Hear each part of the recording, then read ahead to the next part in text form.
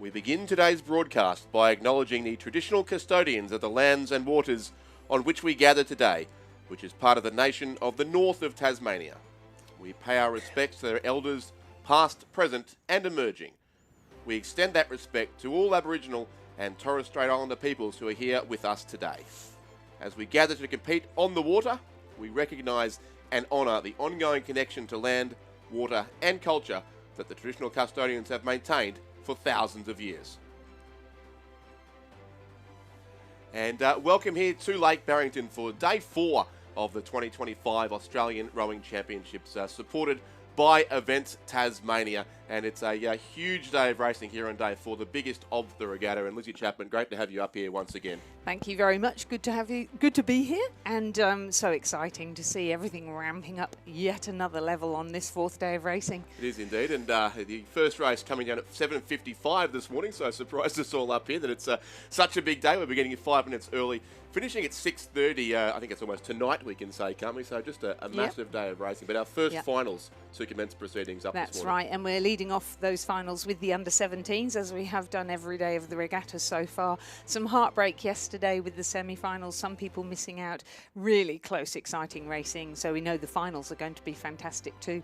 And this is also a very special day because the schools are arriving and the school rowing starts this afternoon. It does indeed, yes. There'll be bigger crowds and lots of noise as the schools come down. Those heats commencing just after lunch today, so a heap to look forward to. But yes, first of all, we have, as we usually do, the finals of the under-17 and under-19 men's and women's single sculls. So they're coming up very shortly as we begin Day 4 of the 2025 Australian Rowing Championships.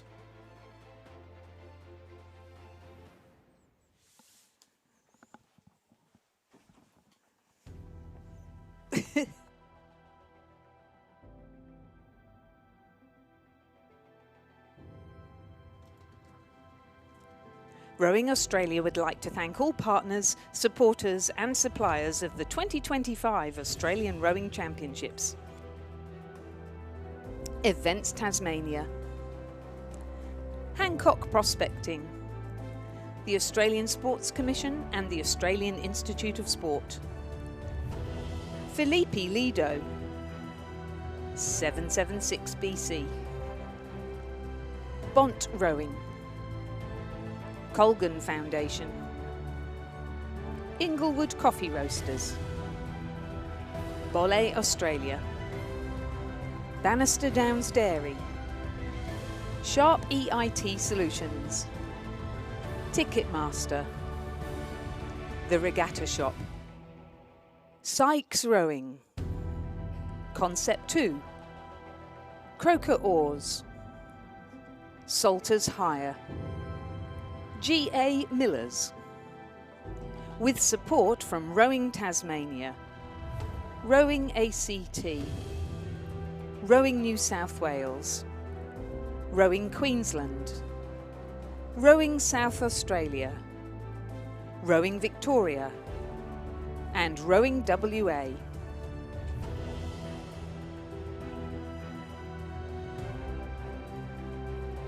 Northwest Tasmania is a treasure trove of natural beauty and hidden wonders, offering a serene escape into some of the world's most pristine landscapes.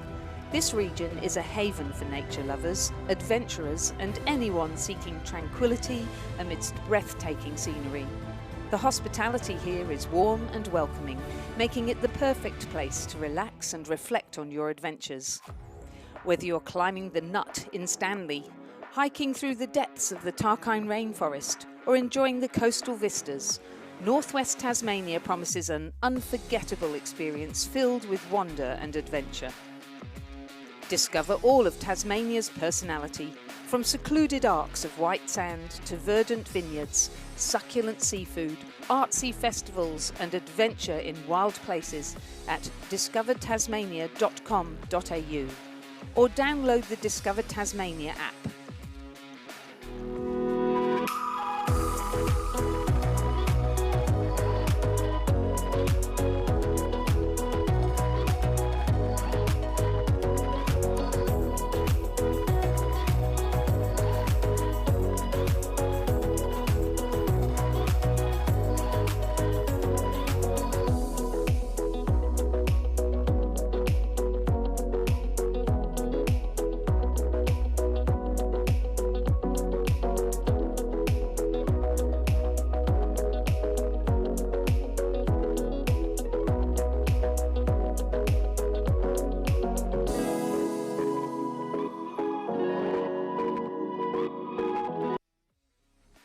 And joined here in the commentary box before racing on the 4th day of this regatta by Al Viney, dual Paralympian, and possibly most important in the context of this regatta, proud Tasmanian as well. Oh, I am. Take a look at this scenery. I am just breathtaking every time. And listening to Lizzie talk about Tasmania just before, I was like, this is everything. It's amazing.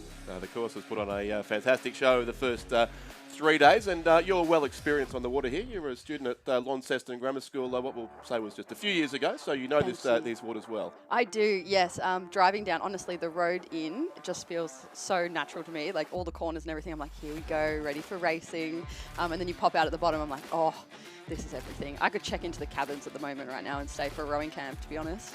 I'm glad you've learnt the corners well, because driving down in the dark each morning as we do here, it's a bit of a lucky dip sometimes with this procession of cars.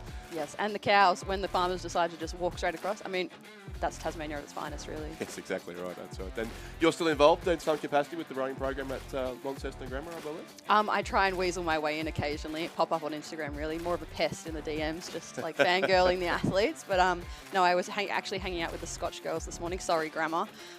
But yeah, met them in the bathroom, had a good cuddle, and then walked down to this area now with them, but I'm going to track down Grammar very quickly, I think. So, yeah, actually good intel with the schools races coming up. Are these the great rivals of Launceston rowing, Grammar and Scotch Oakford? Yes, from up north, I would definitely say. I mean, I might be biased, but yeah, there's a big rivalry. We had Head of the River last weekend, so this place has been pumping for weeks and weeks. But yes, Scotch did take out the girls, and Grammar came in with a strong second. Very proud of them all. And then the boys as well for Grammar, they took out second as well, which is, I think, off memory, probably the best result that they've had in many, many years. So very proud. Yeah, I was looking for a Grammar ribbon, to be honest, to wear it in, but yeah, in the green and gold. Yes, indeed. And great to see the Tasmanian schools here in number, of course, at a home regatta as well. And you must be proud too of the interstate team. A very strong Tasmanian interstate team will race on Sunday afternoon. Absolutely, yes. I've saved all of the slides off Instagram. We've literally got entries and everything except for the PR3 women's single scull. I did try and have a little crack, but at the moment still very much like Nemo, a lot stronger on one side than the other, so I'm more of a curved course kind of gal instead of the straight line. So maybe one day I might be lucky enough to pull on the Tassie Zudi for that, but I mean, they've got a strong enough field, to be honest, that it's a very impressive lineup. Yeah, it is. But you are racing, you'll be on the water tomorrow? Yes, I'll be coming down the course in the women's PR3 pair. I just had to think about that for a second. Yeah, the pair, which will be really fun. It's around lunchtime, which is great. Good time for me. Long enough to warm up and also have a good coffee. Morning, yeah, not too early. This is early enough, but yeah, very much looking forward to it. It'll be my first time in a sweet boat since Paris, which is ridiculous, actually, if you say it out loud. But yeah, why not just go out and race it? Yeah, exactly. And look, you and I met for the first time on the Barwon River in Geelong a couple of weeks ago during the Head of the Schoolgirls, and we could talk for a long time about your history in the sport. Unfortunately, the first race is coming down quite soon, so we'll just do the very condensed version here, but effectively from a student at Launceston Grammar School, obviously you acquired a disability at the end of your school career and had a few years away from the sport, and then came back through the Barwon Rowing Club initially and went on to 2 Paralympic Games. Just how did that work out for you? That's quite a mind-blowing summary, really, isn't it?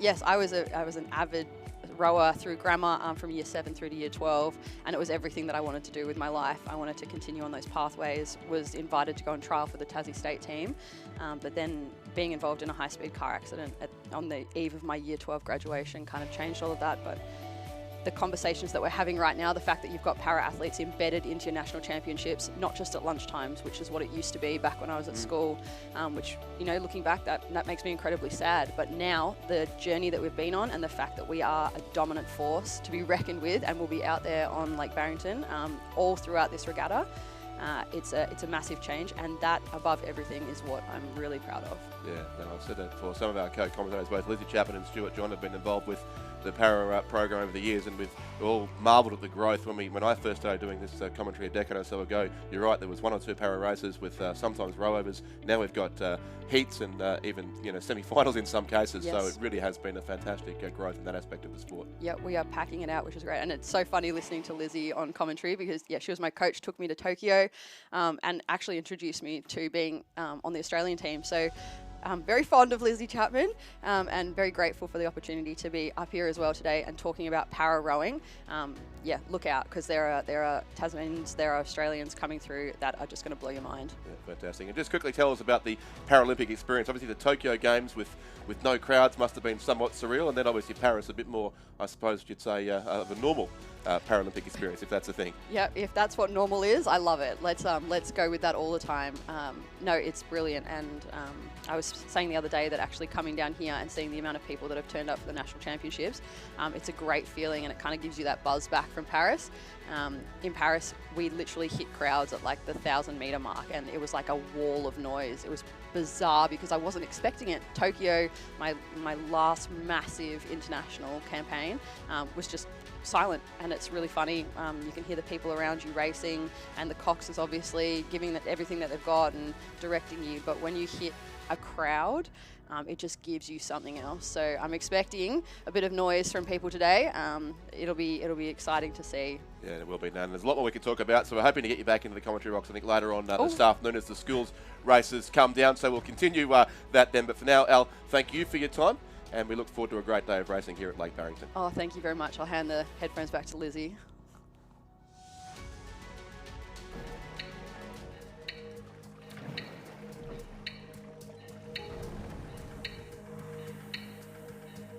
My back faces the finish line. I pursue something I can't see. So we build a team and learn to trust the rower behind, in front. Together, we chase perfect, unbroken circles. In the water, with practiced hands, again and again and again, from catch to finish, handle to blade. And together, our vision is clear. When we're together, our circle is unbreakable. The path to greatness can't be rowed alone. It must be as one.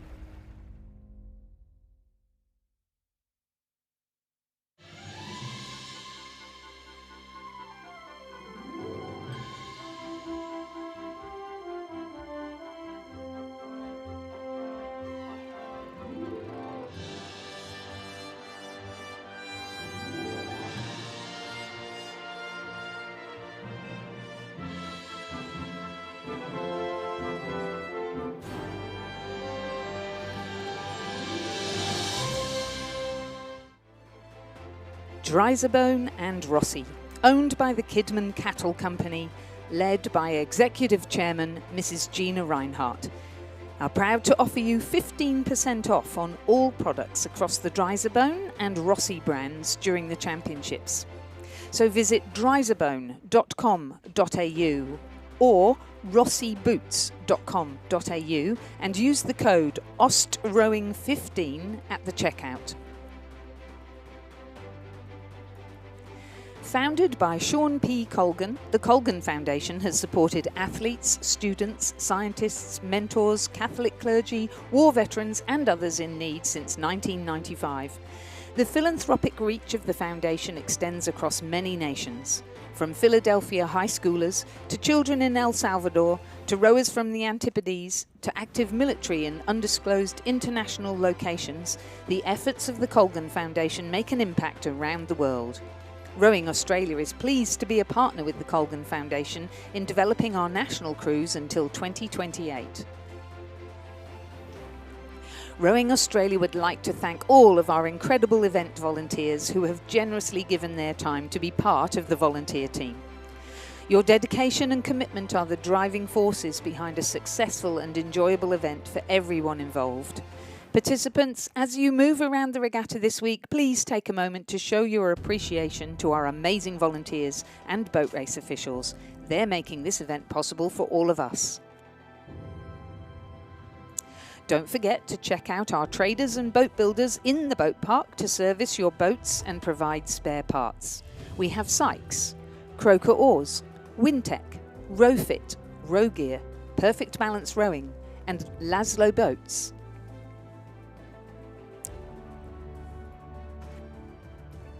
Well, Richard, we are off and running already, 7:55, and we have the B final of the Under-17 Women's Single Scull. Hannah Kosh from Radford College is in lane 1. She's coached by Maximilian Mayer, Oscar Willink and Gordon Marks. Pia Muller-Croft of Genesis Christian College is in lane 3. She's coached by Ray Smith. Ayla Drury of Surfers Paradise Rowing Club is in lane 3, coached by Nick Graham and Simon Davis. In lane 4, Lily Nolan of Commercial Rowing Club, coached by Ross Batho and Nicholas Langford. In lane 5, Isabel Pattinson of University of Queensland, coached by John Pettigrew. In lane 6, Scotch Oakburn College of Tasmania, Ailish Barron, coached by Robert McDonald and Abby Butcher. In lane 7, Sophie Fitzgerald from the University of WA. And in lane 8, Holly Wilkie from St Patrick's College in Townsville.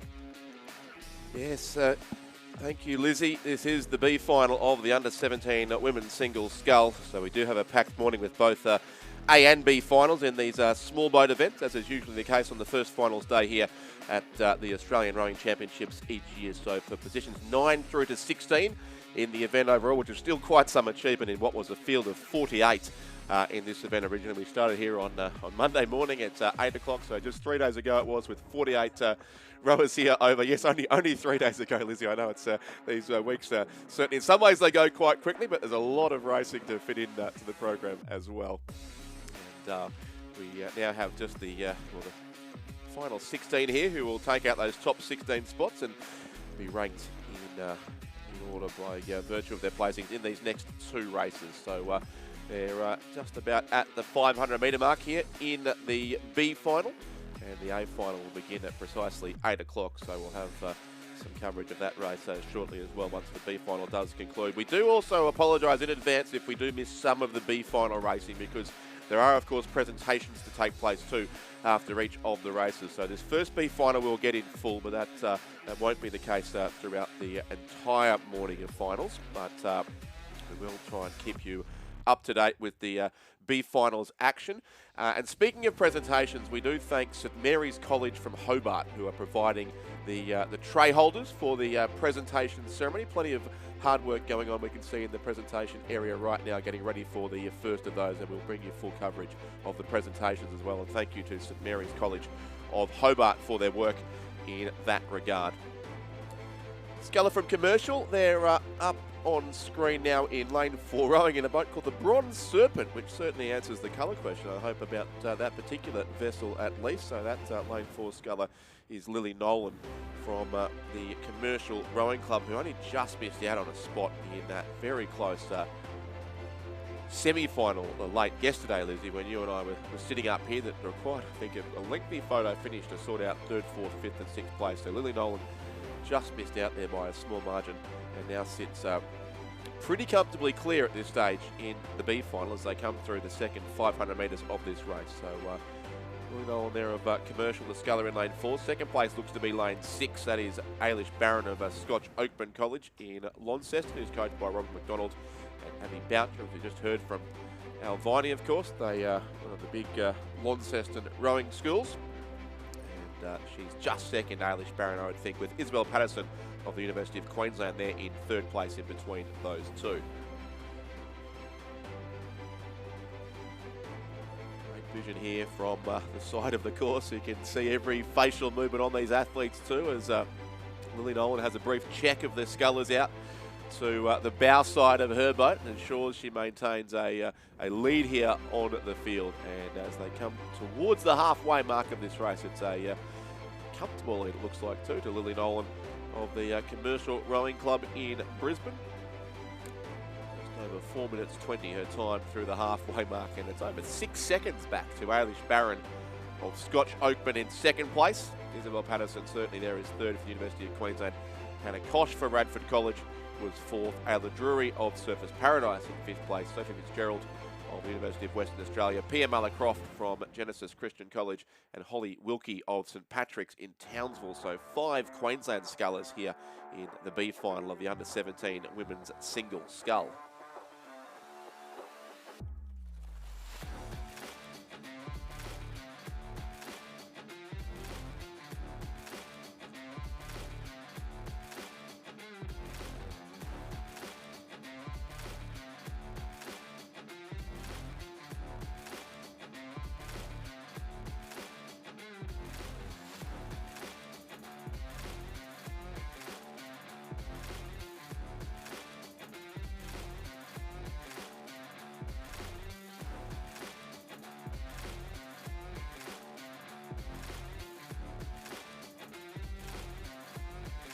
into the third 500 now of this race, and certainly Lily Nolan of Commercial is looking to make a very strong statement here in this B final. As I said, she was just outside the top 4 yesterday in those semi-finals. It was a tough day for these scullers yesterday, who raced quarterfinals at the beginning of the day and semi-finals at the end. So they're getting very used to this Lake Barrington course here, the entrance in the under-17. Both men's and women's single sculls with strong fields in both of those events.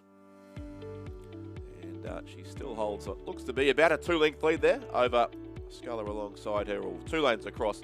Ailish Barron from Scotch Oakman, Isabel Patterson there for the University of Queensland, and it still looks like Hannah Kosh from Radford College in the ACT on the spectator side of the course. On the right hand of the screen for those watching on the live stream would be in 4th place. And we do welcome our live stream viewers again, wherever you are watching us here. This is a huge day of racing coming up, so stay tuned for, I think, what's the next 10.5 hours or so of racing here on Lake Barrington. Phew, it's a marathon effort, isn't it, for everybody? It sounds far more exciting when you say it that way too. And for those hanging out for the lunch break today, I wouldn't do that, because I only had a 20-minute break in racing around 1 o'clock this afternoon. But really, it is continuous racing on the course pretty much all the way throughout today. But Lily Nolan it is for the Commercial Rowing Club, who continues to look very strong here out in front, as she has since the early stages of this race in the B final of the under-17 women's single scull. About just over 300 metres now to race, it seems, as we close in on the finish line. Our A final is also underway, the race for the medal, so we'll go back down the course shortly and see how the rowers are progressing in the first of our medal races at the regatta for 2025. So it's still Lily Nolan who leads it for Commercial, and it's still about 2 lengths that difference.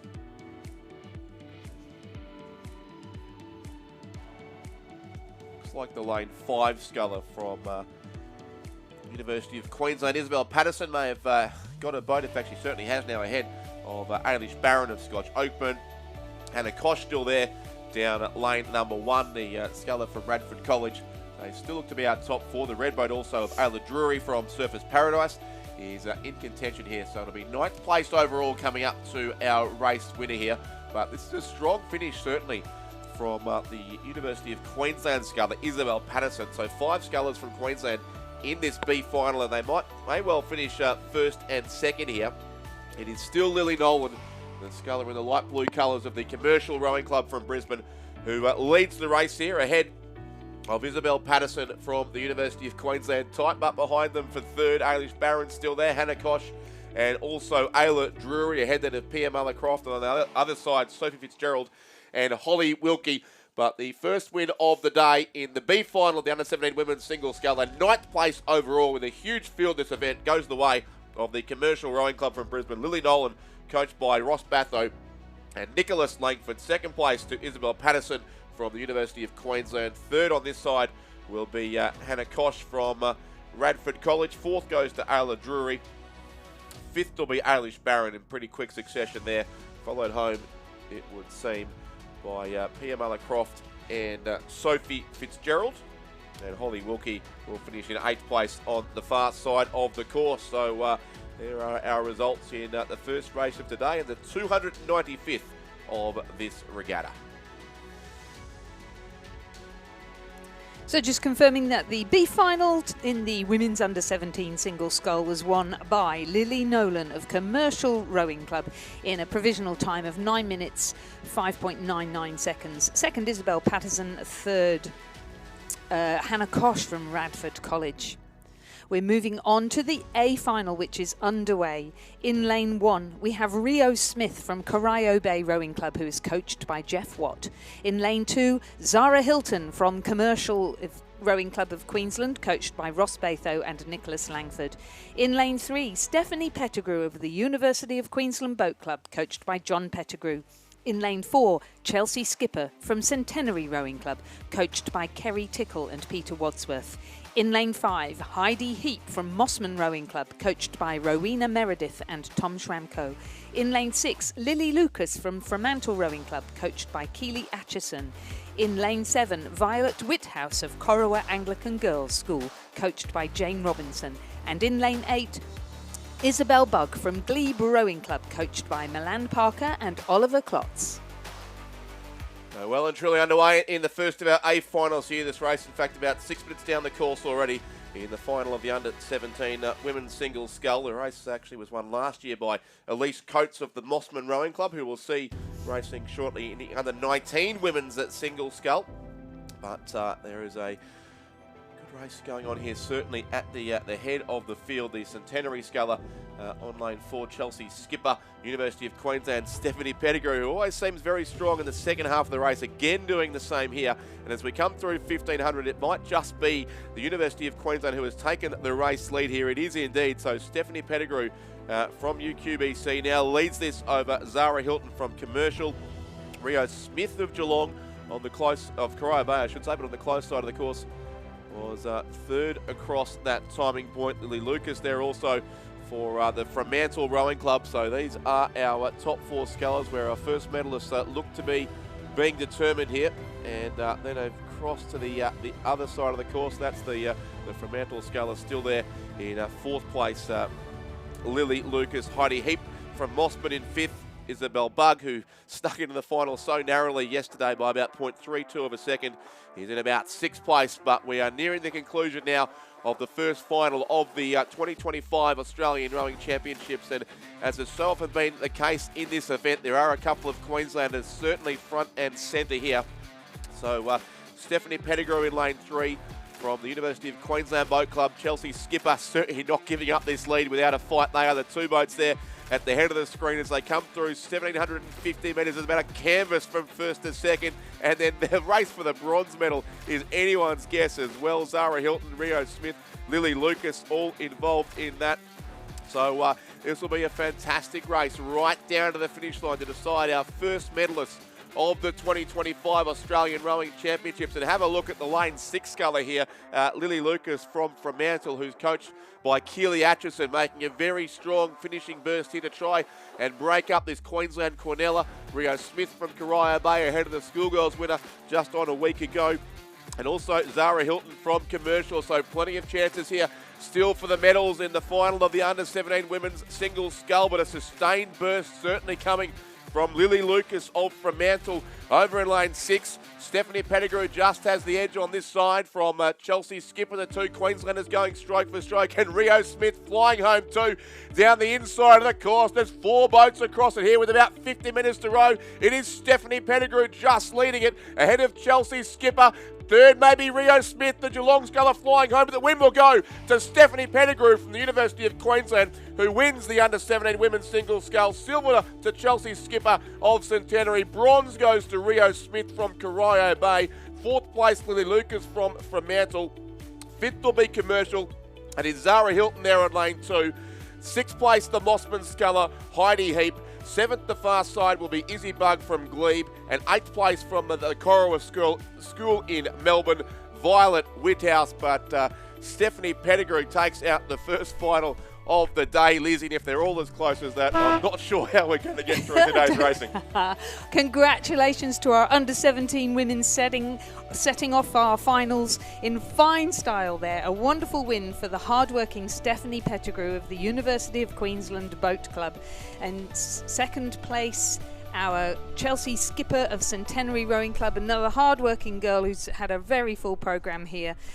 In 3rd place, Rio Smith from Corio Bay, narrowly edging out Lily Lucas of Fremantle. 5th, Zara Hilton of Commercial. 6th, Heidi Heap of Mossman. 7th, Isabel Bugg of Glebe. And 8th, Violet Whithouse of Corowa Anglican Girls. The provisional winning time, 8 minutes 51.23, the margin 0.5, 0.95, 1.83. What a race to kick off our finals today. We move on straight away to the B final of the under-17 men's single scull, where we have Lachlan Schofield of St Augustine's College in lane 1, Jeremy Flavelle of Swan River Rowing Club in lane 2, Taj Bailey of Corio Bay in lane 3, Sebastian Willis-Hell of Pembroke School in lane 4, Banjo Morris Luck of ANA Rowing Club Western Australia in lane 5, Charlie Knight of Radford College in lane 6, Jasper Twitchett of North Esk Rowing Club in lane 7, and Lars Brown of Mersey Rowing Club in lane 8. So again, the B final here for places 9 through to 16 in the under-17 men's single scull. Again, these athletes have been whittled down from a field of 48 on Monday morning to our semi-finalists yesterday afternoon, and now the final 16, who in this case are racing for 9th place to the winner here in the lane 3 sculler from Corio Bay, Taj Bailey, whose twin brother will race in the A final to come, and Corio Bay must be pretty excited too after Rio Smith's great finish in that A final before a bronze medal there in that fantastic finish in the under-17 girls single scull, just under 1.5 seconds between our top 3, but what a win it was to Stephanie Pettigrew of the University of Queensland. But it's Taj Bailey here certainly comfortably for Corio Bay, the sculler coming down lane 3, and then closest to him looks to be the St Augustine sculler there, right across in lane 1, in fact, closest to the camera, and also Tamar's Beau Furlong is thereabouts after 500 metres of this race.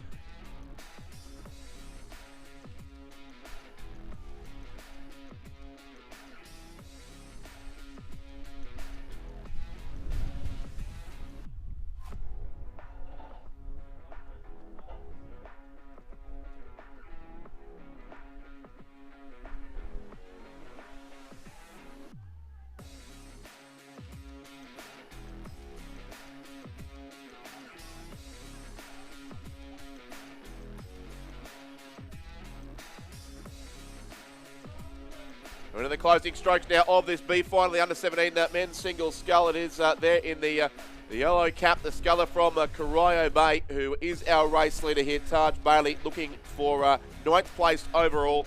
Also Jasper Twitchett from North Esk on the far side, and on this side of the course, really coming home quickly too, in lane number 1, the St Augustine sculler, Lachlan Schofield here in this B final. Our A final underway too. We'll go there very, very soon, but it's going to be Taj Bailey from the Corio Bay Rowing Club in Geelong, who will take the win in this B final and finish in 9th place overall in the under-17 men's single scull. So Taj Bailey first, second, all very close here on the line, maybe just on this side. I think Lachlan Schofield of St Augustine's has edged out Jasper Twitchett of North Esk, but not much in that as all. Charlie Knight and Banjo Morris Luck, the next two across the line. Still to come home, a couple of scullers on either side of the course. Lars Brown, Jeremy Flavelle, and Sebastian Willis-Hell also there for the Pembroke School 8:07.36, the unofficial winning time there in the B final, as we go down the course, Lizzie, to the A final of the under-17 men's single scull. Indeed we do, and we have another exciting field here. Leighton Showman from Mossman Rowing Club in lane 1, who is coached by Rowena Meredith and Tom Schramko.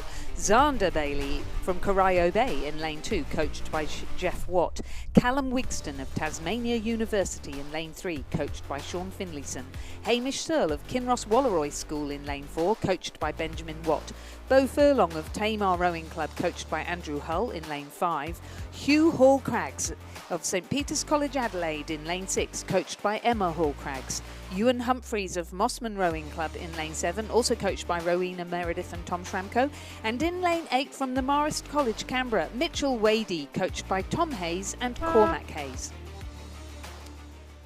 So here they come in the A final of the under-17 men's single scull. We have the first of our presentations too coming up after this A final, which will be for the under-17 women's single scull. Now that those three girls have recovered from their exertions in the closing stages of that race. But in this men's under-17 single scull, the race for the Piper Cup, it is very close between two scullers there in lanes 2 and 3. So Xander Bailey of Corio Bay, whose twin brother has just won the B final, and Callum Wigston of the Tasmania University Boat Club in the red colours there, ever so narrowly ahead of the sculler from Geelong.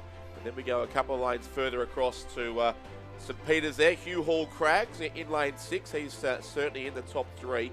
The light blue boat there of Kinross, Walleroy, Hamish Shirley. In fact, that's both Furlong of Tamar, I should say, who's in the top 3. And then it is Hamish Shirley of Kinross, Walleroy, Hugh Hall Craggs from St Peters racing in lane number 6. But our top 2 have taken out a bit of a gap here on the field as they come through the third 500 of this race. And the race lead certainly fairly comfortably now is with Callum Wigston. So one possibly coming up here for the Tasmanians in the under-17 men's single scull.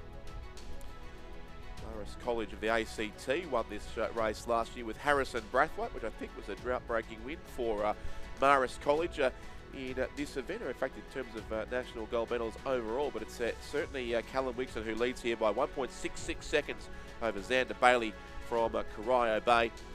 Then it is the lane 6 sculler, lane 5 sculler I should say, in third, Bo Furlong from the Tamar Rowing Club. So 2 Tasmanians here in the top 3. Pretty impressive and very exciting for all the locals. I know there's quite a few people from locally who've bought tickets to come along to the racing today, so putting on a good show for them. Yep, the crowd certainly will grow today as we head towards our school racing, especially at the end of proceedings. But it is still the lane 3 sculler here from Tasmania University Boat Club. Callum Wigston, who is coached by Sean Finlayson, clear of Xander Bailey from Corio Bay. The Kinross Walleroy sculler, Hamish Shirl, trying to make up some ground also on Bo Furlong of Tamar. A bit back then to Ewan Humphreys of Mossman. Mitchell Wadey from Marist College, who, as I said, were the winners of this event last year with Harrison Brathwaite in the field. On this side, Mossman's Leighton Showman, and also there's still Hugh Hall Craggs from St Peters College in Adelaide. But it does look like it's going to be one for the locals to savour here. Callum Wigston of the Tasmania University Boat Club leading it from Xander Bailey of Corio Bay. And then very tight for third, Kinross Walleroy finishing strongly as they so often do. I think Hamish Searles up into bronze medal calculations now, just ahead of Bo Furlong of Tamar. But no doubt about our winner, the Piper Cup for the under-17 men's single scull championship of Australia will go to Callum Wigston of the Tasmania University Boat Club. He wins it by a length and a half ahead of Xander Bailey from Corio Bay. Third then will be the blue boat, so a bronze medal to Kinross Walleroy, Hamish Searle, just on a length back to Bo Furlong of Tamar, who's 4th. 5th goes to Mossman, Leighton Showman. 6th place then, the red boat, is again Mossman. That's Ewan Humphreys, who's across the line now. And 7th and 8th will be Hugh Hall Craggs of St Peters, followed by Mitchell Wadey of Marist College in the ACT.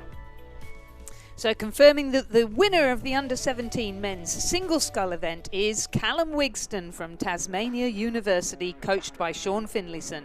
2nd, Xander Bailey of Corio Bay, coached by Jeff Watt. And 3rd, Hamish Searle of Kinross Walleroy, coached by Benjamin Watt. The provisional time 7 minutes 50.41, the margins 3.04 and a further 7.34.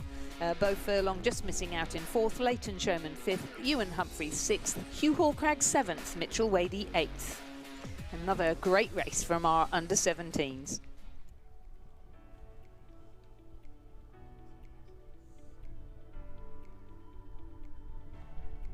Yep, was indeed a good win there to Callum Wigston.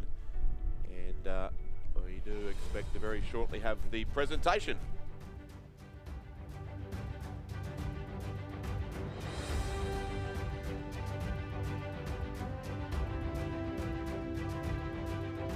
The presentation of medals for the Under-17 Women's Single Scull Championship of Australia.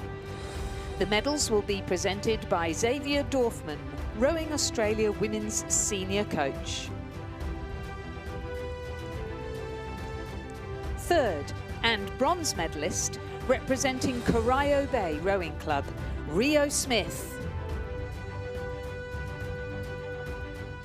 Rio is coached by Jeff Watt.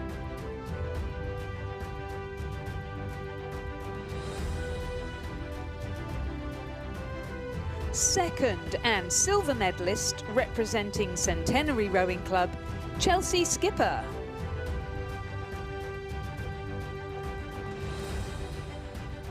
Chelsea is coached by Kerry Tickle and Peter Wadsworth.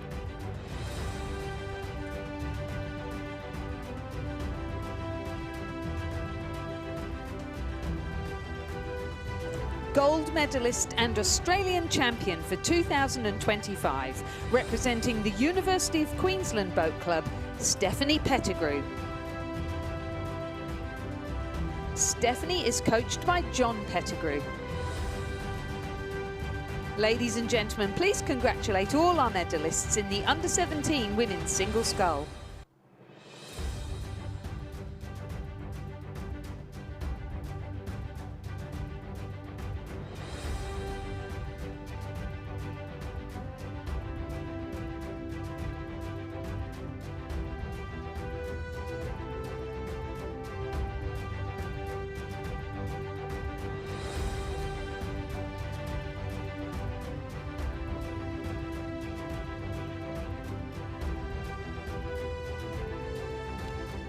Fantastic to see the first of our presentations here, and we're back on the water now, Lizzie, in the B final of the Under-19 Women's Single Scull. We are, and there was heartbreak yesterday for some of these girls missing out on the A final, but what a quality field we had. In the B final, in lane 1, we have Constantina Kafarsis, who represents Yarra Yarra and is coached by David Orchard. In lane 2, Charlotte Olivia of UTS Haberfield Rowing Club, coached by Sam Fennessy. In lane 3, Ella Durand from Mercantile Rowing Club in Victoria, coached by Nick Bartlett. In lane 4, Talia Turnbull from the Australian National University, coached by Nigel Harding.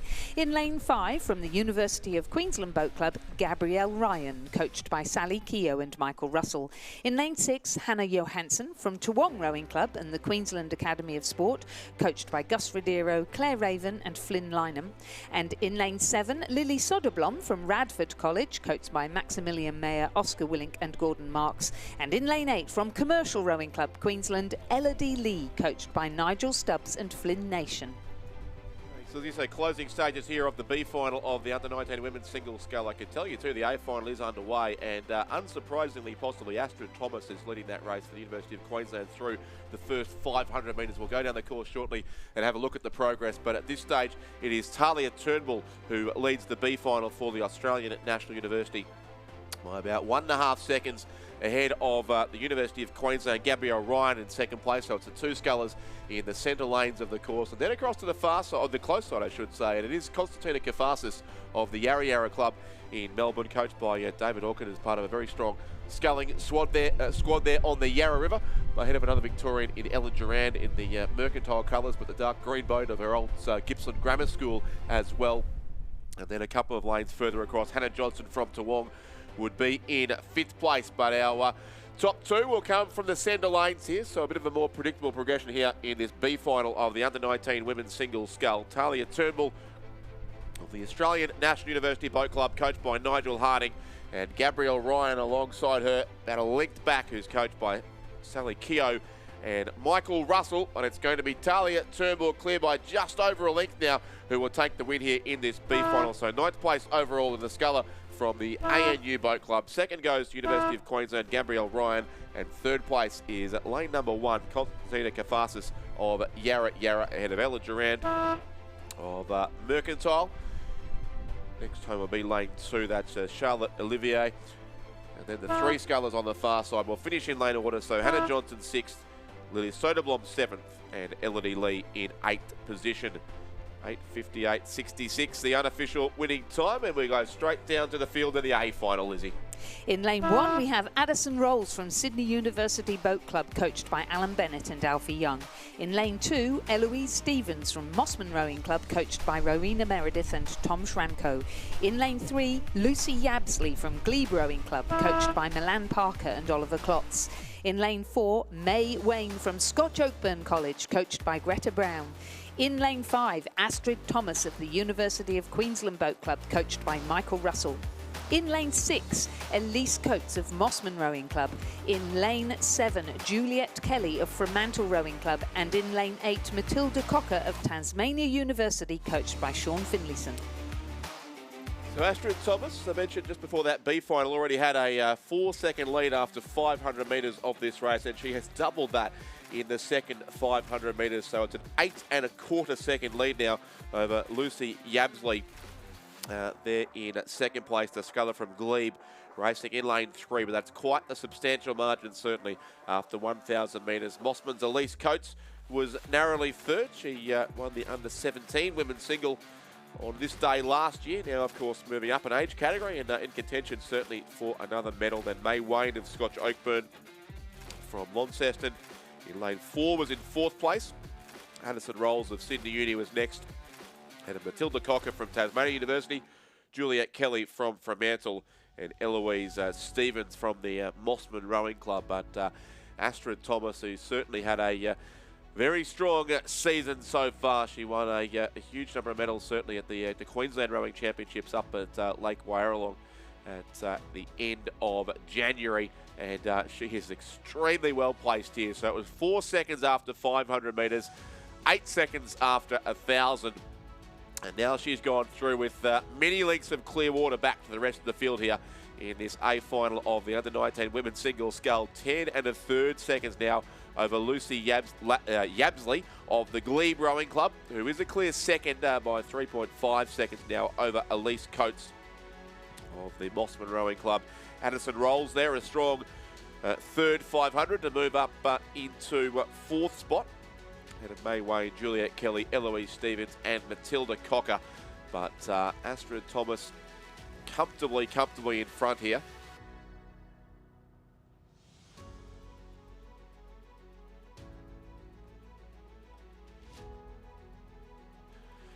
So Astrid Thomas of the University of Queensland, who we think is only about 17 years of age, so actually possibly could be rowing in the under-17 single, but has chosen the tougher field in the under-19 women's single scull.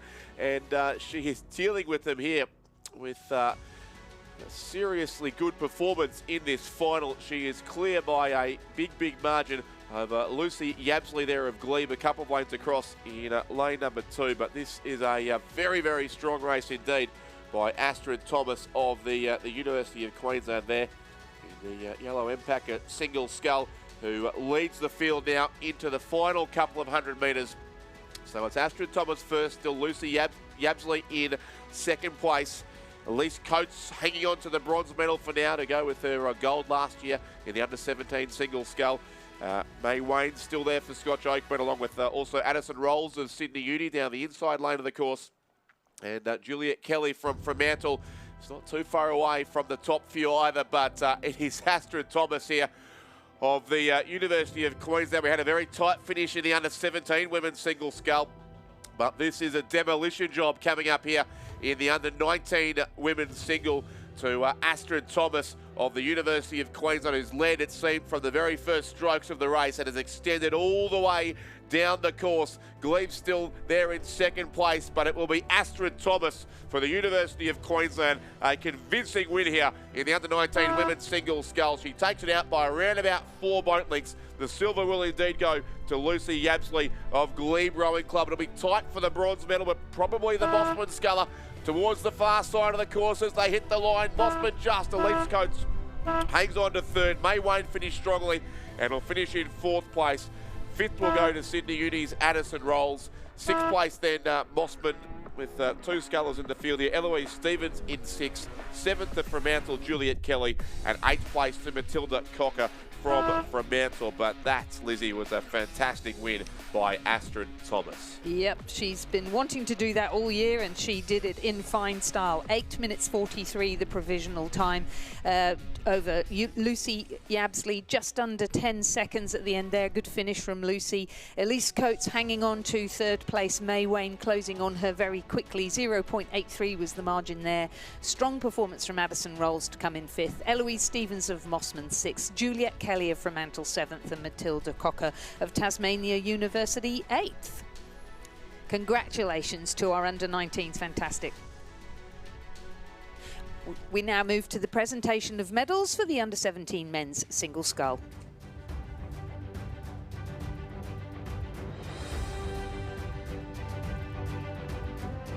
The presentation of medals and the Piper Cup for the Under-17 Men's Single Scull Championship of Australia. The medals and the cup will be presented by Duncan Free, OAM, Rowing Australia Manager High Performance, 4-time Olympian and Olympic gold medalist. Third place and bronze medalist representing Kinross Wallaroi School, Hamish Searle. Hamish was coached by Ben Watt. Second place and silver medalist representing Corio Bay Rowing Club, Xander Bailey.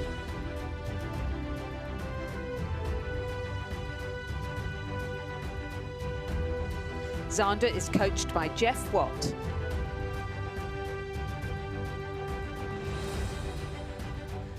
Gold medalist and Australian champion for 2025, representing Corio Bay Rowing Club, Xander Bailey.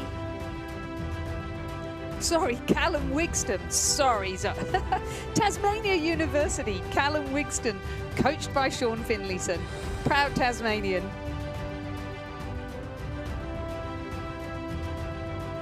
Ladies and gentlemen, please congratulate all our medalists in the Under-17 Men's Single Scull.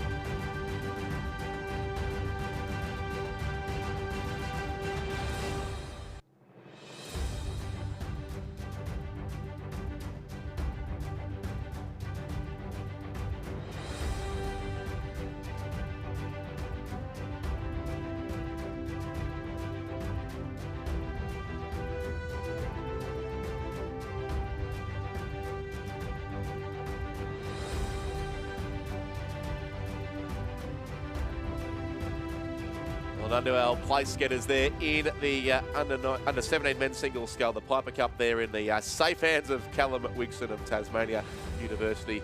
And just finishing behind our presentation area, we do have the B final of the under-19 men's single scull.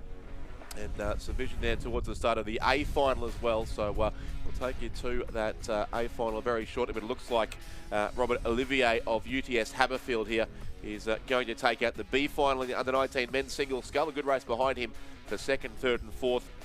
Reece Davey for Essendon, Lucas Cardaci for the West Australian Rowing Club, and also Harrison Braithwaite of Marist College, Canberra, who did win the under-17 men's single this time last year. Now rowing up again in an age category, but it's the colours there of the UTS Haberfield Rowing Club who will lead into the closing strokes here. Robert Olivier, coached by Tim McLaren, is comfortably clear and is going to finish in 9th place overall in the under-19 men's single scull. So well done there to Robert Olivier of UTS Haberfield. Second will be tight, but I think the red and black of Essendon will be Reece Davey just there in second place, and then third will be Lucas Cardaci of the West Australian Rowing Club. Very close for fourth and fifth. Joshua Miller, I think, for Radford College may have just edged out Harrison Braithwaite, two ACT athletes there going stroke for stroke. Sixth for Matthew English of Melbourne University, and 7th and 8th will be close as well on the far side. Look like Llewellyn Gray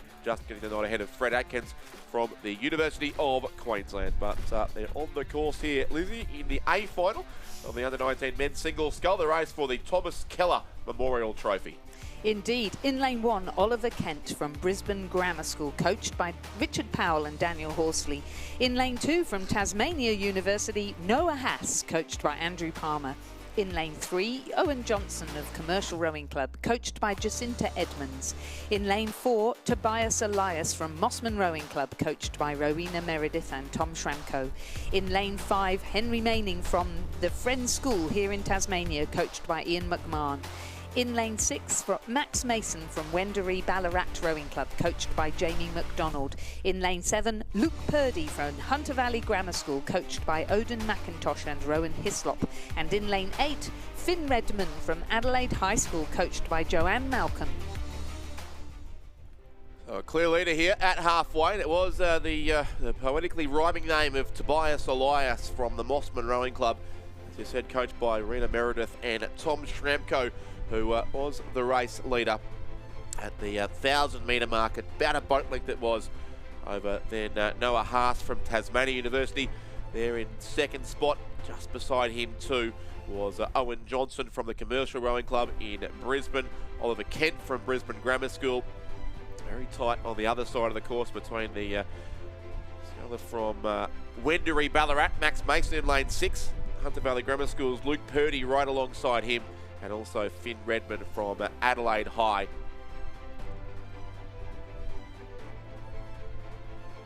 And Henry Manning also in the mix there too, from the Friends School here in Tasmania. So plenty of chances here, certainly battling out for the medals, but it is a clear lead at this stage to Tobias Elias from the Mossman Rowing Club in this event, the under-19 men's singles scull for the Thomas Keller Memorial Trophy. A man who had a lot to do with Lake Barrington, Tommy Keller, of course, who was very instrumental in bringing the World Championships to Lake Barrington in 1990 after the subtle persuasion of a few Australian representatives, including David Shear, of course, after whom the Judges Tower we sit is named. So a fitting trophy to be awarded here at Lake Barrington shortly. It was won last year by Will Rogers of the King's School from Sydney, who went on to have a great season and made the Australian junior team as well. So it is a race with a storied history, and it is Tobias Elias of the Mossman Rowing Club who continues to lead here and lead fairly comfortably by a bit over a length now ahead of Noah Haas from Tasmania University.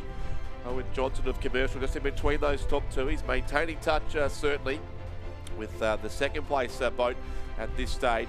Then Henry Manning of the Friends School, Max Mason from Wendouree Ballarat, who has been known to have a pretty strong finishing burst too, so we'll see if that will happen here once again on the waters of Lake Barrington. But it certainly is Tobias Elias from the Mossman Rowing Club with a substantial margin here back on the rest of the field.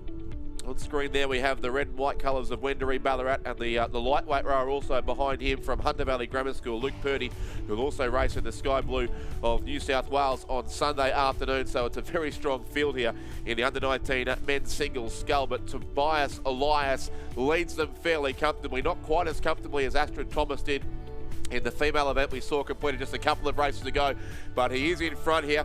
Noah Haas and Owen Johnson of Commercial coming home strongly.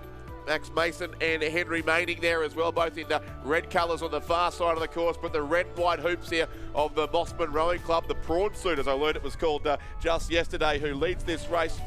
And rowing in a boat called the Tom Schramko, named after one of his co-coaches, and it looks like he'll take the win here in a few strokes' time. The race for second heading up. Noah Haas trying to hold off. A good finish from Owen Johnson, but Tobias Elias has got the job done, and he will win the under-19 men's singles scull. The margin shrinks late, but he's across for the win. Tobias Elias first. Noah Haas worked home hard as he had to do and will take the silver medal, and Owen Johnson from Commercial will finish with bronze. Fourth then looked to be Oliver Kent of Brisbane Grammar School. Down the inside of the course, Henry Manning in fifth place for the Friends School. Sixth goes to Max Mason. Seventh then will be Hunter Valley Grammar's Luke Purdy, and eighth to Finn Redmond from Adelaide High. But Tobias Elias of Mossman, he got close there late in the race, but he held on by just over a second to edge out Noah Haas and Owen Johnson. Fantastic race. The winning time there for Tobias Elias of Mossman Rowing Club. Provisional time of 7 minutes 54.57. The margins 1.11 and 1.37 over the silver medalist Noah Haas from Tasmania University and Owen Johnson of Commercial Rowing Club in Queensland in the bronze medal position. Fourth, Oliver Kent. Fifth, Henry Manning. Sixth, Max Mason. Seventh, Luke Purdy, and eighth, Finn Redmond. Fantastic race. And we'll move back now to the presentation dais.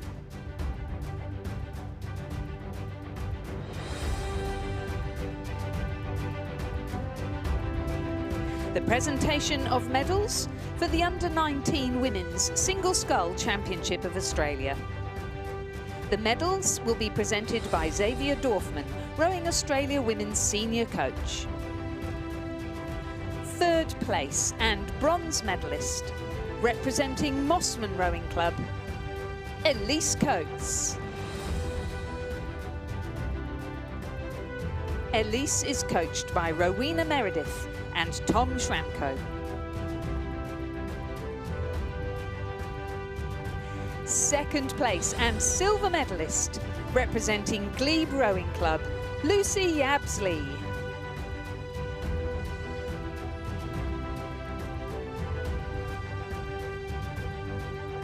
Lucy is coached by Milan Parker and Oliver Klotz.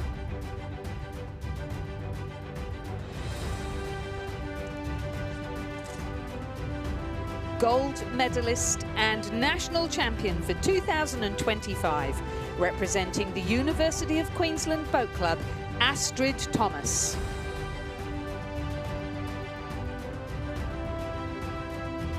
Astrid is coached by Michael Russell. Ladies and gentlemen, please congratulate all our medalists in the under-19 women's single scull.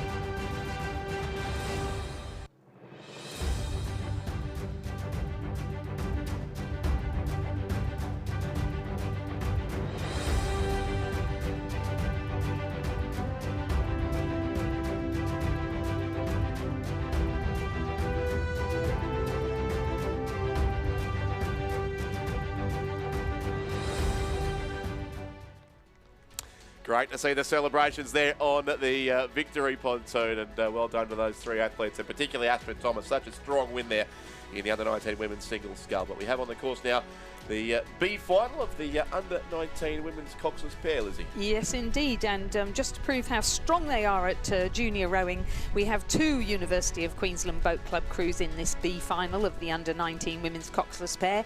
The first is in lane 1, Ella Welsh and Danielle Watt. They're coached by Sally Keogh, John Pettigrew and Phil Bourguignon.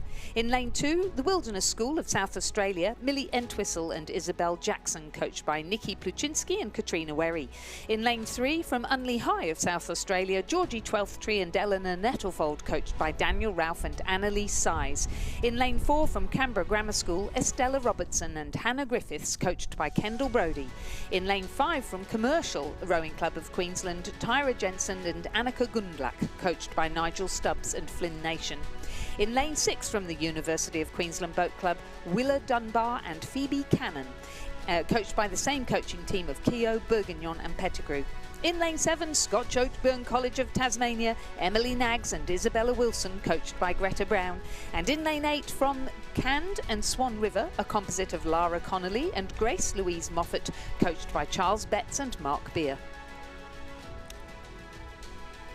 B final it is, yes, Unley High. The race leaders, Georgie Twelfthtree and Eleanor Nettlefold from Unley High School of South Australia, who are looking for the 9th spot finish here in the under-19 women's coxless pair.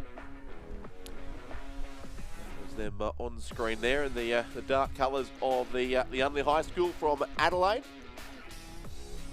Behind them in second, it was the University of Queensland after 1,000 metres, and in fact again after 1,500 there. The lane 1 crew from UQ with the Wilderness School having gone past them now into probably second spot. That is Millie Entwistle and Isabel Jackson, who, as you said, are coached by the Ballarat connection there of Nikki Pluchinski and Katrina Werry. University of Queensland still there, lane 1. Ella Welsh and Danielle Watt with a couple of crews in this race. And across towards the other side of the course, we do have that other crew from University of Queensland, Willa Dunbar and Phoebe Cannon. But a strong wind looks like it's coming up here to the combination from Unley High in South Australia. University of Queensland lane 6 certainly coming home strong in that composite crew there in lane 8 as well, Cairn and Swan River. But there are our race leaders rowing in the Sophie Freeman. It is the combination from Unley High School in South Australia, leading it now from the Wilderness School of Adelaide. Had a great race for third with two combinations from the University of Queensland and Commercial thereabouts as well. But the B final win is going to go the way of Georgie Twelfthtree and Eleanor Nettlefield of Unley High School, coached by Daniel Ralph and Annalise Size. So Unley High first, second goes to the Wilderness School, lane 2, Entwistle and Jackson, and third will be University of Queensland, lane 1, Welsh and Watt. Commercial narrowly fourth, that's Jensen and Goodluck. Towards the far side of the course, UQ in fifth, Dunbar and Cannon.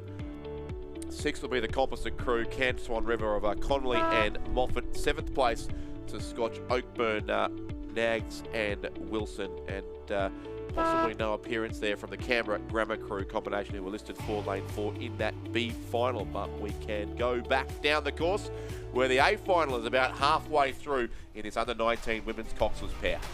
In lane 1, Kaylee Barron and Madison Marshall of Scotch Oakburn, coached by Greta Brown. In lane 2, Mackenzie Kopke-Veldhuis and Lucy Gillen from Mercantile. In lane 3, Charlotte Hansen-Nahoy and Felicity Cox of Unley High and Fremantle Rowing Club. In lane 4, Grace Barrera and Tamara Bates of Adelaide Rowing Club and the South Australian Sports Institute, coached by Christine McLaren. In lane 5, Gia Rinaldi and Imogen Hawker of the Wilderness School, South Australia, coached by Nikki Pluchinski and Kat Wherry. In lane 6, Kari Prendergast and Zara Hoban of St Catherine's School, Victoria, coached by Hayley Verbunt and John Trovas. In lane 7, also from St Catherine's School, Emma Peel and Sophia Purton. And in lane 8, Meg Lynch and Isabella Rosato of Loreto College, Ballarat, coached by Craig Smith. And at the 1,000-metre mark, it was the lane 4 combination from the Adelaide Rowing Club who led here for the under-19 women's coxswains pair final. Grace Barrera and Tamara Bates was coached by Christine McLaren, who I guess will have to give up her coaching post at the Adelaide Rowing Club as she moves into the NTC in Canberra.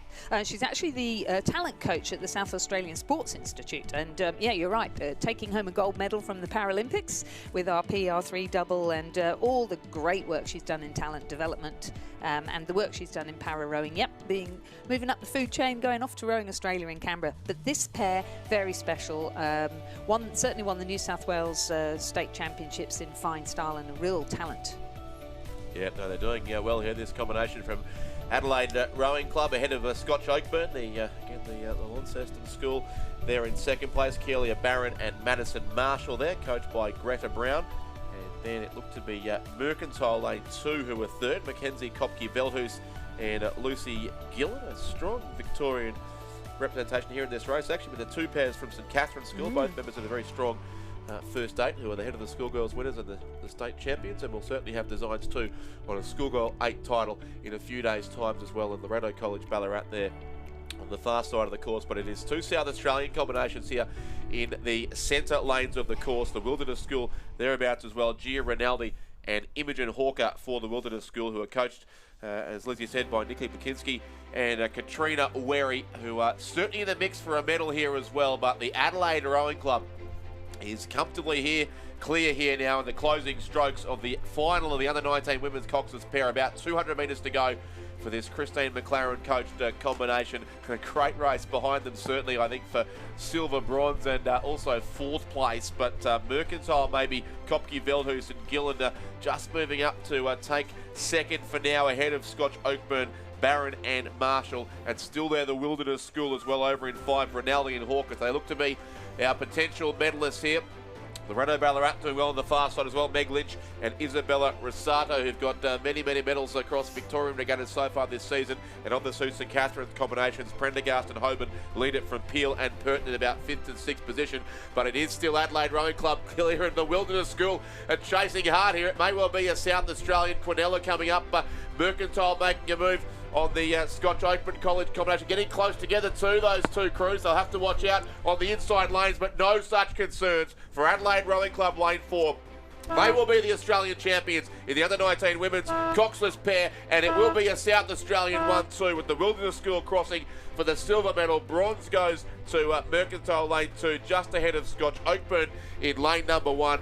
5th will be tight, but should go the way in the centre lanes there of the composite crew there. Unley High and Fremantle, who've also moved across a little bit on the course, it looks like. Loreto Ballarat were next, and then the 2 combinations from St Catherine's have finished in 7th and 8th. But a great win there, Lizzie, to the combination from Adelaide Rowing Club. 100%. Congratulations to them. Well deserved. Wonderful to see Wilderness School coming in second. 2 South Australian women's pairs in the under-19 women's coxswains pair, gold and silver, and Mercantile taking the bronze medal. Congratulations to them. Great row. 4th Scotch Oakburn, 5th Unley High Fremantle, 5th the Unley High Fremantle composite, 6th Loreto Ballarat, 7th the Prendergast Hoban composite crew from St Catherine's, and 8th Peel Purton crew from St Catherine's. Winning time 8 minutes 38.51. We're moving back to the presentation dais.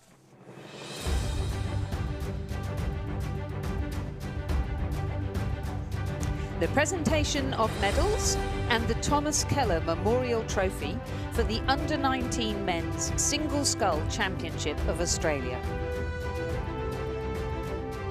The medals and trophy will be presented by Duncan Free OAM, Rowing Australia Manager High Performance, 4-time Olympian and Olympic gold medalist. Third place and bronze medalist representing Commercial Rowing Club, Owen Johnson.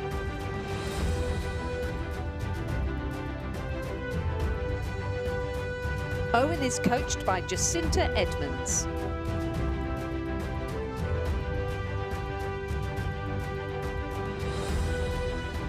Second place and silver medalist representing Tasmania University Boat Club, Noah Haas.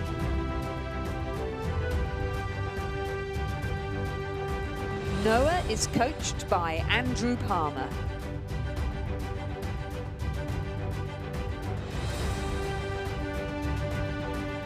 And our gold medalist and national champion for 2025, representing Mossman Rowing Club, Tobias Elias.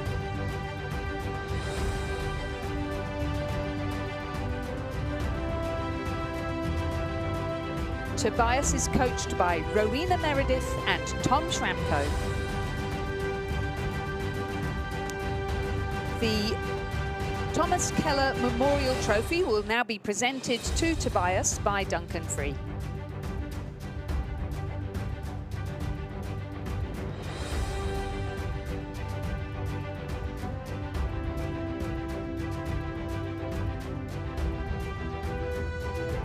Ladies and gentlemen, please congratulate all our medalists in the Under-19 Men's Single Scull. Next B final comes down the course. So just an announcement that I was actually asked to make a few minutes ago, but it's a little late. But just a reminder too that the Women in Sport Breakfast is now underway in the Row Union Marquee at the 1750 metre mark of the course. So if you're interested in heading along to the Women in Sport Breakfast, it began about, I think, 20 minutes ago, but it is a free event, all welcome, with light breakfast and warm drinks and plenty of inspirational speakers, including Al Viney, who we heard from at the beginning of today's racing. That's at the Row Union Marquee right now.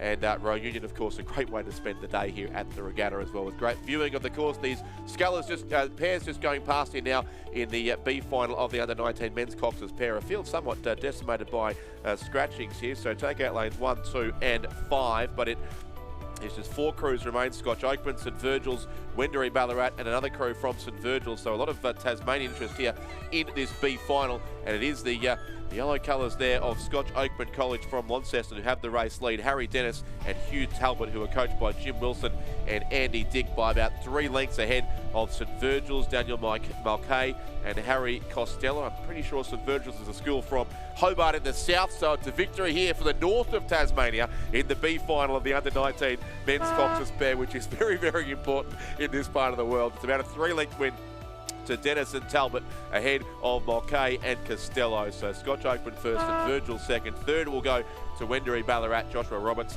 and Harrison Grant. And fourth, so another crew from St Virgil's, Oliver Woolley and Thomas Code.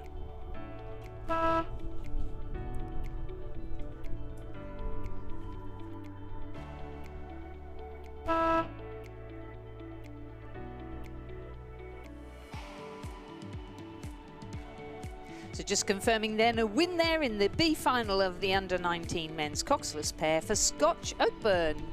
What a great regatta they are having. Well, we move on now to the A final of the Under-19 Men's Coxless pair. In lane 1 we have Nudgee College with Will Dawson and Elfie Piper, coached by Stu Payton. In lane 2, Brisbane Grammar School, Henry Slatter and Oliver Wright, coached by Richard Powell and Daniel Horsley.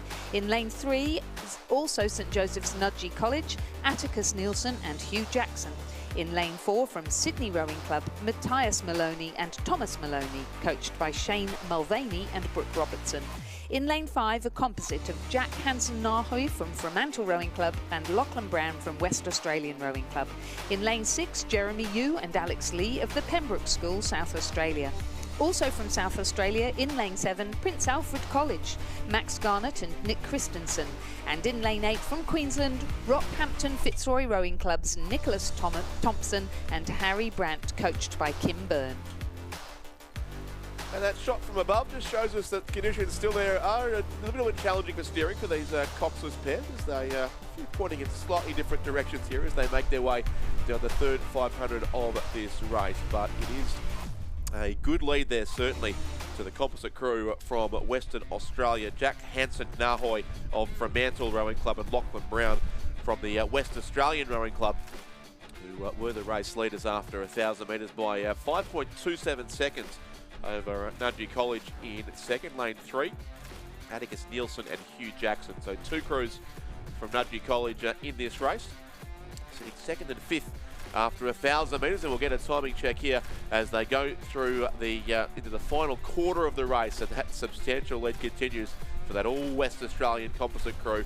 5:31.92 their time, and 11.39 seconds now over Nudgee College in second place. Sydney Rowing Club in third, and Matthias Maloney and Thomas Maloney, coached by Shane Mulvaney and Brooke Robinson. Then Prince Alfred College from Adelaide, the second crew from Nudgee, the Pembroke School from Adelaide as well. These two South Australian schools actually rode a couple of composite 8s yesterday in under 19 level, featuring, I suspect, a few of these athletes sitting 4th and 6th at this stage as they have all come through that timing point now. Now, race leaders only have about 300 metres to go in this final of the under 19 men's coxless pair. University of Queensland defending champions in this event, but not represented in this final. They've already got a gold medal today, but a couple, in fact, through Stephanie Pettigrew and Astrid Thomas. So a strong morning it's been for University of Queensland. But here it looks like the West Australians will take out the win, as they've got a very, very substantial lead. Interest certainly still in the race for second and third. Nudgee College there with also the Sydney Rowing Club crew, and slightly further back to those 2 South Australian combinations towards the far side. Prince Alfred College leading it from the Pembroke School, but it certainly is going to be potentially the biggest win of the day here. We thought Astrid Thomas was impressive a couple of races ago, but this is going to be an even bigger win, with the Fremantle rower there in the bow seat of the boat, Jack Hansen-Nahoy and Lachlan Brown in the red colours of the West Australian Rowing Club as they power their way down towards the finish line in the final of the under-19 men's coxless pair. And Hansen-Nahoy and Brown are the Australian champions in this race. They come across very, very comfortably clear. Nudgee College looks set to take the silver medal ahead of Sydney Rowing Club. And the South Australian combination on the far side of the course, too far back to change that order now. So second will go to Atticus Nielsen and Hugh Jackson of Nudgee College. Third place in the MPACA there, Sydney Rowing Club will take the bronze. Matthias Maloney and Thomas Maloney, the first and many medals you'd think for that club over the next 4 days or so of racing. Towards the far side, Prince Alfred College will finish in 4th, Max Garnett and Nick Christensen. 5th then to the Pembroke School. 6th, the second boat there from Nudgee College, the dark blue boat across the line. 7th place will be likely the far side crew there, Rockhampton Fitzroy ahead of Brisbane Grammar School. Huge margin there for the boys from West Australian Rowing Club and from Mantle Rowing Club. Jack Hansen-Nahoy and Lachlan Brown, a time of 7:27 and a margin provisionally 17.55 seconds. So that's a huge margin in a final. They got that over the Atticus Nielsen and Hugh Jackson from St Joseph's Nudgee College, and in the bronze medal position, Matthias Maloney and Thomas Maloney of Sydney Rowing Club. 4th, Prince Alfred College. 5th, Pembroke School. 6th, Nudgee, the crew of Dawson and Piper. 7th, Brisbane Grammar, and 8th, Rockhampton Fitzroy. And now we're back to the presentation dais.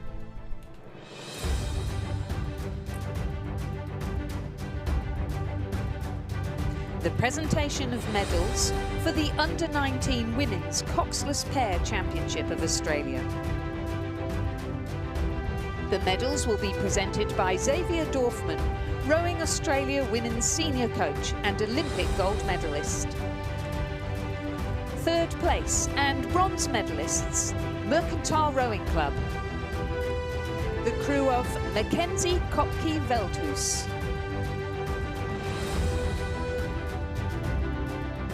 And Lucy Gillen.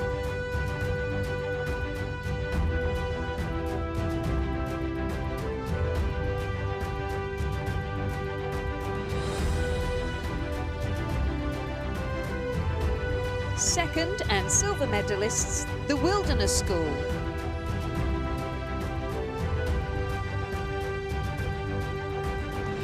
Gia Rinaldi.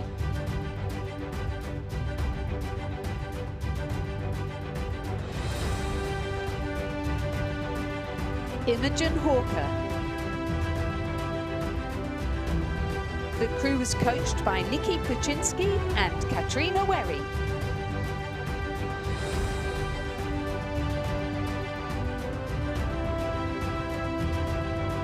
Gold medalists and national champions for 2025, Adelaide Rowing Club. Grace Barrera.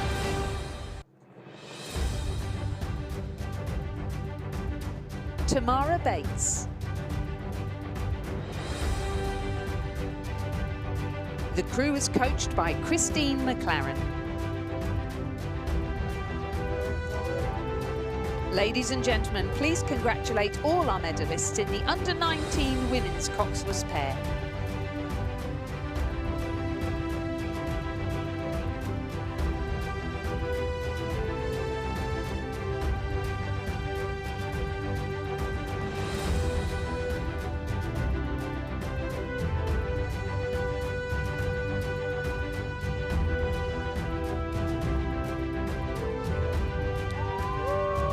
As the presentation celebrations continue, we have the B final coming down the course at this stage of the under-21 women's singles scale, and the A final also underway. But first, Lizzie, the B final field into the third 500 of the race. Right, we've got Hannah Clawton of Adelaide Rowing Club in lane 1, Emma Pittman of Swan River in lane 2, Brooklyn Leslie from ANU in lane 3, and Anya Felderhoff of Adelaide University Boat Club in lane 4. Isabella Edinger of Swan River in 5, Mia Booth of Sydney University in 6, Emma O'Neill of Fremantle Rowing Club in 7, and Zoe Core of Mercantile in lane 8. And far nicer conditions for them in this B final than they had in the awful semi-final yesterday, which was heartbreaking for some of them. A roaring wind, yes. Very difficult conditions. Yes, they did race it. Yes, possibly the worst time of the entire day, unfortunately. But yeah, this will be a much quicker race that you would think. And Mia Booth leading it well here for Sydney University over in lane 6. That is her up on screen now with Fremantle's Emma O'Neill, who was third after 1,000 metres and third also after 1,500. They're visible behind her as well. Second place is still with the Swan River sculler across on lane 2. That is Emma Pittman of the Swan River Rowing Club. And then Brooklyn Leslie of the Australian National University looks to be in 4th place in this B final here. So again, places 9 to 16 of this event, and despite us saying the conditions are better, a few of these scullers wandering right off their lanes at the moment. In fact, the lane 5 sculler certainly, Isabella Edinger has gone across to join me at Booth in lane 6, it looks like.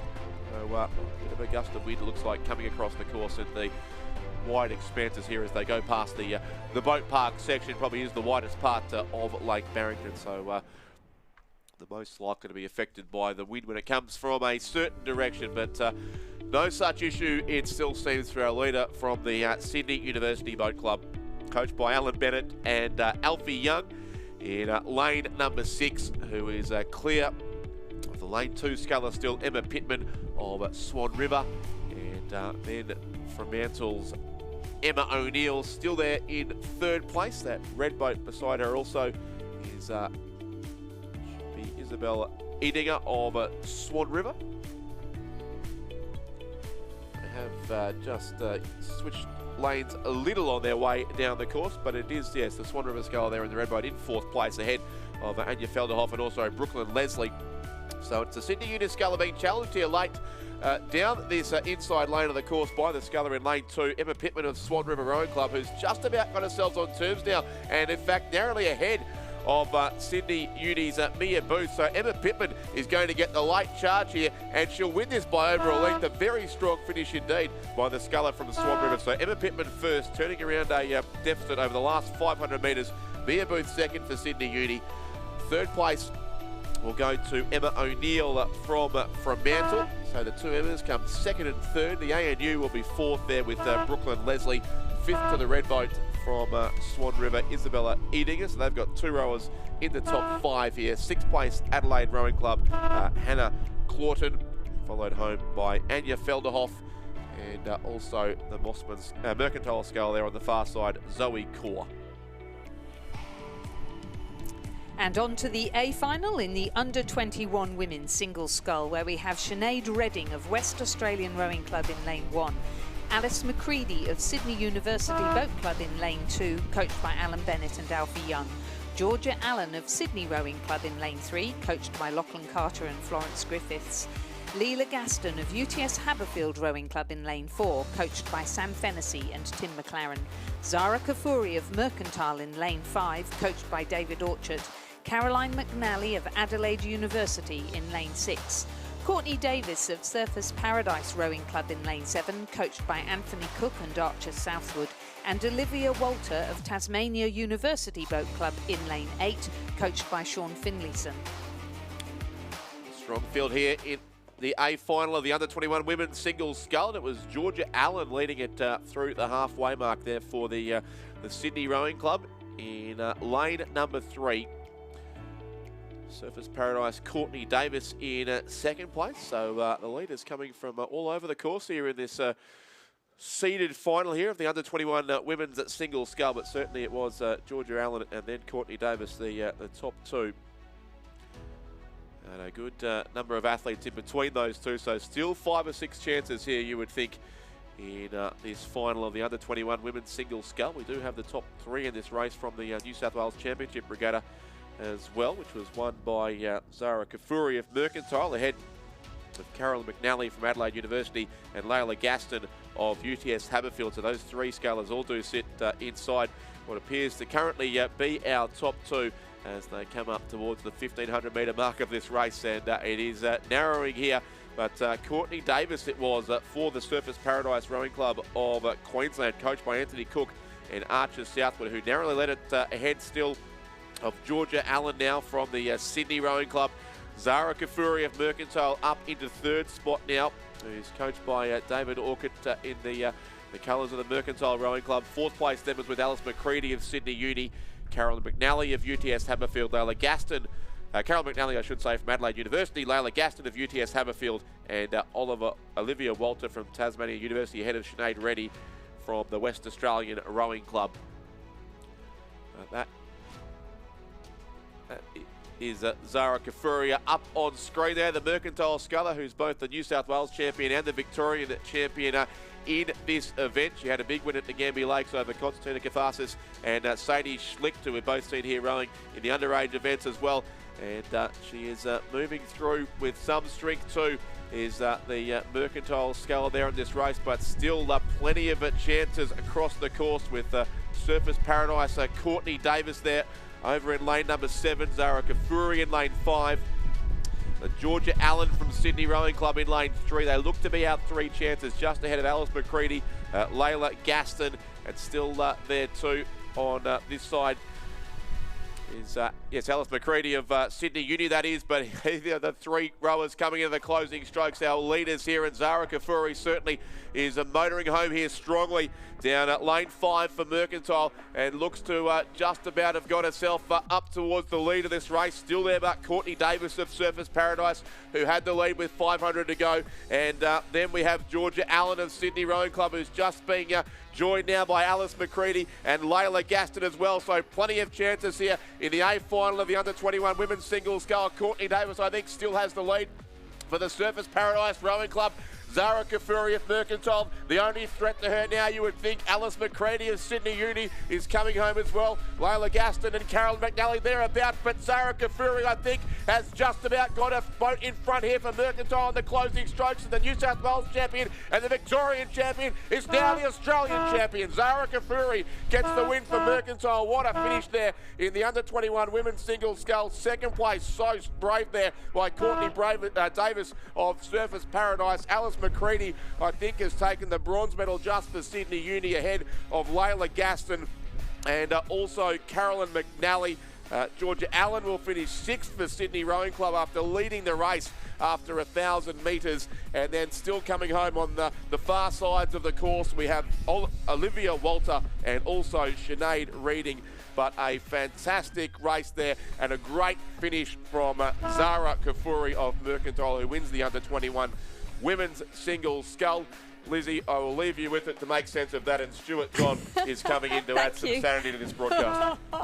Such exciting racing. That was the under-21 women's single scull final, and it was all tangled up right to the very end. But Zara Kafuri, our national champion as well as Victorian champion, she represents Mercantile Rowing Club and she's coached by the very proud David Orchard.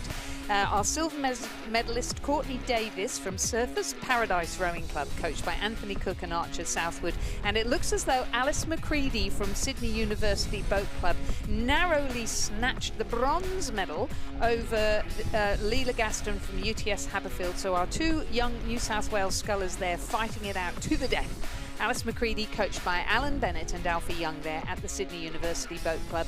And Leela, coached by Sam Fennessy and Tim McLaren. Fourth was Leela. Fifth, Caroline McNally. Sixth, Georgia Allen. And then I'm pretty sure seventh, Olivia Walter from Tasmania University. Is that right? And eighth, Sinead Reading from West Australian Rowing Club. Congratulations to them all. Great entertainment. Whew, I'm quite glad I'm up here. And we are back now to the presentation dais.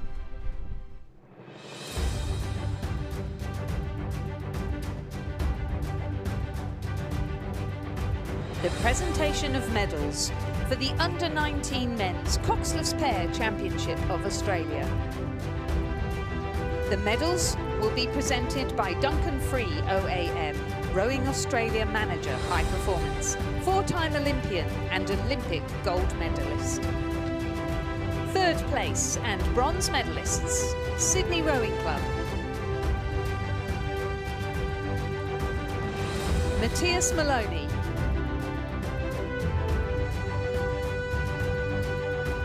Thomas Maloney. The crew is coached by Shane Mulvaney and Brooke Robertson.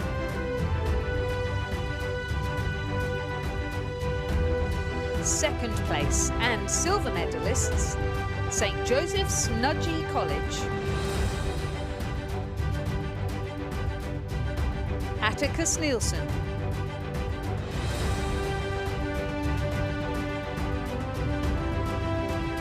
Hugh Jackson.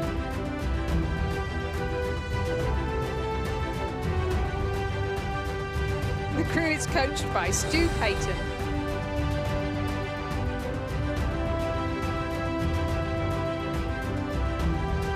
And our gold medalists and national champions for 2025, representing West Australian Rowing Club and Fremantle Rowing Club, Jack Hansen-Nahoy from Fremantle Rowing Club. Lachlan Brown from West Australian Rowing Club.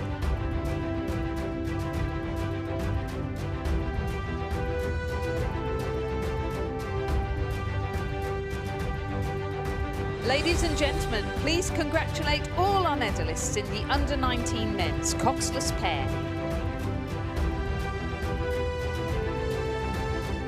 Our thanks to Richard Dorstein for his great commentary there in the Women's Under-21 Single Sculls. The B final of the Men's Under-21 Single Sculls has just finished. Our leaders just getting across the line. It was James Harlow from the Sydney Rowing Club, finishing ahead of Darcy James from Canberra Rowing Club, and Finlay Mitchell from Sydney University. Will confirm the placings of those two. It did look very close between Darcy James and Finlay Mitchell.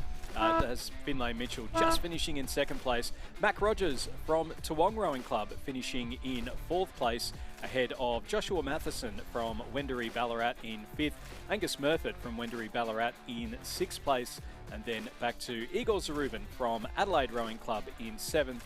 And then it will be Archie Critchell from Mercantile over in lane number 8, finishing in 8th. And the A final is underway, Stuart. So we've got North Esk in lane 1, represented by Cam Parker. He's coached by Dion Birtwistle and Trevor Barrett. In lane 2, Jasper Boyce from Adelaide University Boat Club. And in lane 3, Henry Belcher from Adelaide University Boat Club. In lane 4, Nicholas Barlow from Toowong, where he's coached by Alex Field, Jack Price and Hamish Cooney. Harry Salfinger of Swan River Rowing Club in lane 5, where he's coached by Mark Beer and Neville Kempton. Remy Payne of Fremantle Rowing Club in lane 6, coached by David Van Das and Alex Thompson.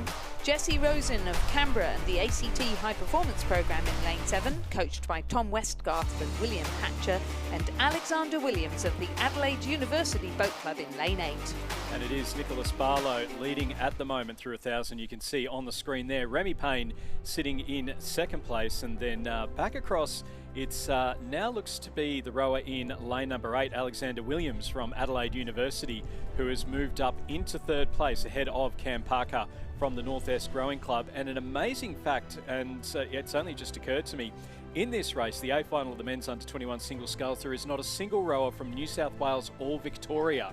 All right. The big states are not being represented. We've got Tasmania, South Australia. I think we've noticed that at this national championships, the what we used to call the minor states are very definitely coming through strongly. And can I say, I know I'm biased because she's a great mate, but Christine McLaren and from South Australian Sports Institute and Jamie Hewlett from WA have worked so hard on talent for, I would say, at least a decade now, and it's really paying off. They've found some great talent. There's some amazing athletes coming through from those programs. I am guessing that in the next couple of years we will see a non-big state win the Kings or Queens Cups or both. Okay, Victorians and New South Welshmen. That's going a bit too far, but I think you might be right. It's going to be very interesting. Out on the water at the moment, it is Nicholas Barlow from the Toowong Rowing Club who has that lead. You can see him out in front there. He's got a boat length lead over Remy Payne from the Fremantle Rowing Club. And again, we'll see a number of these athletes rowing for their states on the Sunday. The Bicentennial Cup for the women's and the Noel F. Wilkinson Trophy for the men's under-21 8's going to be a fascinating few races. It's a fascinating race coming up ahead. We've seen Nicholas Barlow leading from the start. Remy Payne has kept in contact. Nicholas Barlow just on the screen at the moment. You can see there Remy Payne, he's a boat length back. Cam Parker over in lane number 1, the North Esk, the local. He was sitting in 4th place, but he's now just pushed ahead of Adelaide University's Alexander Williams, and then boat length back behind him, Jesse Rosen from the Canberra Rowing Club in the ACT High Performance. You can see there the in the backgrounds there, Jesse Rosen from Canberra Rowing Club. Remy Payne sitting in 2nd place at the moment. They're in now to the final 200 metres. It is Nicholas Barlow from the Toowong Rowing Club, coached by Alex Field, Jack Price and Hamish Cooney. You mentioned, Lizzie, about South Australia and WA, and the Queenslanders are starting to pick up some talent and really develop that as well. And they've got a new head coach in Don McLaughlin, so yeah, let's go. It's all on. It's all on here in the final stages. Nicholas Barlow from the Toowong Rowing Club. He's led from the start. Remy Payne from Fremantle has not let him go the entire race. As we're coming down to the final stages, you can see the sprint coming from Remy Payne. But Nicholas Barlow now, he's into the final 50 metres. He's kept that boat length lead the entire way down the course. And the national champion for 2025 is going to be Nicholas Barlow from the Toowong Rowing Club. He'll take the win ahead of Remy Payne from Fremantle Rowing Club. In that battle for 3rd place, it is going to be the sculler from North Esk, Cam Parker, takes 3rd, just ahead of Alexander Williams from Adelaide University in 4th place. Back to Jesse Rosen from Canberra Rowing Club in 5th. Adelaide University's Jasper Boyce in 6th place. Harry Salfinger from Swan River Rowing Club in 7th. And Henry Belcher from Adelaide Rowing Club in 8th. So a great start to finish there, win there for Nicholas Barlow from the Toowong Rowing Club. Fantastic. So, yep, confirming our gold medalist in the under-21 men's single scull is Nicholas Barlow from Toowong Rowing Club of Queensland. Congrats to coaches Alex Field, Jack Price and Hamish Cooney. The silver medalist, Remy Payne from Fremantle Rowing Club, and the bronze medalist, Cam Parker of North Esk here in Tasmania. 4th, Alexander Williams, Adelaide University. 5th, Jessie Rosen of Canberra. In 6th, Jasper Boyce of Adelaide University. In 7th, Harry Salfinger of Swan River. And in 8th position, Henry Belcher of Adelaide University Boat Club. Winning time, 8 minutes 17.42. And we move back to the presentation dais.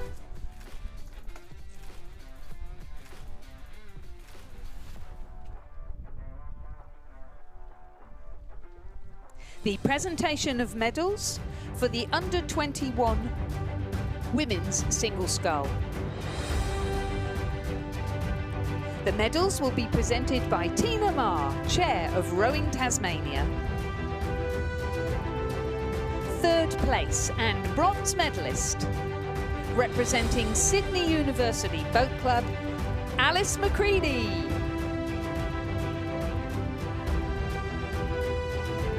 Alice is coached by Alan Bennett and Alfie Young.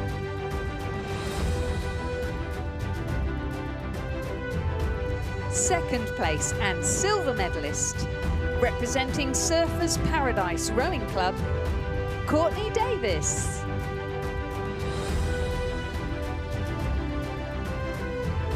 Courtney is coached by Anthony Cook and Archer Southwood.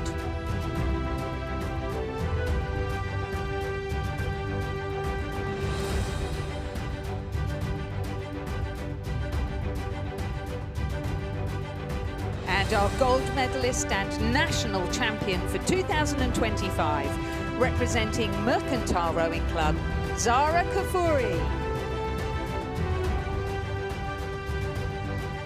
Zara is coached by David Orchard. Ladies and gentlemen, please congratulate all our medalists in the under-21 women's single scull.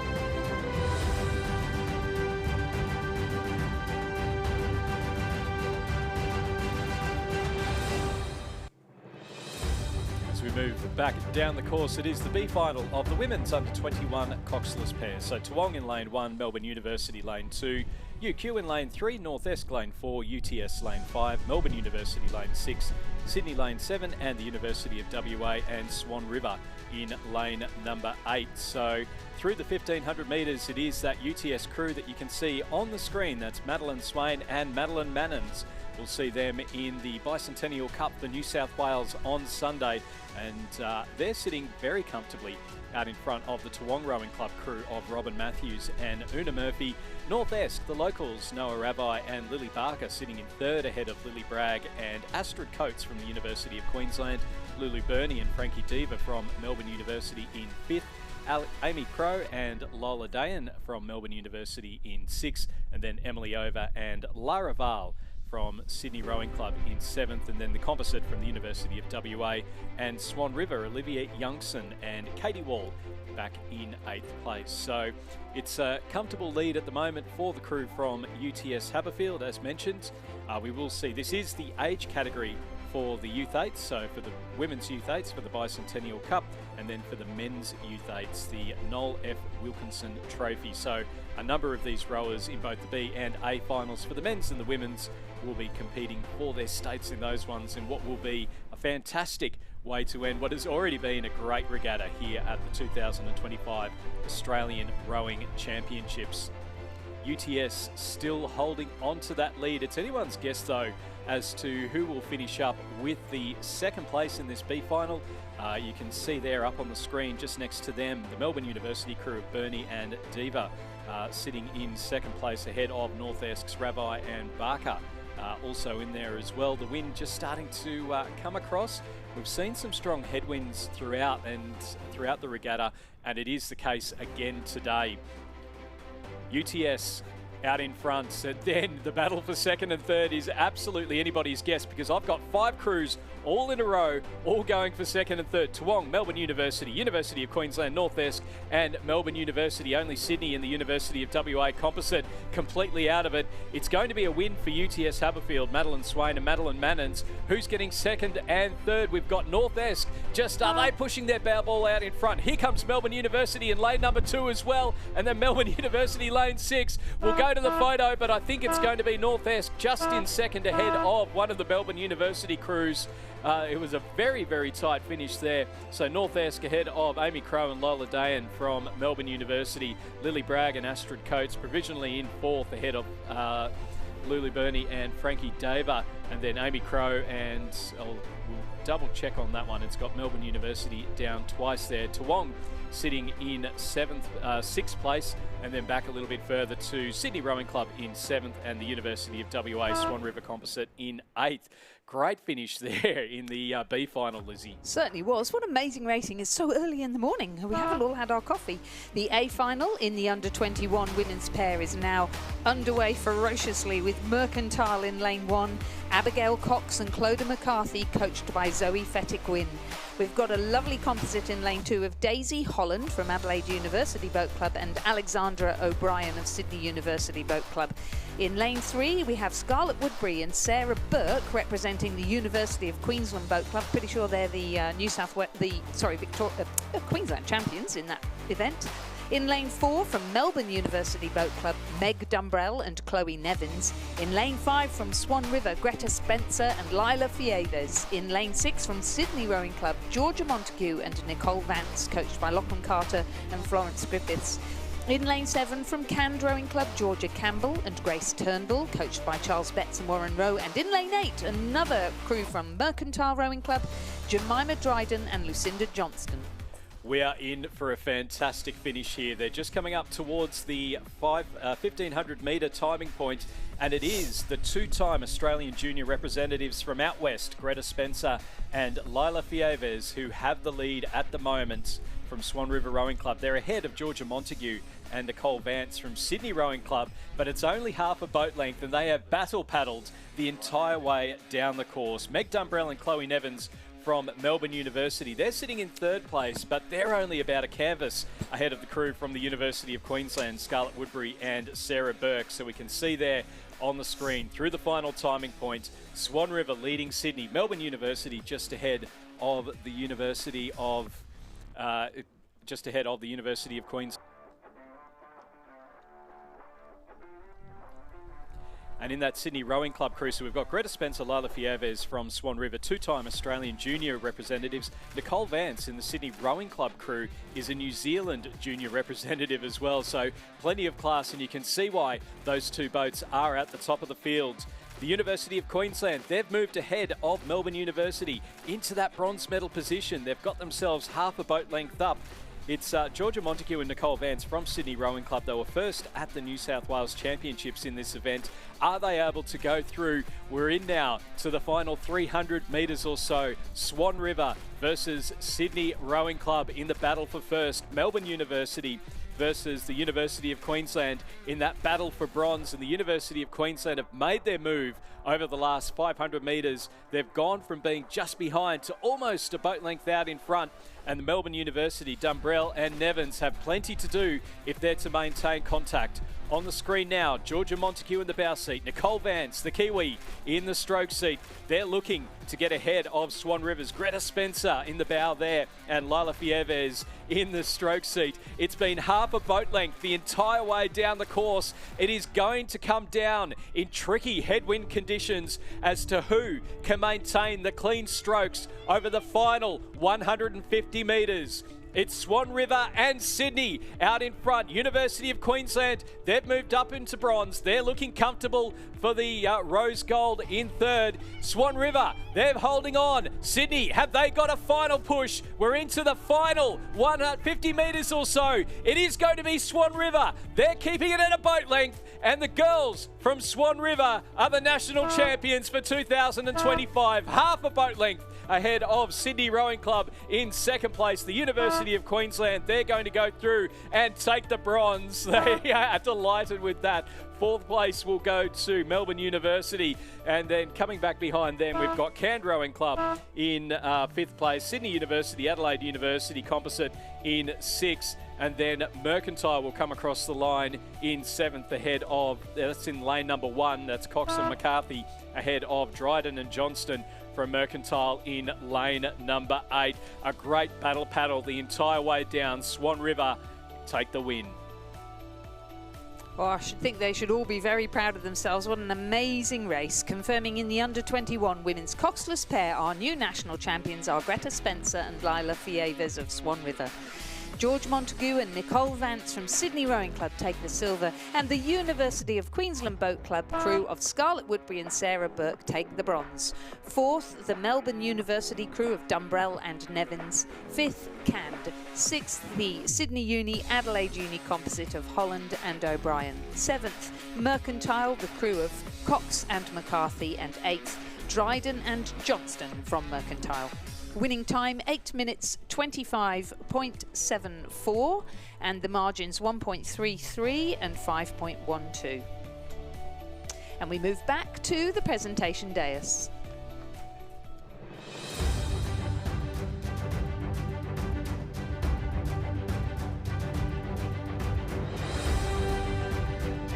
The presentation of medals for the Under-21 Men's Single Scull Championship of Australia. The medals will be presented by Tina Marr, Chair of Rowing Tasmania.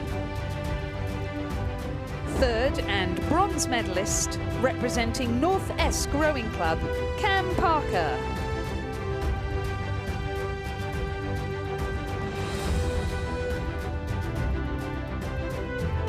Cam is coached by Dion Birtwistle and Trevor Barrett. Second and silver medalist, representing Fremantle Rowing Club, Remy Payne.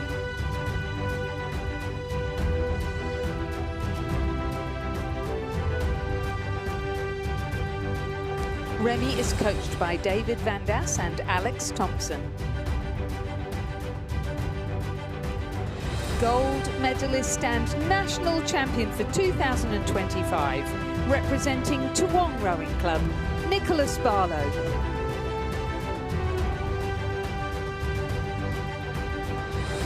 Nicholas is coached by Alex Field, Jack Price and Hamish Cooney.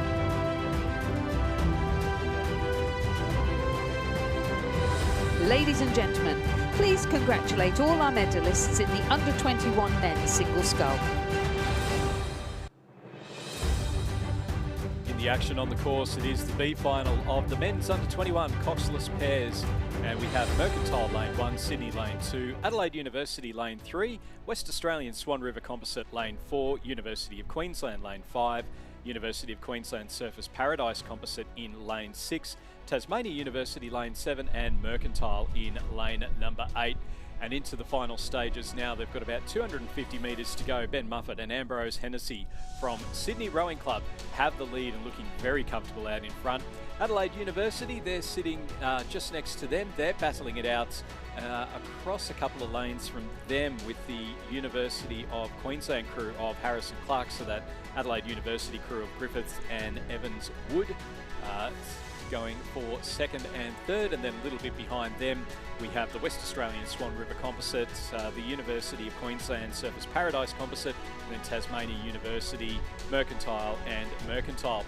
But it is going to be a win in the B final for Ben Muffet and Ambrose Hennessy from Sydney Rowing Club. They'll take out the W in a time of 7:41.14. Second will go to Adelaide University, George Griffith and Oliver Evans Wood, ahead of the University of Queensland's Finlay Harris and Bailey Clark. Fourth across the line will be the West Australian Swan River Composite of Blair Parnell and Antoni Rubinski, ahead of Jed Gailey and Joseph Tin from University of Queensland and Surface Paradise in fifth. Sixth will go to Tasmania University, that's Falcon Palmer and Rowan Sanderson, ahead of Joe Lee Conway and Sam Chin from Mercantile, and then James Simpson and Alessandra Morrow from Mercantile in lane number 8. And we're straight away into the A final of the Under-21 Men's Coxless pair, with Sydney University Boat Club in lane 1, Campbell Wickham and Gus Chiasolka, coached by Simon Huxley and Peter Warne. Sydney Rowing Club in lane 2, Henry Pursehouse and Fraser Burdett, coached by Shane Mulvaney and Brooke Robertson. Melbourne University Boat Club in lane 3, Nicholas Bryant and Lachlan Idle. Swan River Rowing Club in lane 4, Quinton Marketos and James Young, coached by Mark Beer, Neville Kempton and Olivia Jones. the University of Queensland Boat Club in lane 5, Samuel Forbes and Thomas Stevens, coached by Randall Martin and Lachlan Johnston. From Mantle Rowing Club of WA in lane 6, Austin Vincent and Liam M. Davis, coached by Davis Van Das and Alex Thompson. A second Sydney Rowing Club crew in lane 7, Jackson Gersoy and Maxim Maloney, coached by Shane Mulvaney and Brooke Robertson, and UTS Haberfield Rowing Club of Sydney in lane 8, Edward Kelly and Will Clubb, coached by Matthias Ungermark. And just having a look on the screen, they've got about 750 metres to go. Through 1,000, it was Melbourne University, Bryant and Idle, sitting ahead of the University of Queensland's Forbes and Stevens. And you can see there, we've got, no crews completely out of it. We've got 4 crews out in front. That's Melbourne University in lane number 3. We've got the University of Queensland in lane 5. Just in behind them, with plenty of overlap, the Swan River crew of Marketos and Young. A boat length back then to lane number 2, that's Sydney Rowing Club's Pursehouse and Burdett. Don't count them out, they've got an overlap. And then in the battle for the other placings, we've got, sitting in 5th place at the moment, it is the Fremantle Rowing Clubs, Vincent and Davis, who are just half a canvas ahead of Gersoy and Maloney from Sydney Rowing Club, and then Wickham and Sisolka from Sydney University, and Kelly and Clubb from UTS Haberfield. We'll get an idea of the timings as they come through the 1,500 metres. It is still Nicholas Bryant and Lachlan Idle from Melbourne University who have the leads. They're just under a boat length ahead of Forbes and Stevens from the University of Queensland. Swan River, Marketos and Young sitting in 3rd place. With Sydney Rowing Club, you can see they're still hanging on to that overlap in 4th place. Wouldn't count them out. We know it's a headwind. It's an opportunity to really put the power on. And if you can get those clean strokes, it only takes one bad stroke and all of a sudden you lose that momentum, and it gives the chasing crews an opportunity. It's tightening at the top though. We've seen Melbourne University with the lead throughout, but now the big push coming from the University of Queensland. They've got themselves a canvas ahead. There's a big push coming as well from Swan River Rowing Club, Marketos and Young. So this race is definitely still up for grabs. It is Melbourne University, Swan River, University of Queensland and Sydney Rowing Club. Here comes their push now. They've got overlap on the Melbourne University crew in lane number 3. It's now the University of Queensland and Swan River as we're coming into the final stages now. We've had some great racing throughout the morning, and we're about to get another cracker here in the men's under-21 coxless pairs. They're coming up towards the finish line now. University of Queensland, Swan River, Melbourne University and Sydney all battling it out for the medals. There's 3 medals up for grabs, 4 crews going for it. University of Queensland and Swan River. University of Queensland are still ahead, but here comes Swan River. They're into the final stages now. University of Queensland are holding on. They're sprinting for the line. They're sprinting for their lives, and it's going to be the University of Queensland by a canvas over Swan River. Sydney will take bronze just ahead of Melbourne University in 4th place, and there we go back. You can see there the absolute pain that they've put in to get through for that finish. Sydney University will finish in 5th place ahead of a very tight finish there between Fremantle and Sydney. And then across from them, UTS Haberfield. But a great win there for Samuel Forbes and Thomas Stevens from the University of Queensland, holding out Quinton Marketos and James Young from Swan River. So confirming that the win in the under-21 men's coxless pair final went to the University of Queensland crew of Samuel Forbes and Thomas Stevens. 2nd, Swan River, Quinton Marketos and James Young. 3rd, Sydney Rowing Club, Henry Pursehouse and Fraser Burdett. 4th, Melbourne University Boat Club. 5th, Sydney University Boat Club. 6th, Fremantle. 7th, the Sydney crew of Gersoy and Maloney. And 8th, UTS Haberfield. The provisional winning time, 7 minutes 23.56. The margin, 0.72 and then 2.99. And we move back to the presentation dais.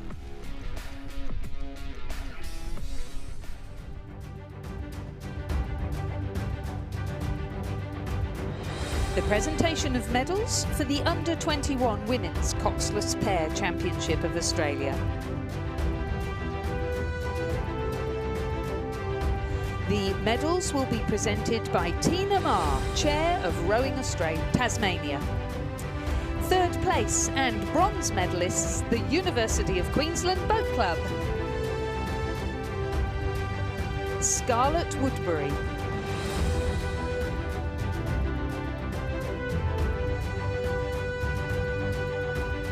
Sarah Burke.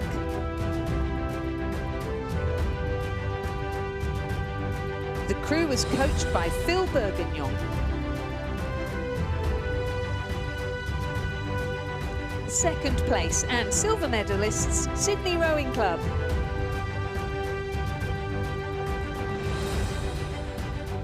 Georgia Montague.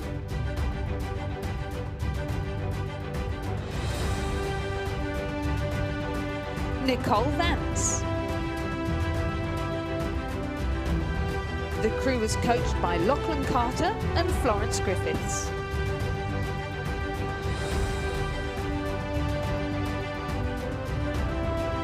Gold medalists and national champions for 2025, Swan River Rowing Club. Greta Spencer. Lila Fieves.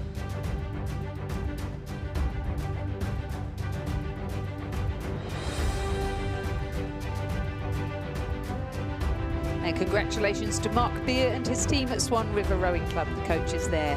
Ladies and gentlemen, please congratulate all our medalists in the under-21 women's coxless pair.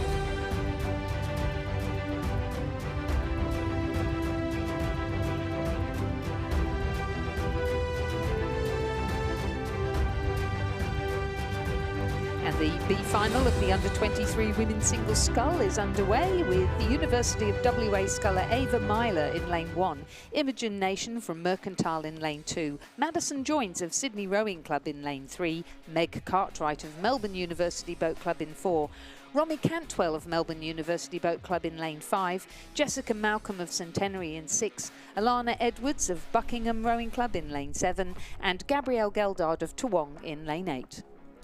And we just see our leading rowers as we get the chance to have a deep breath. We've had some cracking A finals so far this regatta, and long may that continue. Now, somebody that we possibly would have expected to be in the A final of the women's under-23 single sculls is Romy Cantwell. Yes, it was so heartbreaking, some of those semi-finals yesterday, and yeah, I agree with you totally, and she's clearly going to go out there and just make sure she does the best time she can and also get the best position she can today in the B final. Well, she's nearly 7 seconds ahead of a very quick Jessica Malcolm from Centenary Rowing Club. Imogen Nation in third ahead of Meg Cartwright, Madison Joins, Alana Edwards, Gabrielle Geldard and Ava Myler. We will see Romy in the singles on Sunday. She is listed at the moment as being the Victorian Nell Slatter Trophy. Oh, good for her. Yeah. One. So there's plenty of youngsters in that Nell Slatter Trophy. Having a look through, we've got 5 entrants, 4 of which are making their Nell Slatter Trophy debuts. Romy Cantwell, Bronwyn Cox for WA, more known as a sweeper. She'll be in the women's A final a little bit later on, as well as Astra Thomas from Queensland and Catherine Kahn from the ACT, who we'll see again in the women's A finals. So it just shows strength in depth that those people are making their debut this year, really. Yeah. Absolutely, and so plenty for the future. And of course, Tara Rigney is the only returning one. And even though she's taking a year off, we saw her at New South Wales Championships absolutely blitz the field in the women's single sculls. Blitzing the field down here at the moment is Romy Cantwell from Melbourne University in lane number 5. You can see her on the screen at the moment. They are still, they're not the greatest conditions at the moment. There is still a bit of a headwind, and as you can see there, the waves pushing up a little bit. Not quite as bad as what it was yesterday when some of those waves were going almost to the gunnels of the boat, almost swamping the boats. But it is Romy Cantwell with that lead. And then over on the closer side, we've got a big push coming here. It looks to be from the Mercantile sculler Imogen Nation, and then Jessica Malcolm from Centenary Rowing Club. So we'll keep an eye out on that battle for second and third. Imogen Nation from Merckx just potentially with a bit more speed over the final stages.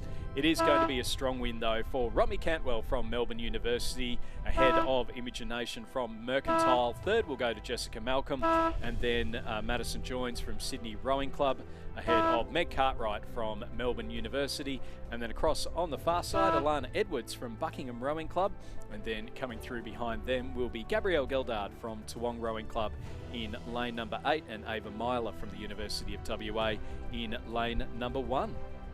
So well done, Romy Cantwell, taking out the B final of the under-23 women's single scull. A provisional time there of 8 minutes 50.81, the margin 3.76.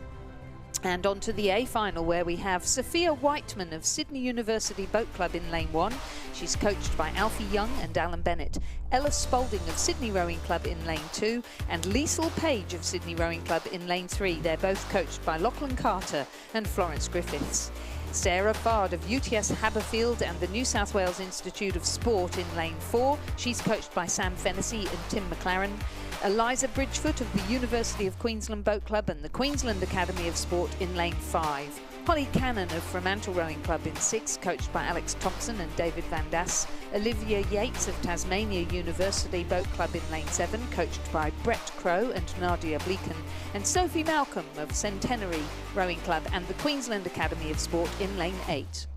Yeah, and it's another fascinating race coming up here as they're just through the 1250. Sarah Fard with that lead earlier, Eliza Bridgefoot sitting in second place. I would suggest that margin, when they come through the 1500, we'll keep an eye out on those times, because I would suggest that Eliza Bridgefoot may just be making up a bit of ground, and then over on the closest to the grandstand, it looks like Ella Spalding may be making a little bit of a move as well. So as is the sculler in lane number 1, Sophia Whiteman, starting to move up now into second place. And then there's a line across the field. We've got Ella Spalding from Sydney, Liesl Page from Sydney, and then over on the far side of the course you can see there Sophie Malcolm from Centenary and Olivia Yates from Tasmania University. So again, I think well, it's looking comfortable at the moment for Sarah Fard. She was second at the New South Wales Championships, only behind Romy Cantwell from Melbourne University.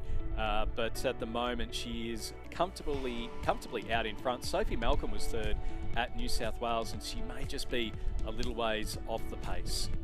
So Sarah Fard from UTS Haberfield with the lead, and potentially the chance to walk away with that club's first gold medal of the championships. Eliza Bridgefoot from the University of Queensland sitting in second. Sophia Whiteman in third place. Sophie Malcolm in fourth. Olivia Yates in fifth. Liesl Page in sixth. There's only a few seconds between third and sixth, so definitely don't count out anything. And we've seen in these headwind conditions that the opportunities are there if you're really willing to put your back into it, particularly over the final 250 metres. We've seen some big margins throughout the regatta get made up and really put that pressure on the crews out in front. Sarah Fard from UTS, you can see her on the screen now with the black, white and teal stripes of the UTS Haberfield Rowing Club. She's still comfortably out in front. Eliza Bridgefoot from the University of Queensland sitting a couple of boat lengths back in second. And then Sophia Whiteman from Sydney University sitting in third. Over on the far side of the course though, Sophie Malcolm from Centenary. She might just be winding up and getting ready for a sprint over the final 250 metres, and then back a little bit to Olivia Yates from Tasmania University, and then the Sydney Rowing Club's Liesl Page in lane number 3 as well. So Liesl Page, Sophie Malcolm, Sarah Fard and Eliza Bridgefoot, all part of the Australian under-23 quad sculls that made the A final at last year's World Championships. So there's a very talented scullers out here at the moment.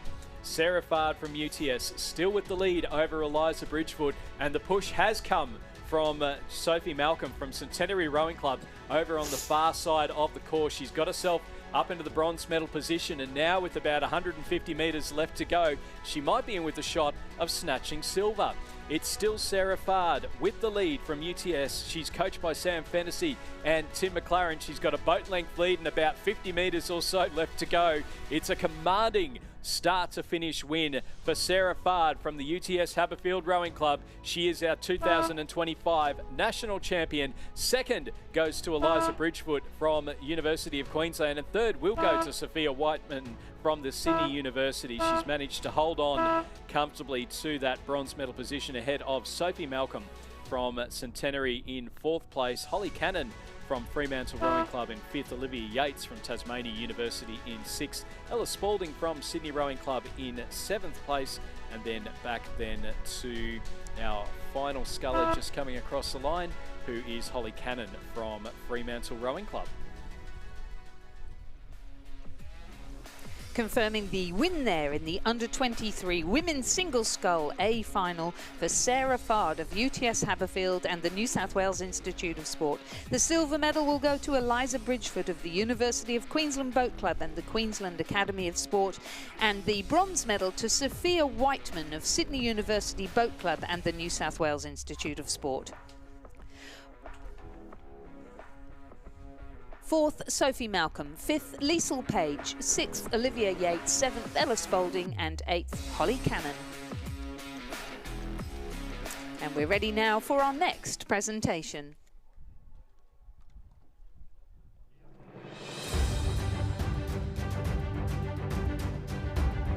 The presentation of medals for the Under-21 Men's Coxless Pair Championship of Australia.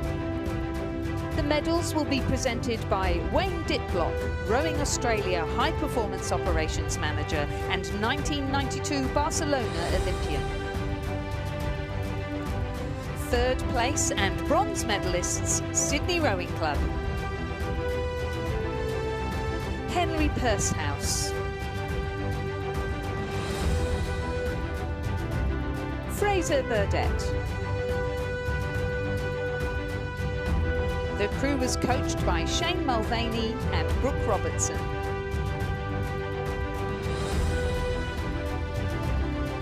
Second place and silver medalists, Swan River Rowing Club.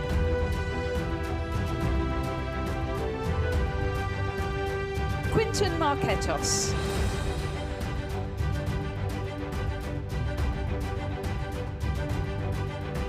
James Young. The crew was coached by Mark Beer, Neville Kempton and Olivia Jones.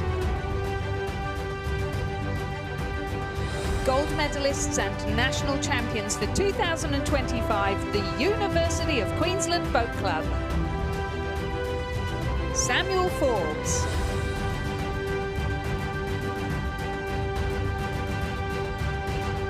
Thomas Stevens. The coaches, Randall Martin and Lachlan Johnston.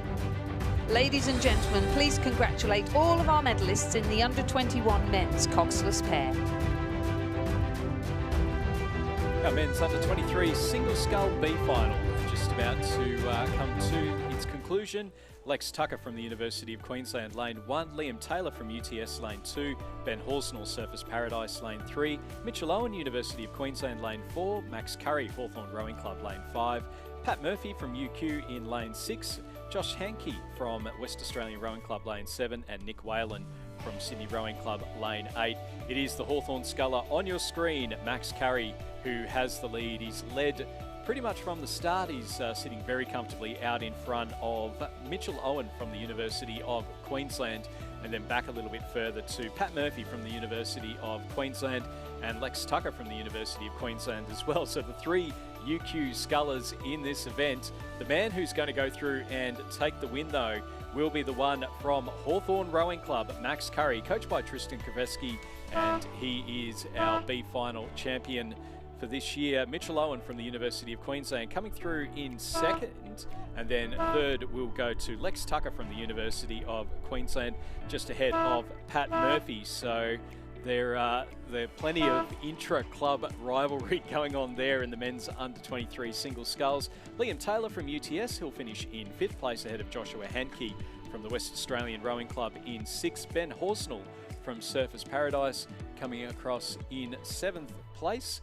And that will be, we have a scratching for Nick Whalen in lane number 8. And the A final is underway with Samuel Mounter of Tasmania University in lane 1. He's coached by Andrew Palmer. Mitchell Bridge of Toowong Rowing Club in lane 2. He's coached by Alex Field, Jack Price and Hamish Cooney. Oscar Baregi of UTS Haberfield Rowing Club in lane 3, coached by Matthias Ungermark and Tim McLaren. Adam Holland of Adelaide Rowing Club in lane 4, coached by Nick Mitchell. Hamish Danks of Sydney University Boat Club in lane 5, coached by Tom Lorridge. In lane 6, Jack Power from UTS Haberfield Rowing Club, coached by Matthias Ungermark and Tim McLaren. In lane 7, Will Rogers from Sydney University Boat Club, coached by Simon Huxley and Tom Lorridge. And in lane 8, from the University of Queensland Boat Club, Andrew Wakeman. So through the 1,000 metres, it was Adam Holland from Adelaide Rowing Club who had the lead over Hamish Danks from Sydney University. Samuel Mounter sitting in 3rd place, and you can see them up on the screen at the moment. UTS's Oscar Baregi from sitting in 4th place ahead of Will Rogers, Jack Power, Andrew Waitman and Mitchell Bridge. So in the New South Wales Championships in this event, we had Hamish Danks winning that one ahead of Adam Holland in what was a great race in the men's under-23 single sculls. Hamish Danks also the first men's winner of the Eliminator that was held at the Head of the River, Schoolboys Head of the River, just a few weeks ago, where he was able to, he looked very comfortable right towards the end, where he was able to hold off a very quick Paddy Holt in the final for that one. So he ended up walking away, I think, $6,000 richer for having won that. And but he does have it all to do coming into the final 500 metres here. It is Adam Holland from the Adelaide Rowing Club. We saw yesterday in the men's open single sculls 3 South Australian scullers who set down the 3 quickest times in the semi-finals. And now in the under-23s, Adam Holland from Adelaide Rowing Club out in front with about 500 metres or so left to go. Hamish Danks sitting just over a boat length in behind him in 2nd place. And then coming through in 3rd, it is the local Samuel Mounter from Tasmania University. We're going to see those 3 guys in a quad together later on. I'm looking forward to that. That will be a very, very spicy quad. It will. Oscar Baregi from UTS sitting ahead of Jack Power, also from UTS. Will Rogers from Sydney University sitting in 6th ahead of Andrew Waitman and Mitchell Bridge from the University of Queensland and Toowong Rowing Clubs respectively. So the battle is out in front here. It's still Adam Holland from the Adelaide Rowing Club sitting ahead of Hamish Danks. You can see Hamish Danks on the screen at the moment. Jack Power in behind him. There is Adam Holland with the red, black and yellow stripes of the Adelaide Rowing Club, also of the Adelaide Football Club, and the bright yellow undershirt. Hamish Danks now. He's making his move. It's down to a boat length. It's 250 metres to go. This race is not over, and Hamish Danks, we know how quickly, we saw in the Eliminator how quickly he can sprint over 250 metres. How much has he got left? Is he going to be able to take the win ahead of Adam Holland from the Adelaide Rowing Club? In that battle for bronze, it's still Samuel Mounter from Tasmania University who's sitting, but Oscar Baregi and Jack Power, from UTS really starting to make a move. Out in front, it's Adam Holland sitting ahead of Hamish Danks from Sydney University. They're down now to the final 150 metres. There's a big push coming here from Adam Holland, though. He's seen the danger off to his left, and he's really putting some power through those oars. Adam Holland from Adelaide Rowing Club is going to go through and take the win in the men's under-23 single sculls. It's a win for the South Australians. Adam Holland takes the W, takes the gold ahead of Hamish Danks from Sydney University. Who's going to go through and take the bronze? It looks like it's going to be a photo. I'm going to call a photo. It's between Jack Power from UTS and Samuel Mounter from Tasmania University.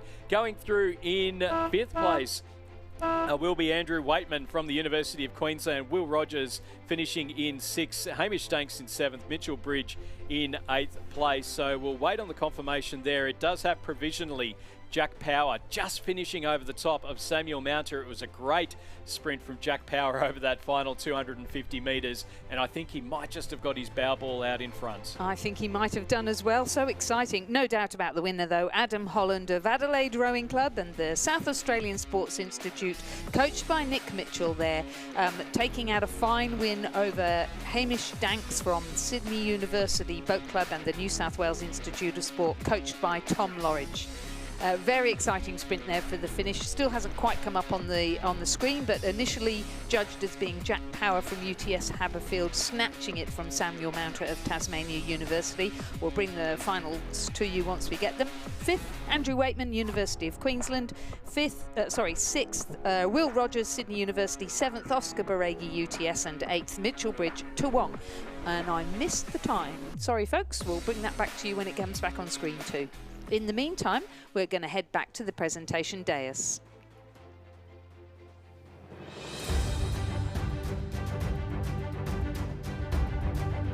The presentation of medals for the Under-23 Women's Single Scull Championship of Australia. The medals will be presented by Wayne Diplock, Rowing Australia High Performance Operations Manager and 1992 Barcelona Olympian. 3rd place and bronze medalist, representing Sydney University Boat Club, Sophia Whiteman. Sophia is coached by Alfie Young and Alan Bennett. 2nd place and silver medalist, representing the University of Queensland Boat Club, Eliza Bridgefoot.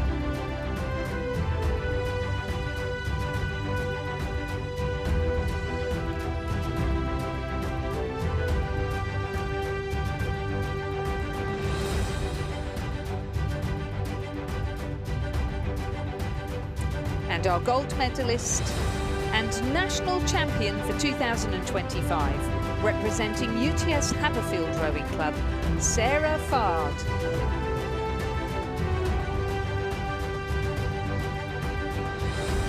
Sarah is coached by Sam Fennessy and Tim McLaren.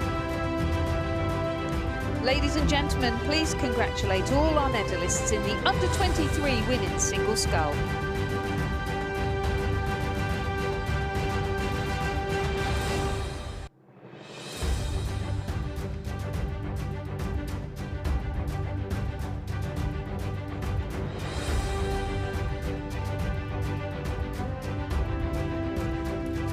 We don't have a B final in the Under-23 Women's Coxless pair, so we can move straight on to the A final, race number 320 on our programme.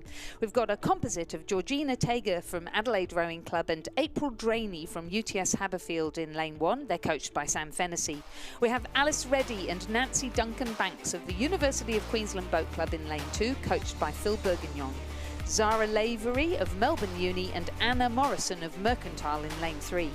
From Sydney Rowing Club, Remy Mackay and Laura Cypher in lane 4, Sophie Barr and Bella Scammell in lane 5, and a composite of Stephanie Preller from Sydney Uni with Talisa Note Driver of Sydney Rowing Club in lane 6, Sydney University Boat Club in lane 7, Liv Natty and Tiffany Botha, coached by Alfie Young and Alan Bennett, and in lane 8 from Mercantile, Jess Hawker and Olivia Nairn, coached by Nick Lloyd. So our rowers well and truly underway through the 500 metres. It was Sydney Rowing Club, Remy Mackay and Laura Cypher ahead of Sophie Barr and Isabella Scammell, and then Stephanie Preller, Talisa Noak Driver sitting in 3rd, and then Zara Lavery, Anna Morrison in 4th, Alice Reddy and Nancy Duncan Banks in 5th, Georgina Tager and April Draney in 6th, Olivia Natty and Tiffany Botha in 7th, and then Jess Hawker and Olivia Nairn back in 8th place. So we're still waiting on that final confirmation of results from the Under-23 Single Scull. So it is up on the screen, and it was Samuel Mounter by 0.15 of a second, won bronze. It was very tight. So Samuel Mounter from Tasmania University winning bronze in the men's Under-23 Single Sculls, just over the top of a very fast finishing Jack Power from UTS.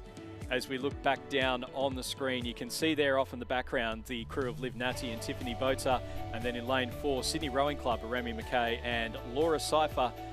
Then across from them, we've got Sophie Barr and Isabella Scammell. So it's Sydney Rowing Club in the top positions at the moment, the women's under-23 coxless pairs.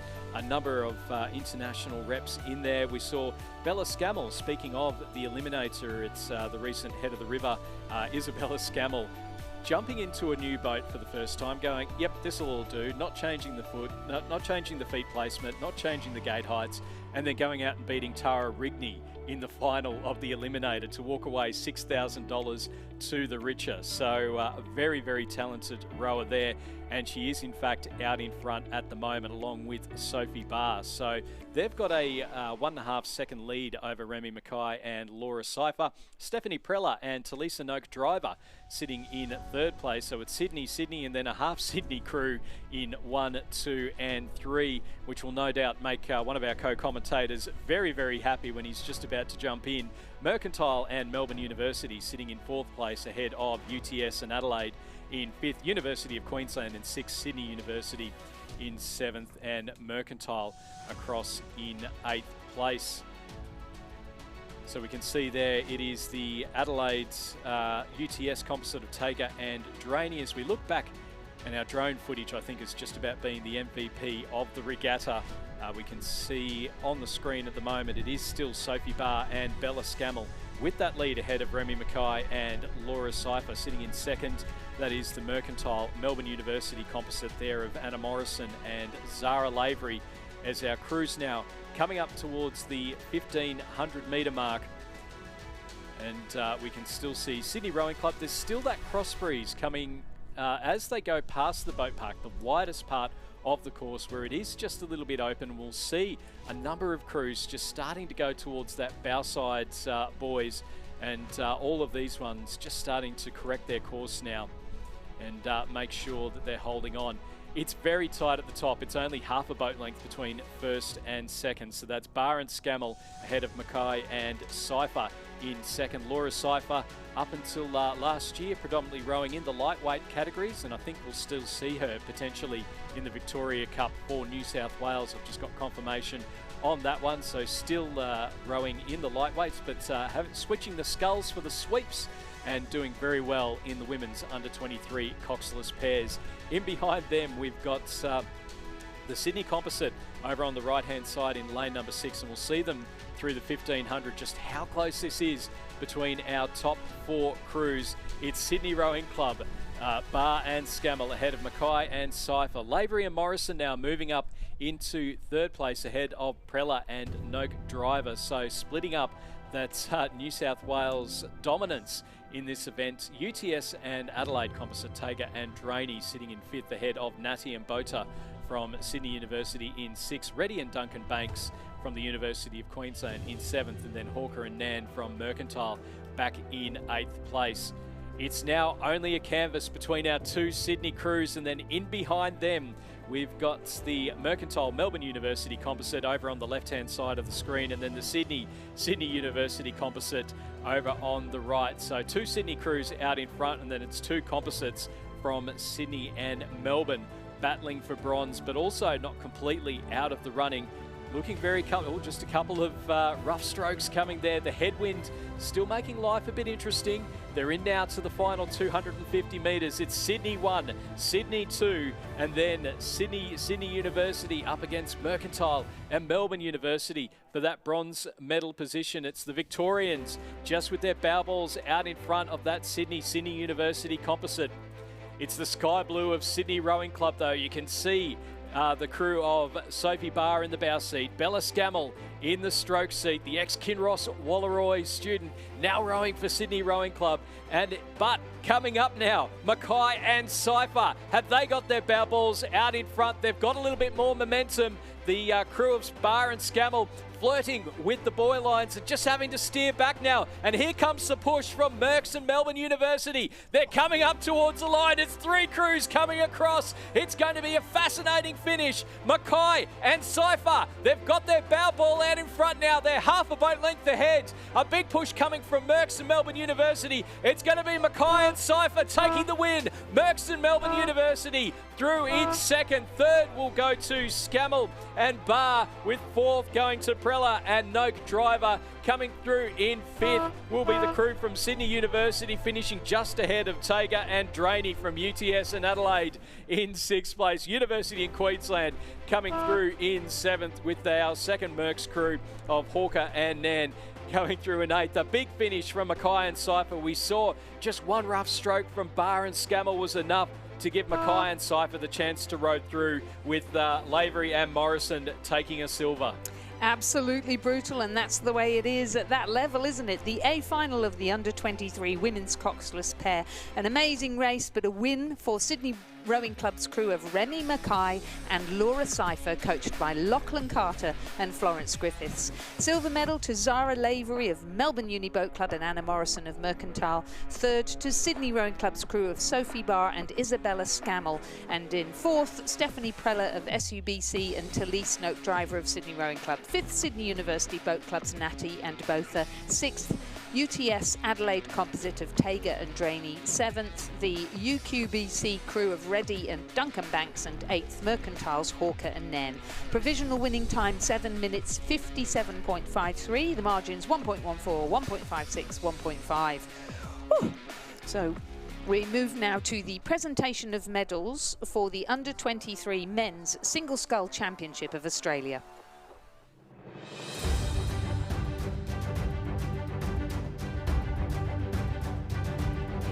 The presentation of medals for the Under-23 Men's Single Scull Championship of Australia.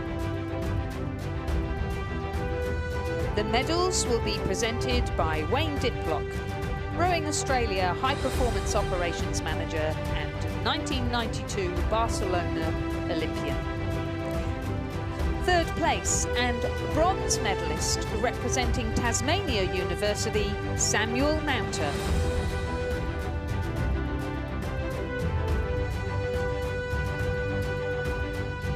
Samuel is coached by Andrew Palmer.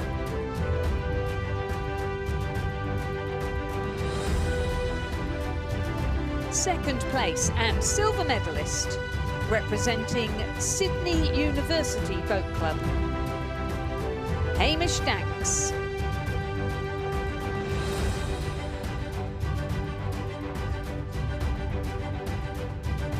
Hamish is coached by Tom Lorridge.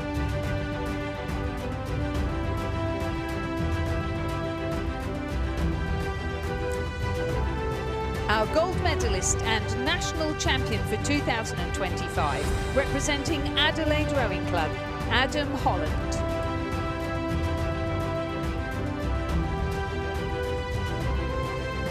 Adam is coached by Nicholas Mitchell.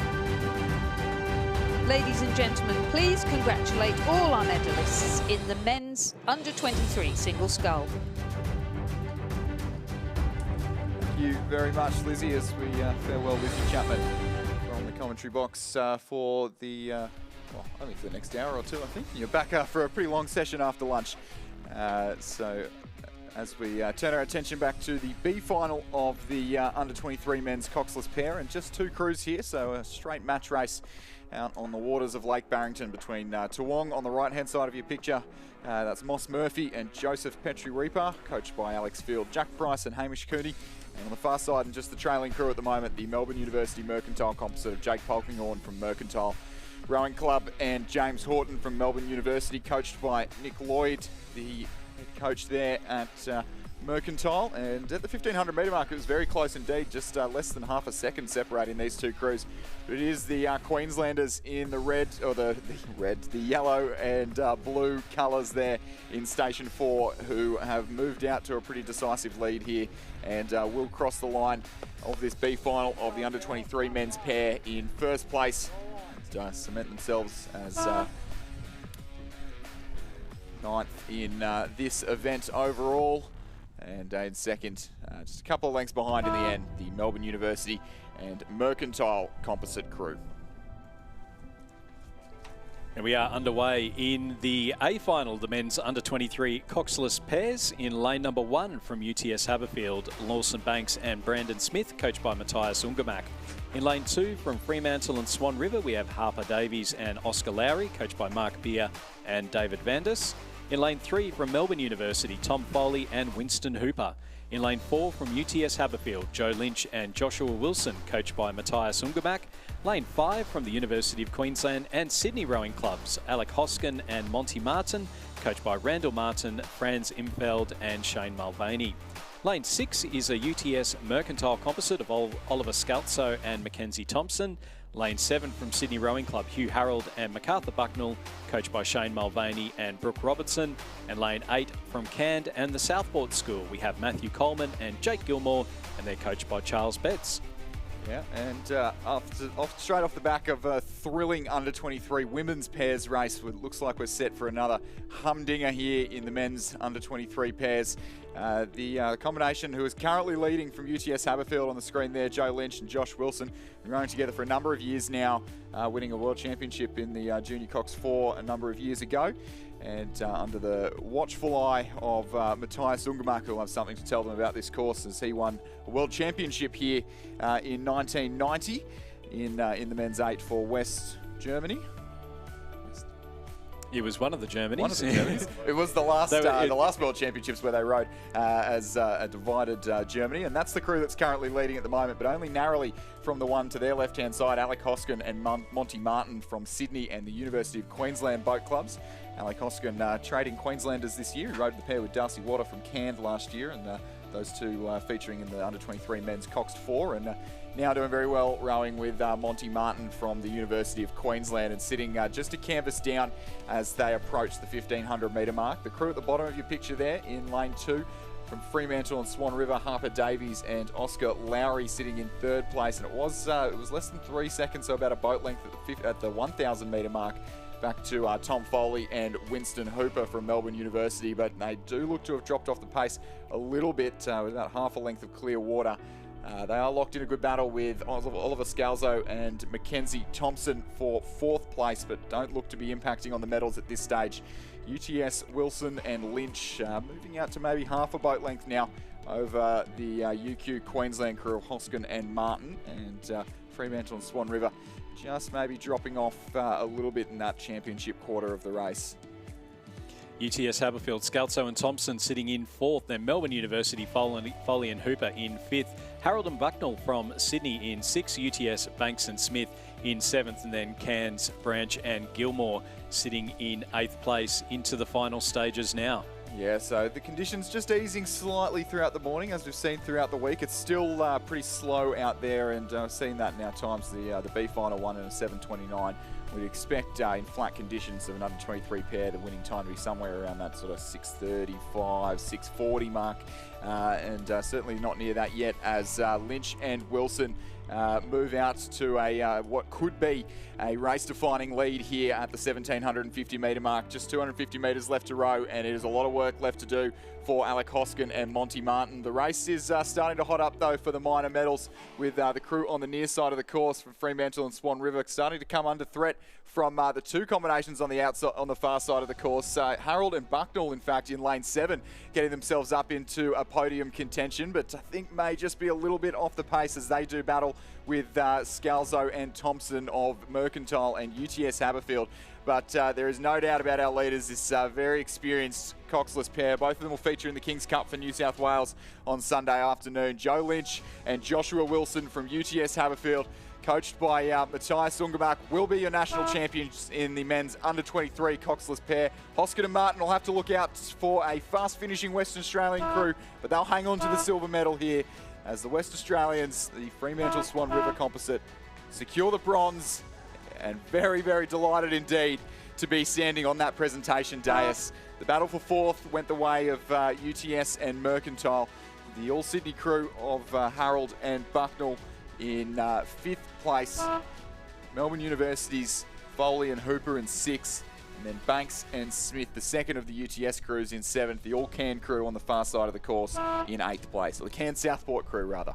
Confirmation of the win for Joe Lynch and Joshua Wilson from UTS Haberfield, ahead of Alec Hoskin and Monty Martin from the University of Queensland and Sydney Rowing Club, with Fremantle and Swan River's Harper Davies and Oscar Lowry finishing in 3rd.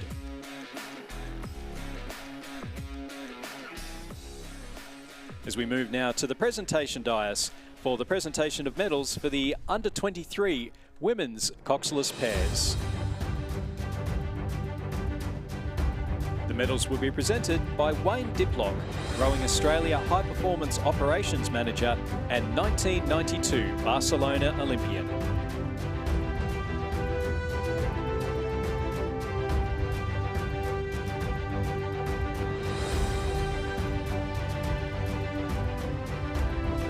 In 3rd place, and bronze medalists, Sydney Rowing Club.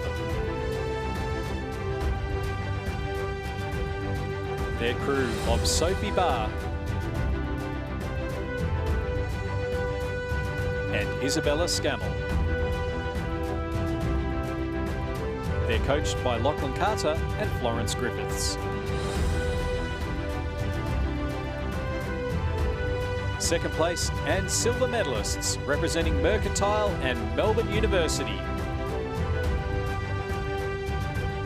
The crew of Zara Lavery from Melbourne University and Anna Morrison from Mercantile.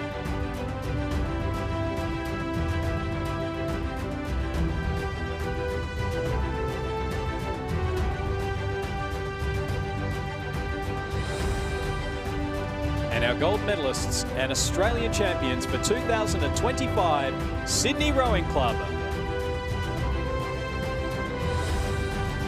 Winning crew of Remy Mackay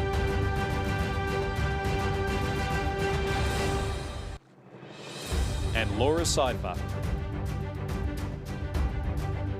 They're coached by Lachlan Carter and Florence Griffiths.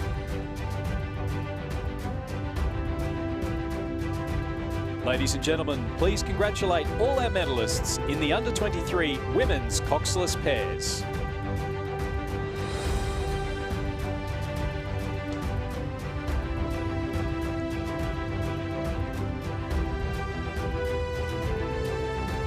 We move on back down the course for the B final of the Open Women's Single Sculls. So in lane number 2, Jane Hilliard from Tasmania University, coached by Sean Finlayson. In lane 3 from Fremantle Rowing Club, Clements Lucas Roast, coached by Alex Thompson and David Vandis. In lane 4 from the West Australian Rowing Club, Jolie Patterson.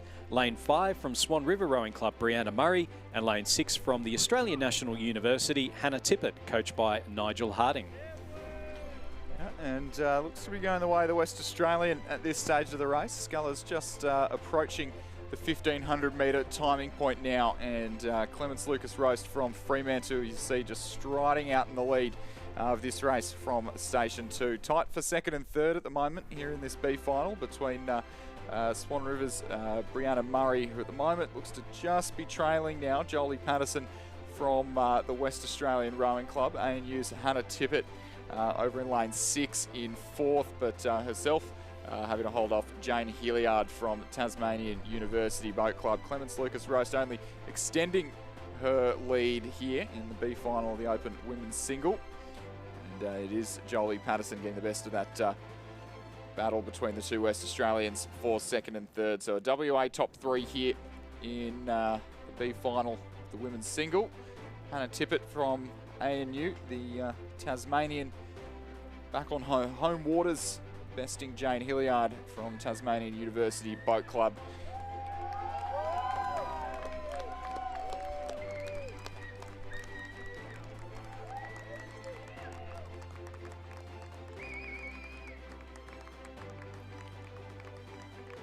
And as we said in the last race, I think conditions just getting gentler and a little bit more bearable by the race at the moment, but there's still Clements Lucas Roast there leading that B final, leading it very well indeed in the Open Women's Single Scull.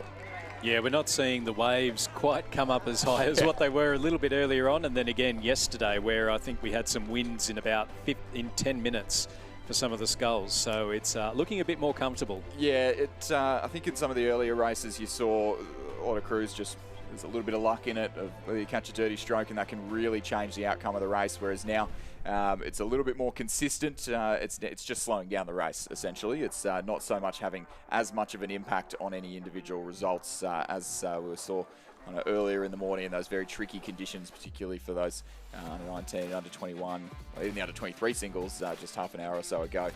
It is Clements Lucas Roast there. You can see the light blue. Blue?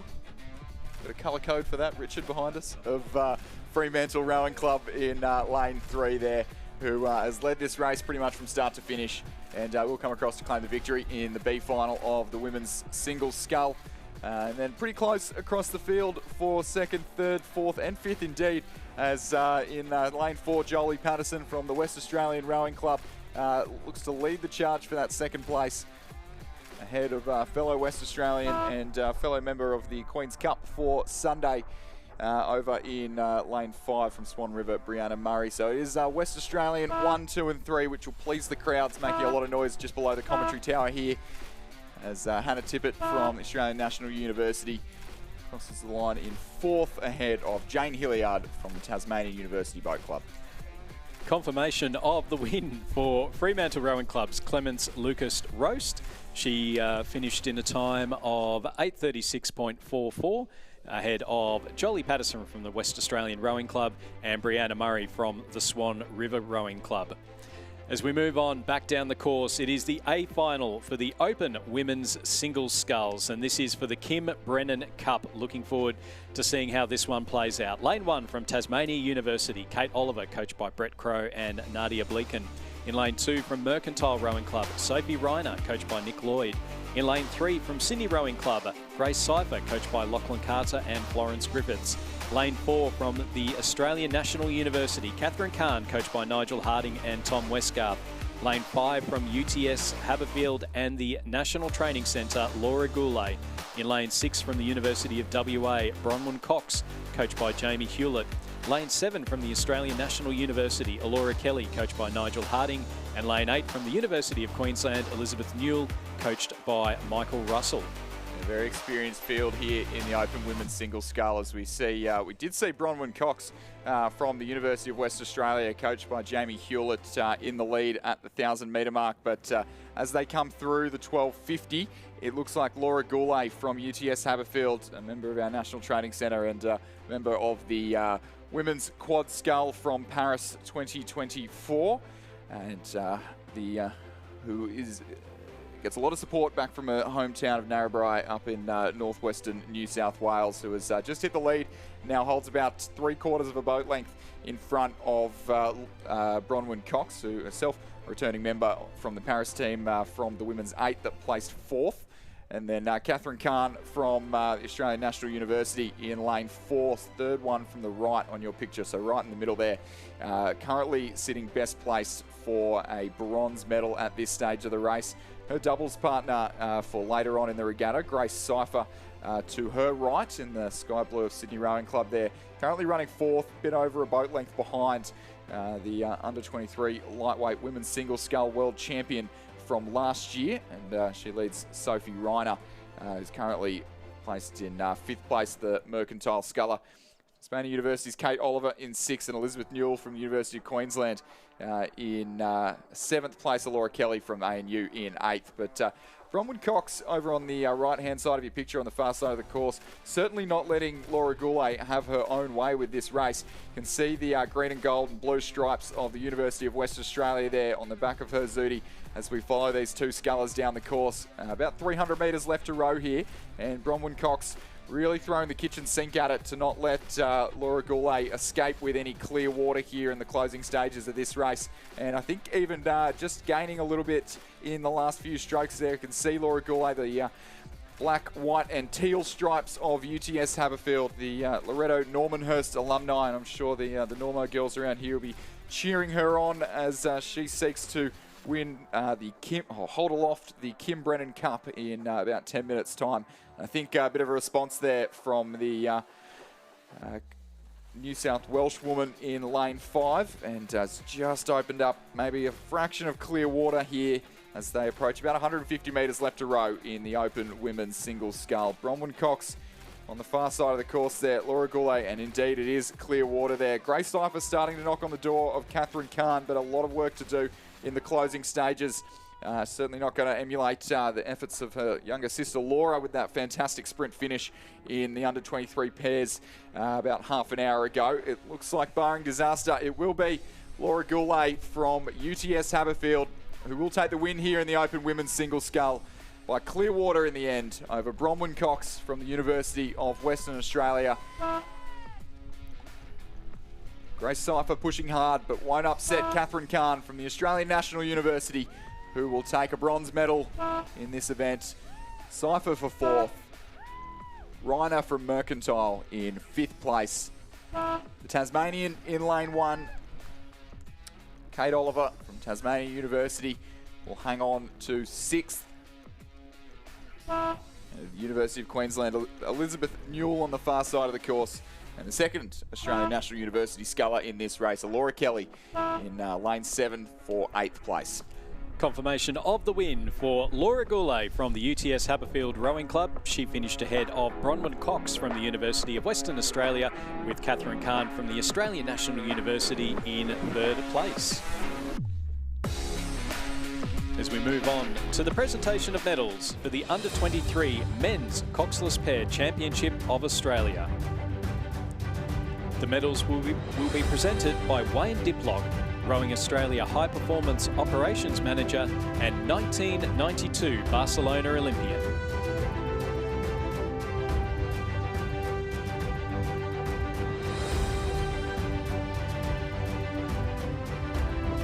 In 3rd place, and bronze medalists representing Fremantle and Swan River Rowing Clubs. Harper Davies from Swan River Rowing Club and Oscar Lowry from Fremantle Rowing Club. They're coached by Mark Beer and David Vandis. 2nd place, and silver medalists representing the University of Queensland and Sydney Rowing Club. The crew of Alec Hoskin from Sydney Rowing Club and Monty Martin from the University of Queensland Boat Club. They're coached by Randall Martin, Franz Imfeld and Shane Mulvaney.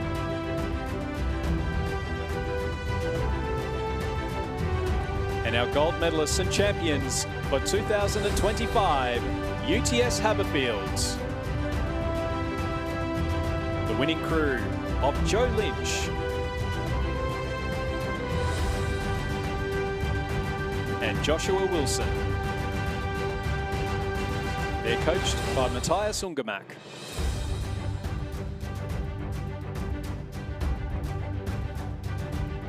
Ladies and gentlemen, please congratulate all our medalists in the Under-23 Men's Coxless Pairs.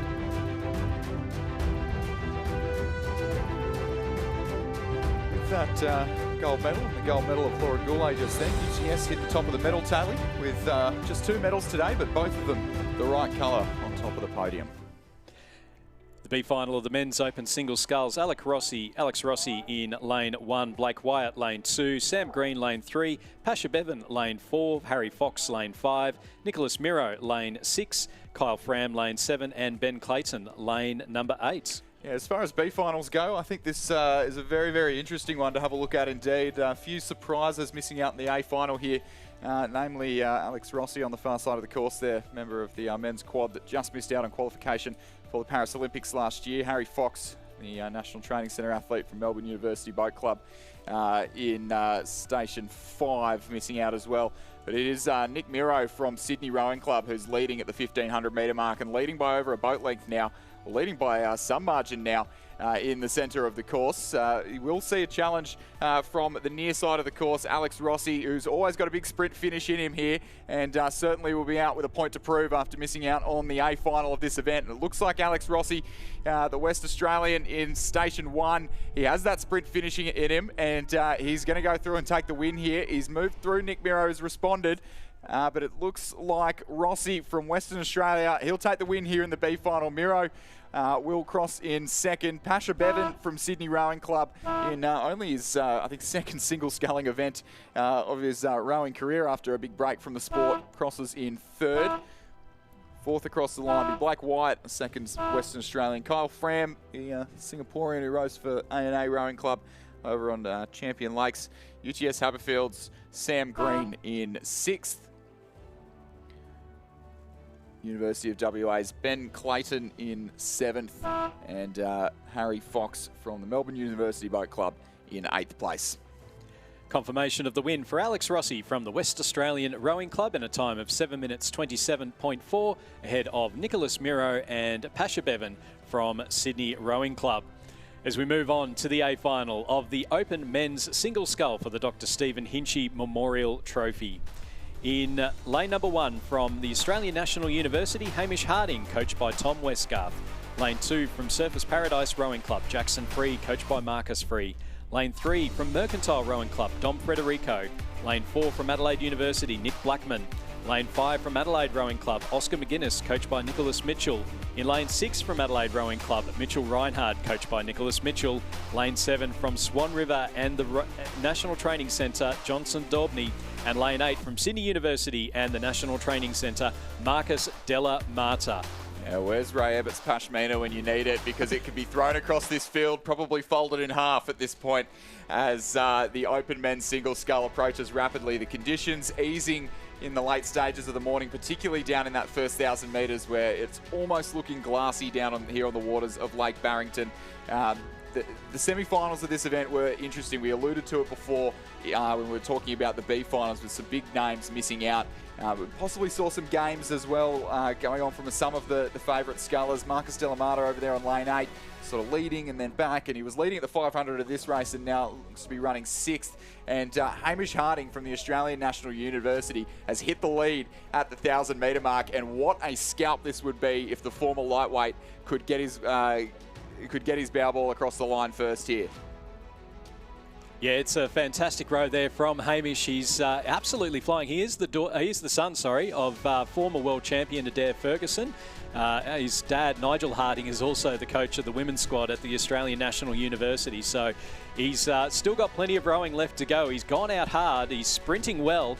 But there's some big names in the middle there that are catching. Yeah, absolutely. About 600 metres left to row now. Hamish Harding leading from Oscar McGuinness, the South Australian, in the centre of the course. Dom Frederico from Mercantile sitting pretty for third place and a length clear of the chasing pack. But I think anything can happen in the final stages of this race with 500 metres to go as Oscar McGuinness just hits the lead with 500 to go. Less than a second and a half between him, Harding and Frederico. Mitchell Reinhardt, the other South Australian, back in 4th place. Dom Frederico also moving down to South Australia. So Frederico, Nick Blackman in 5th, and McGuinness, the current race leader, all training together on the same waters at the South Australian Sports Institute.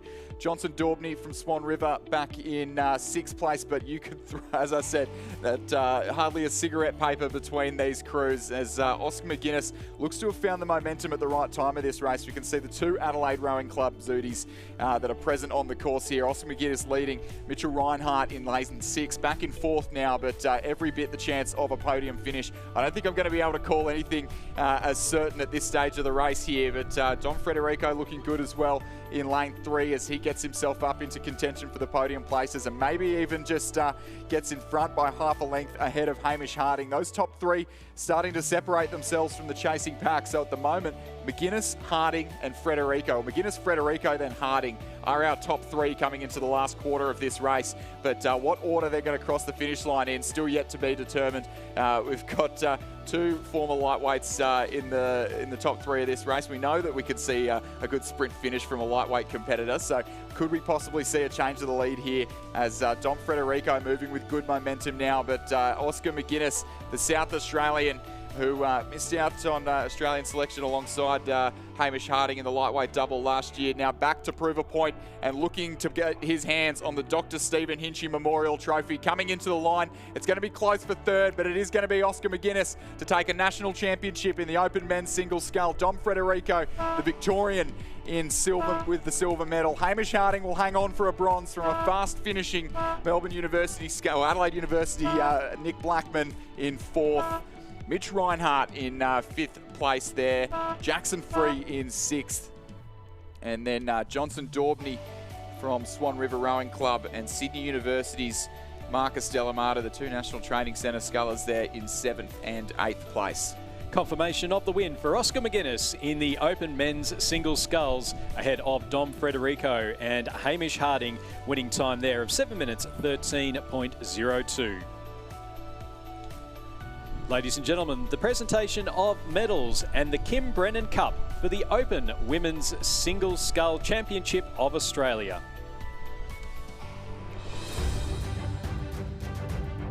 The medals will be presented by Brian Brennan, father-in-law of Kim Brennan and father of Olympic gold medalist Scott Brennan.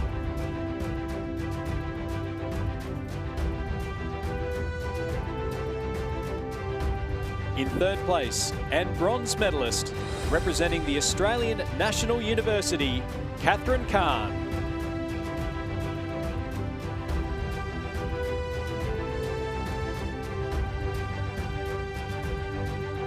She's coached by Nigel Harding and Tom Westgarth. Second place and silver medalist, representing the University of Western Australia, Bronwyn Cox.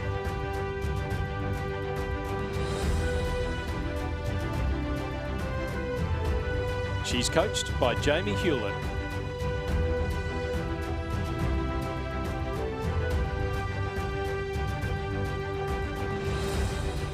And gold medalist and Australian champion for 2025, representing UTS Haberfield Rowing Club, Laura Goulet.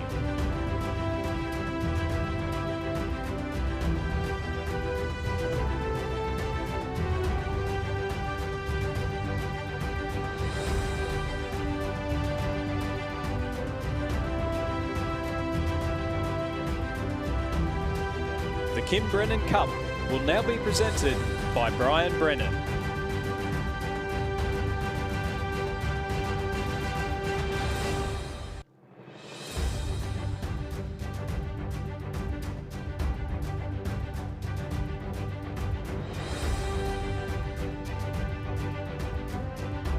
Ladies and gentlemen, please congratulate our medalists in the Open Women's Single Sculls.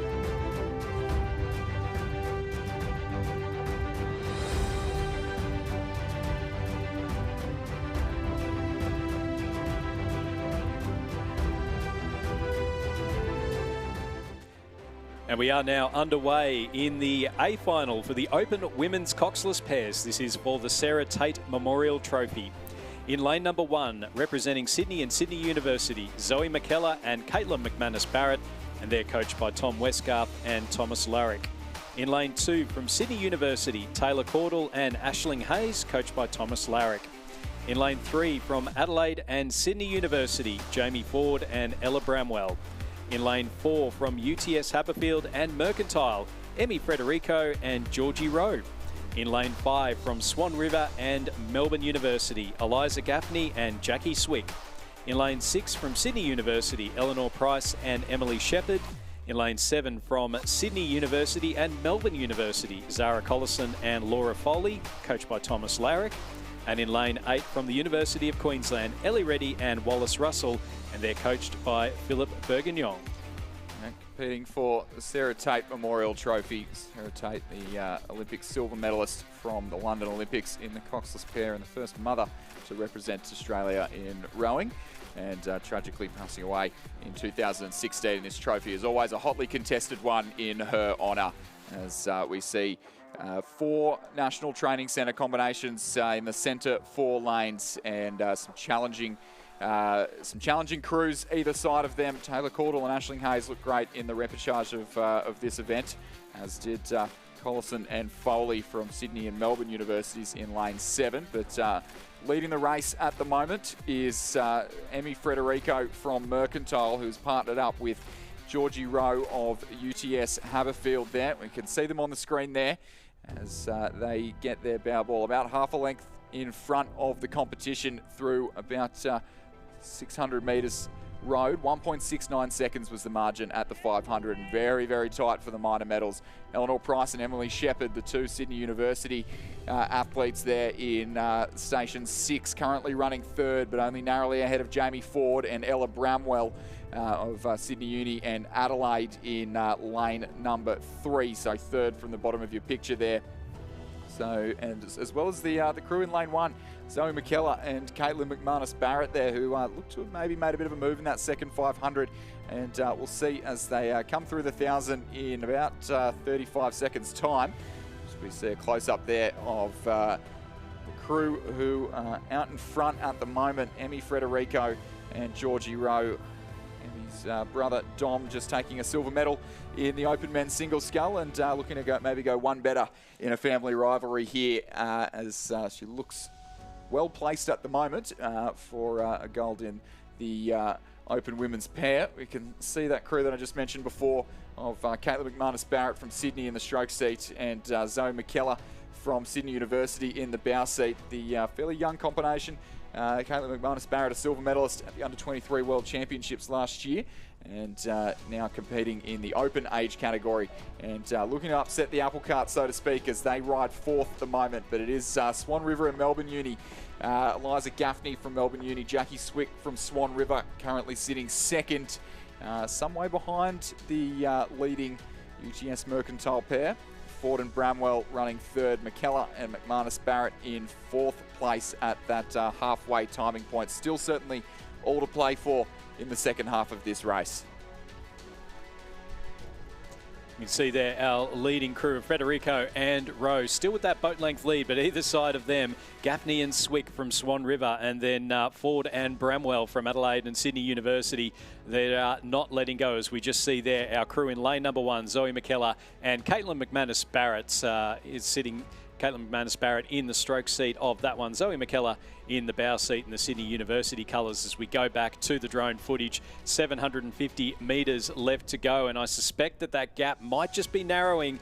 Emmy Frederico and Georgie Rowe have led from the start, but over on their left-hand side, the right-hand side of the screen, Eliza Gaffney and Jackie Swick are not letting go. They're just maintaining contact with the crew, with the UTS Mercantile Composite out in front, and themselves pulling away just a little bit ahead of the Adelaide Sydney University Composite in lane number 3. And then that crew of McKellar and McManus-Barrett sitting in fourth place. There's all to play for. It's not quite Razors Pashmina, but it is certainly with some very tight racing coming up. I would say there's about 5 crews that are all in with a medal shot, and if you included the other 2 on the far side, that is Sydney University, Price and Shepherd, and then Collison and Foley from Sydney and Melbourne universities, also not completely out of the running if they make a very good sprint over the final 500. Yeah, just saw a little bit of steering there from Ford and Bramwell, who are currently placed third, but certainly will be very cognizant of the challenge coming from the 2 crews on their right. The Sydney and Sydney Uni crew still only half a second off that podium place, and the all Sydney Uni crew there of Caudle and Hayes sitting in 5th place. Both of those 2 crews looking to maybe get a look in for a medal, as is the crew on the far side of the course there in lane 6. Price and Shepherd, the all Sydney University National Training Centre combination.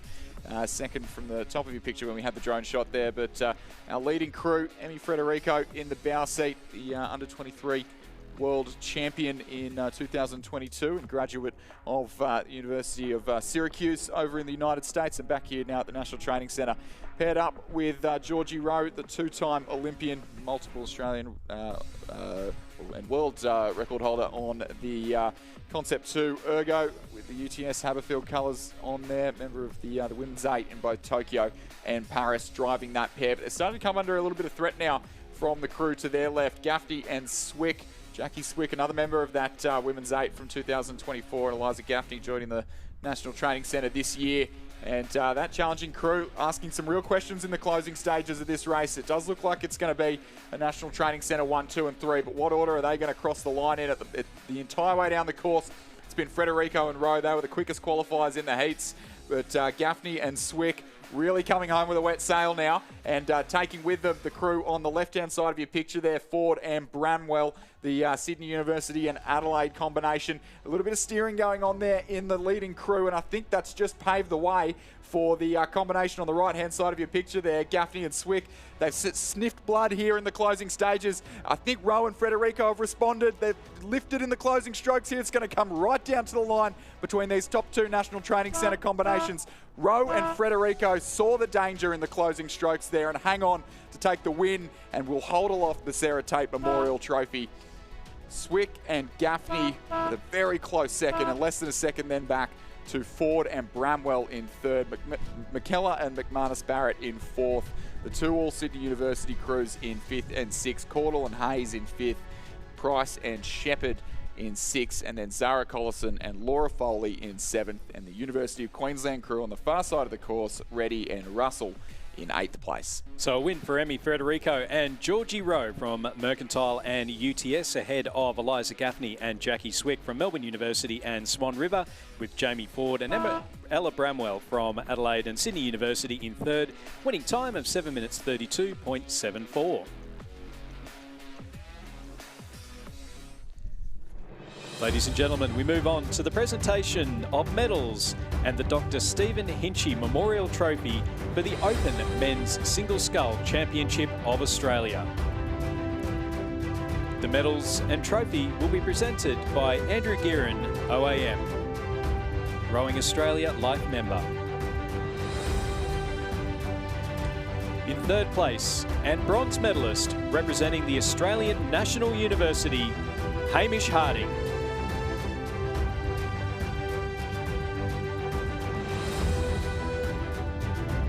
Hamish is coached by Tom Westgarth.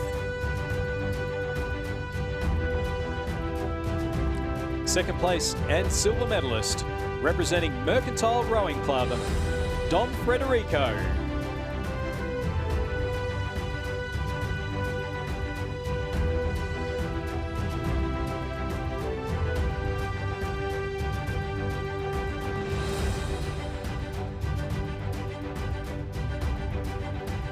And gold medalist and Australian champion for 2025, representing Adelaide Rowing Club, Oscar McGuinness.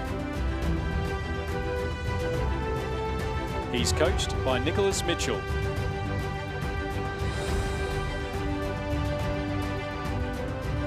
The Dr. Stephen Hinchy Memorial Trophy will now be presented by Andrew Gearin, OAM.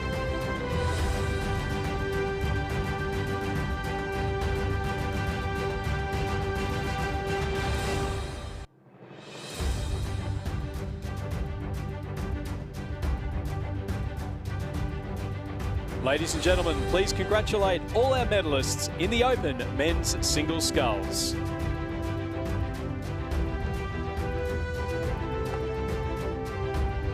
As we see the silver and bronze medalists lifting Oscar McGuinness aloft with his Dr. Stephen Hinchy Memorial Trophy. What a great race that was. And as we move on to the last of our Open events, we do have the B final first of the Open Men's Coxless pair. And in this B final in lane number 4, representing Army Rowing Node India, we have Sunny Kumar and Iqbal Singh, and they're coached by Ramakrishnan Ramachandran, Lava Kumar and Anthony Patterson. And in lane 5, representing Cand and the University of Queensland Boat Club, Jonathan Dicevik and Tom Coates, and they're coached by Charles Betts and Randall Martin. And it is that Cand University of Queensland composite crew who have a commanding lead through the 1500 metres. As it's just over 15 seconds ahead of the Army Rowing Node India crew. We'll see a few of those Army Rowing Node India crews, I think, in the double sculls, and then also in the lightweights. They've got some entries into the 8s, I think. Yep, they've got an open 8, they've got an open lightweight 8, they've got a couple of lightweight 4s and quads, so we'll certainly see them out in force in the crew boats, and it's been a reasonable showing thus far, particularly from their lightweights. We've seen with some fantastic sprint finishes in the single sculls. So I'm very keen to see what they get up to in the crew boats. They certainly row very nicely, very tidy indeed. And I don't think either of the crews here in this B final really pushing the envelope of performance here with 250 metres left to row. It is Jonathan Disvick from the University of Queensland and Tom Coates from the Cairns Rowing Club, who, when he's off the water, is the Queensland sales representative for Perfect Balance Rowing, who supply Rowing Australia with their new Filippi boats in the next couple of weeks. But at the moment, stroking this, I think, relatively scratch combination here. I think he's more down here with work and maybe for some club events, but it is the Queenslanders who, with a very steady row down to the finish and enjoying some much more pleasant conditions. I keep saying it, but the conditions do keep on improving as we go through the morning. Seems to be the trend as we throughout the regatta, that we get a little bit quicker conditions as the morning progresses and maybe a bit of a tailwind in the afternoon if we're lucky for the schools races at about 6:30 p.m. tonight. But it is the Cairns and University of Queensland crew who will win the B final here of the Open Men's Coxless pair, and the Army Rowing Node India combination in lane 4 of Sunil Kumar and Iqbal Singh will cross the line to take second in race 329. It always seems to be the case that the good conditions are for the open athletes and the poorer headwind, the bigger headwinds for the under-17s, It's called character building, Stuart. That's exactly right. A win there for the Cairns University of Queensland composite of Dijsvik and Coates ahead of Army Rowing Node India. As we go back now down the course for the A final of the Open Men's Coxless Pairs for the Ted Bromley Memorial Trophy. In lane number 1, representing West Australian and Swan River Rowing Clubs, Riley Rees-Turner and Jack Cleary. In lane 2, from Cairns Rowing Club, Miller Rowe and Darcy Watter, coached by Scott Rowe. In lane 3, from Mercantile and Melbourne University and the National Training Centre, Charlie Petruni and Austin Reiner. In lane 4, from Mercantile and UTS Haberfield and the National Training Centre, Nicholas Pender and Fergus Hamilton. In lane 5, from Melbourne University and Cairns Rowing Clubs and the National Training Centre, Mitch Salisbury and Nick Smith. In lane 6, from UTS Haberfield and Melbourne University, we have Rowan Lavery and Paddy Holt, coached by Tim McLaren and Matt Ryan. In lane 7, from Army Rowing Node India, we have Babalal Yadav and Yogesh Kumar, coached by Ramakrishnan Ramachandran, Lokesh Kumar and Anthony Patterson. And lane 8, from Northeast Rowing Club, Matt Dickenberg and Jack Barrett, coached by Dion Birtwhistle and Trevor Barrett. An interesting race in prospect for the Ted Bromley Memorial Trophy here in the Open Men's Coxless pair. A little bit of illness recently at the Men's National Training Centre has meant that a lot of these crews, not the combinations that they've been training, and sort of got put in at last minute late notice. But Mitch Salisbury and Nick Smith currently doing the best to take advantage of the combinations that they've been placed in, and leading by 2 seconds at the 1,000 metre mark, and I'd say even extending that lead in the third 500, the championship quarter of this race, from the two crews either side of them. So that's to their right, the crew of Rowan Lavery and, or to their left rather, the crew of Rowan Lavery and Paddy Holt, both taking a break from the National Training Centre this year, but putting in some fantastic performances, including winning the New South Wales Championships in this event. And the crew, they're currently placed third, and it'll be the crew to their right, Nick Pender and Fergus Hamilton in Station 6, who are currently running in second place. Miller Rowe and Darcy Watter, the all-canned crew, our leading and leading single club crew in this event. So currently just outside of the medals. The Mercantile Melbourne Uni crew there of Charlie Petruni and Austin Reiner in fifth. And a little way off challenging for the medals as our top three start to converge and move away from the chasing pack now. So pretty much all the way down the course, it has been Salisbury and Smith there, second from the right-hand side of your picture on the live stream. But just to their right-hand side, Pender and Hamilton have just moved through in with about 300 metres left to row.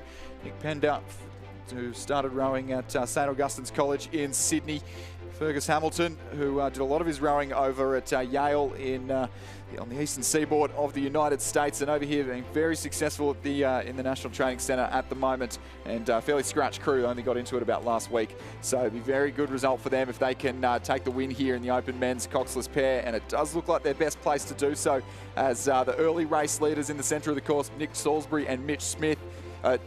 and Mitch Salisbury drop back to bronze medal contention. Paddy Holt and Rowan Lavery on the right-hand side of your picture, going with the National Training Centre combination. These two are break from the centre. Paddy Holt's been out with surgery. It's be a fantastic result for them to get up here, but I don't think they're going to hold on in the closing stages. It's going to be the crew in lane 4. That's the combination of Nick Pender and Fergus Hamilton. They'll be national champions in the open men's coxless pair. Holt and Lavery hang on for a fantastic silver medal. The bronze medal will go the way of the Mercantile Melbourne Uni, Melbourne Uni and canned crew, of Salisbury and Smith. The all-canned crew just hanging on for 4th, ahead of Batruni and Reiner for 5th. North Esk on the far side of the course there. Dickenberg and Barrett ahead of Reese Turner and Cleary in 7th place, and the Army Rowing Node India in 8th. Confirmation of the win for Nicholas Pender and Fergus Hamilton in the open men's coxless pairs. 2nd place going to Rowan Lavery and Paddy Holt from UTS and Melbourne University, with 3rd to Mitch Salisbury and Nick Smith from Canned Rowing Club and Melbourne University. A winning time of 6 minutes 45.14.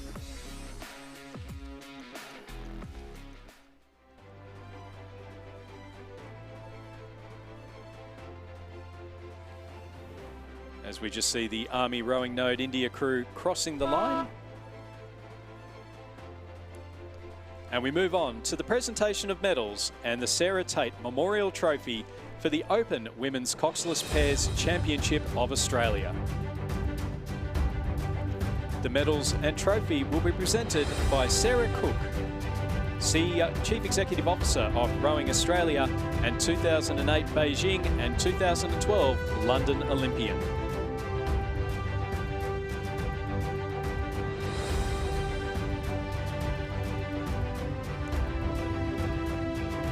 In 3rd place, and bronze medalists representing Adelaide and Sydney University,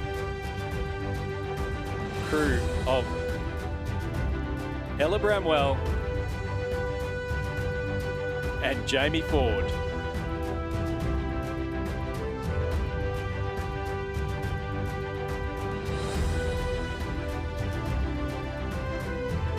In 2nd place, and silver medalists representing Swan River and Melbourne University, crew of Eliza Gaffney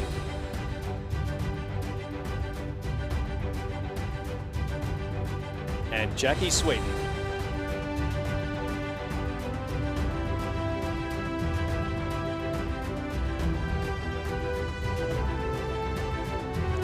And our gold medalists and Australian champions for 2025, representing UTS Haberfield and Mercantile, crew of Georgie Rowe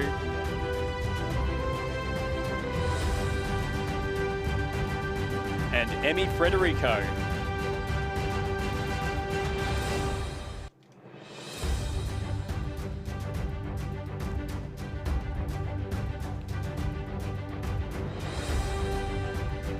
The Sarah Tate Memorial Trophy will now be presented by Sarah Cook.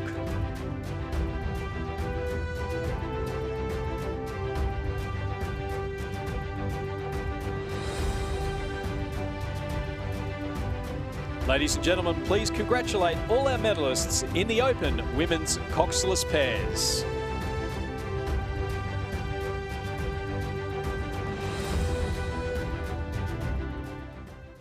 As we move back down the course for the final of the men's PR3 singles sculls. In lane number 2, representing Tasmania University, Michael Taylor, coached by Peter Volker. In lane 3, from Mercantile Rowing Club, Nick Bartlett, coached by Mark Friedman. In lane 4, from Sydney Rowing Club, Flynn Wilkinson, coached by Shane Mulvaney and Brooke Robertson. In lane 5, from the University of Queensland, Mac Russell, coached by Michael Russell. In lane 6, from Adelaide Rowing Club, Sam Stenell, coached by Christine McLaren. In lane 7, from Nestles Rowing Club in Warrnambool, Aaron Skinner, coached by David Skinner. And lane 8 from Northwest Rowing Club, Jesse Hall, coached by Trevor Barrett. As Chris McCarthy takes a well-earned break to rest his vocal cords, and Ben Homer steps into the commentary. Ben, it's been a fantastic morning of racing, and it looks like it's going to continue here in the para single sculls. Thank you, Stuart. Well, we love the finals to begin on Thursday morning, and well, this is a fascinating race, isn't it? So we've got Flynn Wilkinson, who was the winner of the race for lanes. He won the New South Wales title, and we've got Mac Russell, who he won this title 3 times between 2016 and 2018, 3 in a row. He's in the silver medal position. Do you feel like Flynn Wilkinson goes into this one as the favourite? Look, he is the favourite. He was a very dominant win in the New South Wales Championships. We saw in the race for lanes that Mac Russell looking like he was just taking a little bit easy, finished in second place in that one. But what's really interesting here is that over in lane number 3, you've got Nick Bartlett from Mercantile Rowing Club, who is absolutely flying as well. You can see there on the screen Michael Taylor from Tasmania University, and when they do the drone footage, you'll see that there is a boat following in behind Michael. He is visually impaired. So with the paras, with the visually impaired rowers, they'll have and you can see there the tinny following Michael there at the moment. They'll put them in the outside lanes, and then they'll have the boat that comes down along the in behind them, and they're allowed to say, you know, are they getting close to the boys, where they are relative to the other rowers. What they can't do though is actually coach, so say, give it a push now, do this with your technique, that kind of thing. So it's a bit like when you see in athletics where you've got a you've got a visually impaired runner, you have someone alongside them who is strapped to them to help them run in a straight line. So this is the rowing equivalent of that. And if you are interested in the different categories, I'd encourage you to go to Lexi Global. It has all the categories explained, and you'll see PR3, so coordination affected at a low level in one arm or the ankles, feet, or the loss of limbs. So there's fantastic information there if you're wondering about the different categories across all sports. It's a wonderful website, and comes very much in handy as we see Flynn Wilkinson there through 340.28 through the halfway point. Nick Bartlett in the silver medal position. Mac Russell in the bronze medal, which he won in this event last year. It was Jed Olschwager who won the gold medalist from Paris 2024, and Nikki Ayres won the female race. She's not racing obviously this year. That one's coming up just before lunch, so there's a good opportunity here for some new medalists. Absolutely, and it's great to see the new rowers coming into this category as well. And just on that topic as well, Ben, where you're talking about the para classification. So I am a para rower. I have the tops of a few digits missing. I didn't come with all the bits and pieces that normally come as standard, but it is that in some sports you can be para, in some sports you can't. So rowing for me is actually one of the very few sports that I'm actually a para athlete in, even though most sports involve holding on to something, which is not my forte. But it is worth having a chat to your local rowing association. They'll be able to provide advice on the classification process, and you never know. We're seeing a large number of school rowers in particular. We've got Isabel Egan in the women's single scull for Radford College. Just have a chat. It doesn't hurt to have a chat, and if there is that opportunity to be able to go in, row in the Paralympics, as we saw, you know, Nikki Ayres and Jed Olschwager win the gold in Paris. It was our first ever Paralympic rowing gold medal. So it's well worth having a bit of a chat, and even just going out and competing in your local events as well. Flynn Wilkinson still with that lead, just getting a little bit close to the boys. We saw him yesterday. He demolished the field in the race for lanes a couple of days ago, and that was after a very strong repechage where he was really pushing in the under-23 single sculls as well. So you can see him there just conserving a little bit of energy. It is a preview for the interstate, the para interstate, where we've got Flynn Wilkinson, who'll make his New South Wales debut on Sunday. Nick Bartlett's looking to improve, upgrade his bronze medal from last year. Sam Stenell from Adelaide Rowing Club, he'll be rowing for South Australia. And what is fascinating here is that Mac Russell is a couple of seconds back in fourth place. So our leading sculler, Flynn Wilkinson, well and truly out in front at the moment. And then back a little bit further to Sam Stenell, who's really moving the boat quite nicely. Looking forward to seeing him with Isabel Egan in the double scull coming up tomorrow morning. I think it's the first race of the day. And then Mac Russell sitting, Nick Bartlett sitting in third, Mac Russell sitting in fourth. And then back down the field a little bit further, we've got Michael Taylor from Tasmania University ahead of Aaron Skinner and Jesse Hall from the North Esk Rowing Club. So great to see the new names, and that's not just the names like Flynn, like Sam, but also names like Jesse Hall competing for the North Esk Rowing Club on his home waters. So Flynn Wilkinson with the lead for the Sydney Rowing Club. This is, speaking of people making their para-rowing debut, this is Flynn's debut. And as he's coming up now with about 150 metres or so left to go, it will be a very comfortable win for the man in the light blue Zooty. Coming through in second place, it's still Sam Stenell from Adelaide Rowing Club. So he's been moving the boat quite nicely. Nick Bartlett from Mercantile, he's just starting to up his rate because it's on between Nick Bartlett and Mac Russell from Mercantile and the University of Queensland.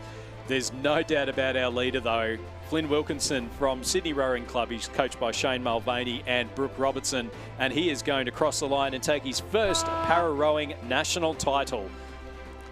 And I think that might be the first para-rowing national title for Sydney Rowing Club as well. Coming through in second place as our next few crews coming up towards the line, it's still Sam Stenell from Adelaide Rowing Club ahead of Nick Bartlett from Mercantile. Sam Stenell will take second. Nick Bartlett, he's going to take third. Mac Russell will finish in fourth place from the University of Queensland. So that might be the first time we've seen Mac Russell finish off the podium in quite a number of years, almost close on a decade for him. Coming through in fifth place, we've got Michael Taylor from the Tasmania University Boat Club. So he's coming down in lane number 2. The other thing to mention with the visually impaired athletes is that you'll generally find them in the outside lanes, given that they've got that boat that follows them down the course. So Michael Taylor will finish in fifth place, and then he'll finish ahead of Aaron Skinner from Nestles Rowing Club. I think a couple of years ago, Aaron Skinner had competed in the most consecutive national titles out of anyone, and he certainly competed last year at Sydney, and then also now here at Lake Barrington. So he's continuing his streak of competing, coming down from Warrnambool, and then Jesse Hall from the North Esk Rowing Club will finish in 7th place.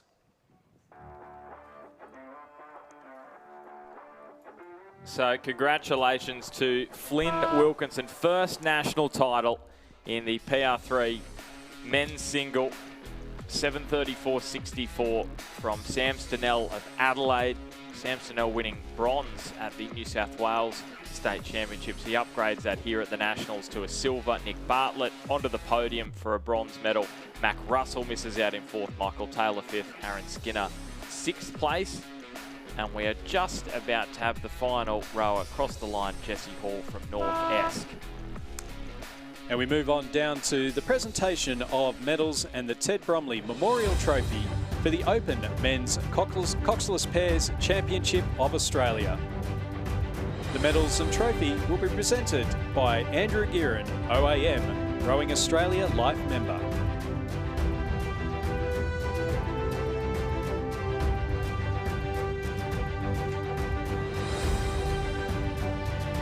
Third place and bronze medalists representing Melbourne University and Cairns Rowing Club. Crew of Nick Smith and Mitch Salisbury.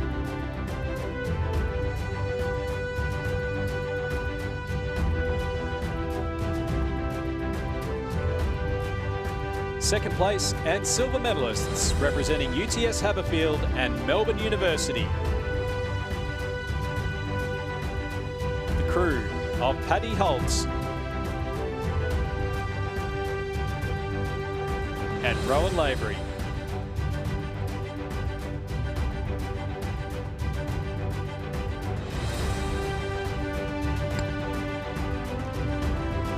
And our gold medalists and Australian champions for 2025, representing Mercantile and UTS Haberfield. The crew of Fergus Hamilton and Nicholas Pender.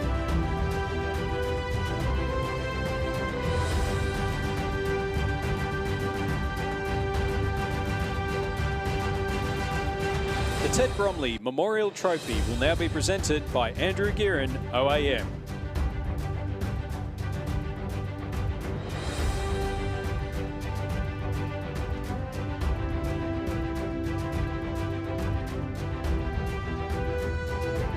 Ladies and gentlemen, please congratulate our medalists in the Open Men's Coxless Pairs.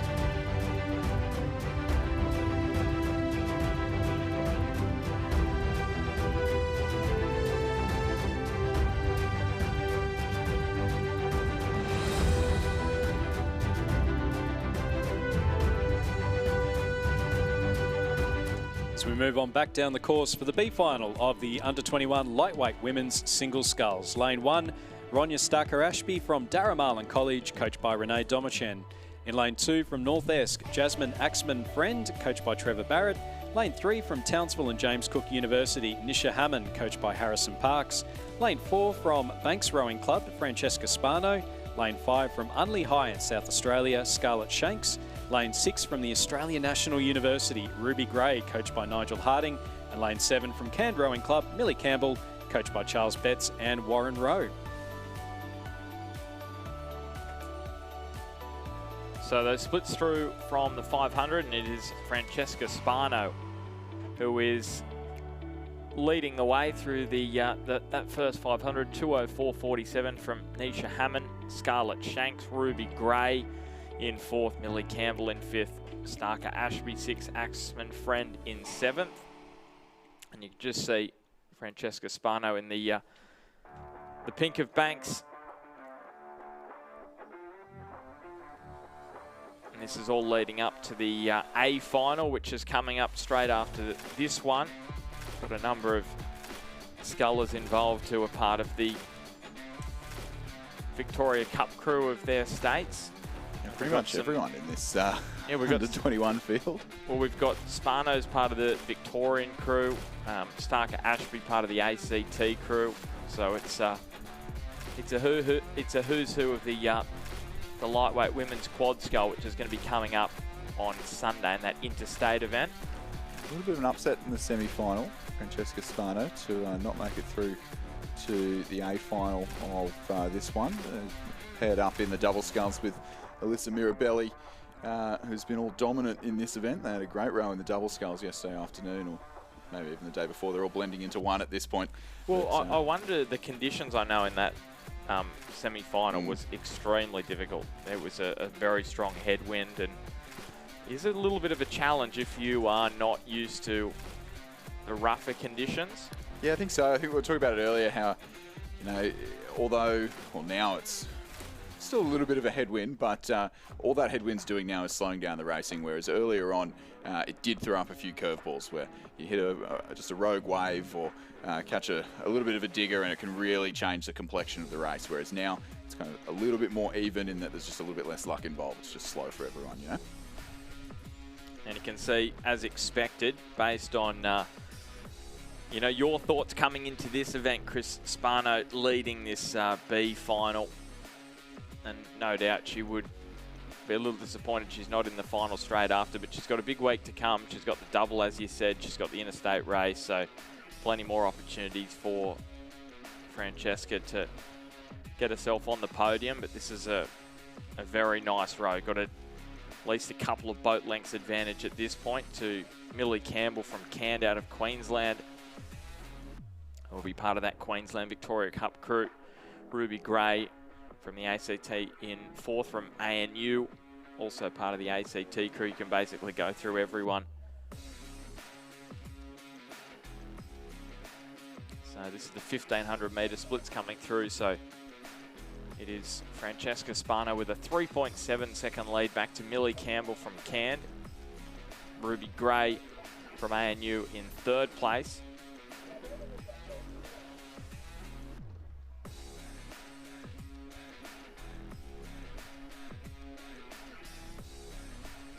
I don't see too much changing in the closing stages of this, although Millie Campbell over there on the far side of the course from Cairns still doing well to stay in touch with the early race leader and the current race leader, Francesca Spano from Banks Rowing Club, that club that is providing so many female lightweight athletes to this competition this week.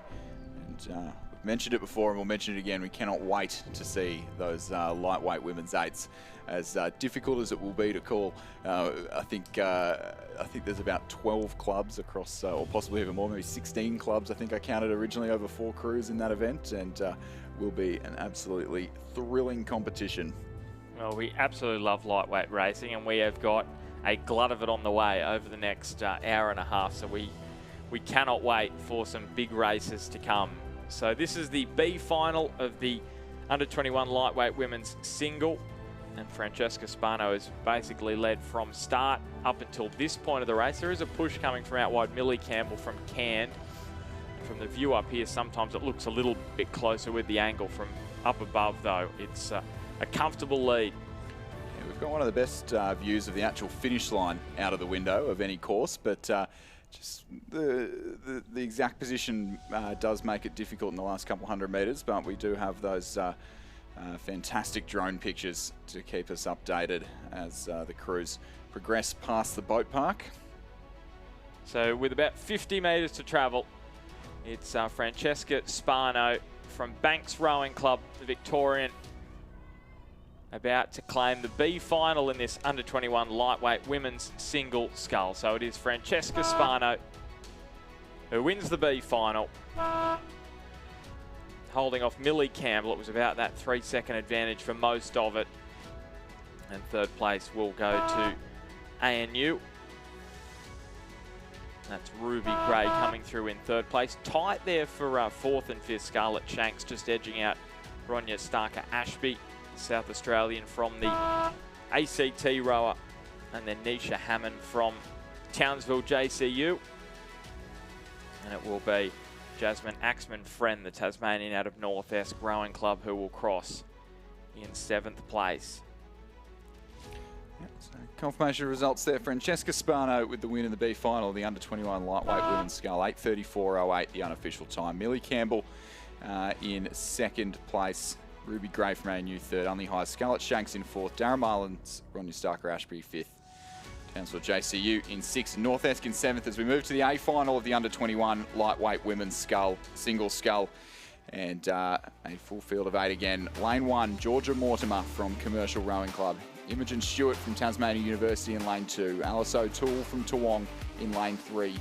Alyssa Mirabelli from Essendon in lane 4. Annabelle McKenzie from Newcastle Grammar in station 5. Sydney Rowing Club's Victoria Binns in lane 6. Tiggy Wake from Toowong in lane 7. And Emily Lang from Adelaide University Boat Club in lane 8. Well, you can see Alyssa Mirabelli coming into this race as raging hot favourite, and you can see why. Almost a 15-second lead. She's absolutely sending it in this under-21 lightweight women's single. Last year it was won by Liesl Page, who we saw a little bit earlier on in the under-23 women's single final, and Mirabella won gold at the New South Wales Rowing Championships from Neve Tierney, who scratched from this event. Has a busy program this week, and Annabelle McKenzie from Newcastle Grammar won bronze. Victoria Binns, who is in 4th at the moment, she won 4th at the New South Wales state title. So Alice O'Toole as well, you can see from Toowong. So that's Mirabella, who's got clear water back to the rest of the field. Alice O'Toole won silver in this event last year. Emily Lang was in 6th. She was 6th in 2024. So here we go. We're coming into the last 100 metres, and Mirabelli with a magnificent lead here, but it is anyone's guess who is going to join her on the podium. It's a real battle here between O'Toole, McKenzie and Binns as they come down to the finishing line. So on the far side of the course, you can see that is Binns. This is Mirabelli crossing the line. So the favourite claiming the title. Then it is a 3-way battle for who gets on the podium. So Victoria Binns from Sydney Rowing Club. Alice O'Toole from Toowong is just in the silver medal position. Annabelle McKenzie from Newcastle Grammar sitting in the bronze medal has just pulled away from Victoria Binns. So it will be O'Toole silver and Annabelle McKenzie claims bronze, just edging out Victoria Binns, as was the case at the New South Wales State Championships. 5th place will go the way of Tiggy Wake from Toowong. And then 6th place, Emily Lang from South Australia. So there's Annabelle McKenzie, we just saw a moment ago from Newcastle Grammar. Now I can tell you that's Newcastle Grammar's first Nationals medal since 2022, but it's their first non-composite Nationals medal since 2018. So that's a 7-year drought for Newcastle Grammar, and you've got to give a lot of credit there to Brad Smith and Jack Hanley, who are heading up that program. Great job there, and doing a great job of getting you some accommodation for the week as well. No, only one night, only one night. So congratulations to Alyssa Mirabelli winning the gold medal, Alice O'Toole silver, Annabelle McKenzie the bronze. Move now to the presentation of medals for the PR3 Men's Single Scull Championship of Australia. The medals will be presented by Andrew Gearin, OAM, Rowing Australia Life member. Third place and bronze medalist, Nick Bartlett from Mercantile Rowing Club. Was coached by Mark Friedman.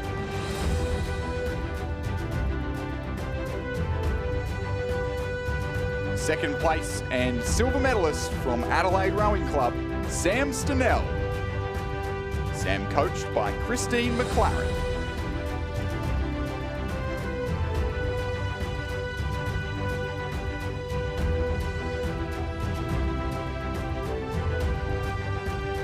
Gold medalist and national champion for 2025 from Sydney Rowing Club, Flynn Wilkinson. Flynn coached by Shane Mulvaney and Brooke Robertson.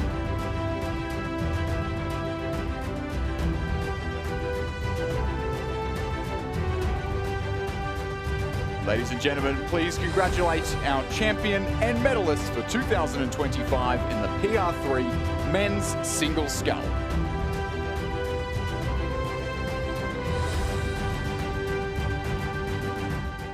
Turn back to the course now, and sticking with the lightweights, the B final of the under-21 lightweight men's single scull well and truly upon us now in the closing stages of the race.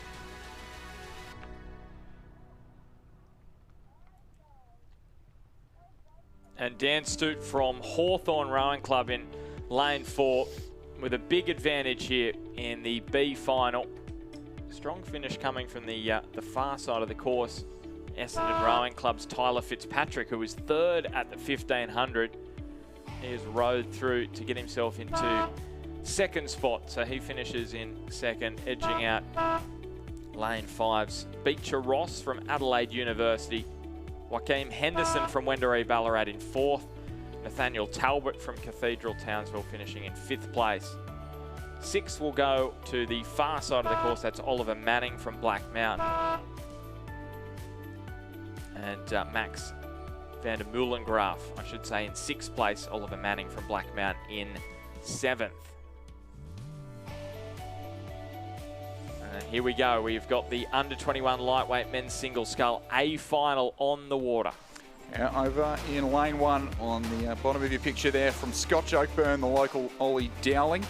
Rockhampton Fitzroy in lane 2 with Harry Brandt. Scots College from New South Wales in lane 3, Samuel Ireland. Morris College in the ACT in lane 4, represented by Garvin Hayes.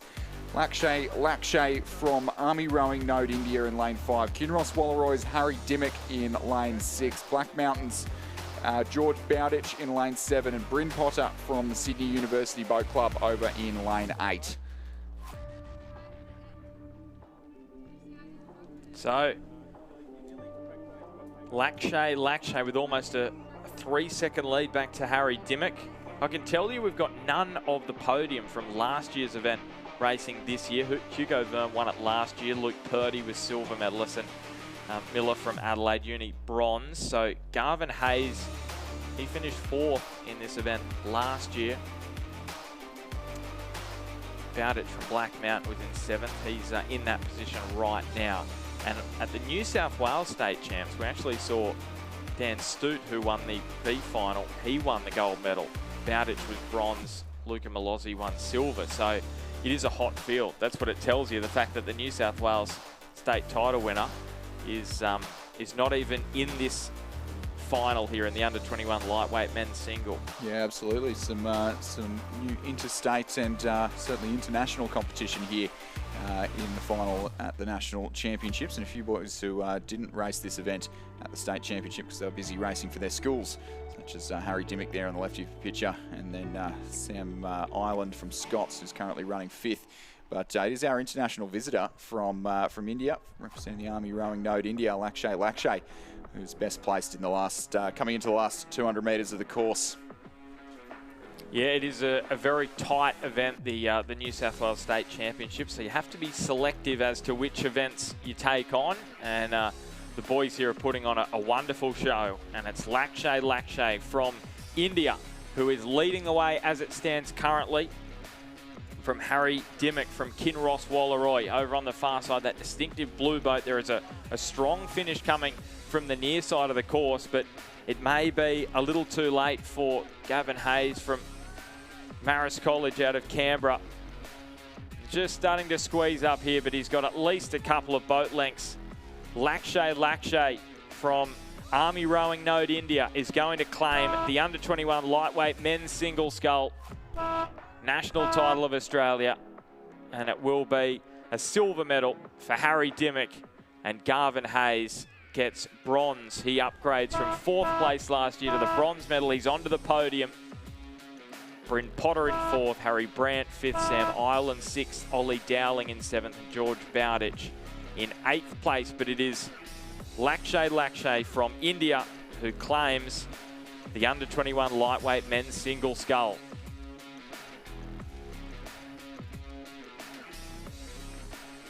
$7:29.03, the unofficial time there for Lakshay, the Army Rowing Node India. Harry Dimmock from Kinross takes the silver medal, and Gavin Hayes from Marist College secures himself the bronze, well clear of Bryn Potter from Sydney University, Harry Brandt in 5th, Samuel Ireland 6th, Ollie Dowling in 7th, and George Bowditch from Black Mountain Rowing Club in 8th place.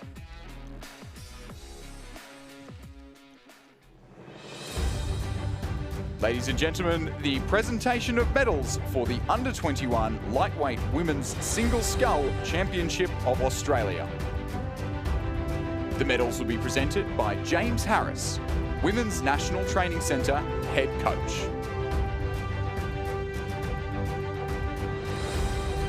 Third place and bronze medalist from Newcastle Grammar, Annabelle McKenzie.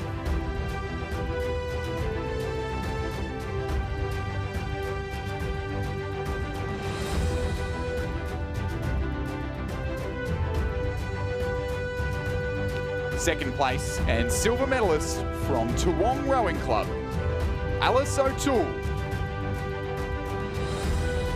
Was coached by Alex Field, Jack Price and Hamish Cooney.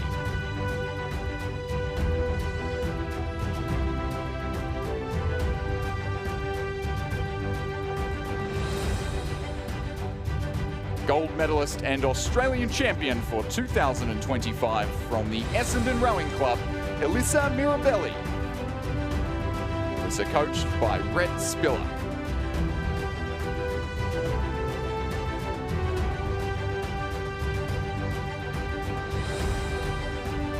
Ladies and gentlemen, a round of applause for our national champion and medalist in the under-21 lightweight women's single scull.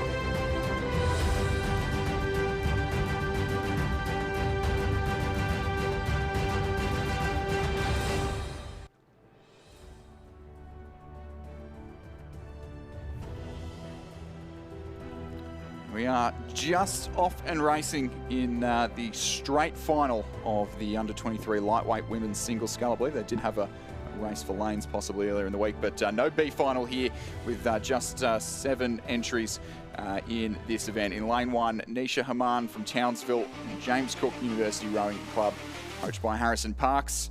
Lulu Colgrave from Adelaide Rowing Club in lane 2, coached by Ron Mobbs and Darren Potts. University of WA in lane 3, represented by Isabella Utley, coached by Roland Warren. The Tasmanian rowing for Sydney University Boat Club in lane 4, Phoebe Teal, coached by Alfie Young and Alan Bennett. Emily Brennan from Banks Rowing Club in lane 5, Neve Tierney from Sydney Rowing Club in lane 6 and Sarah Berretree from UTS Haberfield Rowing Club in lane 7, coached by Sam Fennessy. So Chris, Nisha Haman just raced in the under-21 lightweight women's single scull B final at 11:05, and she's back on the water at 11:30.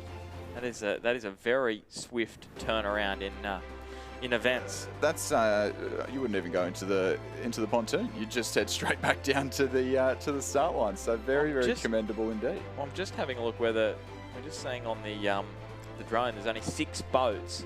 Is lane 1 empty? Yep. It looks as though she is. So yeah, I was thinking that is a very short turnaround for a 2K race. If you're doing 1Ks at Masters, easy, get back to the start. But 2Ks at Nationals. That's pushing it. That's pushing it, certainly. It's set to be an intriguing race, this one. We've seen throughout the doubles races and some of the other lightweight events that we've had a bit of unpredictability in this under-23 lightweight women's field. And just to back that up, top 4 separated by less than 2 seconds, less than a boat length from 1st to 4th at 500. So New South Wales state titles, Phoebe Teal from Sydney Uni, ex-Buckingham. She'll be actually part of the Tasmanian Victorian Cup crew. She won the state title in New South Wales. Brennan from Banks Rowing Club, silver medalist, and Berretree from UTS won bronze. And interestingly as well, Phoebe Teal raced in this event last year. You don't often see it racing in these age group categories because obviously it's a younger year, and Phoebe Teal finished 8th last year, so looking to get herself onto the podium this year, and it is very difficult to split at this point. Heading towards the 1,000 metre timing check, there is the Sydney Uni sculler, gold medalist at the New South Wales state titles. So Lulu Colgrave and Sarah Berretree, they are off the pace at the moment, those two out the back, but top 4 very evenly matched. So Teal there, Uni of WA, sculler Isabella Utley, who is leading at the 500.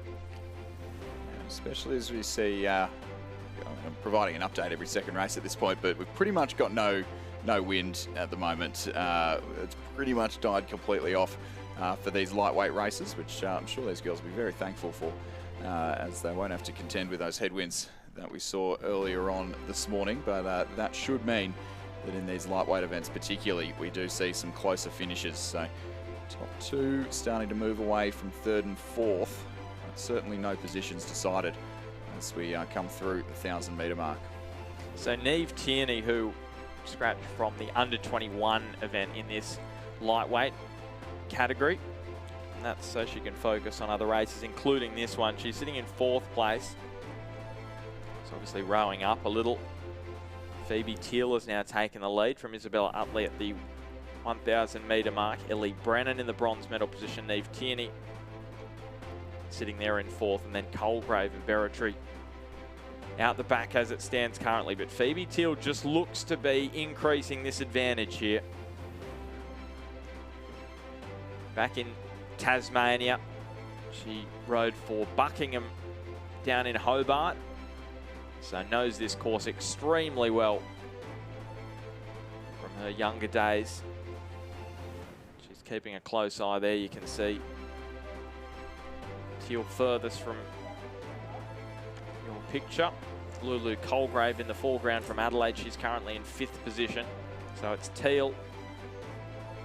And we're not just trying to make a story when we say we know that these local Tasmanians know the course. It is a little bit of a difficult course when you're used to circ. You've got sort of the bank coming in and away from you as you come down the course. It's a little bit hard to gauge where you're at without, I mean, you still have the distance markers either side of you, but it is just a little bit easy to get lost out there. It's a much bigger lake than even the main section of Lake Ngambie or of West Lakes in WA, and it's particularly Cirque.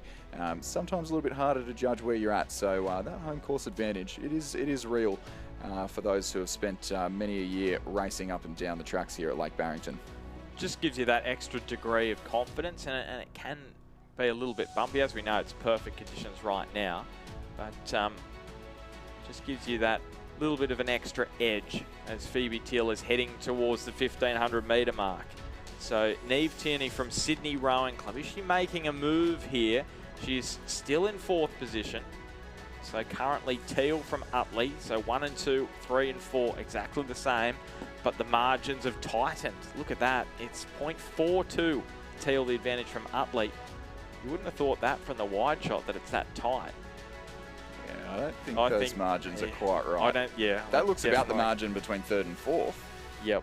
And to be honest, I think it is tighter for Tierney. 3rd to 4th is a lot tighter than 1.73. So this is going to get very interesting inside the last 500 metres as they look to ramp it up. Phoebe Teal, the New South Wales state title winner, part of the Tasmanian lightweight women's quad crew that's going to take part in the interstate racing on Sunday. Yep, that Tasmanian crew unchanged from the combination that finished 2nd last year, I believe. And Neve Tierney on the far side is challenging for a podium now. We'll return to the New South Wales crew on Sunday that took a first victory in a number of years in that event for the Welsh women last year. Well, she's certainly coming, isn't she, Neve Tierney? I know this is exciting you, Chris. Sydney Rowing Club sculler absolutely flying outside here and may even be a chance here at getting herself up into a silver medal position. Phoebe Teal looks to have an unassailable lead at this point. She's got about 50 to 100 metres to travel down the course. The Sydney Uni sculler, but it is another 3-way battle here to get on the podium. Neve Tierney on the far side, Ellie Brennan from Banks, the silver medalist from the New South Wales state titles, and Isabella Utley, who's been in the silver medal position throughout this race. Is it about to be pinched off her? And she's just going a little off course as well, running into the boys. So it's Phoebe Teal out in front. It is going to be between Tierney here and Utley of the Uni of WA for the silver medal position. It is going to be almightily close on the line. It's just going to be the West Australian who hangs on to silver. Bronze goes the way of Sydney's Neve Tierney, and just edging out the New South Wales state title silver medalist in Ellie Brennan from Banks, who misses out in 4th place. So Phoebe Teal, who finished 8th in this final last year, goes all the way to the gold medal. Utley silver, Tierney bronze. Yeah, 8:07.23 for Phoebe Teal of Sydney University Boat Club as she takes the national title in the 23 lightweight women's single. Isabel Utley from University of WA claims silver. Neve Tierney just 0.89 of a second back for bronze for Sydney Rowing Club. Ellie Brennan for Banks in 4th, Adelaide's Lulu Colgrave in 5th, and UTS Haverfield's Sarah Berritry in 6th place.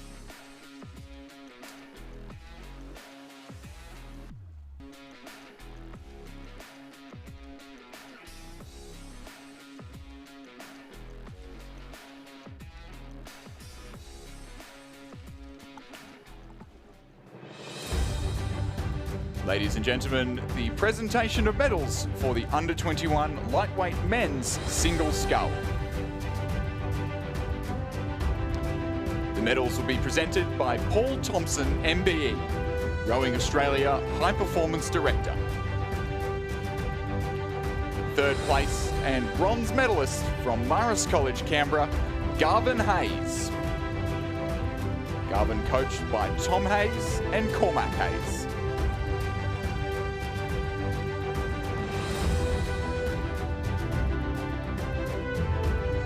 2nd place and silver medalist from Kinross Wallaroi, Harry Dimmick. Harry coached by Ben Watt.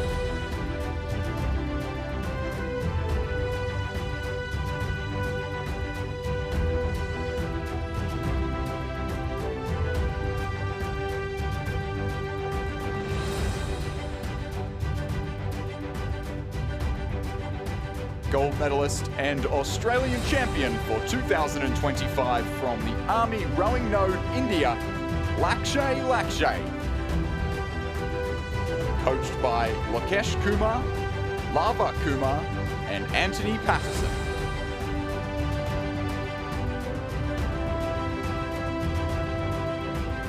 Ladies and gentlemen, a round of applause for our champion and medalist in the under-21 lightweight men's single scull.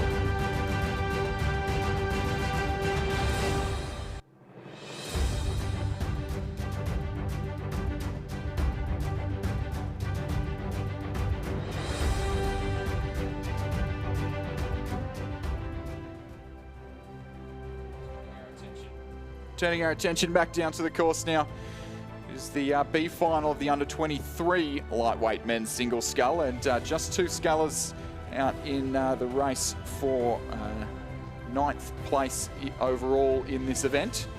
In lane 3 from Townsville JCU, Mika Talbot, and then in lane 4 from Black Mountain Rowing Club, we're getting a close-up shot of there, Matthew Rickard in the red Zudi. So a bit of one-on-one racing here in the B final of the under-23 lightweight men's single. Yep, match race, only Royal Regatta style. Matthew Rickard there, part of Renee Domishen's squad of lightweights at the Black Mountain Rowing Club. Will race in the Penrith Cup for ACT later this week. What a great race this is. Yeah. How good is this? Is, as you said, Henley style racing, one-on-one, and they're going absolutely all the way down to the line here.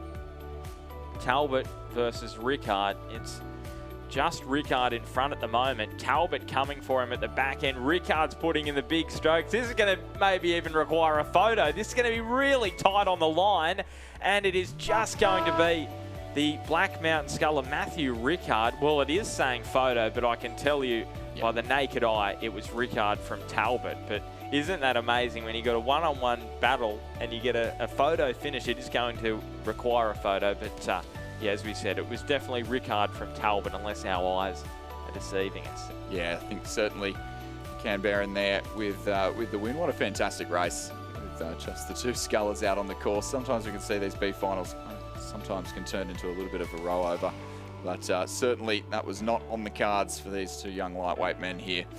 We turn our attention to the main event, the A final of the under-23 lightweight men's single scull. I'm sure this is set to be an absolute cracker. Adelaide Rowing Club in Station 1, Jonathan Mackay, coached by Ron Mobbs and Darren Potts. Fremantle in lane 2, Jacob Cassie, coached by Alex Thompson and David Vandas. Adelaide University in lane 3, Hugo Worm. University of Queensland in lane 4, Riley Williams, coached by Michael Russell. University of WA in lane 5, that's Oliver Cliff, coached by Roland Warren and Jacob Sangster. North Esk in lane 6, Oscar Birtwistle, coached by Dion Birtwistle and Trevor Barrett.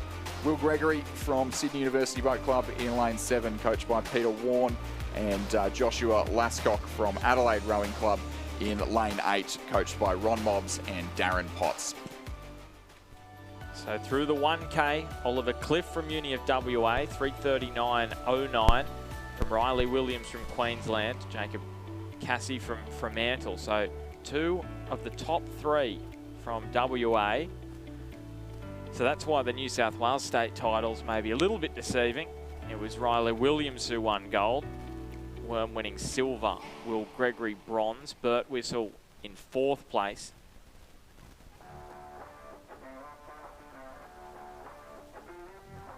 Just heading towards the 1,500 metre point here. You can see those top 5 boats battling it out for 3 medal spots. Even scullers on the inside there, not totally out of it. There are the distinctive colours of Adelaide University. Hugo Worm, silver medalist in Sydney back in February at the New South Wales state title. So Birtwistle, he was actually 4th in this event last year. Williams was 7th, currently in the silver medal position as it stands in lane 4. But out in front, it is still Oliver Cliff from Uni of WA's. They come up to the 1,500 metre mark. Can he hang on here in the last 500 metres? 5:32.63. It's 2.5 seconds to Riley Williams. Jacob Cassie from Fremantle, then Hugo Worm, and Will Gregory from Sydney Uni in 5th place. And based off this, it's going to be a pretty exciting WA Penrith Cup crew. That's Bromley, Cliff, Orton, Cassie. We're going to see Orton in the open lightweight sing a little bit later, the final of that event. But his crewmates in that interstate race are going at it here. Cliff in the gold medal position. You can see him from North Esk's Oscar Birtwistle on screen there. And here is a great view of the last 250 metres. So it's the West Australian, Oliver Cliff, closest to the near side here. That is Fremantle's Jacob Cassie. So he was sitting in bronze at the 1500. He has slipped back into 4th place. There's Will Gregory from Sydney Uni, part of the New South Wales Penrith Cup crew. He was a bronze medalist at the New South Wales state titles. So they'll hear the crowd as they build into this last 100, 150 metres. And it is still the West Australian Oliver Cliff who is leading the way in lane 5. It is a real battle for silver and bronze. Riley Williams from the Uni of Queensland involved in that. So too is Hugo Worm from Adelaide University. He is coming up here, Hugo Worm from Adelaide University. Can he challenge here for the national title? Because all of a sudden it's getting a little bit difficult for Oliver Cliff, who's trying to hold on inside the last 50 metres.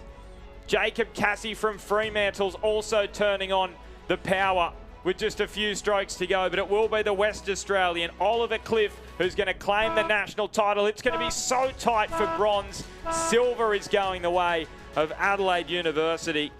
And then bronze for Fremantle's Jacob Cassie. It looked on the line. Riley Williams in 4th, Will Gregory 5th, Oscar Birtwistle in 6th place, Jonathan Mackay in 7th, and then Joshua Lascock from Adelaide Rowing Club is going to finish in 8th. Well, we love lightweight rowing, and that is a prime example, Chris, of why we love it, because it was up for grabs there right until the bitter end. Absolutely. It's please never go away, lightweight rowing. It's just provided us with a great half an hour of racing. A few more races still to come that we're really looking forward to. So Oliver Cliff there hanging on in the end for the University of Western Australia to take the national title. 7:23.24 the unofficial time. Hugo Worm in silver medal position for the Adelaide University Boat Club, and Fremantle in West Australia, Jacob Cassie with the bronze.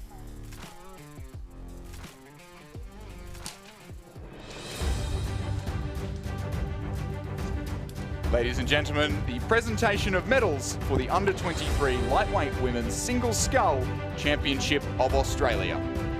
The medals will be presented by James Harris, Women's National Training Centre Head Coach. 3rd place and bronze medalist from Sydney Rowing Club, Neve Tierney.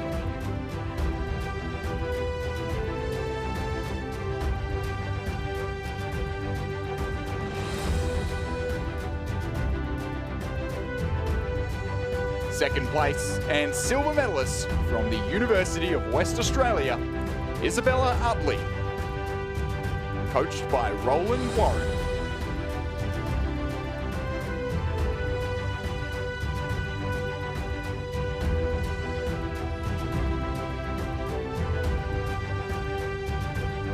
Gold medalist and national champion for 2025 from the Sydney University Boat Club, Phoebe Teal.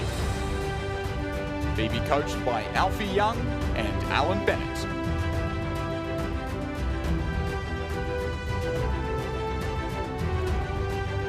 Ladies and gentlemen, please congratulate our national champion and medalist for 2025 in the Under-23 Lightweight Women's Single Scull.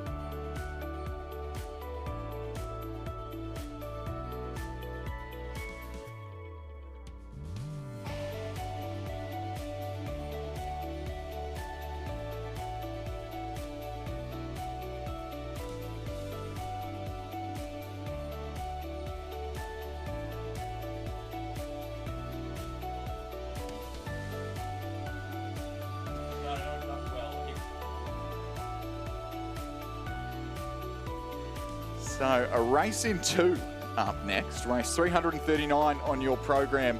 The final of the under-23 lightweight women's coxless pair. So we see the race stopped, as a matter of fact. So only 2 in this event owing to a scratching. And at the 250 metre mark, both of those pairs currently sat stationary. So we'll try and get an update on that and let you know what's going on there if we can. We don't have the breakage rule in rowing anymore that allows a restart in the first 250, so I can only presume would be a full start, but 250 metres is a long way to travel following a full start, so a peculiar case here. Well, we don't have a replay, do we? No, we don't have a replay, but we weren't really following it closely enough as we were having a bit of a chat off air, and it's possible that there could have been a collision there that's forced the racing to stop. We'll wait and see on that one.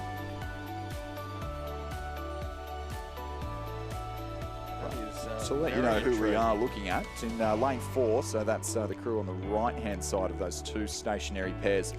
Melbourne University and Banks Rowing Club, Ariel Vanderpoel from Banks, Chiara Chiarelli from Melbourne University, and then on the left-hand side of your screen of those 2 crews, University of Queensland and Melbourne University, we've got Rhea Werner from Melbourne Uni and Nell Murphy from the University of Queensland Boat Club. It looks like those 2 pairs turning around now, so possibly see a reshuffling of the race order. We'll let the next race come down. What would your understanding be in this kind of situation? Would you expect that this race is going to be pushed back in the pecking order, or do you think they'll head back to the pontoons and start again? I would think that they'll try and start the next race on time and then squeeze this one in where they can, and probably just run a little bit behind schedule. You can't bring the next race forward, but looking at it now, it does look like they're heading straight back to the starting blocks there. So a bit of drama. A little bit of drama. Be very interested to know what happened. I'm sure it'll filter through as we get through the day, but yeah, it's not what you want in a national final when you've got medals on the line.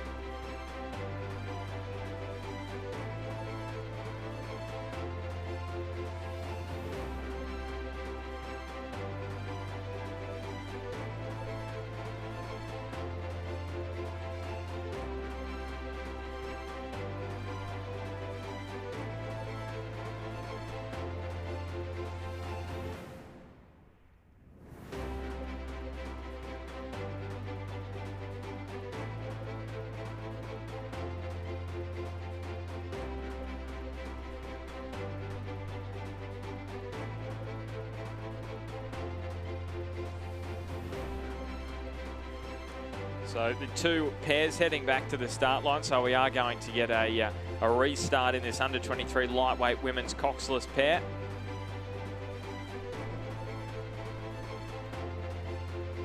So that scratching of Nisha Hammond and Sarah Berretry means that it is between the Melbourne University Banks composite of Ariel Vanderpoel and Chiara Chiarelli. Vanderpoel from Banks, Chiarelli from Melbourne Uni. Uni of Queensland, Melbourne University composite, Rhea Werner of Melbourne Uni and Nell Murphy of Uni of Queensland Boat Club. So just getting themselves sorted here for a reset.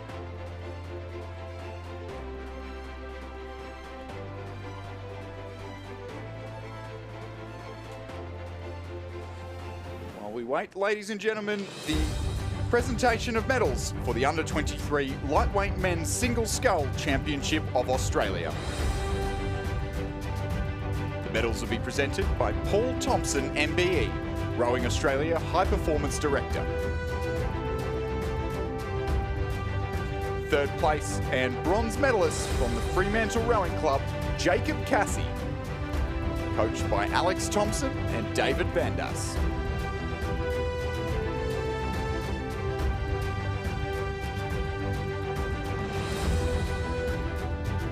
Second place and silver medalist from the Adelaide University Boat Club, Hugo Worm.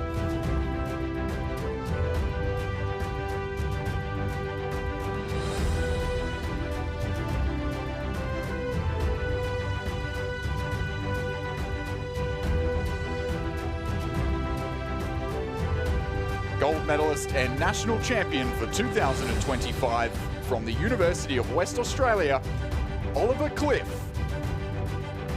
Oliver coached by Roland Warren and Jacob Sangster.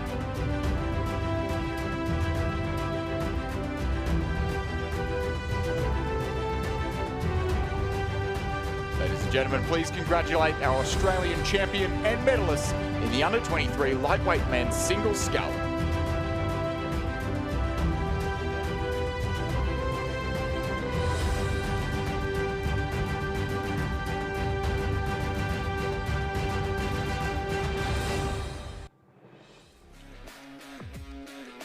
So we're going back here to the start line of the Under-23 Lightweight Women's Coxless Pair Final. Now, Chris McCarthy and I have just been trying to analyse the vision, the replay that we've got on our phones, just scrolling back on the stream. It is very difficult to try and work out what happened because we're on this starting pontoon shot and you see them go into the distance, and then by the time the drone flies in, both boats stop. So it's like we're missing a bit of the Zapruder footage here, Chris. We don't know what happened in the intervening period. I'm assuming there was a clash. I think just there was in a the clash. distance there was an a little oar bit clash. of steering going on that I saw as the umpire boat rushed over with the flag. Yes, I saw a flag move, so I'm thinking oar clash, and that's why we're having a reset here.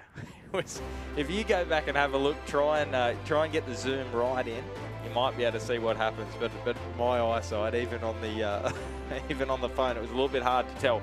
So we're almost getting an action replay as to what we just saw then. Well, I hope for these girls and their coach's sake, we're not going to get an action replay here. Well, for this point, they're both making sure that they're well clear of each other because they were very tight on the middle buoy line between both boats. Right now you can see that crew in lane 4, the Melbourne Uni Banks composite sticking well over.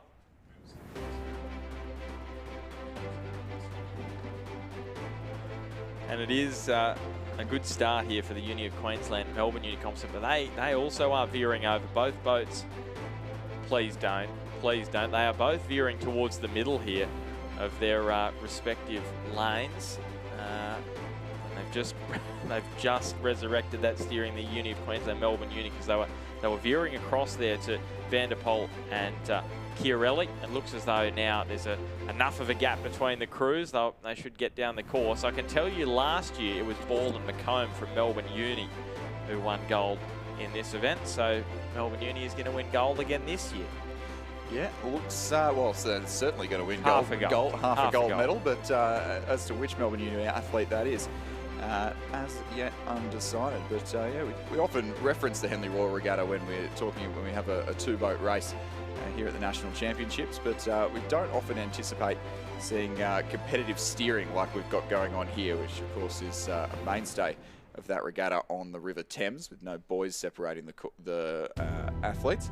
I've heard a little bit around the boat park here that a few people struggling to get to grips with the buoys here, that they're a little bit smaller than usual, and they're set a little bit, seems to be a little bit lower. The water line on the buoys is a bit higher, and especially in the choppier conditions we're seeing, a lot of crews struggling to see the buoys. Well, I'm just wondering, I know all lanes would distinctly feel like they're exactly the same width, but I definitely felt like when I was rowing back down the course yesterday, lane 3 felt a little bit wider than the other course. I don't know whether that's just an optical illusion thing, but if I'm feeling that, then you just get the sense, even if it's an optical illusion based on the lake and different dimensions, that is going to encourage you to steer around a little bit. Yeah. Yep.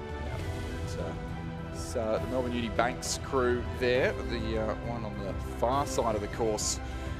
Nation of, that's the crew on the near side of the course there, Ariel Vanderpoel and Chiara Chiarelli, who are just veering out of their lane at the moment. Maybe lane 3 is a little bit quicker.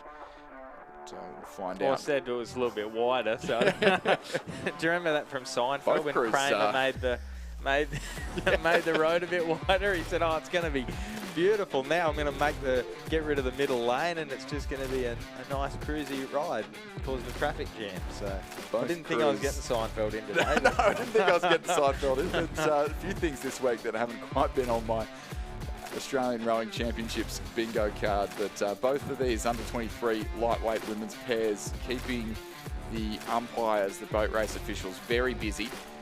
Both of them straight out of their lanes a couple of strokes ago, and both of them, well, not quite back in their lanes, as the Banks Melbourne Uni crew on the left-hand side of our picture, just venturing back into lane 3.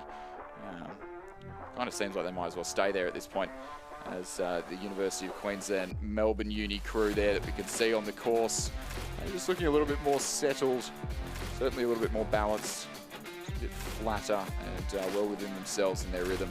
It's a crew of Rhea Werner in the stroke seat and Nell Murphy in the bow seat. Well, let's be honest, for those that might be tuning into rowing for the first time, the pair is the most challenging boat to row.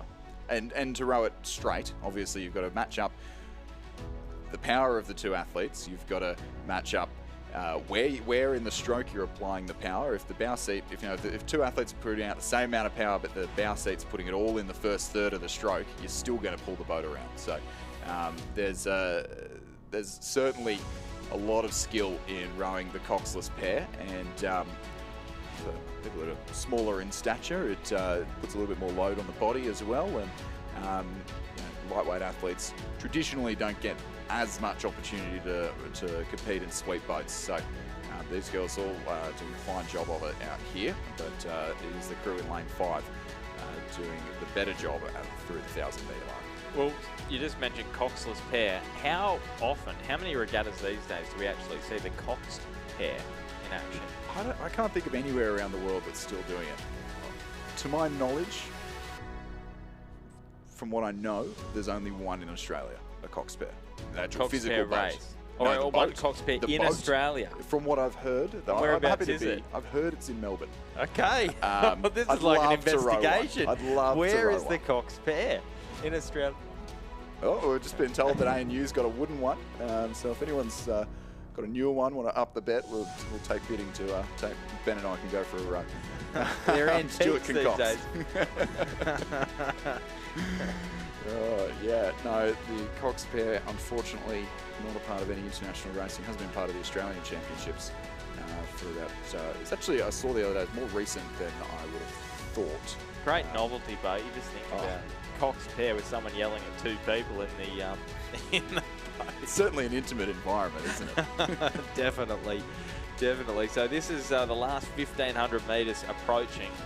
And these two crews have switched sides. So if you're watching your program and you're thinking, hang on a second, what's doing here? Well, due to some steering difficulties, both crews have switched lanes effectively. And that's why we did have to have a reset initially, because there was a clash of oars inside the opening 250 metres.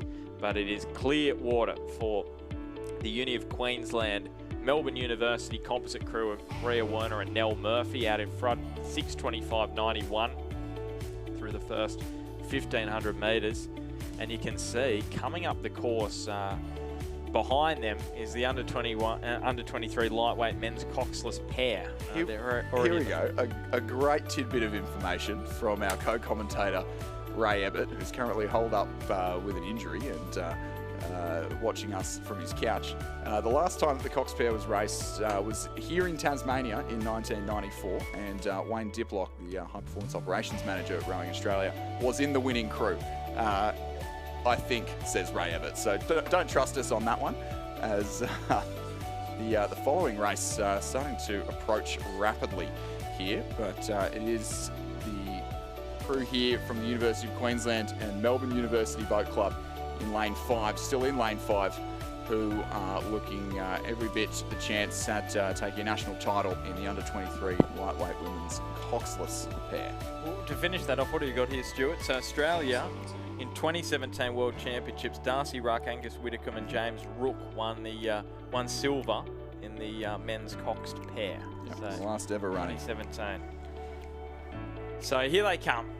It has been a little bit of a journey, this race, because they had to have the restart after the first 250 clash, and now they are about 100 metres away, 150 metres away from a national title. The Uni of Queensland Melbourne University composite of Rhea Werner and Nell Murphy. Now, there's only 2 boats in the race, so it will only be a gold medal handed out in this particular event. And then straight after it, they are absolutely flying down the course. Behind them is the under-23 lightweight men's coxless pair. So we'll quickly try and update you on that event, because they're already inside the last 500 metres as these crews enter the last 50. So it will be a national title here for Rhea Werner of Melbourne University Boat Club in the stroke seat, and Nell Murphy from the Uni of Queensland in bow. So they win gold. Ariel Vanderpoel and Chiara Chiarelli, the Melbourne Uni. Very pleased about it indeed. They're absolutely pumped.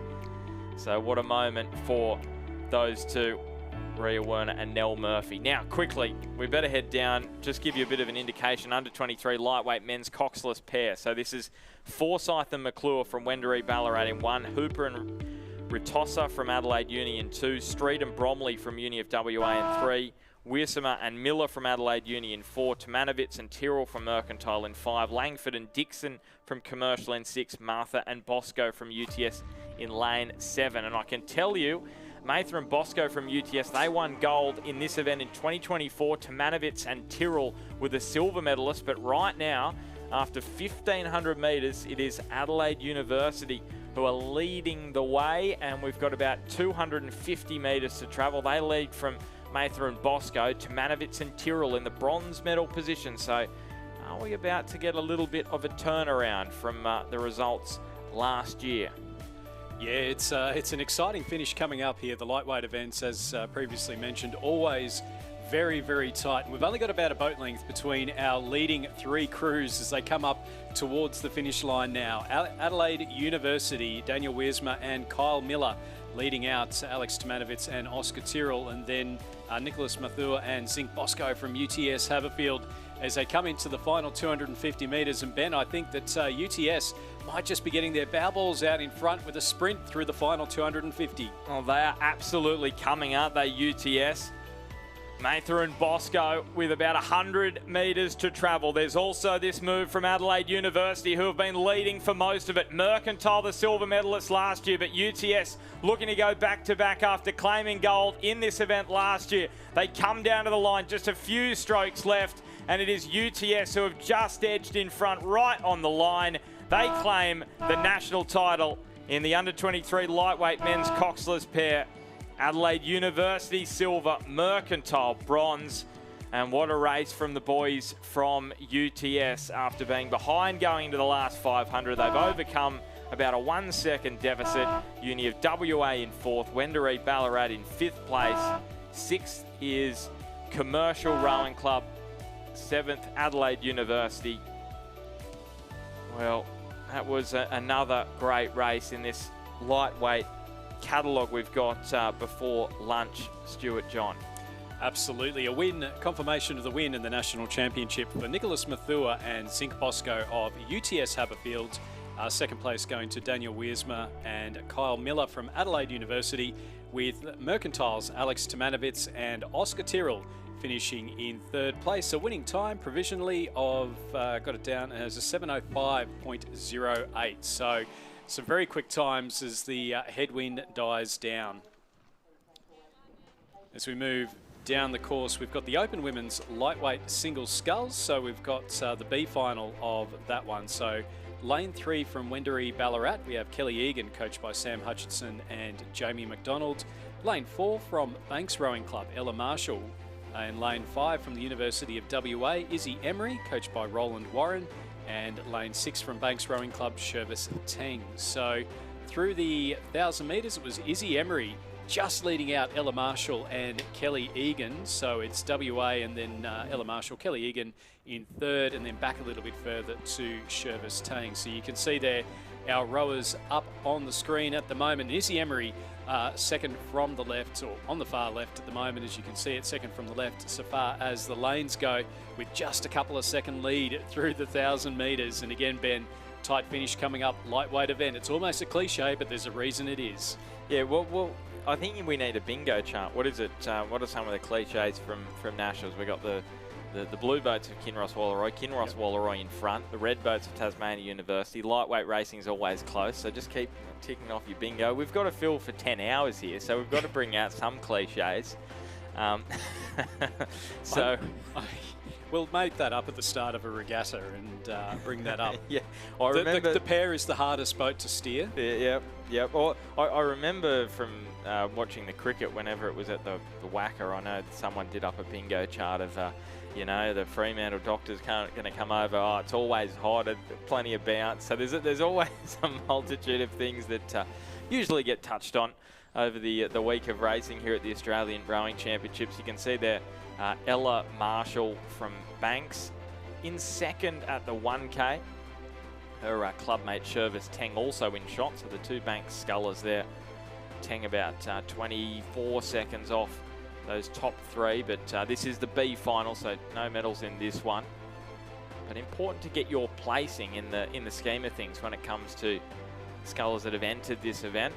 Ella Marshall through now that 1,500 metre time check, 6:24.1. Oh, look at that! Identical. Now that's one for the mathematicians. They'll be loving that. 106, 106. It sounds like a radio frequency. You're listening to 106, the lightweight women single sculls.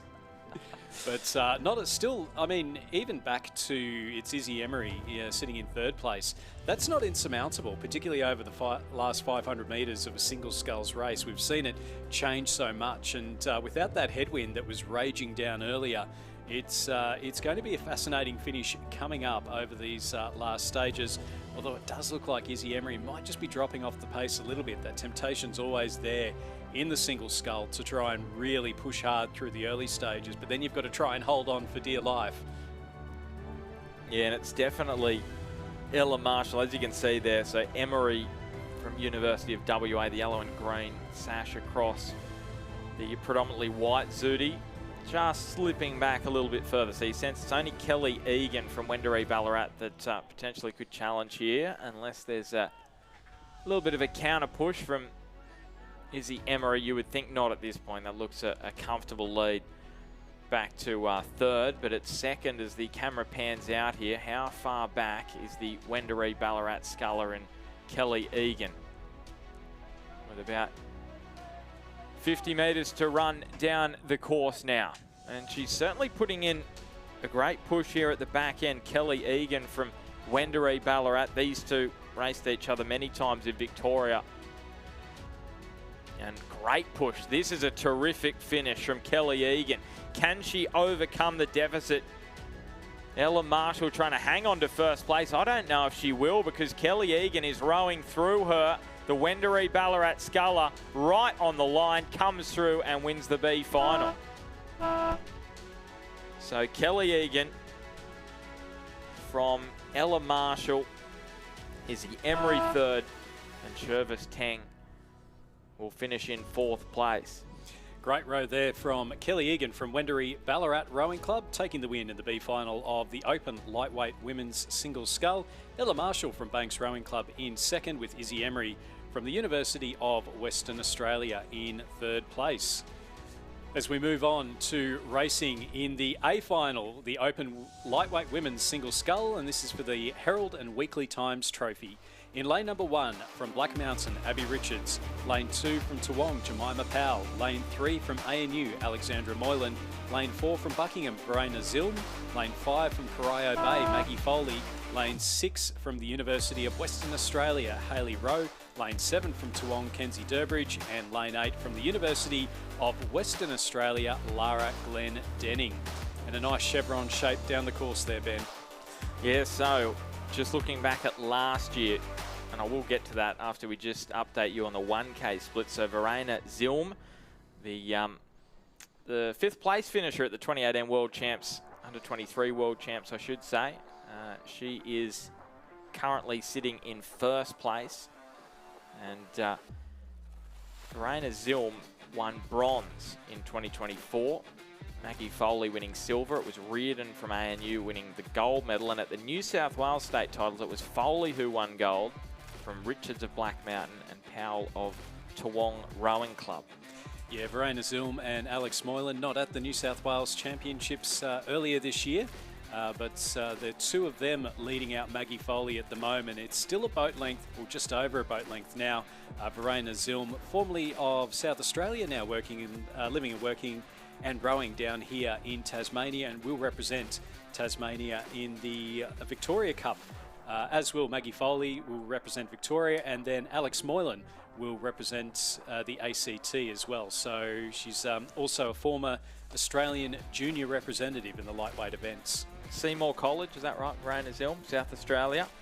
I think so. Yep, and as you said, yeah, we'll be part of that Tasmanian lightweight quad crew to take place on Sunday. So here they come, last 250 metres on the way, and it is Verena Zilm. Now the adopted Tasmanian, we're going to call her. Well, she's going full Tasmanian. She's in the interstate crew, so she's putting all her eggs in the Tassie basket, and it is certainly a wonderful performance from her in her adopted home state from Buckingham Rowing Club. Alex Moylan just on the screen from ANU. Oh no, sorry, that is Buckingham Verena Zilm, sorry. I thought it was just the sun glaring down. Maggie Foley from Corio Bay out of Geelong in the silver medal position. Jemima Powell from Toowong, and then Kenzie Durbridge also from Toowong in 3rd and 4th. But for once, and somewhat of a surprise in a lightweight event, it looks as though these positions may remain at the back end. As soon as I say that, there's a little bit of a squirt coming from Corio Bay over on that far side. But here is a victory on the way, and what a result for Verena Zilm from Buckingham Rowing Club. Alexandra Moylan from ANU comes through in the silver medal position, and then it will be bronze going the way of Maggie Foley from Corio Bay. And then we've got the Toowong Scullers in 4th and 5th. So 4th place to Jemima Powell from Toowong Rowing Club. As I mentioned, bronze at the New South Wales state titles. Kenzie Durbridge in 5th, Hayley Rowe 6th, Lara Glendenning in 7th, and Abby Richards in 8th place. Confirmation of the win for Verena Zilm from the Buckingham Rowing Club here in Tasmania. 2nd place going to Alexandra Moylan from ANU, with 3rd to Maggie Foley from the Corio Bay Rowing Club. As we move to the presentation dais for the presentation of medals for the women's under-23 lightweight coxless pairs. The medals will be presented by James Harris, National Women's Head Coach.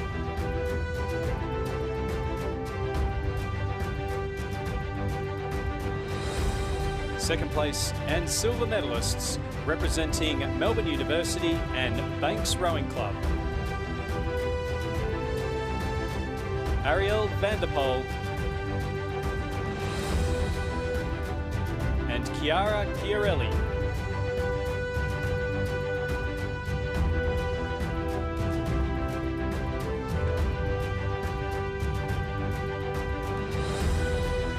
And gold medalists and Australian champions for 2025, representing the University of Queensland and Melbourne University.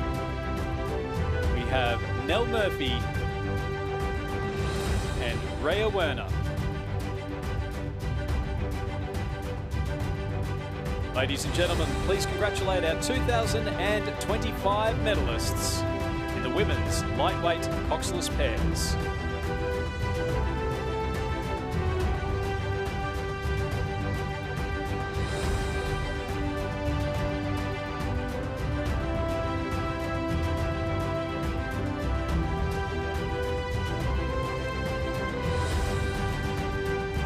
Back down the course now for race number 344. It's the Open Lightweight Men's Single Sculls, the A final. In lane number 1 from North Esk Rowing Club, we have Sam Casey, coached by Dion Birtwistle and Trevor Barrett. In lane 2 from the Army Rowing Node India team, we have Rohit, coached by Lakesh Kumar, Lava Kumar and Anthony Patterson. In lane 3 from Mercantile Rowing Club, Jordan Roberts. In lane 4 from Banks Rowing Club, Nick Zigida. In lane 5 from Nepean Rowing Club, Jason Waddell, coached by Daniel Waddell. In lane 6 from North Esk Rowing Club, Laurie Dean, coached by Dion Birtwistle and Trevor Barrett. In lane 7 from Newcastle Rowing Club, Remy Keats. And lane 8 from Swan River Rowing Club, Michael Orton, coached by Neville Kempton, Mark Beer and Olivia Jones. All right, Stuart, I'm declaring an interest in this one. I'm actually just starting this race. I actually don't know how Jess Fox's dad commentated and watched his daughter in the same event. I'm just watching this.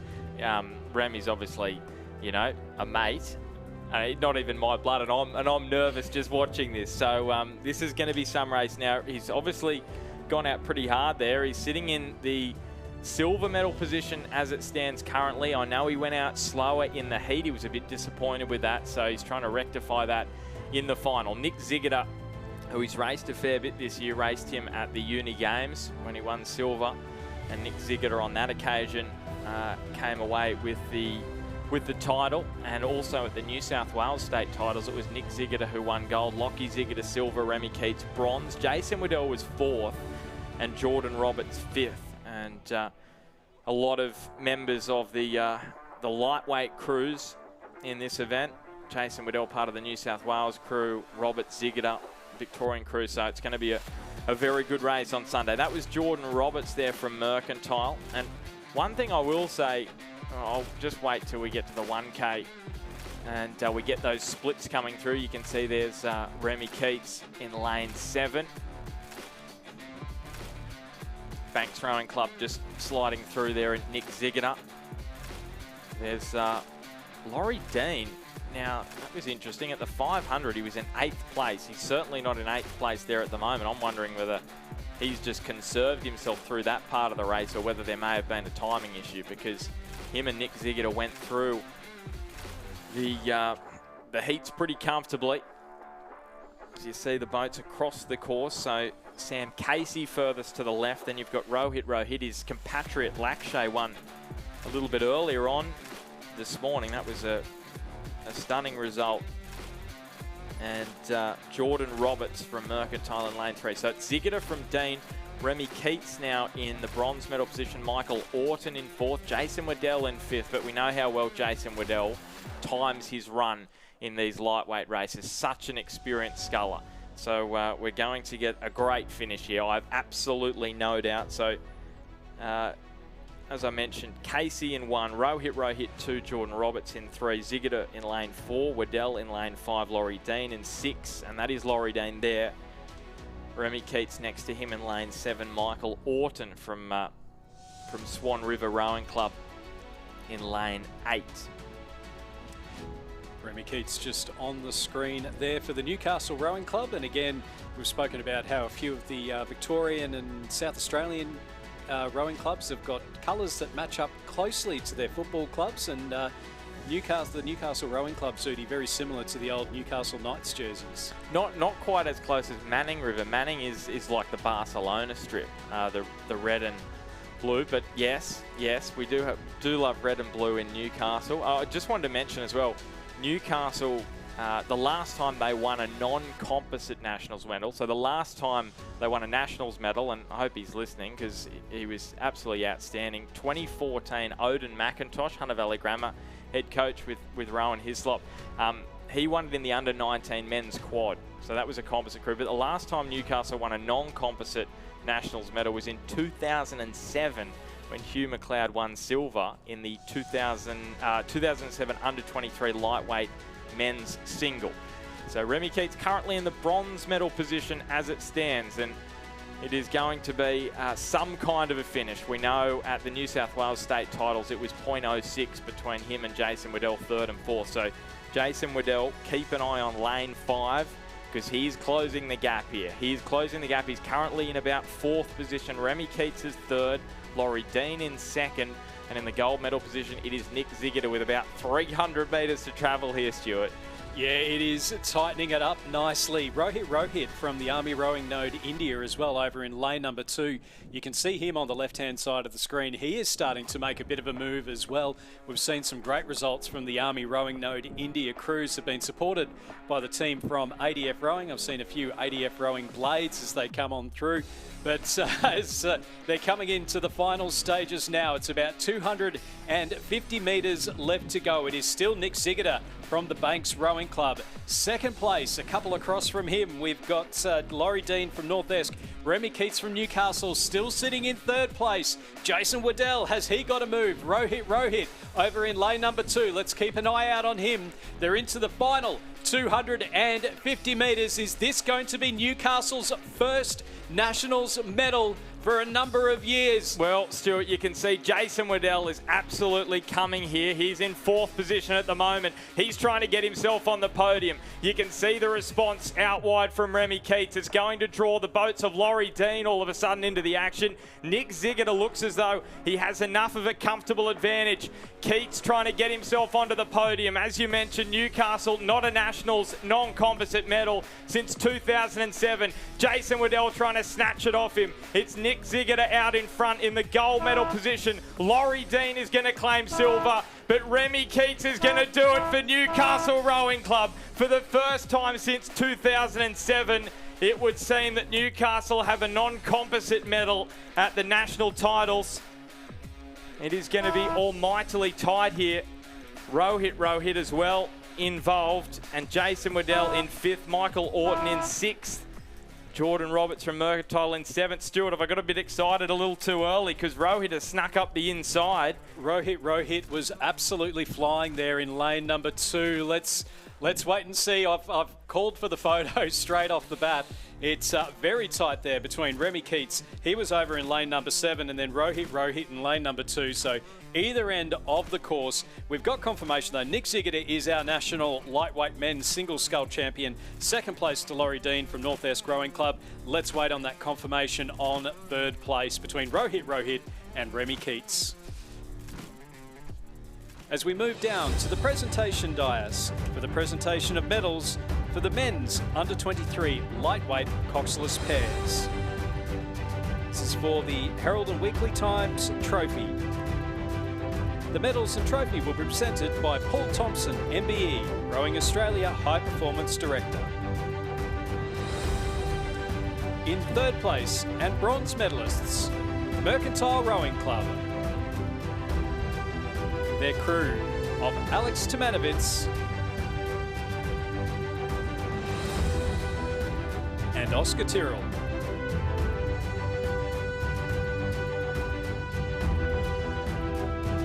They're coached by Tim Frederico. Second place and silver medalists, Adelaide University.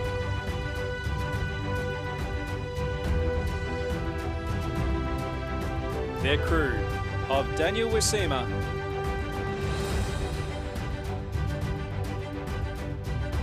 and Kyle Miller.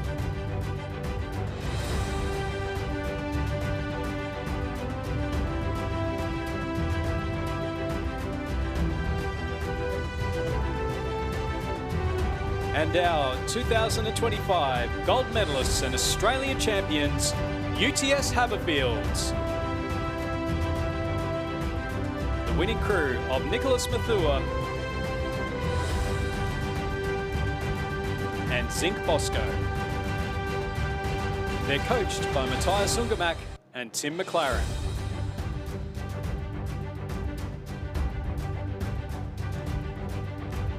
The Herald and Weekly Times trophy will now be presented by Paul Thompson, MBE.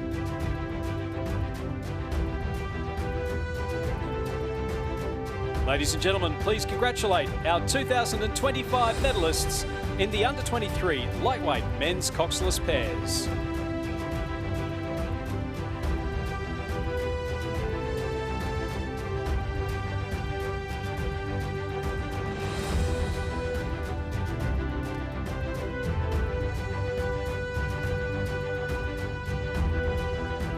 So as we wait for the final results of that bronze medal in the open lightweight men's single scull, We'll move on down to the open lightweight men's coxless pairs. So in lane 2, from Army Rowing Node India, Sunny Kumar and Iqbal Singh. They're coached by Ramakrishan Ramachandran, Lokesh Kumar and Anthony Patterson.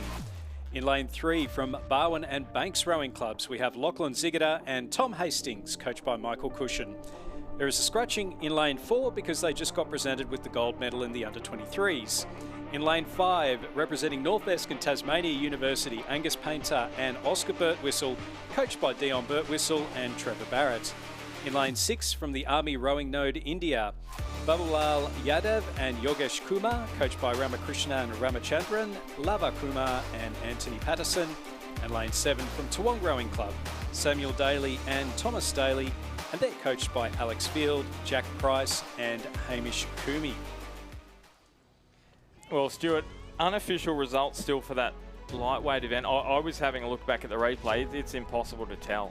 It is impossible to tell who's got that. They're going to need to run their eyes over that photo. What a finish that was. And it's worthwhile pointing out that where we are in the commentary box, it can be a little bit tricky because you don't have that row of boys directly where the finish line is that we do at Cirque. So I think there's been a few times where we've called some interesting ones. Obviously do our best, but it's a very tricky position to be able to try and call it from. So we'll keep an eye out on that one and we'll give you guys the results as they come to hand. I'm just having a look at which boats have been called to the pontoon here, and it looks as though Rohit is rowing away from the medal pontoon. So I'm thinking if that's the case, it would be a bronze. Thinking or you're hoping? Well, I'm hoping and thinking. I don't know. But anyway, let's get to this race and then we can deal with that. Open lightweight men's coxless pair, Army Rowing Node India. In lane 2, Lockie Ziggiter and Tom Hastings. In lane 3, from Barwon Composite Crew, UTS Haberfield in 4, Northwest Tasmania University Composite in 5, Army Rowing Node India in 6, Toowong in lane 7.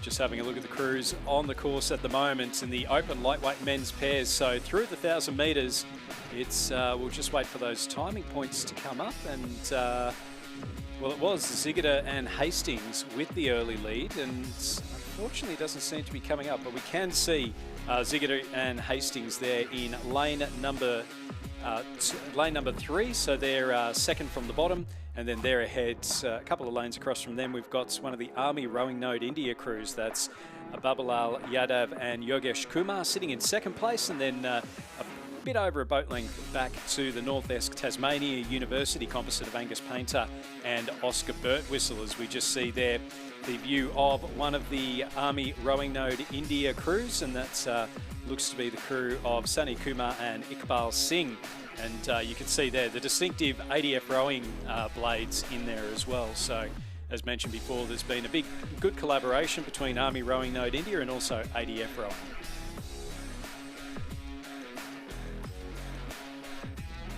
All right, so I can tell you about this event, open lightweight men's coxless pair. Lee and Waddell actually won this event last year. Lee from Leichhardt, Waddell from Nepean. And, of course, the event this year just a little bit more filled by competitors, which is fantastic. I think they were the only boats in the race. 6 boats in it last year. And at the New South Wales State Champs, it was Ziggiter who won gold. I should say it was Daly and Daly from Toowong who won bronze in the under-23 event at the state titles. Mather and Bosco, they won gold. So now here we go. Just getting the official results. So it was Ziggiter, Dean, Rohit who got the bronze by 0.63. 0.63 it was on the line.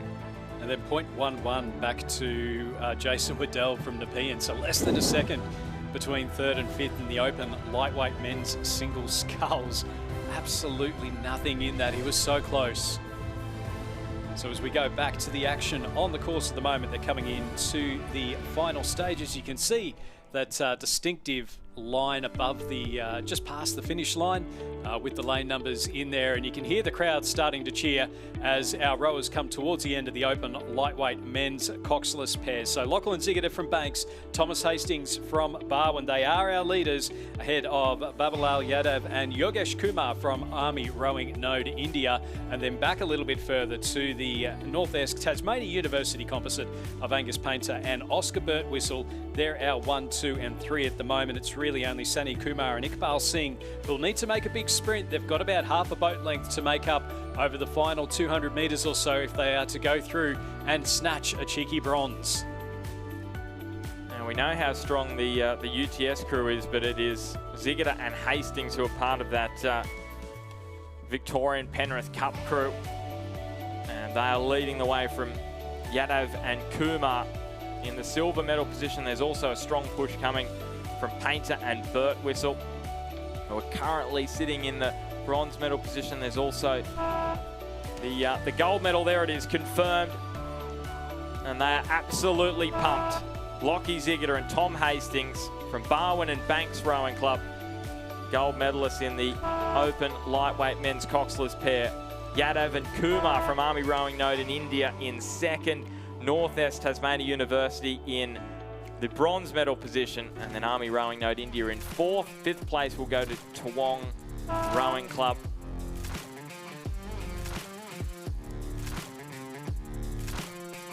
So confirmation of the win for Lachlan Ziggiter and Thomas Hastings from Barwon and Banks Rowing Clubs. Winning time of 6:46.25 ahead of Babalal Yadav and Yogesh Kumar from Army Rowing Node India, and then North-Esk and Tasmania University's Angus Painter and Oscar Birtwhistle. As we move down to the presentation of medals for the Open Lightweight Women's Single Sculls. The medals will be presented by Ellen Randell, Rowing Australia's Women's Senior Coach.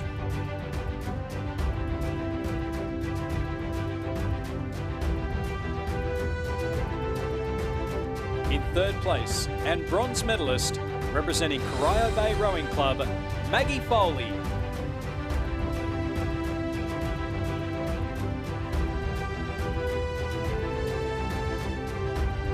She's coached by Lee Hall Sullivan. In second place and silver medalist representing the Australian National University, Alexandra Moylan.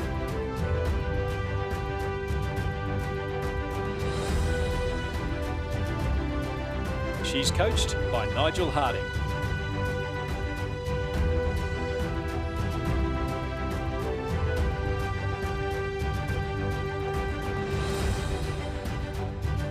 And our winner and champion for 2025, representing Buckingham Rowing Club, Verena Zilm.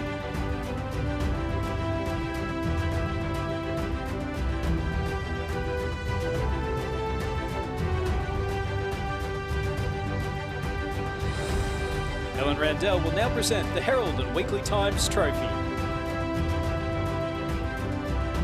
Ladies and gentlemen, please congratulate all our medalists in the Open Lightweight Women's Single Sculls.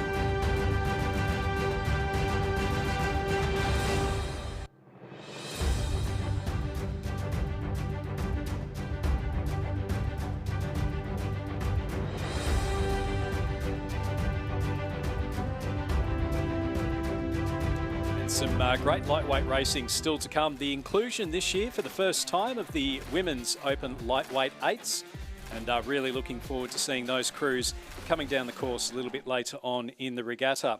As we move on now to the final race of our morning session on day 4 of the 2025 Australian Rowing Championships, and the women lined up at the start line are for the PR3 Women's Single Sculls, so they are now underway. In lane number 2 from Bundaberg Rowing Club, we have Rebecca Markwell, coached by Alan Goff. In lane 3 from Lake Macquarie Rowing Club, Lisa Greisel. In lane 4 from Radford College, Isabel Egan, coached by Maximilian Meyer, Oscar Willink and Gordon Marks. In lane 5 from Banks Rowing Club and the National Training Centre, Susanna Lutzer. And in lane 6 from Community Rowing Club, Bronte Marshall, coached by Liam James, Robin Smith and Barbara Ramjam. So, as I mentioned a little bit earlier, Stuart, Nikki Ayres winning gold in this one last year, the Olympic gold medalist, I should say Paralympic gold medalist from Paris 2024 in the mixed PR3 double. Lisa Greisel won silver last year and Marshall winning bronze. So I'm just having a look back through the years. Ayres has won the last two. Greisel the last 2 years has won the silver medal. So any chance of an upgrade this year, do you think? Well, ordinarily I would say yes, with Nikki Ayres not competing here this year, but something that we've seen is Isabel Egan from Radford College. So she was classified earlier this year at the New South Wales Rowing Championships. She's her head coach is Gordon Marks, who is the former Australian para head coach. So he knows about eligible impairments. He's still heavily involved with para rowing in some work with World Rowing. So Izzy Egan, the New South Wales Championships, came out and absolutely dominated the field for Radford College. So keeping it within the ACT. It's been an ACT winner for the past 3 years. I think Nikki Ayres won over in Perth in 2023 and then across in Sydney in 2024. And then Isabel Egan winning the New South Wales Championships, so trying to make that a three-peat. And we can see there through the 500, it is Isabel Egan ahead of Susanna Lutzer, who is in second place at the moment, ahead of Lisa Greisel from Lake Macquarie Rowing Club. So all of these women with some fantastic stories to tell. As I mentioned, Isabel Egan from Radford College, newly classified and really dominated at New South Wales. Susanna Lutzer from the Banks Rowing Club, she's been now, I think, a two-time Paralympian in the PR3 Coxed Fours, the mixed Coxed Fours. So she is another one that's very, very talented. Just coming back from injury, there's a great story on the Rowing Australia website looking at Susanna's journey over the last little while. Lisa Greisel from the Lake Macquarie Rowing Club she was a runner, played a bit of netball, I believe, but then she was actually diagnosed with cancer just after giving birth to her second daughter. And as a result of that, she does have an eligible impairment. So she is a little bit older than the rest of the rowers. I'll probably put it as politely as I can, a little bit older. Experienced? Experienced, that's the one, the veteran, yes. So she balances out working for, I think, Camp Quality. She does a lot of charity work. She's got a charity called the Big Hug Box, which provides I guess gift packages for people that have been recently diagnosed with cancer. At the same time, her husband runs a cafe up in Newcastle or around that area, and also two lovely young daughters as well. So an extremely busy woman, and then balancing that out with training. She was the reserve at the World Championships in Belgrade a couple of years ago as well. Bronte Marshall on the screen at the moment. She's been a stalwart in para rowing. Last time the national championships were down here, she rowed for New South Wales. I believe won a silver for New South Wales. Absolutely one of the hardest people to beat. She sits there at about rate 32 or something like that. It's the biggest engine you've ever seen. It can absolutely motor down the course. So that's Bronte Marshall. On the screen at the moment is Rebecca Markwell from the Bundaberg Rowing Club. In the men's PR3, we spoke about Michael Taylor with the tinny following him down. So Rebecca Markwell is also a visually impaired athlete. So again, with the tinny following her down the course, and they'll be able to just make sure that she stays away from those buoy lines, make sure she doesn't clip any of those, which obviously, if you can see the buoys and you're clipping them, then you know you're in trouble. Whereas if you're visually impaired, obviously, it'd be an absolute shock to be clipping those ones. And Rebecca has represented Queensland multiple times in the women's PR3 in the interstate regatta. So, as I say, there's multiple, I think all of these women, except for Isabel Egan, have represented their states at some point in the interstate regatta. And Markwell, 5th, 2021, 4th in 2019, 5th also 2018, so he's been there and thereabouts in this event previously. And she was a national champion last year in the Coxed Fours, the PR3 Coxed Fours, so winning that one. And so I know she was very, very happy with that. They had a story on, I think it was Channel 7 News or something like that, that featured her and Christian Lane Krebs, also from the Bundaberg Rowing Club, after he won in the PR3 men's pairs last year. So you can see Rebecca Markwell on the screen at the moment. And so she was, I think last season, had the double of the Head of the Yarra 8, Para 8, and then also winning in the Coxed Fours at the National Championships. So almost to that last 500 metres of this PR3 women's single scull. And as Richard mentioned earlier, there's basically no lunch break today. The next race is on at 1 p.m. So if you enjoy lunch, today's probably not the day for you. I'm going to enjoy lunch because we've got to go off and record a podcast and maybe even a couple of interstates previews coming up, so that'll be quite interesting. I may have to review a couple of them based on the results. I mean, it's been a fantastic morning's worth of racing, and it's really great to be finishing it up here with the women's PR3 single sculls. There is, I mean, we saw a whole heap of new names in the men's side. It's great to see Isabel Egan from Radford College dominating here in the women's side through 1500. She's nearly 10 seconds ahead of Susanna Lutzer. Lisa Greisel sitting in third place, so you can see Susanna there from the Banks Rowing Club. So she is sitting in that silver medal position. But it's great to see those new names coming through, and not least because the British last year in Paris at the Paralympic Games, they won everything except for the women's PR1 single sculls and the PR3 mixed double sculls. So they were the only two. Moran Samuel winning for Israel in the women's PR1 single sculls, and obviously Nikki Ayres and Jed Olschwager bringing it home for Australia in the PR3 double sculls. So Isabel Egan and Susanna Lutzer on the screen at the moment. So Isabel Egan from Radford College. As mentioned, she is a new addition to the para rowing scene. And it is worth mentioning, within the PR3, there are a couple of different categories. There is one category for the sculls, so you do have to have a higher level of impairment in one of your limbs or something similar to be eligible for the doubles. Otherwise, you do have that eligibility in the fours. So someone like myself is eligible for the four but not the double, whereas someone like Lisa Greisel is eligible for the double and the fours. So it just depends, but if you do have an impairment of some description, please get in contact with your state or territory rowing association. I'd love to see more people entering into the para categories and being able to call all these new names coming down the course. But out in front now, Isabel Egan. It's her first national titles as a para rower, and you can hear the cheers coming from Radford College down below because she is going to go through and take the women's PR3 single sculls. It's a win for Isabel Egan from Radford College. Coming through in second place will be Susanna Lutzer from the Banks Rowing Club. And then coming through in third will be Lisa Greisel from the Lake Macquarie Rowing Club. So Lisa Greisel just coming up towards the line now. And then in behind her we have Bronte Marshall from the Community Rowing Club and Rebecca Markwell from the Bundaberg Rowing Club. So Lisa Greisel, confirmation there of the bronze medal for her. Winning time for Isabel Egan of 8 minutes 16.34 and a winning margin of 5.69 seconds. Did look like she lowered the rating down towards the end as she came towards her first national title.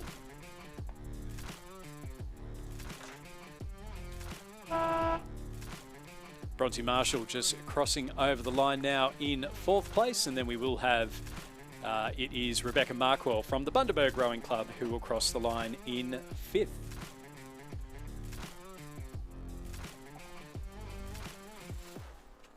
And you mentioned lunch, Stuart. Ben Homer got up and left the tower straight away and has left us to deal with these last couple of presentations coming up before what passes as a lunch break. And as he mentioned, racing to resume in about 11 minutes' time. So it is one continuous day of excitement here at Lake Barrington. What a day of excitement it's been. I mean, even when we first, when I started in the commentary box at about 9 o'clock, I think the first three A finals were all within about a boat length of each other. And it was just great. It's great fun to call. And a reminder too that we're always looking for new people in the commentary box, aren't we, Richard? Absolutely, yeah. No, you get the best seat in the house. You sometimes get lunch when there's enough of a break in the day, but a great opportunity to talk about the sport of rowing for those with plenty of knowledge. And certainly encourage you to contact your local club or state association and get involved in some local regattas first of all. And we would love many others to join us up here in the commentary tower as well. As we move on to the presentation of medals for the Open Lightweight Men's Single Scull Championship of Australia. The medals will be presented by Ellen Randell, Rowing Australia Women's Senior Head Coach.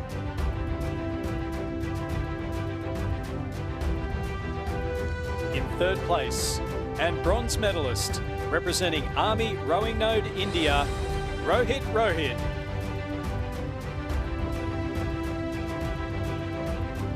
He's coached by Lakesh Kumar, Lava Kumar and Anthony Patterson.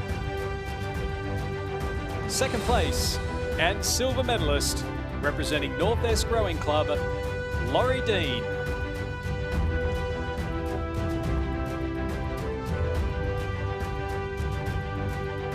He's coached by Dion Birtwistle and Trevor Barrett.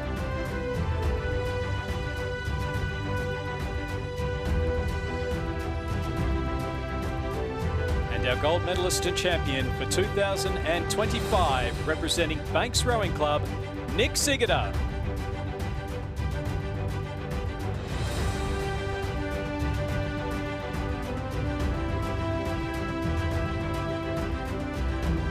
Ladies and gentlemen, please congratulate all our medalists in the Open Lightweight Men's Single Sculls.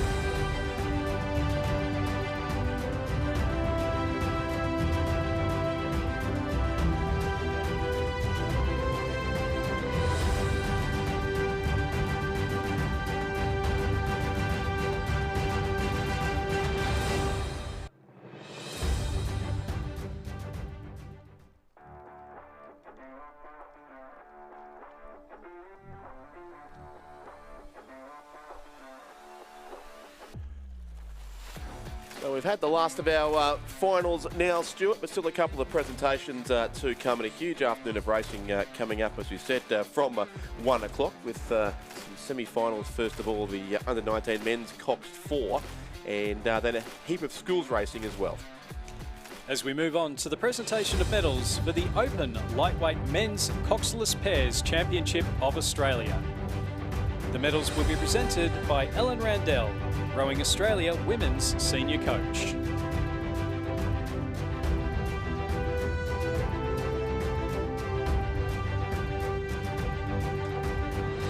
Third place and bronze medalists, representing North Esk and Tasmania University, Angus Painter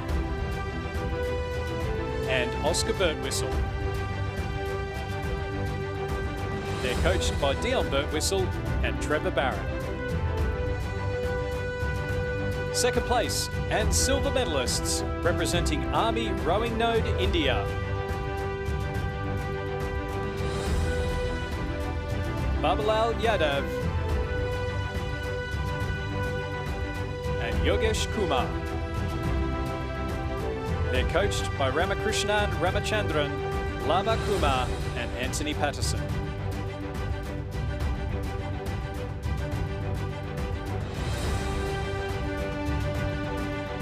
Our champions and gold medalists, representing Barwon and Banks Rowing Clubs, Thomas Hastings,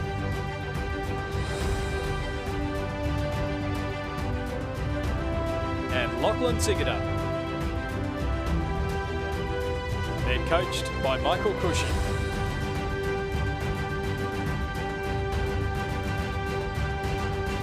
Ladies and gentlemen, please congratulate our medalists in the Open Lightweight Men's Coxless Pairs.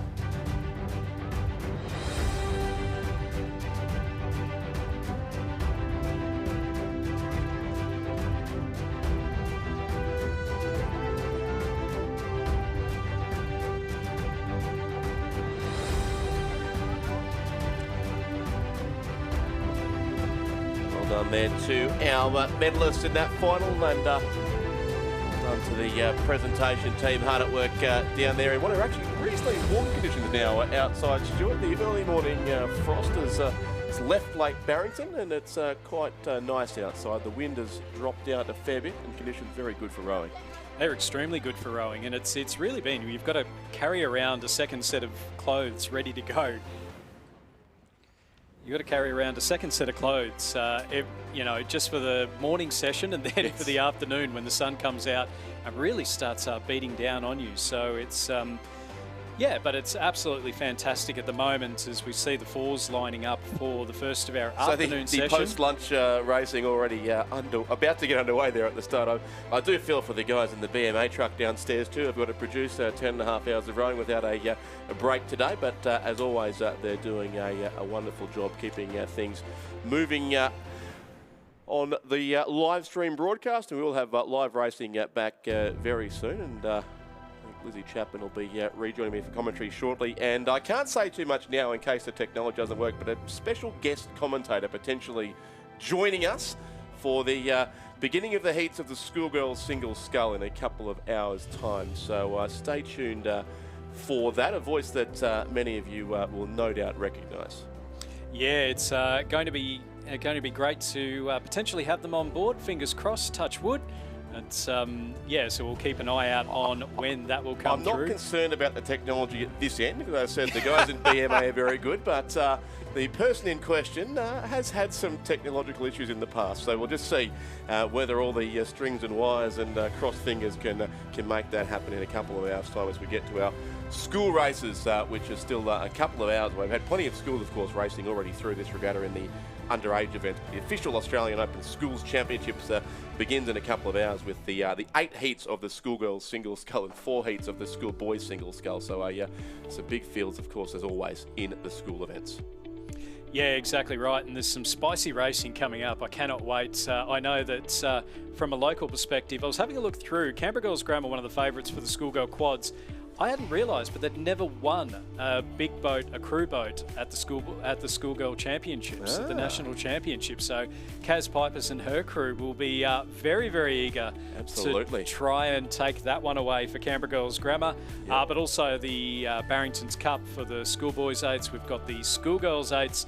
The 2 St Catherine's schools from Sydney and Melbourne, as well as Kinross Walleroy. A great race in the schoolgirl head of the river up in Sydney a few weeks ago. Yes. And then that St Catherine's school down in Victoria. It's all going to be tight. And thank you also to the schoolgirls from St Mary's College in Hobart too for their assistance with the medal presentations earlier today.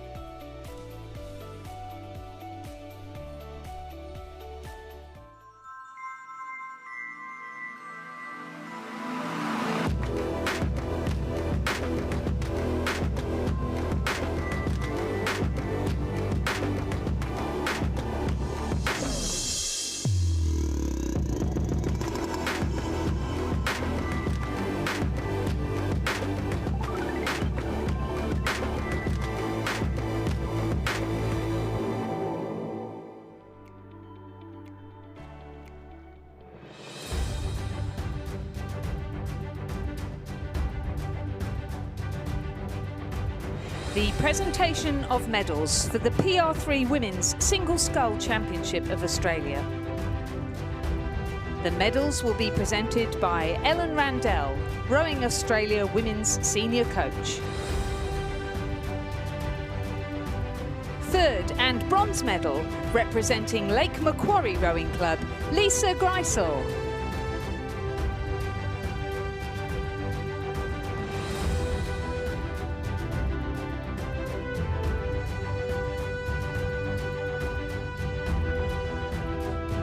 Second and silver medalist, representing Banks Rowing Club and the National Training Centre, Susanna Lutz.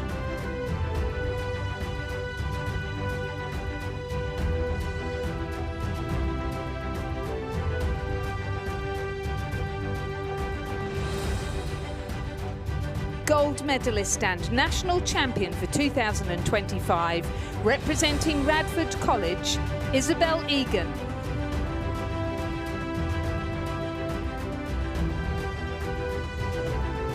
Isabel is coached by Maximilian Meyer, Oscar Willink and Gordon Marks. Ladies and gentlemen, please congratulate all our medalists in the PR3 Women's Single Scull.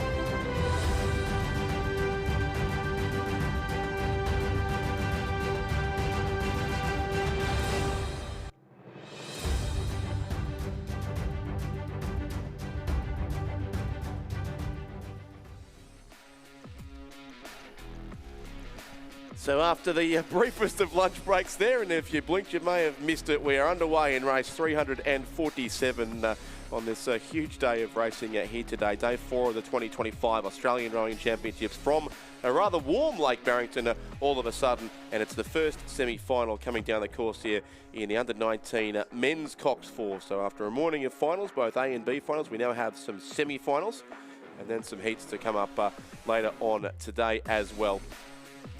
And it's a field of 8 here in this opening semi. Scotch College Adelaide in lane number 1, the Shaw School from Sydney in lane 2, Launceston Grammar in lane 3, Melbourne Grammar School in 4, Ballarat Clarendon College Racing in lane 5, St Patrick's of Ballarat in lane 6, the two rivals there side by side. Lane 7, the Shaw School with 2 boats in the race, and lane 8 is the crew from St Joseph's Nudgee College up in Brisbane. So it's 4 to move through to the final here from this first of 2 semis in the under-19 men's Cox 4. These are the only semis on the program in the immediate future. We've got a few repêchages coming up and then some heats as well before we get to our school races at 2:40 this afternoon. So about an hour and 40 minutes away. But there are the 2 rivals from Lake Wendouree up on screen. Ballarat Clarendon College in the red colours, and St Patrick's of Ballarat in the white behind them, the boat with the green canvases there of St Patrick's in the background. But it is Ballarat Clarendon who've had the better of this battle between these 2 traditional rivals over the course so far of season 2025. And you can see there they certainly do have their boat showing out in front, at least as far as that particular battle is concerned, over on lanes 5 and 6 towards the far side of the course. Nudgee College there in the dark blue boat alongside them as well, who are racing in lane 8 in this particular race. And we look back across the rest of the field too for Melbourne Grammar School, who are the other heat winners. We've gone straight through to this semi-final. And Launceston Grammar lane 3 there as well, as we head up towards the 500 metre mark, I should say. We'll get our first look there at the complete field, and it is no surprise to see those red canvases of Ballarat Clarendon with their boat just narrowly in front, but Launceston Grammar School there in second place, contesting closely too. That's the yellow colours of Scotch College Adelaide, closest to the spectator side of the course in lane number 1. And we're about 3 minutes into this race, so well through the first third or so of proceedings here as they make their way towards the halfway mark. The crew from Ballarat Clarendon College in lane 5 is Stuart Hall, Tiger Williams, Max Mason, Jake Connolly and Reece Belcher, coached by Ian Peel. They are the head of the lake winners and the Victorian champions too in the school Cox 4s, racing here of course in the under-19 event, but it is largely a school event, in fact exclusively a school event as far as this particular semi-final is concerned. And Launceston Grammar School are matching it quite well with the crew from Ballarat Clarendon. Over in lane 3, that's Bailey Stewart, George Beecham, Eden Myborough, Archie Burke and Josie Johnson, coached by James Cuming and Laurie Malcolm. And 2 crews here also from the Shaw School. Melbourne Grammar School in the centre lane have dropped a bit off the pace, but the other crew in contention does look to me to be Shaw in lane 7, Henry Roxburgh, Caelan Welch, Addison Stamberg, Jasper Halstead and Jethro Chapman, coached by Ollie Smith. So at this stage they're in the 3 of the 4 qualifying spots at least. They look to make their way through to the final that will take place tomorrow, as we officially welcome back into the commentary box after the rather quick change over there, Lizzie Chapman. Thank you very much, Richard. So back doing some more exciting racing, as if all of the finals weren't enough. I hope you enjoyed your lunch anyway. I haven't had we breakfast might get to yet. eat that Haven't soon, quite yes. got there. Exactly right. The boat park is filling up with all the school competitors though, so really exciting to see a bit of a switch over now as we go through the age groups and then start the school rowing later on today. Absolutely. So just over 500 metres to go here. We do have the 1,000 metre splits through now, so our timing contingent also. I don't think we're able to stop for lunch, and we can tell you now that after 1,500 metres it is Ballarat Clarendon leading it, but only just 1.31 seconds over Launceston Grammar School in second place, 3.41 seconds back to the Shaw School there in lane 7, and Scotch Adelaide in fact are in 4th place. The crew in lane 1 of Thomas King, Patrick Keenan, Blainson, Blower Robinson, Mitchell Lucas and Cox by James Appleby. This Ballarat Clarendon crew has certainly had a very strong season in Victoria, and now matching it with the best that the country has to offer as well. Launceston Grammar School well placed there, as well as Shaw in the race for a qualifying spot. All about, of course, being in the top 4 here, and there's certainly that the St Patrick's crew from Ballarat, but does have some work to do. They were the second place crew in the head of the lake, but beaten quite substantially by Ballarat Clarendon in that race, and they sit from here in a desperate battle, probably of 3 crews for 2 spots. The crew from St Patrick's, James Clark, Oscar Farrington, Henry Rayner, Lockie Belleville, and Charlie Geddes, coached by David O'Doherty, with such a strong history too in this event. Of course, do St Patrick's College, as do all of the Ballarat schools in the Cox Fours event, but it is Ballarat Clarendon College who lead it here from Launceston Grammar School, and Shaw then a couple of lanes across. I think St Patrick's maybe moving themselves just ahead of Melbourne Grammar School, and Scotch Adelaide still there on the inside of the course. So going through, certainly with still a few strokes to go, it's going to be Ballarat Clarendon and Launceston Grammar first and second, but the minor places oh so important here. Scotch Adelaide holding on as St Patrick's try and charge late. Ballarat Clarendon get the win. Launceston Grammar second. Third and fourth will come from the far side. I think it'll be Shaw third, and St Patrick's do get there in 4th place. Scotch Adelaide drop back 1 spot to 5th. 6th will be Melbourne Grammar School. 7th coming up for the Shaw School lane 2, and 8th place on the far side, the dark blue boat of Nudgee College. A good race there to make sure we're all awake after not having lunch, and it was won in the end by Ballarat Clarendon from Launceston Grammar School, Shaw, and also the crew from St Patrick's. Ballarat will just qualify.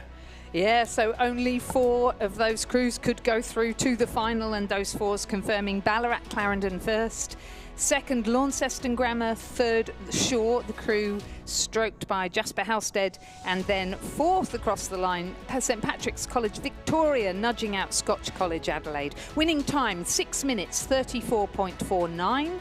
The margins 3.53, 2.74, 1.84. The remainder of those crews are now dropping out of the event. Our second semi-final is in progress in the under-19 men's Cox Tour, with St Virgil's in lane 1. Llewellyn Gray, Alex Lamprey, Daniel Mackay and Harry Costello, coxed by Davis Walker. In lane 2, Prince Alfred College from South Australia. James Dixon, Hugo El-Khoury, Christian Smith and Ethan Harlaftis, coxed by Pat Edwards. In lane 3, from New South Wales, a composite of St Augustine's College and UTS Haberfield. Jason Cow, Charles Bran, Robert Olivia and William Pender, coxed by Ryder Taylor. In lane 4, from Sydney Grammar School, Curtis Pepper, James Fifield, Tony Berkelau and Charlie Slack, coxed by Ian Biera. In lane 5, from Nudgee College, Atticus Nielsen, Hugh Jackson, Will Dawson and Elfie Piper, coxed by Arch Rosenthal. Scots College are in lane 6. This is the New South Wales version. Max Berkelau, Lucas McGregor, Edward West and Samuel Stewart. Finley Cardno is the cox. Melbourne Grammar are in lane 7. Archer Adkins, Toby Foreman, Charles Kayard and Tom McLennan, coxed by Samuel Cannington. And Scotch Oakburn are in lane 8. Charles Corrigan, Ollie Dowling, Harry Dennis and Hugh Talbot, coxed by Lockie Findlay, coached by Jim Wilson and Dandy Dick. Yeah, it's where it starts to get interesting too as we get to the schools part of this regatta. All the different or sometimes similarly named schools from around the country. Of course, Scotch Oakburn here from Launceston. We'll see Scotch Melbourne, I think, racing later on today. The Scots School, they're from Sydney. So a very good contest here in the second semi. It looks like Sydney Grammar, in fact, on lane 4, the leaders, but here through the halfway mark of the under-19 men's Cox 4, and yeah, quite substantially so there, as we see in the shot from above, about probably almost 2 lengths clear of Nudgee College. They're in second place on the far side of Sydney Grammar, and St Augustine's composite there with UTS Haberfield racing in lane 3. And worth noting too that most of these crews across these 2 semis actually are racing in the schoolboys Cox 4 heats, only a couple of hours away later on today as well. So a big program for the school crews, particularly here, whose main event, you would argue, is not the under-19 Cox 4. It is actually the schoolboys 4, which begins later on today. And Yep, and we've got some of the names that I'm familiar with, certainly from some of the schools in Sydney. St Augustine's and UTS Haverfield. St Augustine's are based at the UTS Haverfield shed, or the senior program is anyway, and they are led by their head coach Judith Ungermark, head coach of St Augustine's, I should say. She's got Ryder Taylor in there, the Cox of the gold medal winning junior Coxed 4. And Judith also does some coaching at Scots College, so she's there again with the Scots College crew that's in lane 6. Also Katie Healy, used to be at Mossman, then was at UTS, now working at Scots. Great coach. Yeah, Judith Ungermark finds the time. Is she also involved at the Mossman Rowing Club still as well? No. No? Just 2 schools to share herself between. Yes. Yeah, amazing. It's certainly had some great success over many, many years, have the Ungermark family. But Sydney Grammar School continue to lead and lead well here.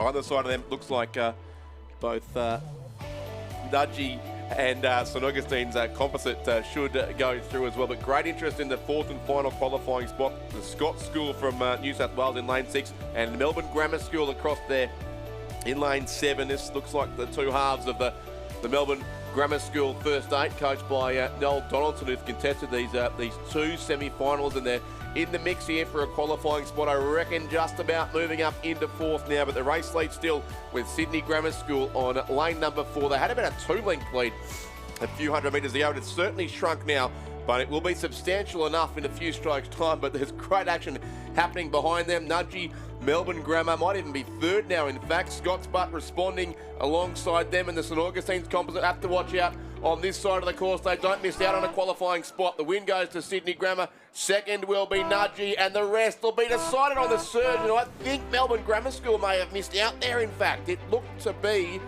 Scots and the St Augustine's composite crew, but I stand to be corrected because the photo finish system is saying differently, but that will need a review of the tape there, because there were 3 crews going for 2 spots, and it came down to who got the last stroke in, and we will have to wait and see for the placings there. Oh, exciting racing. Yes, it was indeed. So only 4 crews can go through. We can tell you the first 2. Sydney Grammar School in a time of 6:35.26. That compares with 6:34 in the previous semi-final.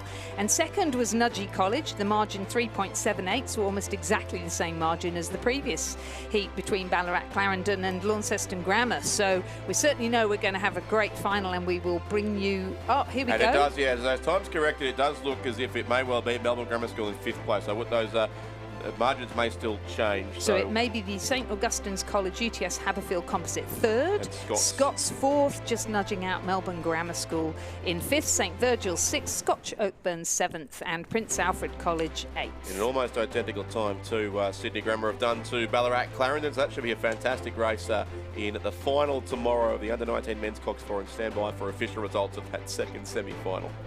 So now, this is the bit I'm interested in. The Under-17 Women's Coxed Quadruple Scull. We've got 4 repechages here, and only the first 2 will progress through to the semi-final. The rest will drop out of the event. Hotly contested. We have Canberra Girls Grammar School in lane 2. We have Olivia McBride, Leela Biddington, Fleur Baseby, and Chloe Owen, coxed by Isabella Collins, coached by Georgia Borick and Caroline Pipers. In lane 3, Seymour College, South Australia, Georgie Guthrie, Carrie Leeming, Sky Birdseye and Clementine Mitchell, coxed by William Harper, coached by Angie Francu and Amanda Tidswell.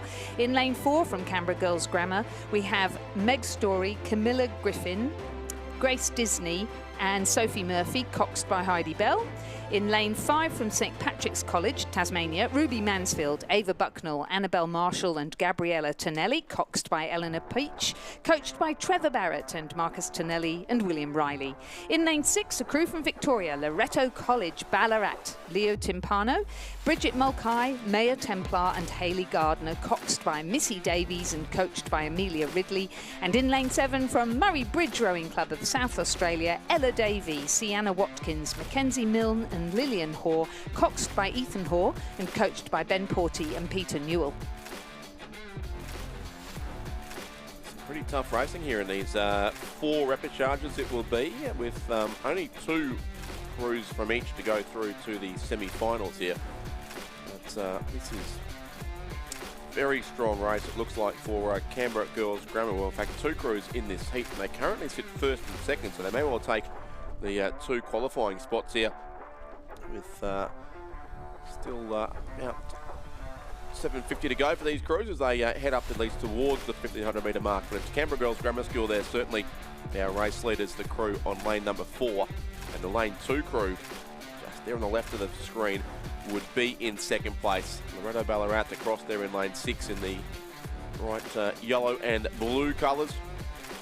A very strong program from the waters of Lake Wendouree. Loretto College, whose school is fantastically positioned right beyond the finish line of the 1956 Melbourne Olympics course on Lake Wendouree. But they've got some work to do here, that crew from Loretto, because at this stage the 2 crews from Canberra Girls Grammar School seem to have the 2 qualifying spots. St Patrick's College of Tasmania, that is, in lane 5, so the school from Launceston. Not to be confused with St Patrick's Ballarat, who raced in the schoolboys or the under-19 for a couple of races ago. Also St Patrick's up in Townsville, of course, who are here at this regatta as well.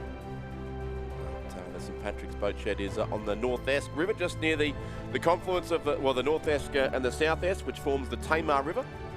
And right next, in fact, the North Esk Rowing Club boat shed in Launceston, but they sit 4th, it would appear. Seymour College from South Australia in 5th, and Murray Bridge also from South Australia in 6th place. So 2 South Australian boats in the race, running 5th and 6th, and 2 ACT crews at this stage in the 2 qualifying spots. And, with under now 500 metres to go for our race leader, that margin may well have extended again in favour of Canberra Girls Grammar School. 5:32.59 was their time, and 8.72 seconds over the second crew from Canberra Girls Grammar. Seymour College have got moving but there in the 3rd 500, and they have moved themselves up into the battle for 3rd spot. Or is that in fact the crew from Loretto Ballarat who are challenging here? I think that is more likely the case. The bright yellow colours on the far side of the course for Loretto College Ballarat. Murray Bridge alongside them there as well. It's under 17 women's Coxed Quad. But it's Canberra Girls Grammar School out in front.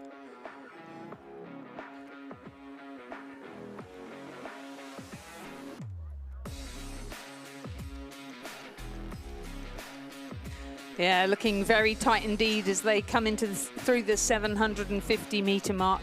For the remainder of the places, looking like a fairly clear winner, but the pressure being kept up by the remainder of the crews as they continue on down the course in our first repechage of the under-17 women's Coxed Quad Scull. It is indeed that Loretto Ballarat crew, which is challenging late here. They're very strong across all levels. Loretto Ballarat, this was their winning Year 10 Division 1 crew from the head of the Lake Regatta, who are having a go at Canberra Girls Grammar School on this side, trying to break up the ACT Quinella here, but it's definitely going to be a win to Canberra Girls Grammar on lane number 4. A couple of strokes to go, and they'll take a comfortable win in this first repechage of the under-17 women's quad scull. So it is Canberra Girls Grammar in first place. Can they take second as well? Loretto Ballarat charging on the far side, but may have just left their run a little bit too late, and it will be Canberra Girls Grammar School by half a length to hold on to second spot despite that late surge from Loretto Ballarat. All very tight for 4th and 5th as well. Seymour College and St Patrick's seemingly in that order, but largely academic, as both crews will be eliminated from the race along with the crew from the Murray Bridge Rowing Club of South Australia. What an exciting start to our repechages of the under-17 women's squad. So exciting. Canberra Girls Grammar 1, Canberra Girls Grammar 2, qualifying for the semi-final, Canberra Girls Grammar and Canberra Girls Grammar. Well done, girls, really impressive, continuing a fantastic season. Pushed out then from the event now, Loretto Ballarat placing 3rd, St Patrick's College 4th, Seymour College 5th, Murray Bridge 6th, and that is our first rep done and dusted. This second repechage is now in progress with St Mary's College in lane 2, Hayley Owens, Hayley Wasala, Grace Code and Lucinda Washington, coxed by Maggie Parker and coached by Louise Alardis. In lane 3, a composite between the Armadale School and Nepean. Ellie Taylor, Sophia Whitelaw, Georgia Henderson and Isabel Coddington, coxed by Emma Purdy, coached by Daniel Waddell, Marty Inglis and Rowan Hislop. In lane 4, Ballarat Clarendon College. Lara Aslan Wong, Ruby Pearce, Millie Mason, Charlie Tui and their cocks Harper Henjack, coached by Emily Bathurst. In lane 5, a composite between Hunter Valley Grammar School and Leichhardt Rowing Club of Mia Simkovic, Mila Leal Henville, Georgie Jones and Kate Lonergan, coxed by Evelyn Russell, coached by Rowan Hislop, Isaac Shepherd and Chantel Lindsay. From Redlands College in Sydney, Pearl Brown in the bow seat, Ava Ford, Liv Goodland and Isabel Campbell with their cocks Francesca Richardson, coached by Beth McMillan, James Petering and Cameron Butler. And completing our field of 6 crews, Perth College in lane 7, Olivia Johnston, Juliet Fowler, Amelie Giustiniano and Macy Martin, apologies. Sophie Way is their cox and their coaches are Jackie Morell and Alia Poeta. Thank you, Lizzie. Yes, and it's the composite crew who leads it here, that New South Wales combination, the Armidale School and also Nepean Rowing Club. So we've seen these girls in action in the doubles, and certainly Ellie and Sophia have been really getting better and better throughout the season. They've been rowing together quite regularly. And Georgia Henderson and Isabel Coddington from the Armidale School up in northern New South Wales, relatively new combination, but pretty exciting. So I really think that this is a great crew. It'll be interesting to see how they can go today. They've currently got, I would say, 2.5 seconds over the other New South Wales crew from Redlands, the Redlands School crew. Yeah, so the 2 crews from New South Wales, or 2 of the 3. Oh, sorry, yes, there's a third one, and they're in third, Hunter Valley Grammar and Leichhardt. Yep. This is giving interstate regatta vibes already, which is not looking good for anyone but New South Wales, but they certainly got the top 3 spots at this point in proceedings. They have, but it looks as though Redlands are coming back really strongly in the final, in the Champions Quarter and into the final 500. Yes, indeed. And we should also mention, while they're on the water here, the crew from St Mary's College in Tasmania, who also are appearing in repechage number 3, the next race, and several of those girls were the medal tray holders in this morning's presentations, performing a very important task, taking out the medals and trophies for our presenters to hand over to the winning athletes. So thank you to St Mary's College from Tasmania for your great work in that role today, and I understand again tomorrow with our finals on Friday morning. But the top 2 spots, for a long time they've been quite well clear of the rest of the field. It's just a question of the order they'll finish in here.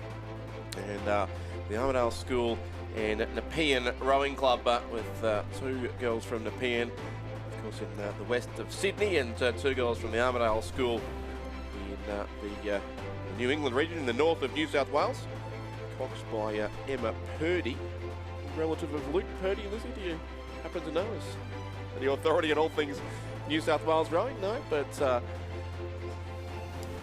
yeah, not a name you see every day, but certainly they are still our race leaders. Redlands there, lane 6, have certainly closed up a fair amount of that lead, but both are going to go through regardless here, so we'll see if they do really choose to sprint the line or not. Hunter Valley Grammar and Leichhardt Composite crew, Ballarat Clarendon are there in about 4th place too as well, but seemingly well outside the qualifying spots. The crew there in the red colours of Ballarat Clarendon College. But this race in 2 continues down into the closing strokes, but it is still a clear lead to the lane 3 combination from the Armidale School and Nepean Rowing Club. They'll take this out by about a length, the second repechage of the under-17 women's quad scull, and they come across now to confirm their win. So the Armidale School and Nepean first, Redlands finish in 2nd place. 3rd will go to the Hunter Valley Grammar and Leichhardt Composite crew. 4th to Ballarat Clarendon on lane 4. 5th, the inside lane, will be that crew we mentioned from St Mary's College in Hobart. And in 6th place, it'll be Perth College over on the far side of the course in lane 7.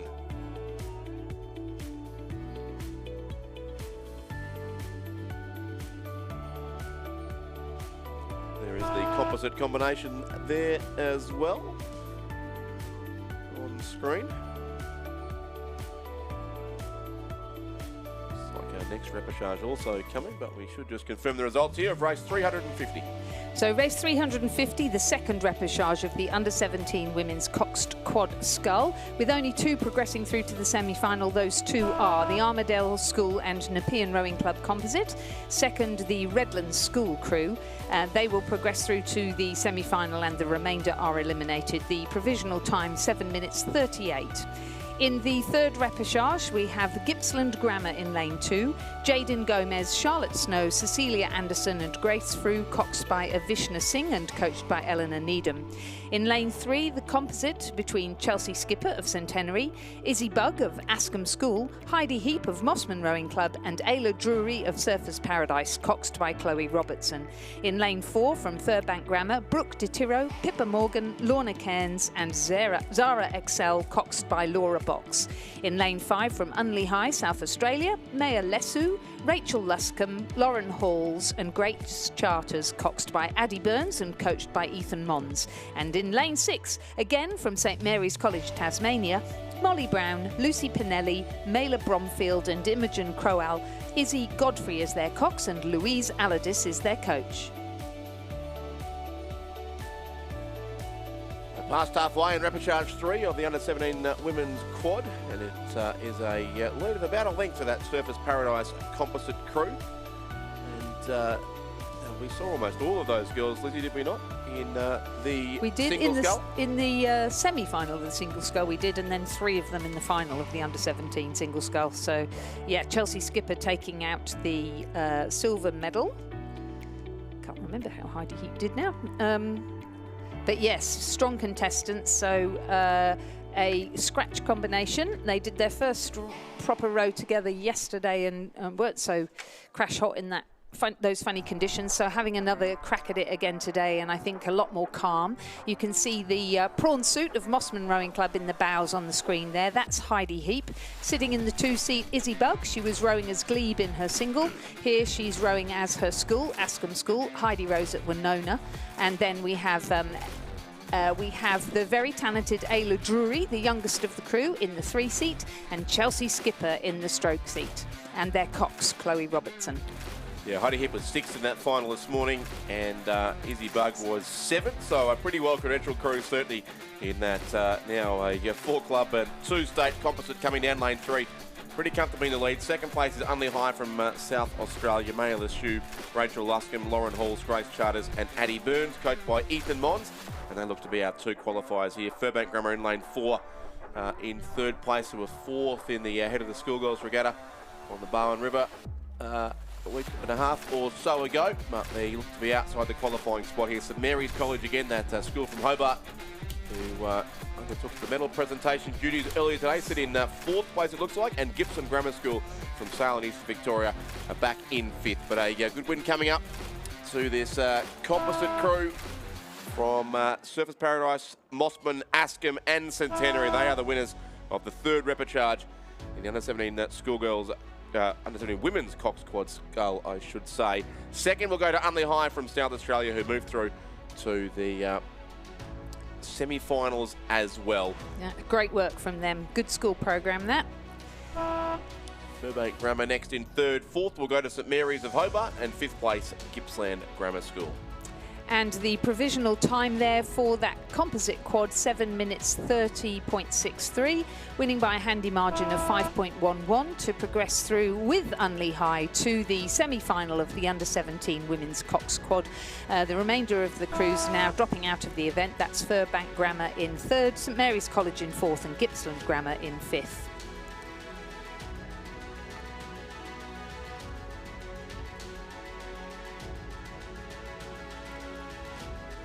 Looks like the fastest time of our 3 repechages as well so far for that combination. And now our 4th and final repechage is underway in the under-17 women's Coxed Quad. We've got Pembroke School from South Australia in lane 2, Catherine Watts, Alex Riddler, Matilda Liu and Evie Barras. Beatrix Liu is the cox and Amanda Sparks is the coach. In lane 3, Radford College, Lara Clues, Phoebe Fox, Eliza Punch and Rosie Humphreys. Charles Kendall is the cox and the coaches are Edward Wilkins, India Kazakoff and Gordo Marks. In lane 4 from Commercial Rowing Club Queensland, Evie Kendall, Olivia Ewan, Maggie Stafford and Bethany Peaty, coxed by Zoe Williamson, coached by Ross Batho and Nicholas Langford. In lane 5 from Fremantle, Sophia Tornatora, Olivia Hansen-Nahoy, Lily Lucas and Briar Froud. Their cox is Isabel Duarte and they are coached by Keely Atchison. Adelaide High School is in lane 6. Mariella Siddle, Evie Salvatore, Ada Baranoff and Ada Dedic, coxed by Grace Battams and coached by Ella Prow and Zach Martin Peddy. And Loretto Ballarat are in lane 7. Matilda Grant, Ella French, Jessie Charlson and Lucy Barlow, coxed by Gracie O'Connor and coached by Harrison Bodgers.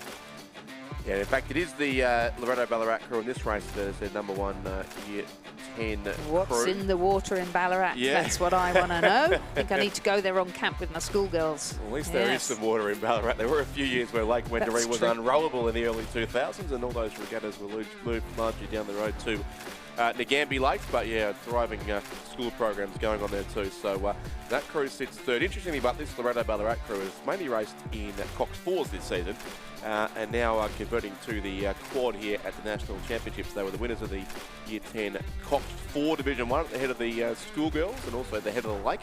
But here in the quad, but they've got a bit of work to do to catch our top 2, who continue to be the Fremantle crew on lane 5 and Commercial in lane 4. They are the 2 highest rate crews there in the centre of the course, in the centre lanes there, and they are in the 2 qualifying spots. And from that particular angle, it doesn't seem like anyone's going to be able to bridge that gap a fair distance of probably almost 3 lengths, in fact, between second and third. So it's Fremantle lane 5, the race leaders, and Commercial along beside them.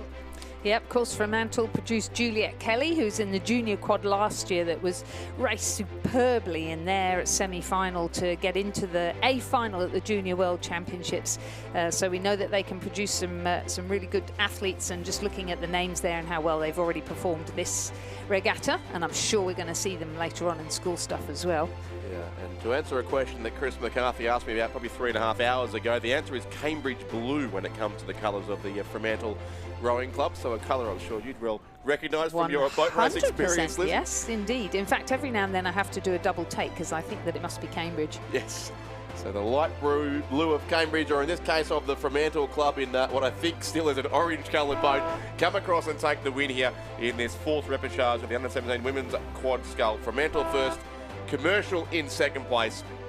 The versatile crew from Loretto Ballarat who switched from the 4 to the quad will come across soon and take third place, but will miss out on moving through to the semis from there. Very close behind them, it looks like Radford College just 4th, and then Pembroke School from Adelaide High in 5th and 6th, but those crews will all miss out on progression through.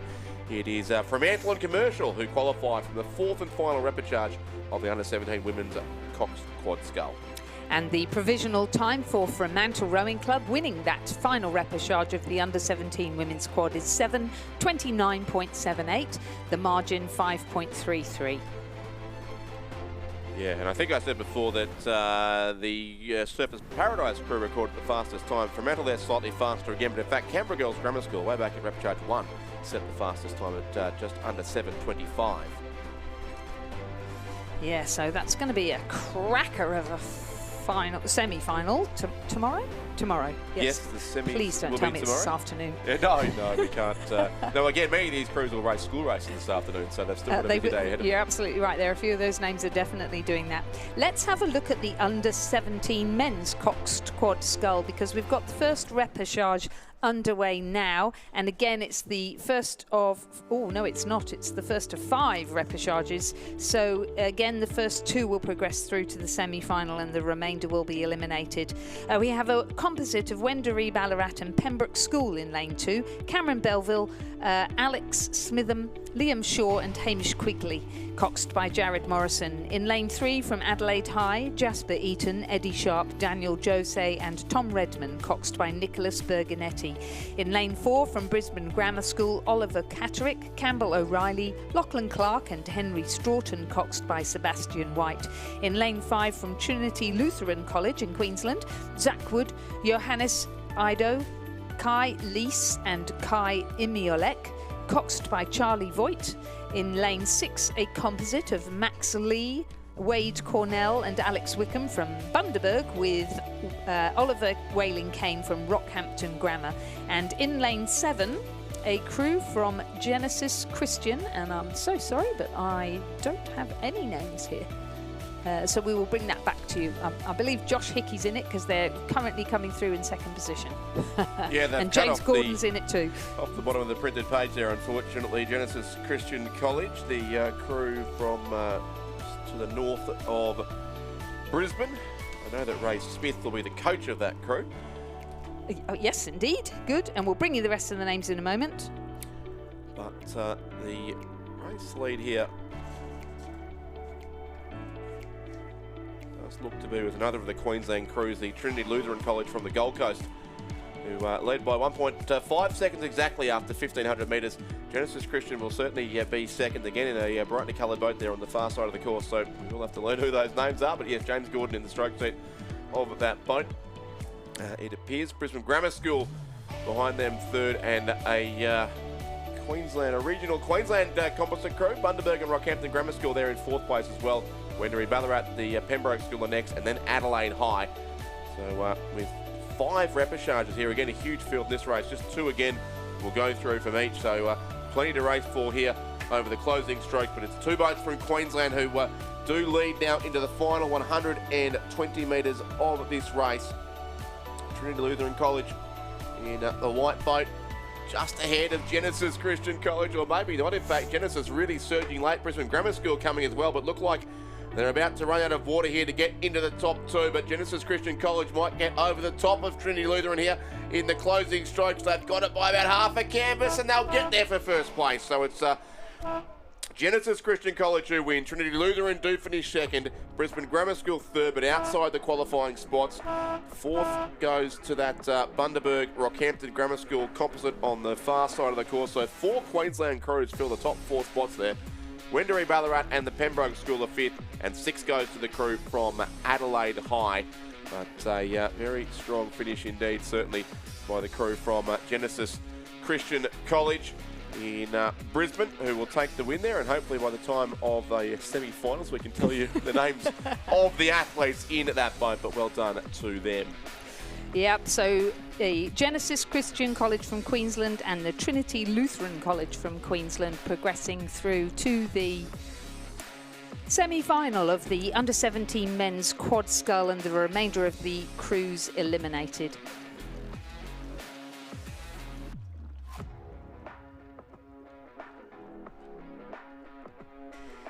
Our second repêchage of the under-17 men's cox squad is now in progress, with the composite in lane 2 of Mersey, Tasmania University and New Norfolk rowing clubs. Jasper Jennings, Rolf de Boer, Harry Finlayson and Lars Brown coxed by Jackson Walker, coached by Marcel Brown, Sean Finlayson and Philip Hansen. In lane 3 from Nudgee College, Mac Humble, Hayden Nielsen, Alexander Watt and Chris White, coxed by Ethan McHugh and coached by Amy Mailing and Hugo Verdonk. In lane 4 from St Augustine's College, New South Wales, Henry O'Hare, Oscar Porteous, Jesse Bray and Lachlan Schofield, coxed by Ryder Taylor, coached by Amos Noon and Judith Ungermark. In lane 5 from Radford College, Darren Wang, Owen Scowcroft, Darcy Barlow and Ziyu Q, coxed by Ben Scowcroft and coached by Mackenzie Moore, Angus Walker and Gordon Marks. In lane 6, a composite between Leichhardt and Nepean rowing clubs of James Baker, Massimo Fitzsimon, William Spooage and Luca Wilson, coxed by Daniel Vesey, coached by Isaac Shepherd, Daniel Waddell and Brad Smith. And in lane 7, a composite between Swan River, A&A, St Peter's College and Pembroke School, Sebastian Willis Hell from Hugh Hall Craggs from St Peter's, Banjo Morris Luck from A&A and Jeremy Flavel from Swan River, coxed by Harrison McClurg, coached by Wade Hall Craggs, Sally Martin and Graham Scattergood. I think it's Pembroke High School there possibly for Sebastian Willis Hell, and again that rather multi-state composite crew, a couple of South Australians, one from the west and also one from New South Wales. just to go back a few races to you confirm this result, Lizzie. We were talking about the fine margins between sort of Agony and Exeter here, and that very close finish in the under-19 men's Cox 4 second semi-final. We knew that Sydney Grammar had won, Nudgee had come second.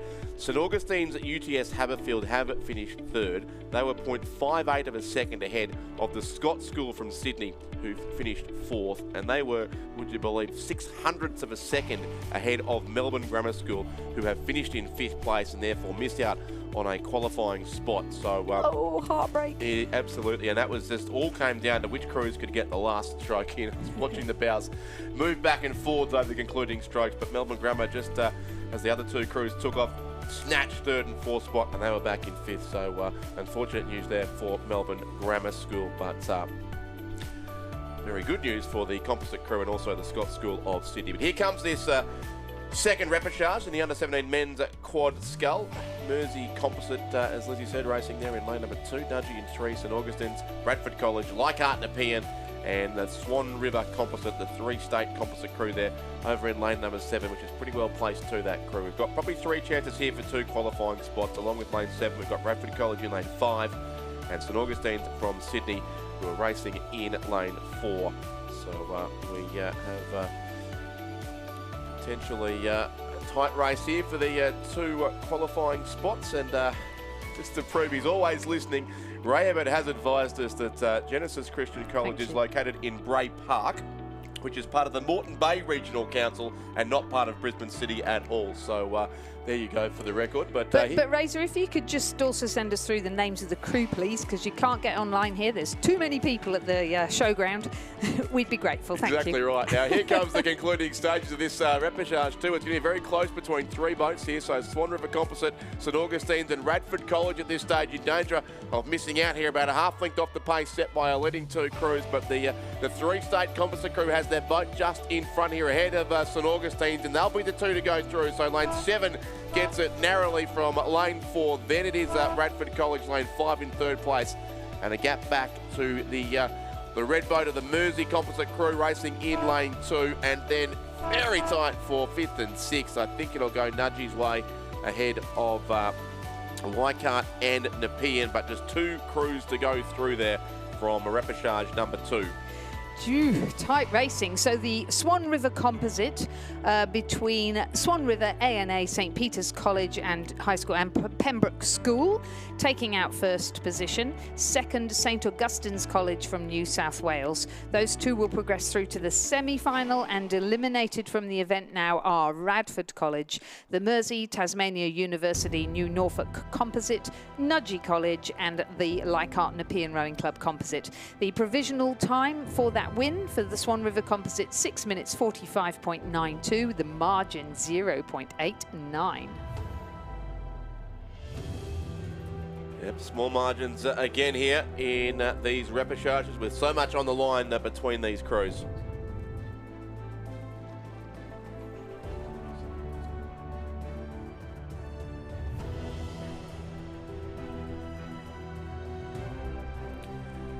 Just a reminder for all crews here today, or potentially those watching on the live stream who for some reason thought there might be some time for training at the conclusion of racing this afternoon. That is not the case. There will be no training on the course at the end of racing today. Of course, with our last race at 6:30 in past days, the outbound pontoons have closed at about 6:20. So there can clearly be no training on the course at the conclusion of a racing today.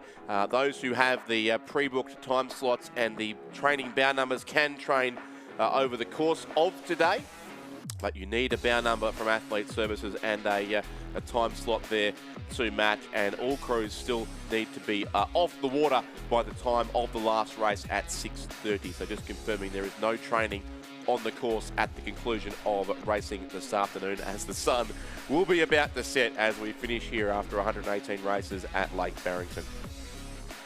So this is repechage 3 now, the under-17 men's coxed quad scull, with the field of 5 here, and Launceston Grammar School on either side of the course in lanes 2 and 6, but they sit at this stage in 4th and 5th position. It's Canberra Grammar who are the narrow race leaders here over Ballarat Clarendon in 2nd, and St Virgil's School from Hobart in 3rd. They look to be the 3 likely qualifying chances here for just the 2 spots to move through to the semis of this event. It is great to see such a substantial field here in both the under-17 women's and men's coxed quads, with 5 repêchages required to get to our field of eventually 16 into the semi-finals of this race, 355. But it's Canberra Grammar there who have the lead by about half a length on the crew in red from Ballarat Clarendon College. It's hardly changed over the third 500 metres, so I think the lead was 1.5 at the 1,000. It's 1.6 seconds now for Canberra Grammar over Ballarat Clarendon, and then exactly 1.5 again, then back to St Virgil's in lane 3. In 3rd place, then 2 crews from Launceston Grammar, the lane 6 crew clearly leading it from the lane 2 crew at this stage as they make their way now well into the final 500 metres. Still Canberra Grammar School, but Ballarat Clarendon will try and chase them down. At the same time, look to hold off the combination from St Virgil's College behind them. So still these 3 chances who've not been separated by more than a length all the way down the course. And there you can see the gap certainly closing as well. So it's Canberra Grammar School still just ahead. Ballarat Clarendon there in 2nd place, and St Virgil's really closing quickly. About 150 metres now to go, and there are 3 boats lined up across the course here for 2 qualifying spots.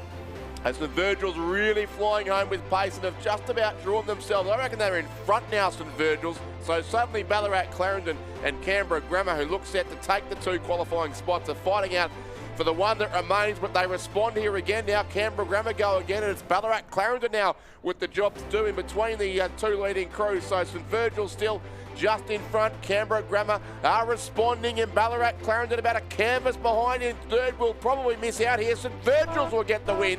What a great finish from them. St Virgil's 1st, Canberra Grammar 2nd, Ballarat Clarendon 3rd, but oh so close, just on a 2nd between those 3 crews, but only 2 can go through. It'll be St Virgil's and Canberra Grammar. Ballarat Clarendon in 3rd, 4th to Launceston Grammar over in lane 6, and 5th place will go to Launceston Grammar in lane 2.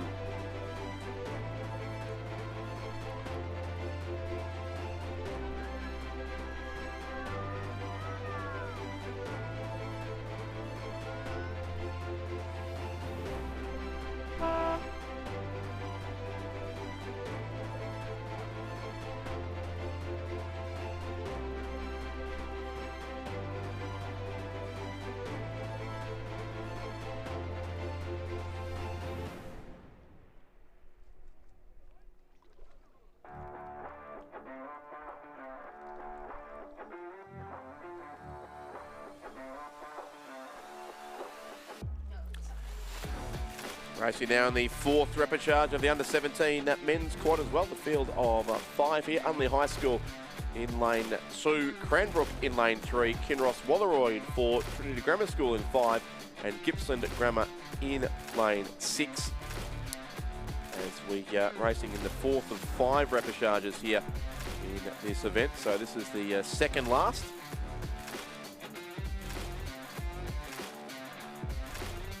The very helpful Ray Ebbett, who's clearly at home with too much spare time on his hands, has told us that to send through the list here from Genesis Christian College in that race we saw earlier, the surnames at least of that crew: Hickey, Sunderland, Vandermeer, Gordon and Nash, coached by, of course, R. Smith. So Ray Smith in charge of that program at Genesis Christian College in, as we now know, in the Moreton Bay Regional Council, so technically not part of Brisbane for those who are cognizant of local government boundaries.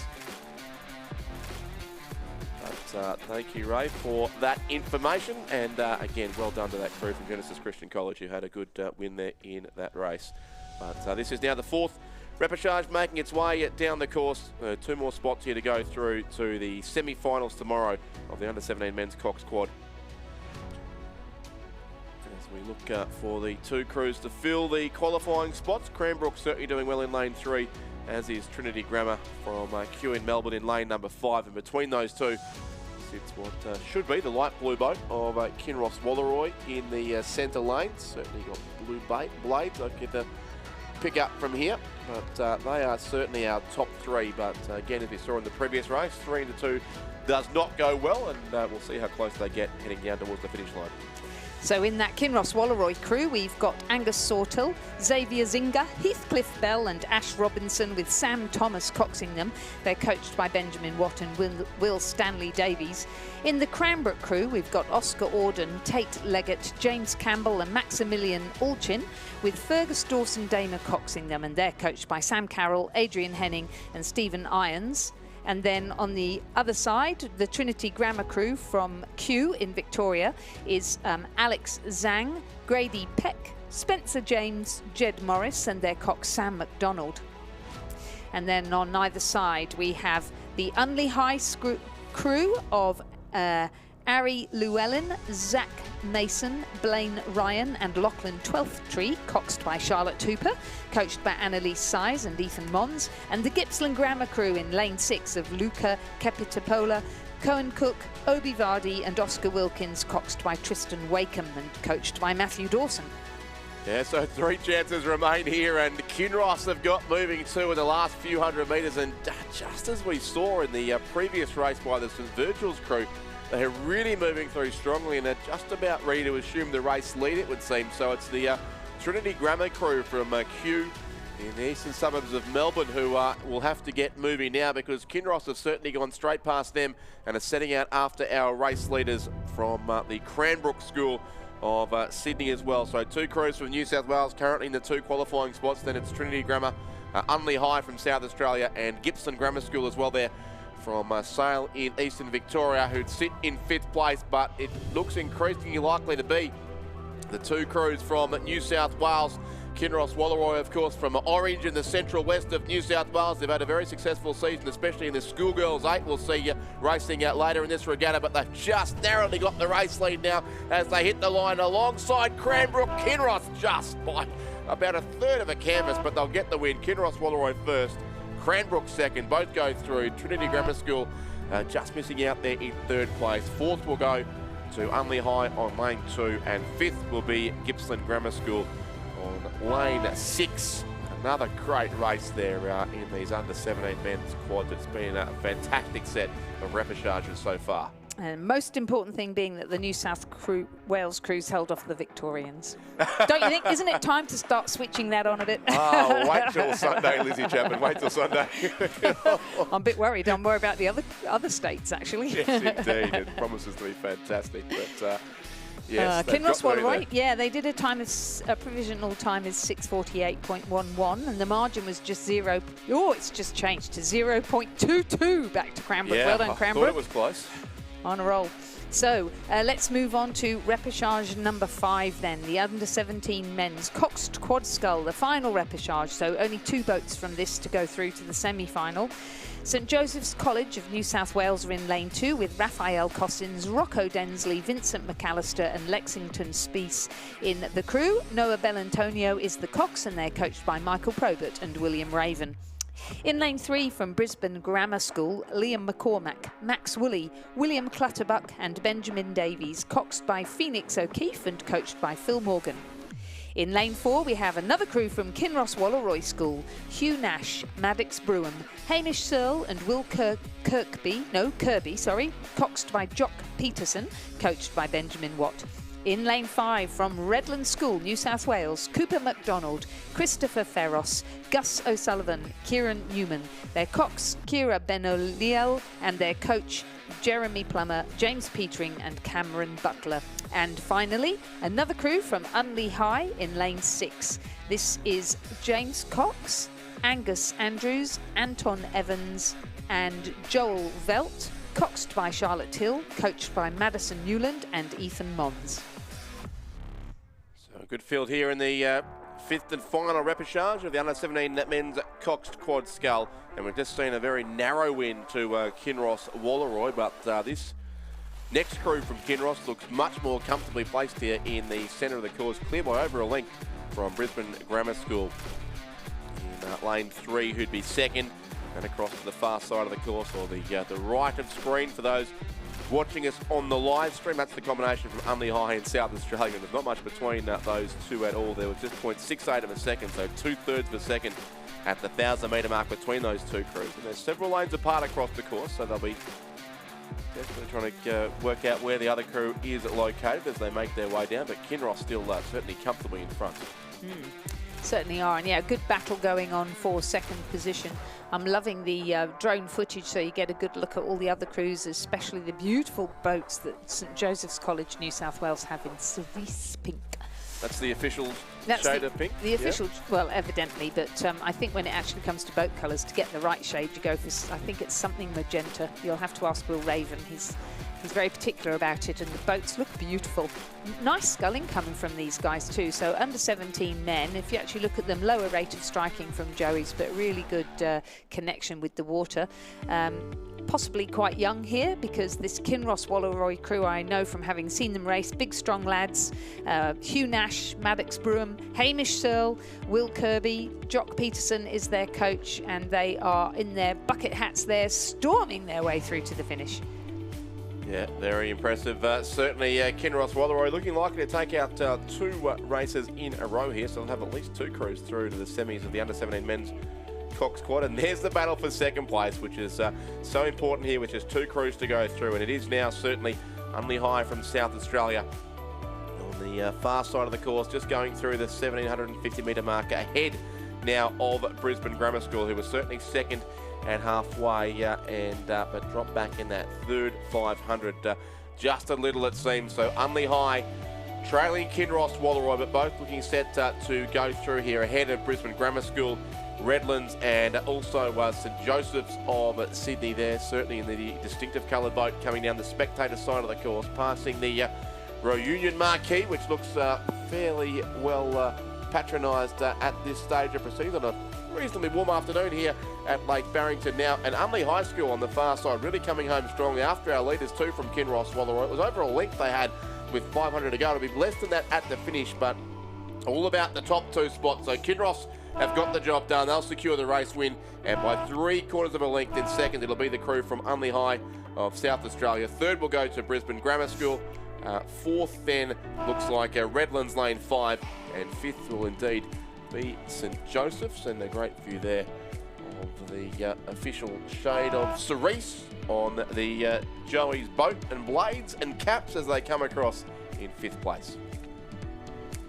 And the time there for this particular Kinross Walleroy crew, 6:49.08, so just about the same as the previous heat won by Kinross Walleroy, repechage, which was 6:48.11. The margin between Kinross Walleroy and second placed Unley High, 2.47. Those two crews will progress through to the semi-final. And just missing out, Brisbane Grammar School in third, Redlands in fourth, St Joseph's College in fifth. That completes our repechages in the under-17 men's Coxed Quad Sculls, and we now move up an age group to under-19, and we will move back to women's sculling with the under-19 women's Quad Scull repechage. Repechage number 1, there are 2 in total. In this repechage, we have the University of Queensland Boat Club in lane 3, Emma Bond, Emerson Martin, Olivia Mitchell and Amelia Moore, coached by John Pettigrew.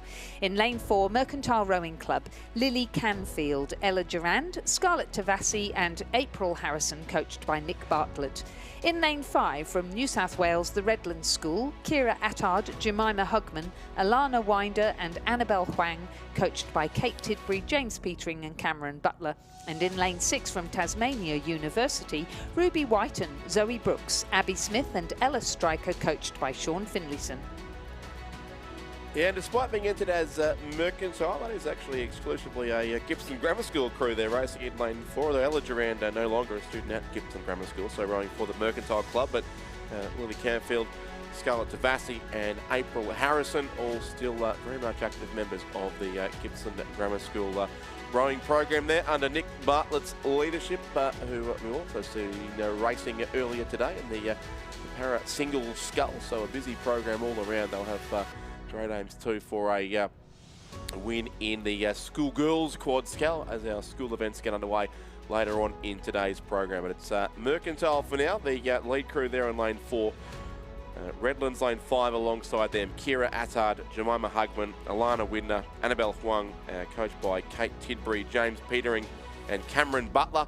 They are in second place. It is just first and second here through to the final from each of these two repêchages. Third place looks to be with the University of Queensland over in lane 3, and sixth place with Tasmania University on the far side of the course as we see the UQ crew there going past our lifesavers, keeping a watchful eye over the course and ensuring the safety of all of our athletes. But it clearly is the two boats there in the centre of the course, the red and white colours of Mercantile racing down lane 4, and then Redlands in lane 5, a couple of lengths off the pace, but both look likely here to go through from this first of two repêchages, race 358 of this regatta. So we are now well past the halfway mark, at least in terms of total race numbers, but it's gone past 2 p.m. here in Tasmania on the 4th of 7 days of this regatta, so just officially past the halfway mark as far as time is concerned as well, but some great racing still in prospect across the next 3.5 days. Of course, more finals coming up tomorrow morning as well. Big day of racing from 8 a.m. tomorrow. Saturday then as well. The sprint regatta, of course, on Saturday afternoon.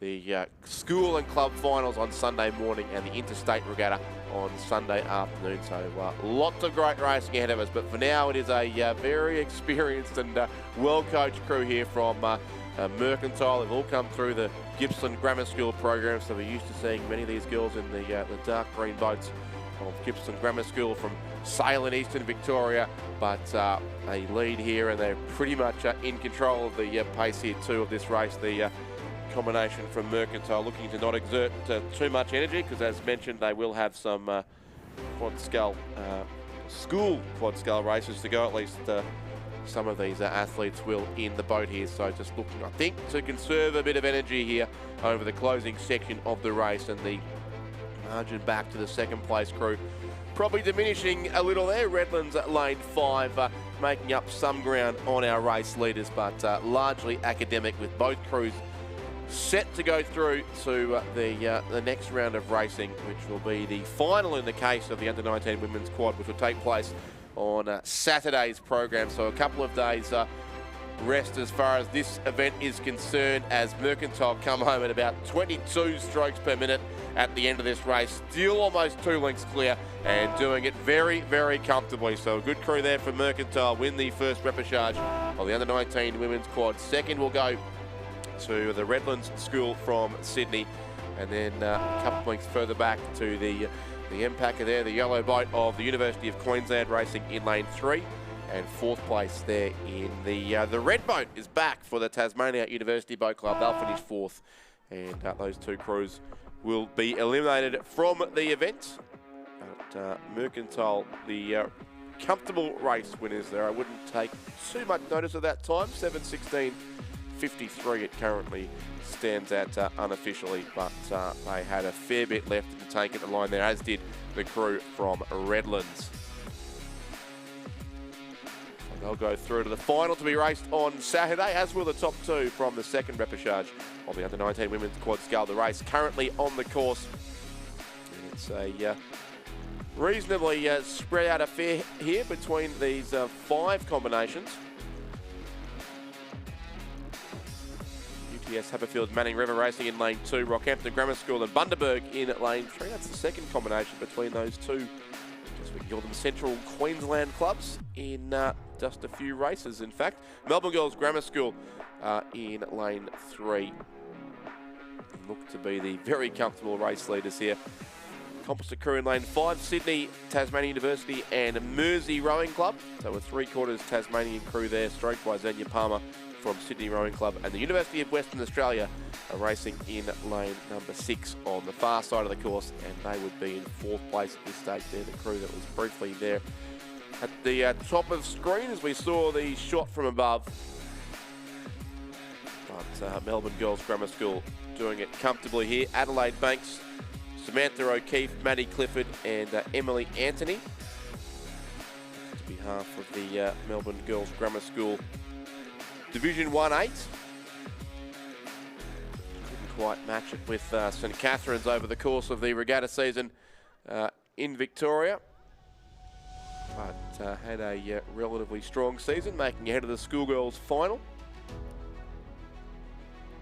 And they're certainly very, very well clear here indeed. Not quite as relaxed a pace as we saw from Mercantile in the previous repechage, but still, as we zoom in on that crew from Melbourne Girls Grammar School with the daughter of Australian Olympic gold medalist Peter Anthony there. Emily Anthony in the stroke seat of that boat, one of 3 Anthony girls involved in the program at Melbourne Girls Grammar School. Some great rowing genes, of course, in that family, with Peter, of course, being an Australian Olympian and a gold medal winner, and his wife Fiona also, Fiona Milne, a Canadian representative too. So very, very strong rowing genes for the Antonys, and they're doing a good job here, this Melbourne Girls Grammar School combination. About 2.5 lengths clear now of the composite crew there in lane number 5.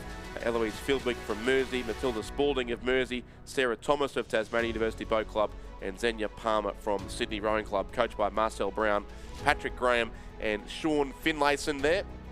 See the red of Tasmania University there in the 3 seat, and the sky blue of Sydney Rowing Club in stroke. 2 rowers from Mersey, of course, in the bow pair. Mersey Rowing Club up in Devonport, where the spirit of Tasmania currently arrives. I don't want to get too political at this time, but obviously some work required there to expand that docking area too when the new spirits arrive in within an unspecified amount of time, I suspect. But a lot of action at both boating large and small on the Mersey River in Devonport, certainly. These 2 crews very, very comfortably clear indeed. 3rd place at 1500 was the UTS Haberfield and Manning River composite crew on lane number 2. University of Western Australia on lane 6, and Rockhampton Grammar and Bundaberg there racing in lane 3 were in 5th place, but it's just 2 to go through here. And the composite crew making a good move here too on Melbourne Girls Grammar School, but I suspect, again, as we saw Mercantile do in the previous race, Melbourne Girls Grammar have gone into energy conservation mode, as again they're down on about 24 strokes per minute, and it looks like the composite crew that's 3/4 Tasmanian and 1/4 New South Wales, at least as far as the rowers there are concerned, is going to go straight past them and take the win in the end in this second repechage of the under-19 women's quad scale, and they'll do so by a bit over a length. So a strong finish there from the composite crew, the Sydney composite crew, but Melbourne Girls Grammar School very much in control there too in the closing strokes. They'll finish second, but didn't have to go all out in the closing stages of that race with their progression assured. UTS and Manning River will finish in 3rd place. 4th will go to University of Western Australia on the far side of the course, and 5th place will be the Rockhampton Grammar School and Bundaberg composite crew at the end of repechage 2 of the under-19 women's quad scull.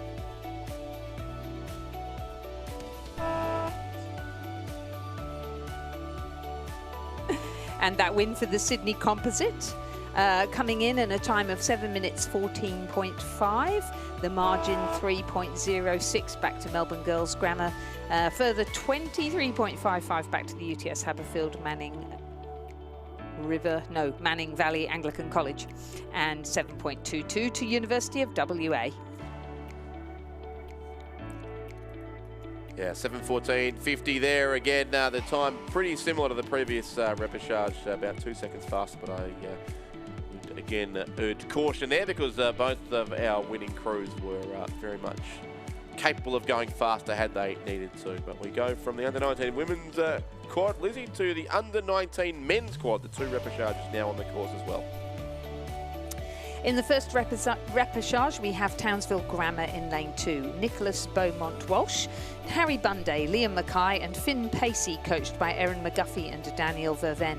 In lane 3, Hunter Valley Grammar School, Harrison Skelly Osmond, William Hunt, Hayden Melmoth and Zachary Jones, coached by Odin McIntosh and Rowan Hislop. In lane 4 from Sydney Rowing Club, Tommy Poulton, Oscar Way, Frederick Way and Nicholas Callanan, coached by Patrick Graham.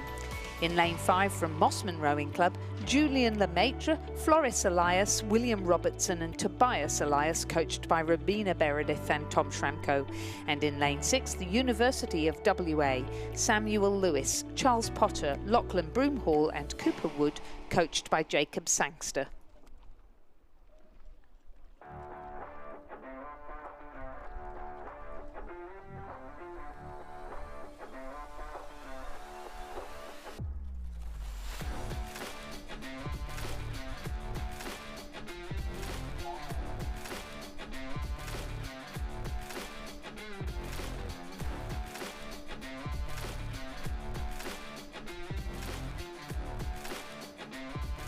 Lead Mossman crew, we do have in the stroke seat Tobias Elias, who already has a gold medal from this regatta with a win in the under-19 men's single scull earlier today, our 4th final of the regatta. It was a narrow win there over Noah Haas, the Tasmanian sculler, but likely no similarly close finish coming up here because Mossman about 2 lengths clear of Sydney Rowing Club beside them in lane 4.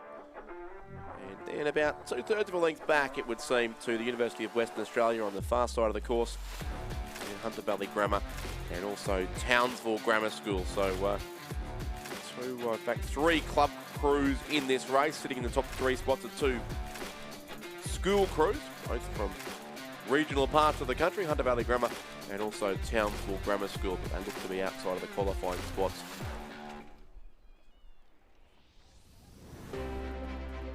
The Grammar crew coached by Odin McIntosh, who I heard Ben Homer reference before, thanks to his Nationals medal win about a decade or so ago it was, but good to see Newcastle clubs and schools again performing on the highest stage. But here it's going to be Mossman who will take out this win surely. Here comes the race for second, but University of Western Australia really moving on Sydney Rowing Club, and that is where the action is now, with only a few strokes to go, certainly for our race leaders, and still Sydney just second ahead of the University of Western Australia, but maybe not for long. Mossman lane 5 will take the win. Sydney respond, and they will go back in front and win this by about 1/3 of a length, maybe 1/4 of a length in fact, and they get second place. An all-important battle for the final qualifying spot. So Mossman first, Sydney second, University of Western Australia third, Hunter Valley Grammar in 4th spot, and Townsville Grammar finished 5th in race 360. But only 2 can go through to the final, so that will be in the under-19 men's quad scull, Mossman Rowing Club, and also joining them in the semi-final, Sydney Rowing Club. So now being eliminated from the event, the University of Western Australia, Hunter Valley Grammar School and Townsville Grammar. So congratulations to Mossman Rowing Club. They're having a fantastic day here under the guidance of Tom Schramko, who writes the programme, and Rowena Meredith, their coach there. Some really fantastic work going down there. So Tobias Elias back into another final and chasing another medal here at the 2025 Australian Rowing Championships. Do you know it's 10 years since Tom Schramko won the under-19 single scull under the coaching of Nick Garrett? I did not. And today he coached Tobias Elias to a win. So how beautiful is that? Serendipity. Nick Garrett always here with us in spirit. Repechage 2 in the under-19 men's quad scull sees Rockhampton Fitzroy Rowing Club in lane 3, Jai Ole, Nicholas Thompson, Tristan VC and Harry Brandt, coached by Kim Byrne. Kinross Walleroy Schools in lane 4, Harry Dimmock, Toby Buckland, Oscar Cleary and Oliver Smith, coached by Benjamin Watt. A composite in lane 5 between Leichhardt and Sydney University Boat Club, Petar Sinkovic, Remy Wilson, Bryn Potter and Dylan Lee, coached by Isaac Shepherd and Peter Warne. And in lane 6 from Gippsland Grammar, Leigh Joshi, Connor Howard, Hagan Cook and Samuel Reynolds, coached by Mark Friedman. Yeah, in fact, the scratching there from lane 3, no crew from Rockhampton Fitzroy Rowing Club. So a field of 3 remains here, and it's Kinross Walleroy on lane 4 who are certainly the race leaders. They've had a few wins in the last half hour or so, taking out at one stage 2 consecutive repechages in the under 17 quad it was, and very strong here again, probably unsurprisingly in the under 19 quad scull, but racing in an M-packer there it looks like too, so a yellow boat. Unusually for Kinross Walleroy, not the usual light blue shells we're used to seeing them in, but still there with the blue blades as they make their way down by over a length from that Leichhardt and Sydney Uni composite crew in lane 5. So it's 3/4 Leichhardt plus Bryn Potter of Sydney University Boat Club, and then Gippsland Grammar School across in lane number 6. So we've got 3 crews here going for 2 qualifying spots. So just one will miss out, but some work to do certainly. Now, in fact, for Leichhardt Composite, who at the 1,000 metre mark were back into 3rd behind Gippsland Grammar.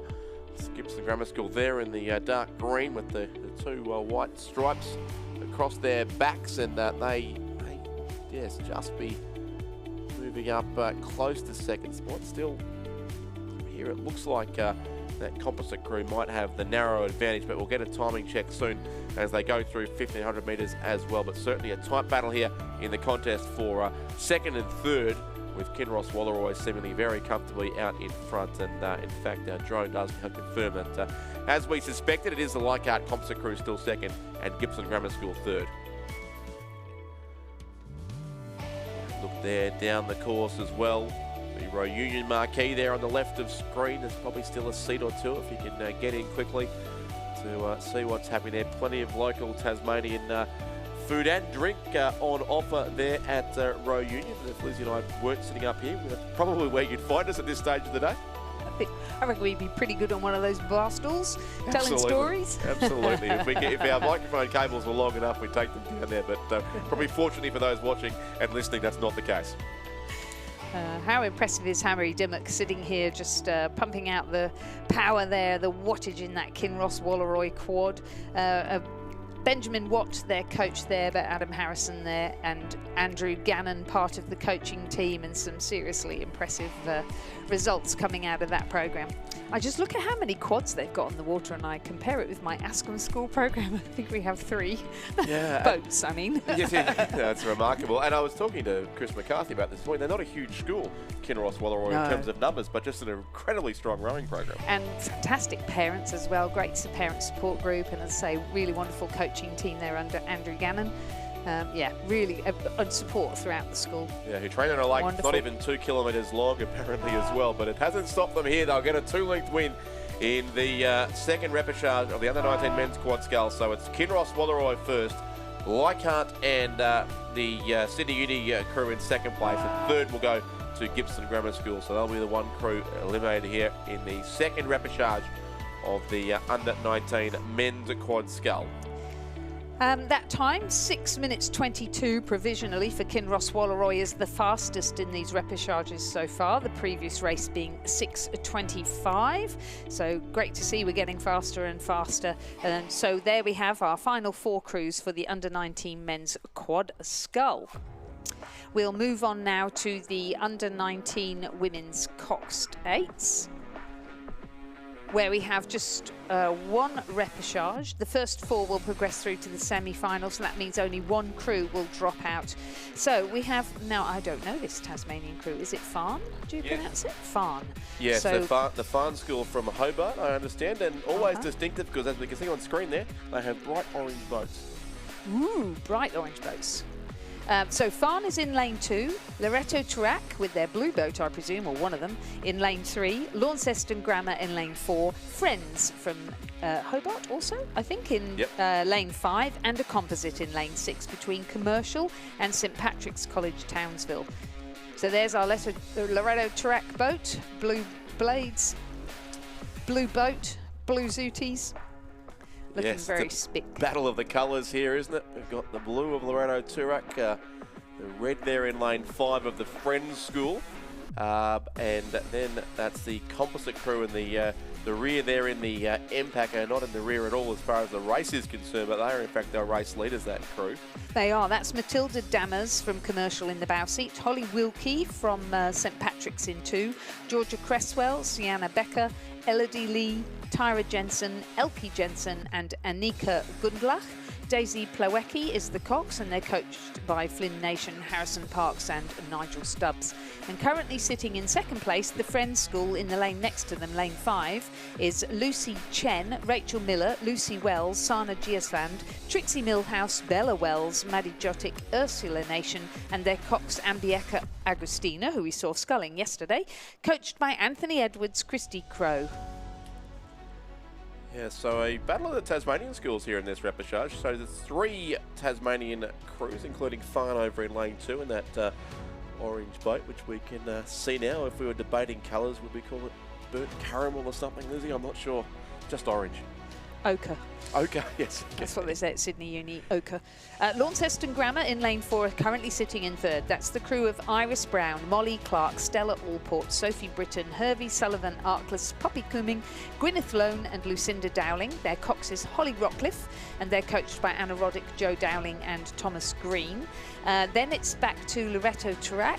That's the crew of Michaela Ellis, Alexia Kritikidis, Olivia Burchard, Nieta Barrington, Grace Walter, Isabella Knight and Amy Jordan. Grace Eagleson Forster is in the stroke seat. Olive Buffington is the cox and they're coached by Amelia Garley. They're sitting in 4th at the moment, and Farn School Hobart is in the 5th position at the moment. Potty Ladishki, Nell Terry, Emily Mazengarb, Penelope Giappen, Isabel Wilcox, Georgina Parnham, Estella Manson and Zara Berry, coxed by Zoe Pitt and coached by Chris Parnham and Sam Manson. So 4 of the 5 crews will go through here from this repechage. It's the one and only repechage of the under-19 women's coxed 8, and worth noting too, that is a division. This is in fact a year 10-8 from Loretto Turak, I should say. So it is a younger crew here racing in the under-19 women's coxed 8 repechage. I think just missed out in their heat yesterday, in fact, of a qualifying spot. But as it turns out here, 4 of the 5 crews will go through regardless in this repechage. So commercial composite with St Patrick's at Townsville across in lane 6, clearly the leaders, and then yes, the Baby 8 from Loretto just start to get moving up into 2nd place. The Friends School lane 5 and Launceston Grammar lane 4. There's a bit of intrastate rivalry happening side by side here on the waters of Lake Barrington, and it's Farn from Hobart who just need to quickly move up if they're going to, because they're a fair way back now in 5th place and in danger of missing out on a qualifying spot. Crowds growing here on the banks too on the spectator side of the course. I think that'll be more so once the school races begin in earnest over the next couple of hours. But good race here coming up, I think, for 2nd, 3rd and 4th. All crews almost certain to qualify, but remains to be seen whether they'll choose to race for lane allocations. Of course, the semi-finals up next with, again, a big field of entries in the under-19 women's coxed 8, but Commercial and St Patrick's, so a crew from both ends of Queensland. Just the one rower there from St Patrick's College of Townsville is Holly Wilkie in the 2 seat. The rest of the crew all from the Commercial Rowing Club of Brisbane. In fact, he's rowing in the 3 seat, it looks like here, so not quite as the listed order there, but one rower from St Patrick's Townsville. Loretto Turak coming home for 2nd. It looks like ahead of Friends.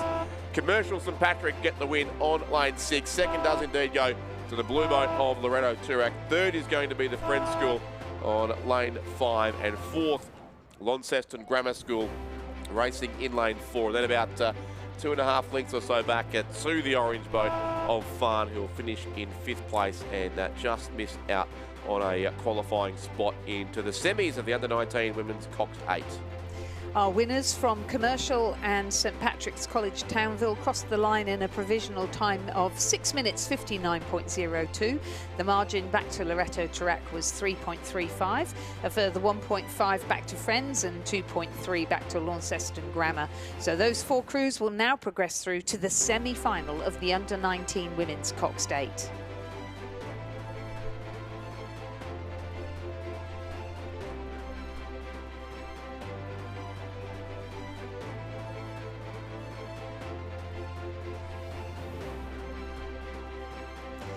And storming down the course now, the repechage of the under-19 men's coxed 8. We've got 2 repechages here, with only the first 2 to go through to the semi-final.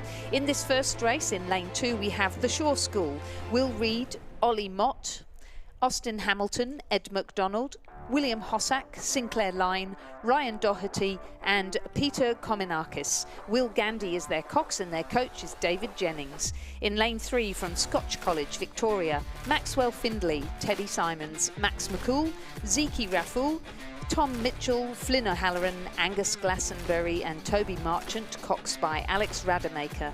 In lane 4, a composite from South Australia of Prince Alfred College and Pembroke School. P.T. Flower, Jeremy Yu, William Harvey, Ethan Harleftis, Christian Smith, Milo Katsaros, Hugo El Khoury and James Dixon, coxed by Pat Edwards. Ballarat Grammar are in lane 5. Rex Brennan, Marco Tumolero, Albert Moll, Lawson Smith, Hallie Bryant, Jack Howard, Archibald Fraser and Hugh Myers, coxed by Ella Marshall, coached by Luke Pugno and Paul Myers. And in lane 6 from Xavier College, Sam Stewart, Ned O'Sullivan, Hugo Paulick, Harry O'Flynn, James Benston, Joseph Dwyer, Matthew Varis and Charlie Dare, coxed by Jeffrey Liu. This is the first of 2 repêchages here in the under-19 men's coxed 8, so a bigger field in this event and therefore a rather more cutthroat qualification process with just 2 crews to go through. And it does look to be at this stage Scotch College from Melbourne on lane 1 and Prince Alfred College and Pembroke on lane 2, who are the top 2 crews here. Xavier College on the far side coming up as in 3rd. I'm not sure if that's the case. In fact, yes, it is then Shaw and Ballarat Grammar School back in 5th place. But worth noting, Lizzie, the coaches, should they, of the Ballarat Grammar School, both former Kings Cup rowers who rowed against each other. So Paul Myers for Victoria and Luke Pugno for Western Australia, teaming up here to coach the Ballarat Grammar School 8 as well. But it is the Prince Alfred College combination and Scotch College in the red colours alongside them, who are in the 2 qualifying spots for now. So the Scotch crew has a narrow lead, but over this South Australian composite combination as they really power on down to the finish line here. They look to be our 2 qualifying boats from Xavier College, also of Melbourne, across in lane 6. And the Shaw School from Sydney in lane number 2, but it's just 2 crews to go through here. It's going to be Scotch and the South Australian composite crew, but the order yet to be determined here is certainly Prince Alfred College and the Pembroke School really push at this Scotch combination, who just are keeping their boat in front, still with a few strokes to go. They've got about a 1/3 of a length margin here, the crew from Scotch College, and they will go across and take the win here in this repêchage. So Scotch College of Melbourne in 1st place, Prince Alfred College and the Pembroke School finished 2nd. 3rd goes to Xavier College on the far side of the course. 4th will be the Shaw School on lane 2. And 5th then the crew from Ballarat Grammar School in the first repêchage of the under-19 men's coxed 8. And the provisional time for Scotch College Victoria was 6:09.27.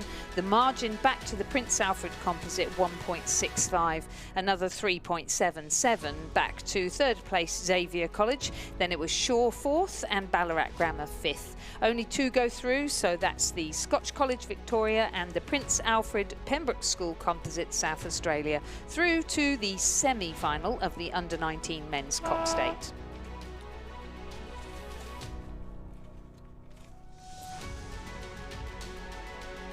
In repêchage number 2 of the under-19 men's coxed 8, we have Geelong Grammar in lane 3. Flynn Dixon, Thomas Morley, Rupert Campbell-Smith and Finn Pithy, Ned Walsh, Mungo Yates, Spencer Siebel and Hamish Roche, coxed by Squire Crawford. In lane 4, St Peter's College of South Australia. Joseph Harrington, George Quigley, Louis Von Dusser, Oscar Worm, Lawrence Anderson, Emerson Cooper, Hunter Ingham and Marcus Pickard, coxed by Harry Binns, coached by Bridget Carlisle and Tom Beresford.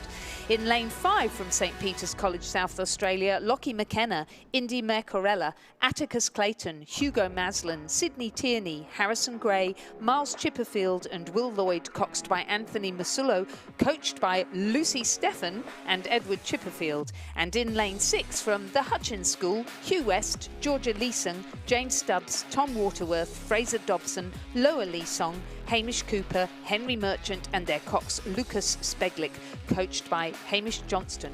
What are these Victorians doing invading South Australia and taking over the coaching? Yes, I wondered that myself. We have Bridget Carlisle, very successful at St Catherine's School. Yes, and taking them to Henley and winning. She did, and coached a few Victorian youth eights too with success. So, what's Lucy Stephan ever done?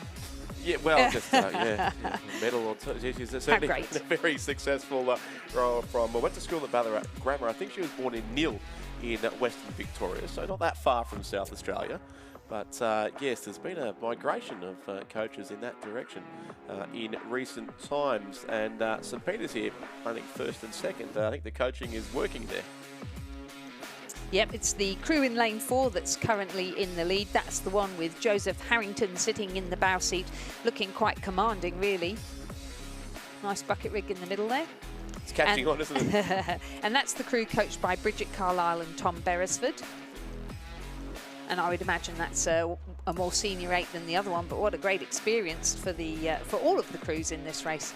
And then we've got the Geelong Grammar School crew in lane 3 that's currently sitting in second place. I love the name of the cox there, Squire Crawford. Yes. Good name. Yes.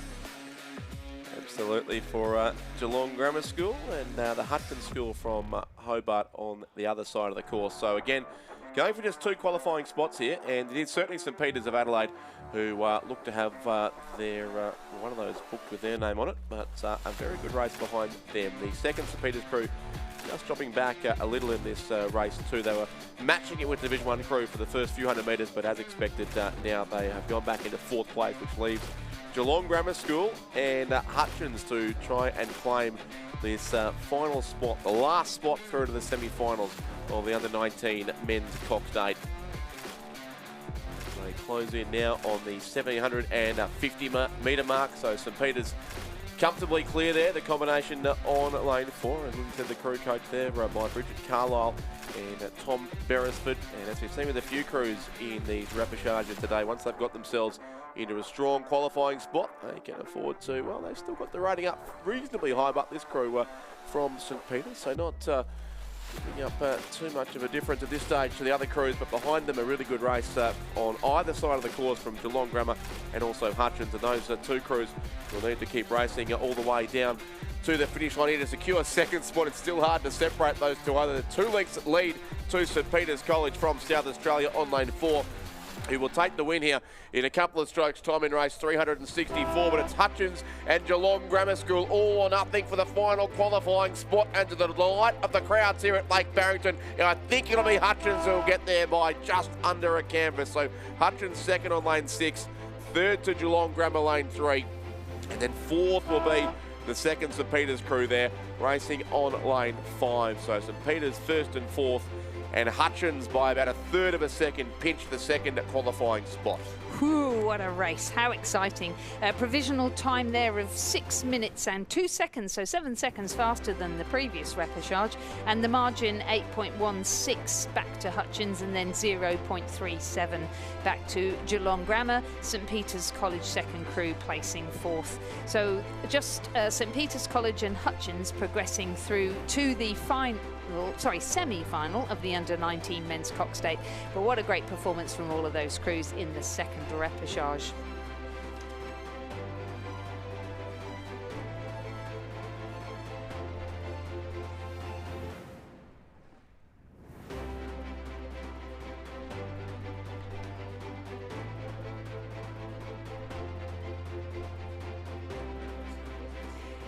We've got the under-21 women's Coxed 8s now starting. We have Heat 1 in progress with a composite crew in lane 2 of Sydney Rowing Club and Swan River. Lara Val, Leah Dardis Green, Liesl Page, Georgia Allen, Nicole Vance, Greta Spencer, Lila Fieves and Georgia Montague. They are being coxed by Nina Shamaretti. They are being coached by Lachlan Carter, Florence Griffiths and Tom Gatti. In lane 3 from Fremantle Rowing Club, Letitia Generat, Charlotte Hansen-Nahoy, Sophia Cross, Bridget Grolton, Nuala Holland, Chloe Flier, Ocean Generat, Emma O'Neill and Isabel Duarte, their cox, coached by Alex Thompson and Keely Atchison.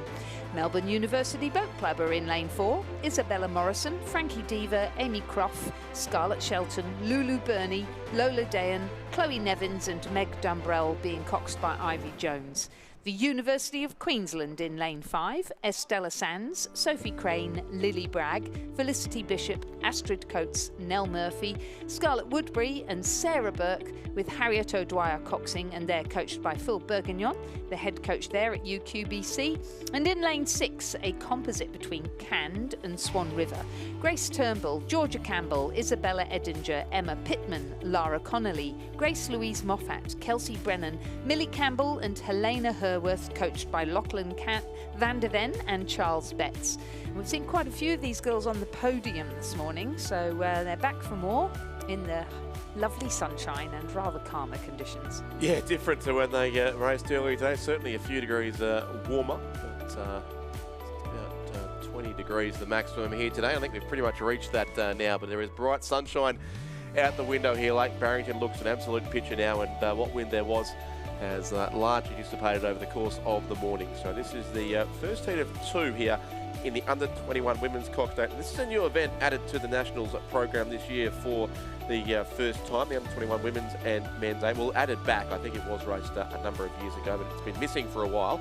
So returned to the program this year, along with some of the lightweight women's 8 events as well. Yeah, and I'm so pleased about that, because if we're really going to grow our pathway properly, you can see from how many under-17s there are, how many underage athletes there are really keen to race, and it's been very popular in New South Wales, this idea of an under-21 8.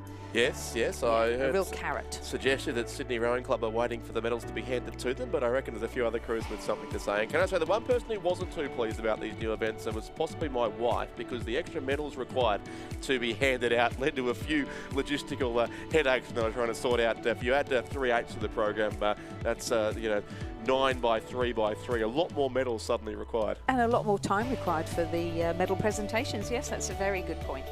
Very, very good point.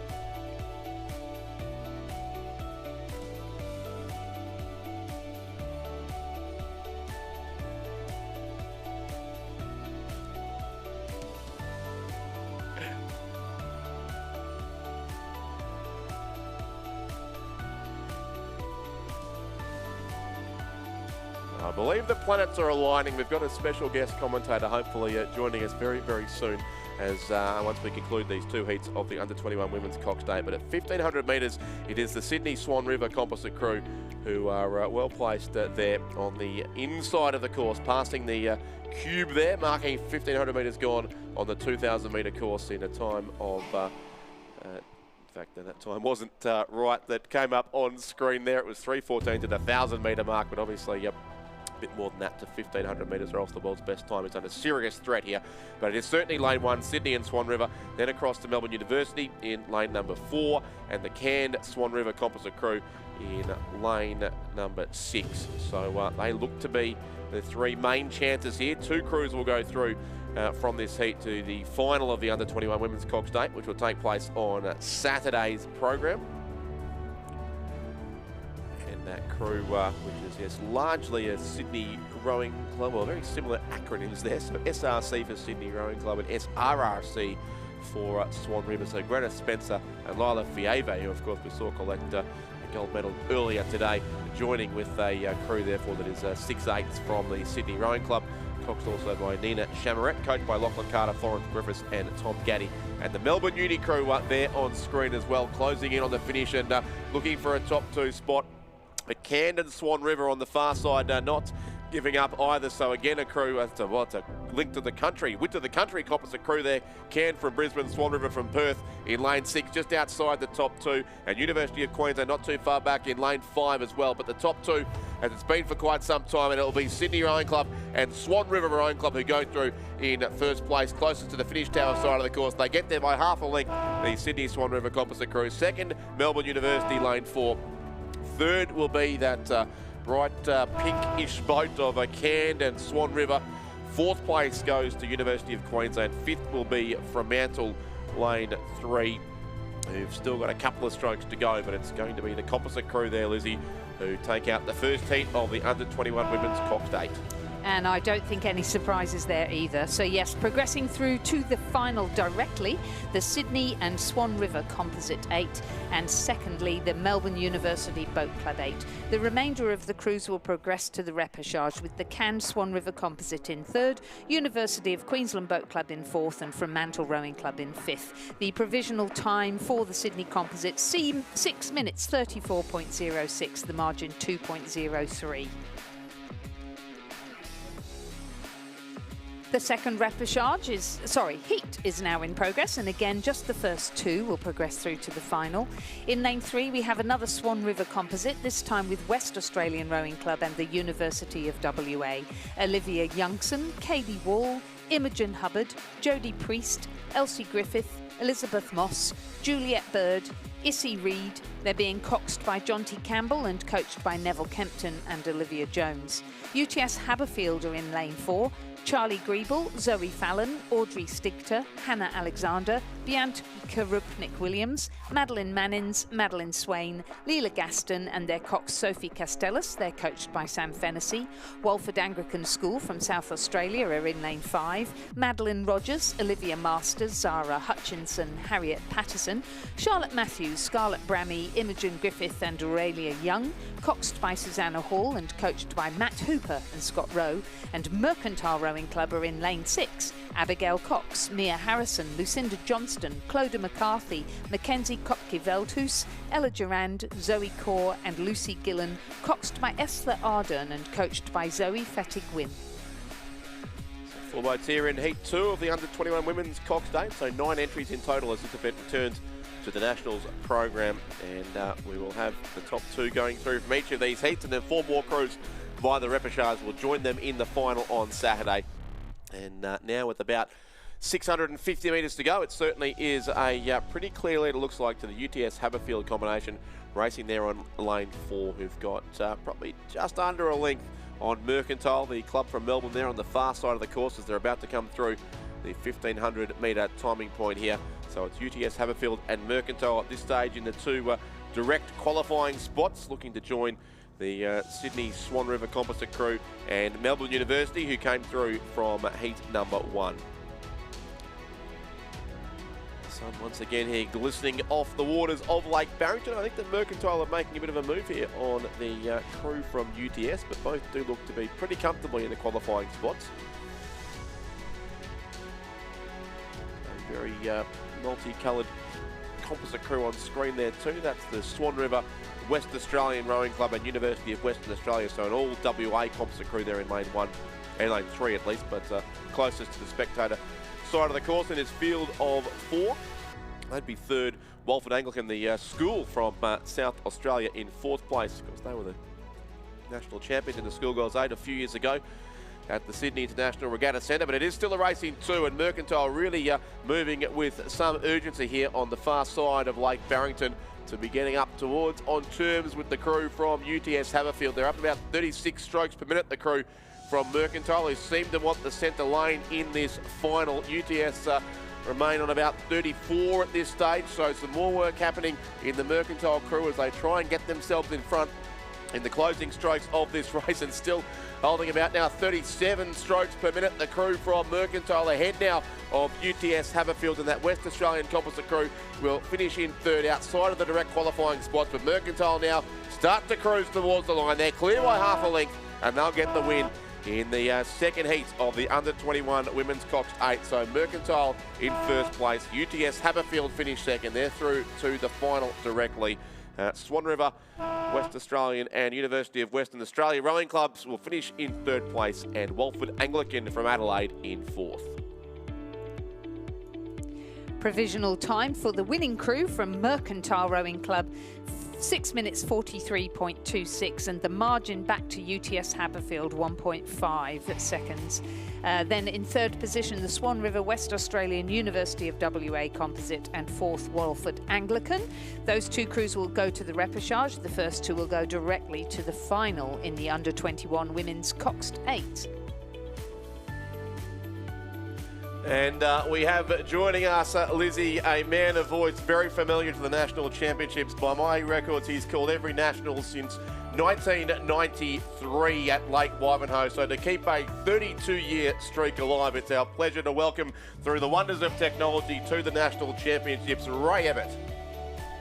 Thank you very much, Richard, and greetings from a wet and windy Woody Point. Are you missing being here, Razor, or are you happy watching from the comfort of your lounge room? I banged up my foot a couple of days ago, so I wish I would have been there and that wouldn't have happened. But really enjoyable listening to you guys, and there's only the 5 of you, but you're covering it all and doing a fantastic job. Yeah, well, you've seen the ladder that you've got to get up to the commentary box here, so you may well have done the same foot injury you here at Lake Barrington. I could have, but it is bringing me back to all the great times I've had at Barrington, including that St Peter's crew winning just before in 2021. St Peter's won the Schoolboy 8s when Olympian James McRae was coaching them, and that was a fond memory that I have there.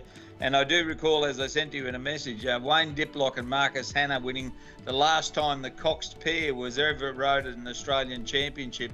And I think the crew that ran second from Tasmania, the coxswain lay on the bow of the boat. He lay on the canvas and made it into a Cox boat. So some wonderful things I've seen at Lake Barrington, but some great racing today and over the previous few days.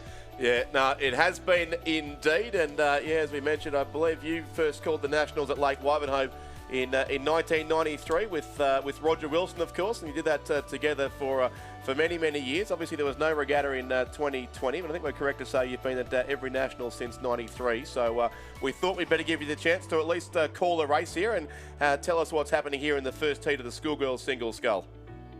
Well, thank you, Richard. Well, in lane 1, we got Brendan Shaw from Devonport, Matilda Spalding. In lane 2, from Geelong, from the Cardinia International College, is Eliza Jenkins. In lane 3, from the MLC School, is Eve Parker. In lane 4, from Sydney Girls, Xenia Palmer. Lane 5, the Armidale School, is Isabella Henderson.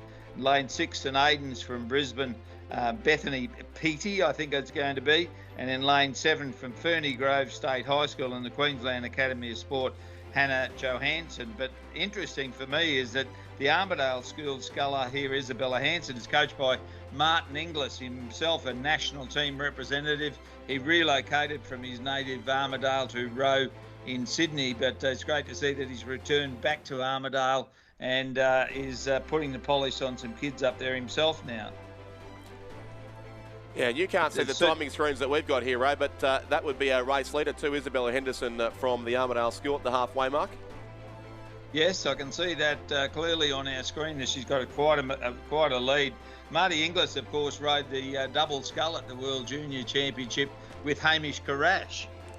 So he has a rich record, Marty, not only at junior level, but as I said, it's wonderful to see him back there, and an experienced athlete himself. He's still in his 40s, but not for long, about 47 years of age or 48 years of age. So he's being able to help out the kids in his local area. And I've seen there's been a number of Armidale athletes over the weekend. But from right across the country, Brendan Shaw, of course, the college is from Devonport, and a lot of Tasmanian entries, as is the case. But the previous race, you had composite crews from all over the country, Richard.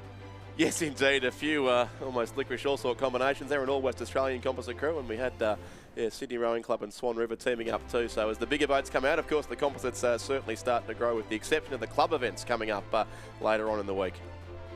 Yeah, but a very commanding lead coming up here for Isabella Henderson of the Armidale School. You can see there in her blue and white stripes with the green washing hat, I'd call it. It's like the hats that they had at Brisbane Boys College many years ago. And she's sculling beautifully out in the lead. Then across to, looks like the Ferny Grove sculler, Hannah Johansson, would be holding down second place. She's coached by Augustine Rodero. But looks like the conditions have improved as the day's gone on, Richard and Lizzie. Oh, they certainly have, yes. We've had quite variable wind conditions, and I'm really impressed with how all of the athletes are coping with it. But right now, absolutely beautiful. The wind has dropped, and that makes them for some really great conditions and some very exciting racing.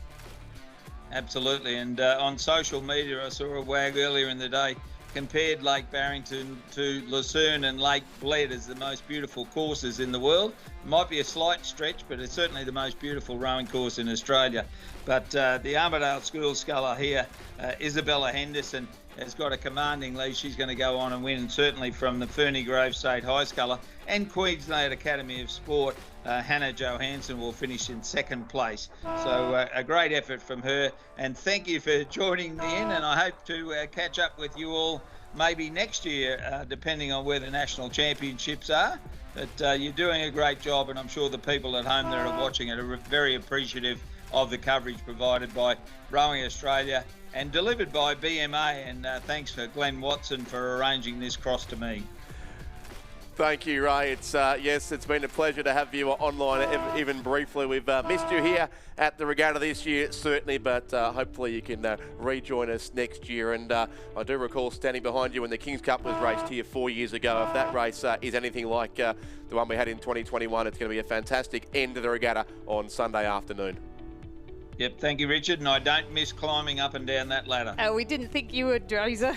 we wouldn't miss it either. Great to see you, Razor. Thanks for joining us. Thanks, Lizzie. I really appreciate it.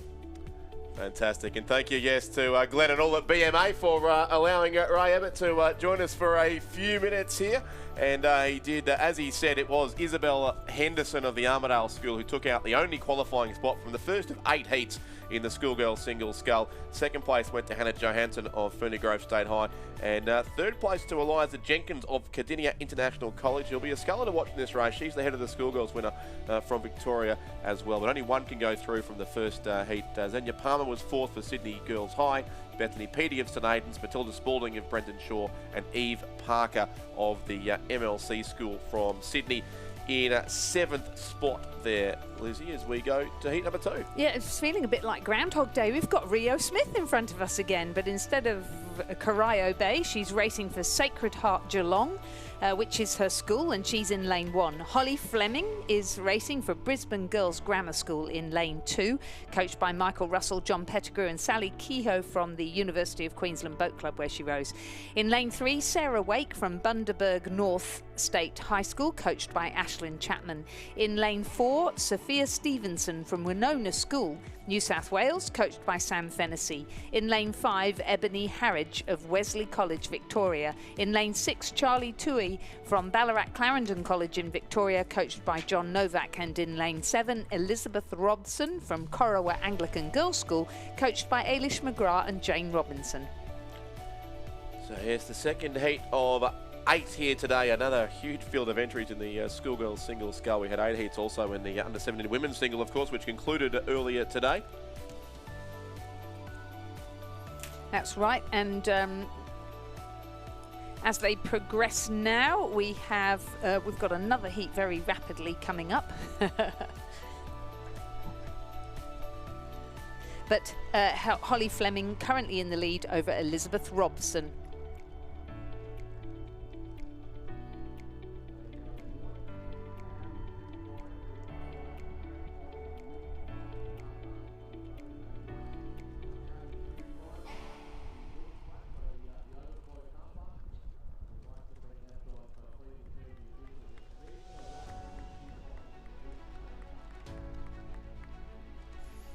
And as they progress through the 500 metres to go, it's Rio Smith sitting in 3rd behind Holly Fleming and Elizabeth Robson.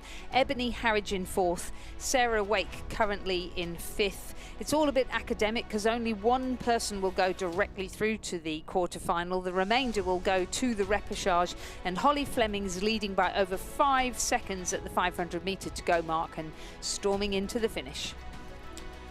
Yes, she is indeed. In fact, it's opposite sides of the course here, the top two certainly, but we saw Rio Smith have a great row earlier today. She is, again, a head of the schoolgirls winner as well. Yes, Holly Fleming there in the red boat for Brisbane Girls Grammar School. They've switched colours to really confuse us here now, haven't they? But still on the far side, the Corowa sculler, Elizabeth Robson, coached by Ailish McGrath and Jane Robinson. So yes, it looks to be Holly Fleming, Brisbane Girls Grammar, who's got a trio of coaches then. Michael Russell, John Pettigrew and Sally Kehoe have been very busy this regatta, so I'm guessing she's part of the University of Queensland program as well in that bright red boat in the schoolgirls single scull here. But Brisbane Grammar School, who won their first ever Open First 8 in the BSRO program only a couple of years ago under the coaching of Blaine Heseltine, who's now here at this regatta with Brisbane Boys College, but then he was at Brisbane Girls Grammar School. They had that famous win. It's going to be tight here but for the one qualifying spot because the red boat and the white boat on the far side of Elizabeth Robson has flown home almost undetected and may have got the win there, I think, too. Indeed, Elizabeth Robson of Corowa across in lane 7 has done this Kieran Perkins style, I reckon, by a third of a second unofficially. We will need to wait on the verdict there. And the other 5 scullers a long way back in the field, but here does come Rio Smith of Sacred Heart, just having a fairly comfortable paddle down the course, it seems, after exertions earlier today. She'll, of course, get a second chance in the repechage. Next time is going to be the sculler from Wesley College in Melbourne, Ebony Harridge, will finish 4th. 5th then in the yellow boat there will be... That's the Bundaberg North State High School sculler, Sarah Wake. And then a gap back to the final 2 in lanes 4 and 6. It will be Sophia Stevenson of Winona and Charlie Toohey of Ballarat Clarendon. Probably in the reversed order there. Ballarat Clarendon will take 6th and Winona 7th. And yes, Lizzie, it looks like Elizabeth Robson has pinched it there. She has indeed, through to the quarter-final in a time of 8 minutes 10.54 seconds, a margin of just under half a second between her and Holly Fleming. So very good indeed.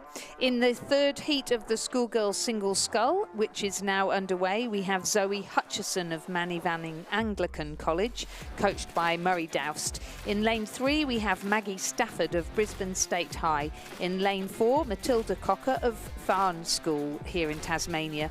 In lane 5, Emerson Martin of All Hallows School, Queensland, coached by John Pettigrew. In lane 6, Constantina Kafasis of Wrighton Girls' School, Victoria, coached by David Orchard. And in lane 7, Mia Davis of Emmaus College, Queensland. At the halfway mark, it was Matilda Cocker who had taken a lead. At the 500 metres, and she maintains that lead at the 1,000 metre mark. At the 500, it was Constantina Kafasis of Wrighton Girls who was in 2nd position, and Manning Valley Anglican College Zoe Hutchison in 3rd. But Emerson Martin of All Hallows has pushed through those 2 scullers and has now taken the 2nd position at the 1,000 metre mark. And Zoe Hutchison remains in Manning Valley Anglican. So Constantina Kafasis, unless somebody's pressed a button wrong, can't see where she is right now. I'd expect her to be fairly prominent, Lizzie, the sculler from Wrighton Girls School, also trains at the Yarra Yarra Club. So surprised to not see her at the top of the field, but it does look like the timing system hasn't quite picked her up yet. But Matilda Cocker, certainly of the Farn School from Hobart, looks to be the comfortable leader here. And then across a couple of lanes from her, that may in fact be Constantina Kafasis.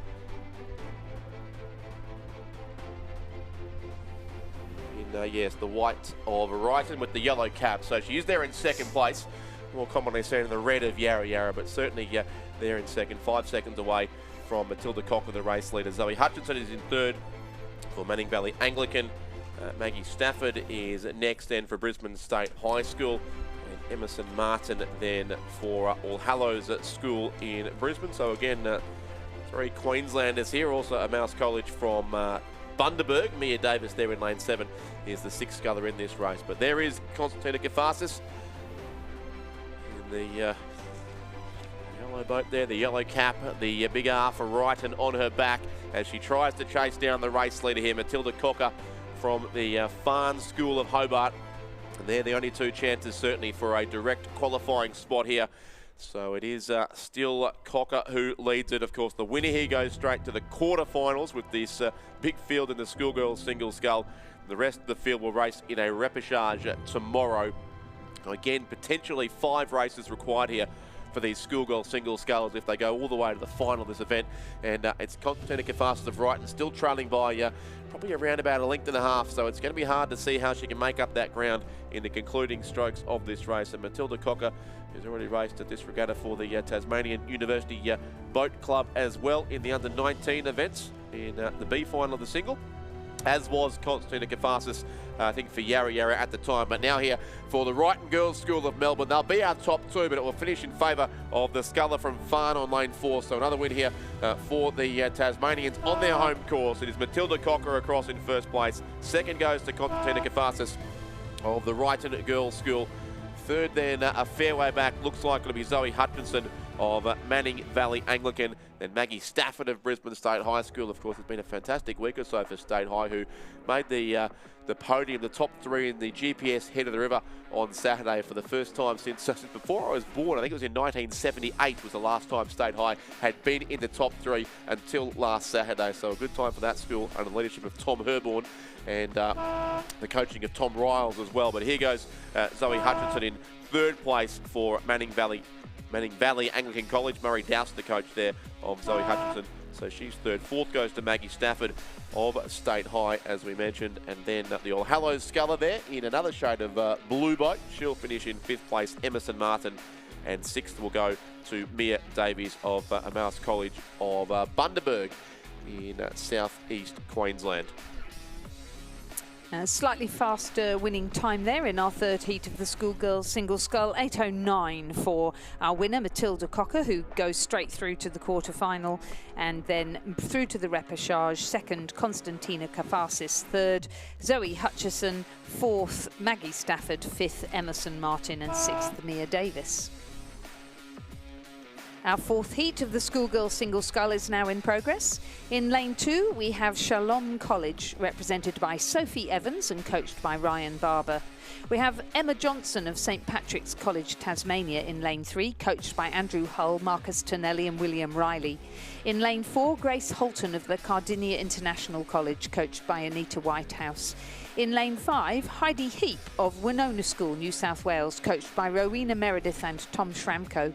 In lane 6, Holly Wilkie of St Patrick's Townsville, coached by Harrison Parks. And in lane 7, Elsie Griffith of Perth College, coached by Mark Beer and Jackie Morell.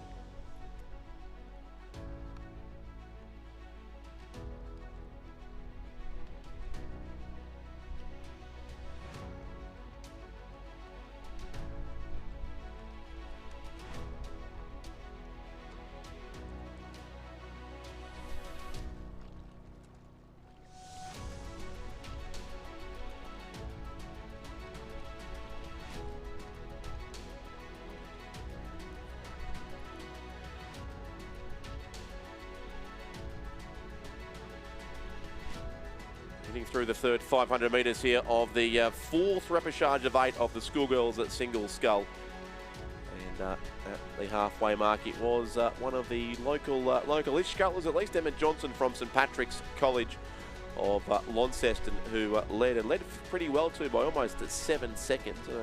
Talk up St Mary's of Hobart before for their assistance with medal presentations. I believe St Patrick's of Launceston will be undertaking the same role in Saturday's racing, so we thank them in advance. Grace Holton is in 2nd for Cardinia International College there as well. The school from Geelong doesn't have an official rowing program anymore, Cardinia International College, but many of their athletes continued in the sport through the Barwon Rowing Club, so they do race predominantly in the Barwon colours, but of course in these school events they're required to enter under their school name, so that's why Cardinia International College is in this race here. Perth College in 3rd place over on lane 7. That's Elsie Griffith of Perth College.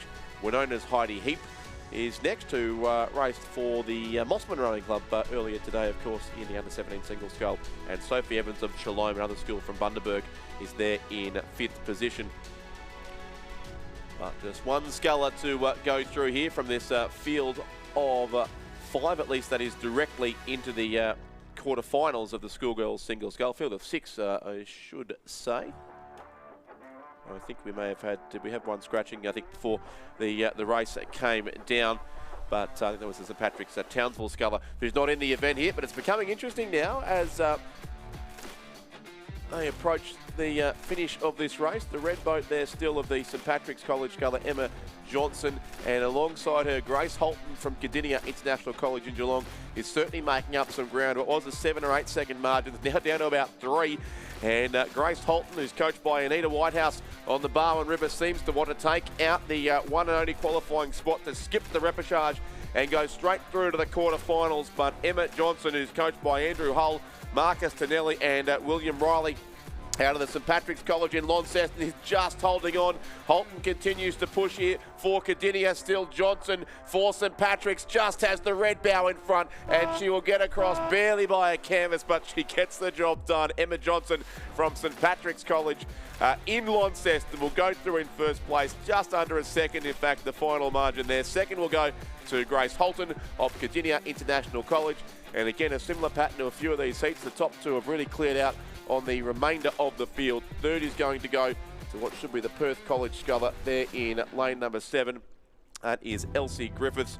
Fourth place will be Winona's Heidi Heap. Again, I suspect is looking for just a bit of a training row after a big day already, and happy to go through via the repechage. She finishes fourth in that race, and fifth goes to Sophie Evans of Shalom. So that concludes the fourth heat of the schoolgirls at single sculls. Still got 4 to go. Lizzie Stewart-John's going to come in and call some more racing, and I'll let you do the honours with the review of heat 4. Thank you very much. So in Heat 4, just confirming there that it was a win for Emma Johnson of St Patrick's College, Tasmania. Cardinia International College sculler Grace Holton was second. Perth College Elsie Griffith was third. Fourth was Heidi Heap from Winona School. Fifth, Sophie Evans from the Shalom College in Queensland. And sixth, Holly Wilkie from St Patrick's Townsville. Winning time provisionally 8 minutes 17.13, the margin 0.98.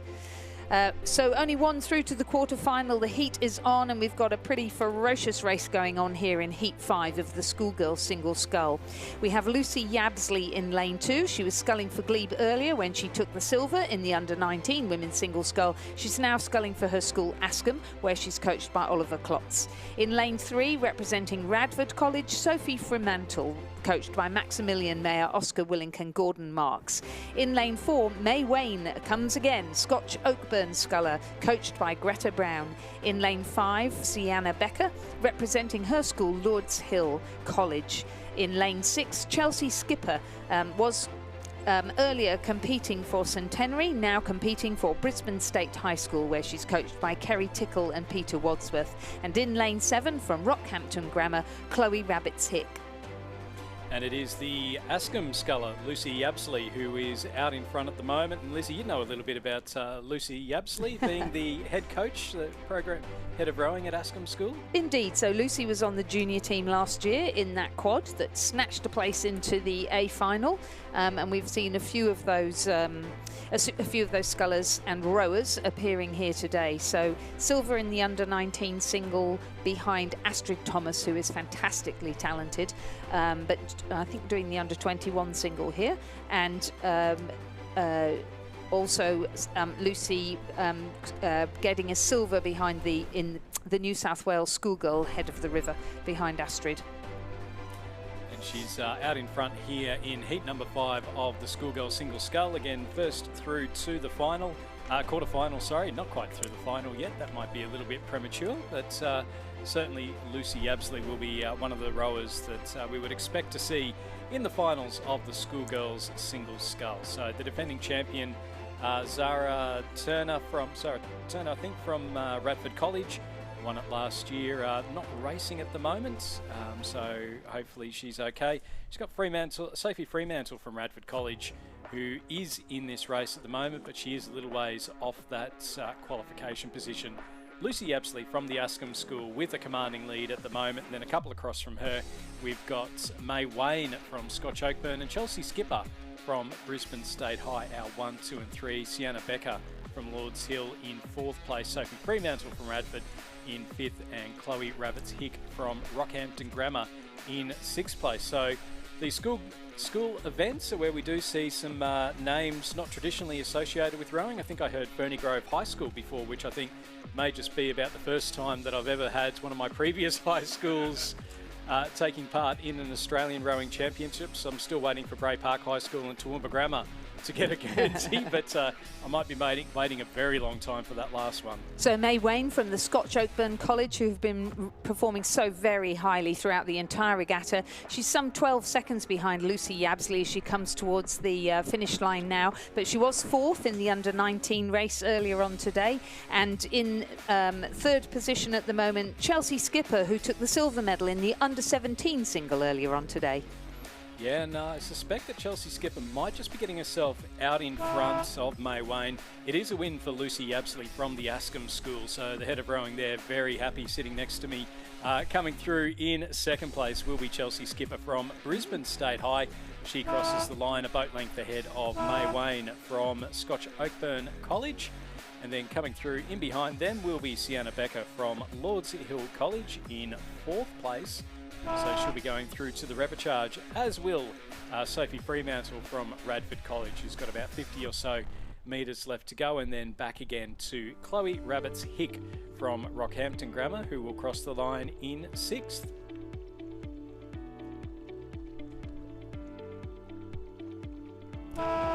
I've just been corrected. I should remember this, but Lucy, of course, won the gold at the New South Wales Schoolgirl Head of the River. She won the silver at the state champs, I think, behind Astrid Thomas. So, yep, it's Lucy Yabsley who will progress through to the quarter-final. A nice margin of 12.3 seconds over Chelsea Skipper. A great finish for Chelsea there, and a good scalp to take out May Wayne on the finish line. May from Scotch Oakburn. She will progress through, those two will progress through to the repechage along with Sienna Becker of Lords Hill, Sophie Fremantle of Radford College, and Chloe Rabbits-Hick of Rockhampton Grammar. Winning time for Lucy Yabsley, 8 minutes 21. In heat number 6 of the schoolgirls single scull, we have Emily Barrett of PLC Sydney in lane 3. She's coached by Jeff Stewart. In lane 3, Olivia Ewan of Brisbane Girls Grammar School, coached by Ross Batho. In lane 4, Abby Vents of Bundaberg State High School, coached by Ashlyn Chapman and Joanne Kensler. In lane 5, Sadie Schlicht of Strathcona, coached by David Orchard. And in lane 6, from MLCQ, Alexia Kafasis, who's also coached by David Orchard. And in lane 7, from Elizabeth College here in Tasmania, Sarah Midgley. And through the early stages, it was Sadie Schlitt from Strathcona who had the lead. She was 8 seconds ahead of Emily Barrett from PLC Sydney. Olivia Ewan from Brisbane Girls Grammar School in 3rd, and then back to Sarah Midgley from Elizabeth, Alexia Kafasis from MLCQ, and Abby Vents from Bundaberg State High School. So a fairly well spread out field here in heat number 6 of the schoolgirls single sculls. It's only the first rower to go through to the quarterfinals, with the rest going through to the repechages. But it has been pointed out to me a little bit earlier on today there, Lizzie, that having to go through the repechage isn't necessarily the worst thing in the world, because we saw, I think it was Stephanie Pettigrew, our under-17 women's single scull winner, went through the repechage with a similar progression system where it was only first going through after the heats. Yeah, that's right. And it's just so important, isn't it, to not think about the outcome, think about the process, row the best race you can row, and just try and make it through the races. And if you do, that's wonderful. And if you don't, then it's just money in the bank, isn't it? It's just another learning. And as I heard a coach say to his crew earlier on today, the learning never stops. Never stops. And it's so true. I think the day you stop learning is the day you stop living. Yeah. And Sadie Schlicht, who also rose for Yarra Yarra, and now representing her school, Strathcona, still at the 1500 metre mark in the lead. She's now extended that lead over Emily Barrett of PLC Sydney to 21 seconds. That's a substantial margin. Emily, who's also racing in the under-19 women's double scull with her Glebe Rowing Club partner Chloe Hitchens, still doing a great job there, and she's almost 10 seconds ahead of Olivia Ewan from Brisbane Girls Grammar School.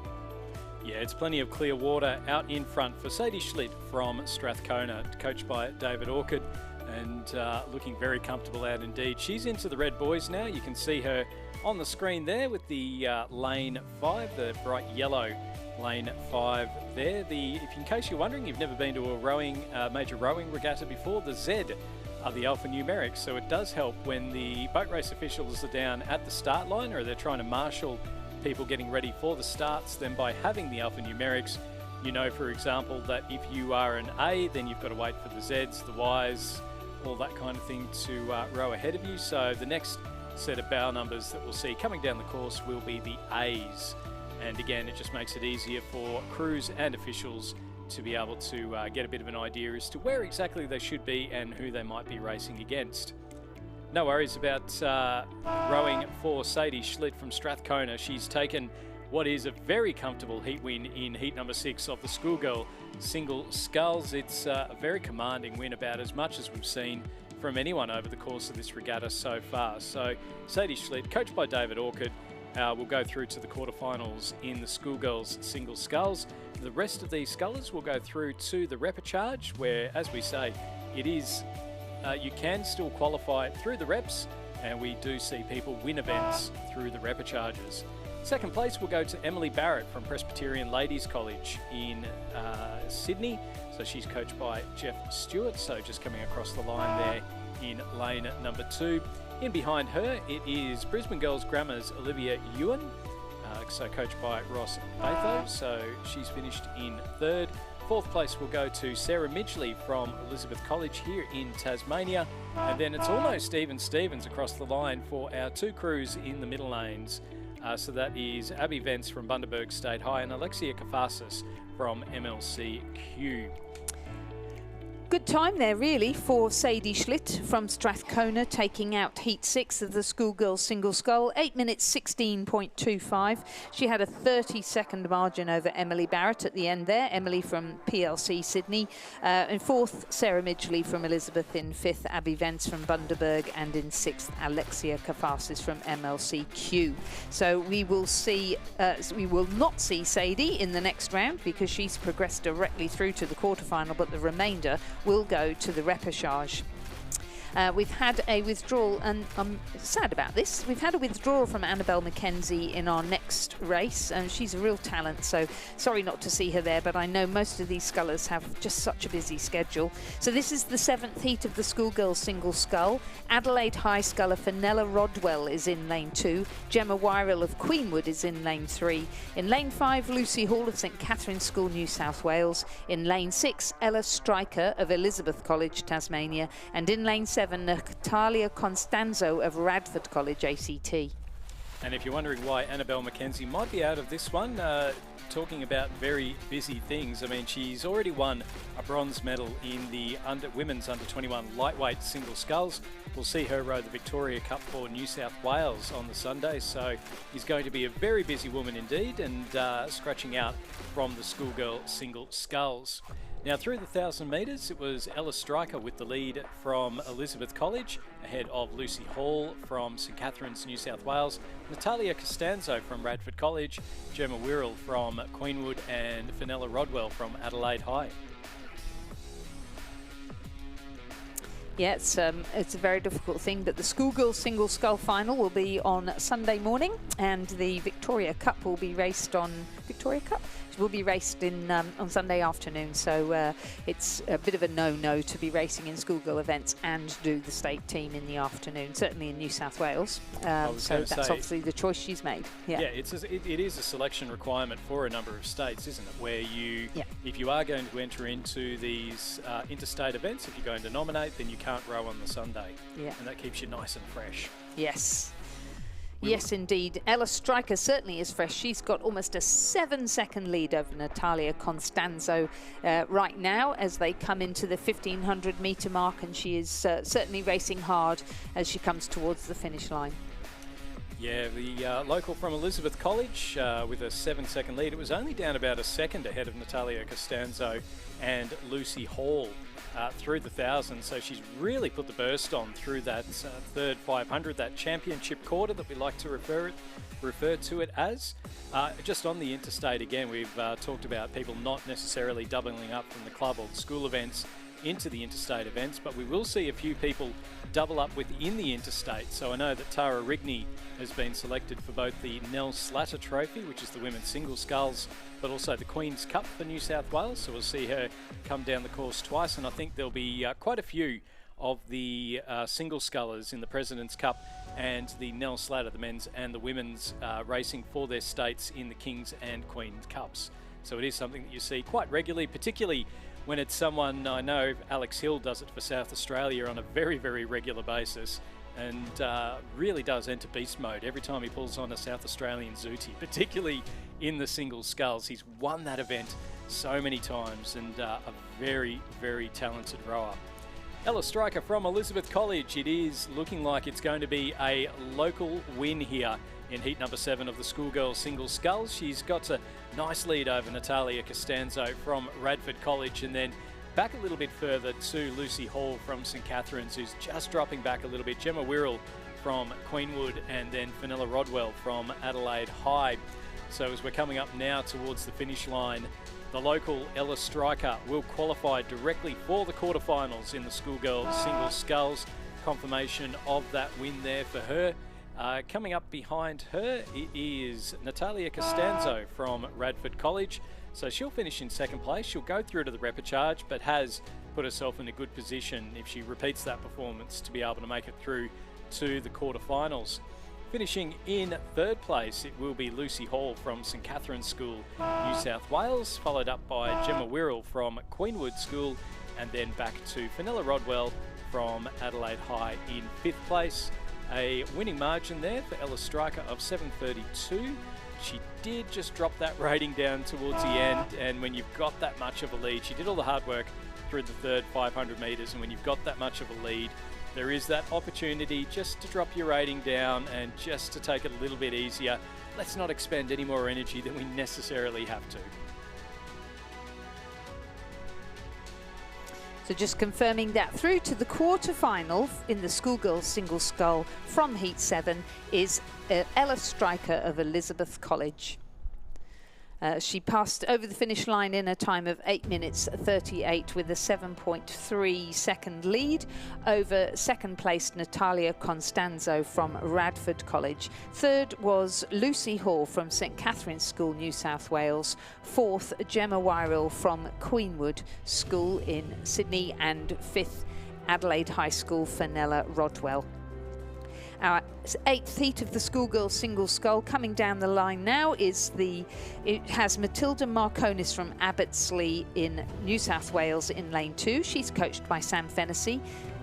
Annika Gundlach she has scratched from the event. Annika Gundlach of Kelvin Grove State College is in lane 3, coached by Flynn Nation and Nigel Stubbs. Sarah Thomas of St Mary's College, Tasmania is in lane 4, coached by Declan Martin. Elizabeth Moss of Guildford Grammar is in lane 5. Matilda Cronin of Loretto Normanhurst is in lane 6, coached by Aidan Smith and Kate Crampton. And in lane 7 from Mont St Angelo, again we have a scratching from the Mossman sculler Lottie Ravenstein.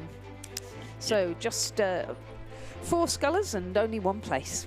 I know, but it is a little bit less competitive for this one. So through the 1,000 metres, it was Elizabeth Moss from Guildford Grammar who had the lead. She was 4.5 seconds ahead of Sarah Thomas from St Mary's College here in Tasmania. And while we've only got the 4 in here, they are from 4 different states. We've got Annika Gundlach from Kelvin Grove State College in Queensland, Sarah Thomas from St Mary's College in Tasmania, Elizabeth Moss from Guildford Grammar in WA, and Matilda Cronin from Loretto Normanhurst in New South Wales. So that gap now between Elizabeth Moss and Sarah Thomas, just 2.5 seconds. So there could well be a change in the lead through the final stages here.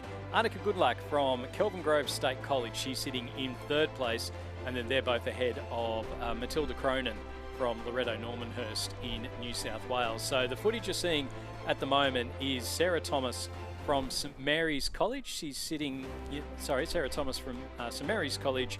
She is sitting in the yellow boat, and then the red shell of Guildford Grammar's Elizabeth Moss in behind her. So it's the West Australian leading out the Tasmanian through with 250 metres to go, but with only a boat length in it, it is still anyone's game. So if either of them has a sprint in their back pocket, now would be a good time to pull it out, because the opportunity to miss out on the repechage, save yourself an extra trip down the course, then it's one that they'll certainly be very, very keen to try and do. Doesn't look like we've got too much in the way of a sprint so far. We are coming down with about 200 or so metres left to go. There's still contact between Sarah Thomas from St Mary's and Elizabeth Moss from Guildford Grammar, and maybe just a little bit of push coming now from Sarah Thomas from St Mary's. It's down to the last 150 metres. It doesn't look like they are pushing particularly hard. There's a nice little tail breeze now that's helping out these scullers here in the schoolgirl single sculls. This is heat number 8. And as they're coming up towards the finish line, there's a little bit of overlap between the two. But certainly it's been a very nice scull here from Guildford Grammar's Elizabeth Moss, who will take the heat win ahead of St Mary's College's Sarah Thomas in second place. So Guildford Grammar's Elizabeth Moss just holding up her cap in acknowledgement of the win there in heat number 8 of the schoolgirl single sculls. You can see there Sarah Thomas from St Mary's College, just looks like the asthma puffer out there. It's always very important. Yeah, not surprising really with this wind. There's a few people coughing and sneezing and having a bit of a reaction, so let's hope she's okay. Sarah Thomas placing in second position, so therefore just missing out on a direct progression through to the quarter-final, but a half-decent time there. Elizabeth Moss 8:25.63. The margin was just 1.71 at the end there between her and Sarah Thomas. And then coming across in third position, Annika Gundlach from Kelvin Grove State College. And in fourth, Matilda Cronin from Loretto Normanhurst.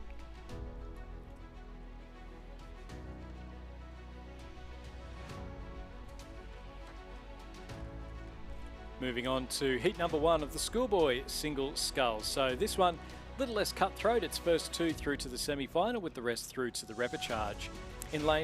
In lane 1, we have Jason McKenzie of Brisbane State High. In lane 2, Ollie Dowling of Scotch Oakburn College, coached by Jim Wilson and Andy Dick. In lane 3, Tyler Fitzpatrick of St Bernard's College, Victoria, coached by Mark Dwyer. In lane 4, Nicholas Trethewey from Newington College, New South Wales. In lane 5, Cameron Schmidt from Canberra Grammar School, coached by Alex Hill. In lane 6, Nicholas Halulos from Norwood International High of South Australia, coached by Brenton Terrell. In lane 7, Benjamin Beswick from Radford College, coached by William Hatcher, Stuart Sampson and Gordon Marks. And in lane 8, also from Radford College, Rupert Keeling, coached by Mackenzie Moore, Angus Walker and Gordon Marks. So it's the Brisbane State High sculler, Jason McKenzie, who has the lead through 1500. It's not much to pick though between himself and Cameron Schmidt from Canberra Grammar School. Nicholas Alulis from Norwood International High. We've already seen him come down the course a couple of times earlier on in this regatta. And then back to Scotch Oakburn's Ollie Dowling, Tyler Fitzpatrick from St Bernard's College, then Benjamin Beswick from Radford College, and then back again to Rupert Keeling, also from Radford College. So Cameron Schmidt, you can see him in the foreground there. So he's sitting in second place through the 1500 metres. Over on closest to the grandstand, Jason McKenzie from Brisbane State High, sitting comfortably out in front, although he may well get under a little bit of pressure. So we'll keep an eye out on how that goes for the Queensland sculler. As Richard mentioned earlier, it was a great last weekend for Brisbane State High. They're on the podium of the GPS on the 8s for the first time in about 40 odd years. So since the 1970s, Brisbane State High, similar to, I think it's Sydney Boys over down in Sydney, where they are a state or a government run school as opposed to a private school. So they don't always necessarily have that funding and have the resources available to the private schools. Yeah, I heard that from Chelsea Skippers coach Kerry Tickle, but she said the school is very supportive of their own, as you can see, producing some great talent. Out in front though, Cameron Schmidt from Canberra Grammar School has absolutely motored through the final stages. I'm not sure that Jason McKenzie realised the danger off to his left-hand side. So it is going to be the Canberra Grammar sculler that crosses the line in first place. So that is Cameron Schmidt from Canberra Grammar School, finishing ahead of the second place, Jason McKenzie from Brisbane State High. Cameron Schmidt able to row through him right towards the end there. Coming through in third place, it will be Nicholas Alulis from Norwood International High. So you can you see the State High sculler, Jason McKenzie there. Coming through in fourth, it will be St Bernard's College's Tyler Fitzpatrick, and then he will finish ahead of Scotch Oakburn's Ollie Dowling back in 5th place, and then Radford College's Benjamin Bestwick in 6th. And then a little bit further back we have, it looks to be the Newington sculler Nicholas Trethui, who will come through in 7th ahead of Rupert Keeling from Radford College back in 8th place. But only 2 will progress directly through to the semi-final, and confirming that those 2 are Cameron Schmidt of Canberra Grammar School, coached by Alex Hill, and Jason McKenzie of Brisbane State High. The time for Cameron was 7:16.94 provisionally, with a 2.93 second lead over Jason McKenzie. Coming in 3rd, Nicholas Halulos, 4th, Tyler Fitzpatrick, 5th, Ollie Dowling, 6th, Benjamin Beswick, 7th, Nicholas Trethui, and 8th, Rupert Keeling. Heat number 2 in the schoolboy single scull is now in progress. Joseph Lane of St Joseph's College, New South Wales, is in lane 1. Archer Buick of Unity College is in lane 2. He's coached by Ben Porte and Peter Newell. Owen Johnson of Brisbane State High is in lane 3, coached by Tom Riles and Jacinta Edmonds. In lane 4, Petar Simkovic of the Newtown High Performing Arts College is in lane 4, coached by Isaac Shepherd. William Horsey of Trinity Lutheran College, Queensland, is in lane 5, coached by Sam Duncan, Shay Olsen-Jones and Eric Rowan. Daniel Vesey of Newcastle Grammar School is in 6. Lachlan Broomhall of Shenton College, WA, is in lane 7, coached by Jacob Sangster, and Harry Bundy of Townsville Grammar School is in lane 8. He's coached by Erin McGuffey and Danielle Verven. Now the leader through 1,000 metres is Owen Johnson from Brisbane State High School. Nearly 14 seconds between first and second place. So Archer Buick from Unity College, South Australia, in second place. Joseph Lane from St Joseph's. That's very appropriate. Joseph Lane from St Joseph's. He's sitting in third place. Peter Simkovic from Newtown High Performing Arts in fourth. William Horsey from Trinity Lutheran College in 5th place.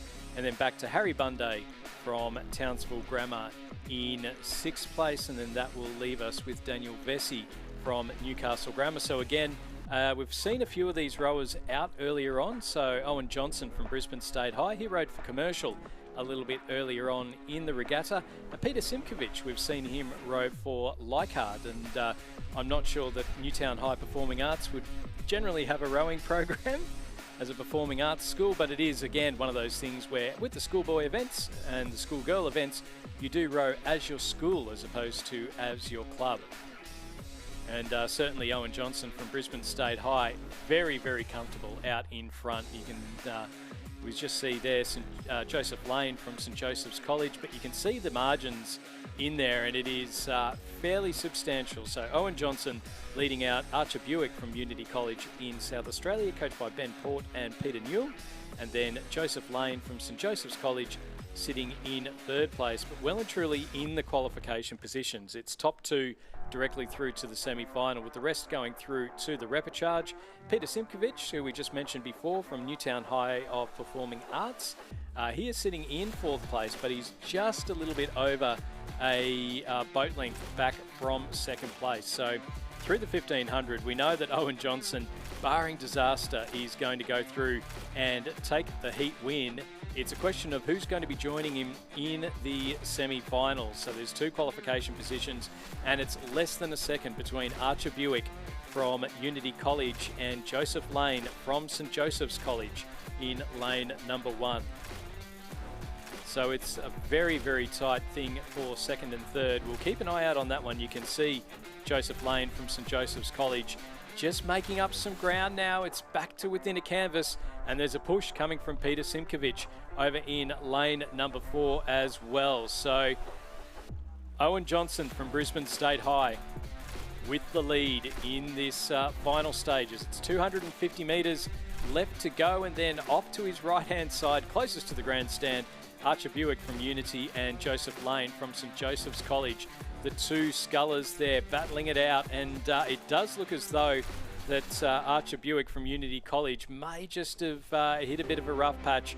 He has slowed down substantially, and that has meant that Joseph Lane from St Joseph's College is now in that second qualification position. A great view there from the drones to be able to see exactly where everyone's sitting. Newtown Higher Performing Arts, we've got Peter Simkovic, who's now moved up into third place. So it's again that battle of two. Can Peter Simkovic make up a boat length on Joseph Lane over the last 200 metres or so?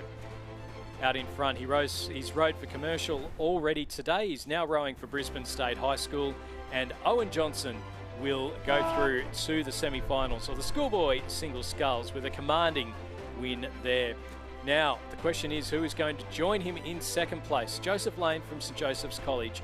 He has pushed through Archer Buick from Unity College, and now can he hold off a fast finishing Peter Simkovic?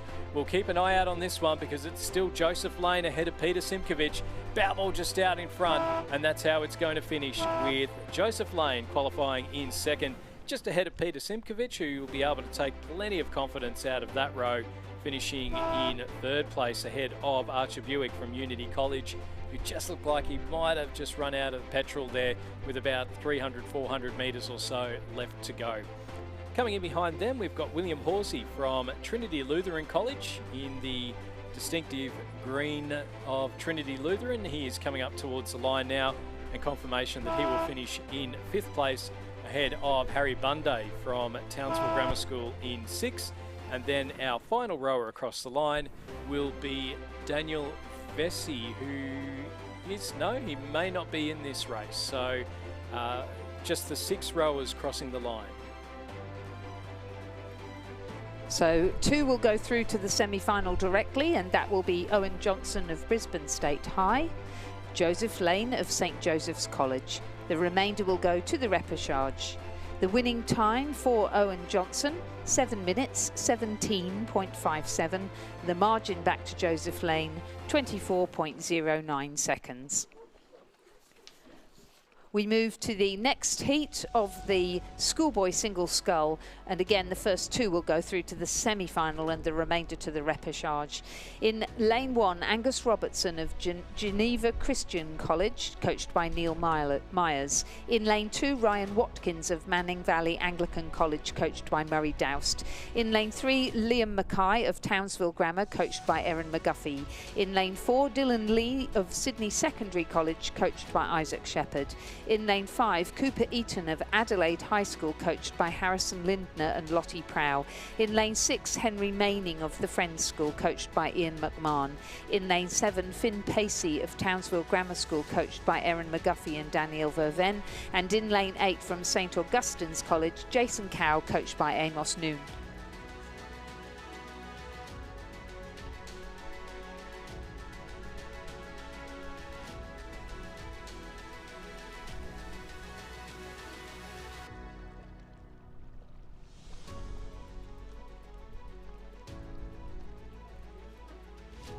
So it is Henry Manning from the Friends School leading out Angus Robertson from Geneva Christian College, Dylan Lee from Sydney Secondary College in third, St Augustine's Jason Cow in fourth, Ryan Watkins from Manning Valley Anglican in fifth. The 2 Townsville Grammar scullers, Finn Pacey and Liam Mackay in 6th and 7th, and then Cooper Eaton in 8th place. So they're into the final stages now. Geneva Christian College, I've been sitting behind their bus multiple times on the drives in from Latrobe, and it turns out they're based in the town of Latrobe, just south of Devonport, so very local.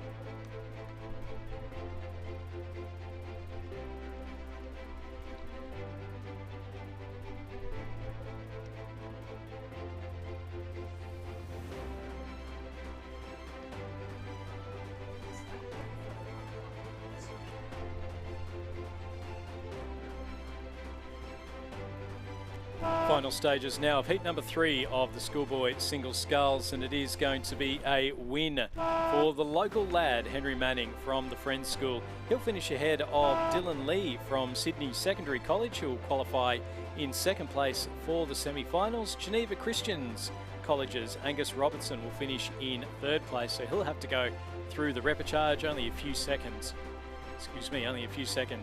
between first, second and third. Coming across the line now, a lot closer in, will be Liam Mackay from Townsville Grammar. He'll finish in fourth place, just ahead of St Augustine's Jason Cow. Fifth place will go to, that was fifth place. Sixth place will go to the Manning Valley Anglican College sculler Ryan Watkins, ahead of Finn Pacey from Townsville Grammar and Cooper Eaton from Adelaide High. Confirming then that the first 2 scullers who will progress through to the semi-final were Henry Manning of the Friends School and Dylan Lee of Sydney Secondary College, also of Leichhardt Rowing Club. Those 2 will progress directly through to the semi-final, and the remainder of our scullers will go to the repechage. Winning time for our sculler from the Friends School, Henry Manning, was 7:24.04, and the margin between him and Dylan Lee 5.91 seconds.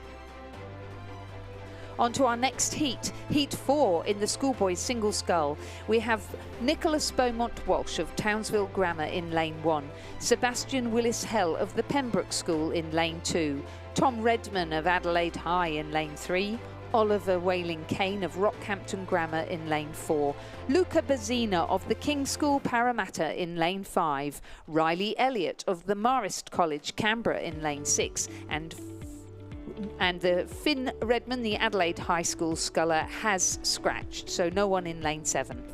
I just wonder whether or not that might be because we've got Tom Redman from Adelaide High in there as well, and if that was my younger brother, I would have although all my younger brothers are taller and stronger than I am, which is not particularly difficult. Well, Tom Redman has taken a lead as we get to the first 500, or 1,000 rather, so maybe that is the case. I doubt it. No, Finn Redman, a very talented rower, and we'll see him rowing for South Australia in the Noel F. Wilkinson Trophy for the men's youth eights on Sunday. Oh, so the same issue, the combination of trying to race for your state and be in a final of a school event. Yeah, very difficult. Absolutely, but it is Tom Redman from Adelaide High. We might get Joe Malcolm just to message through and let us know if the 2 are related, if they are brothers, and if so, who's got the bragging rights out of them. So through 1,000 metres, it was Tom Redman leading Luca Bazzina from King's School, and then Oliver Whaling Kane, Sebastian Willis-Hell, Riley Elliott and Nicholas Beaumont Walsh. So just having a look on the screen at the moment, and it does look like it is still Tom Redman from Adelaide High, still sitting well out in front. And then in behind him, we've got Oliver Whaling Kane and Luca Bazzina from Rockhampton Grammar and the King's School. So again, that lovely geographic spread, which we love to see in amongst our leading rowers. Tom Redman with that lead through 1,500. It's almost a 10-second lead up to Luca Bazzina from the King's School, and then Oliver Whaling Kane sitting in third place, so from Rockhampton Grammar. So Adelaide, Sydney and Rockhampton all in there. Sebastian Willis-Hell is sitting in fourth place. He is from the Pembroke School in South Australia. Riley Elliott from Marist College, Canberra. He's coached by the father-son duo of Tom and Cormac Hayes. Looking forward to seeing Cormac Hayes back in a boat over the coming times. Cormac's brother Garvin, Tom's son, won a bronze medal in the lightweight, under-21 lightweight single sculls a little bit earlier on today, and I don't know that I've ever seen anyone quite as excited as Garvin's mum Colette when he went through and won that bronze medal a little bit earlier. So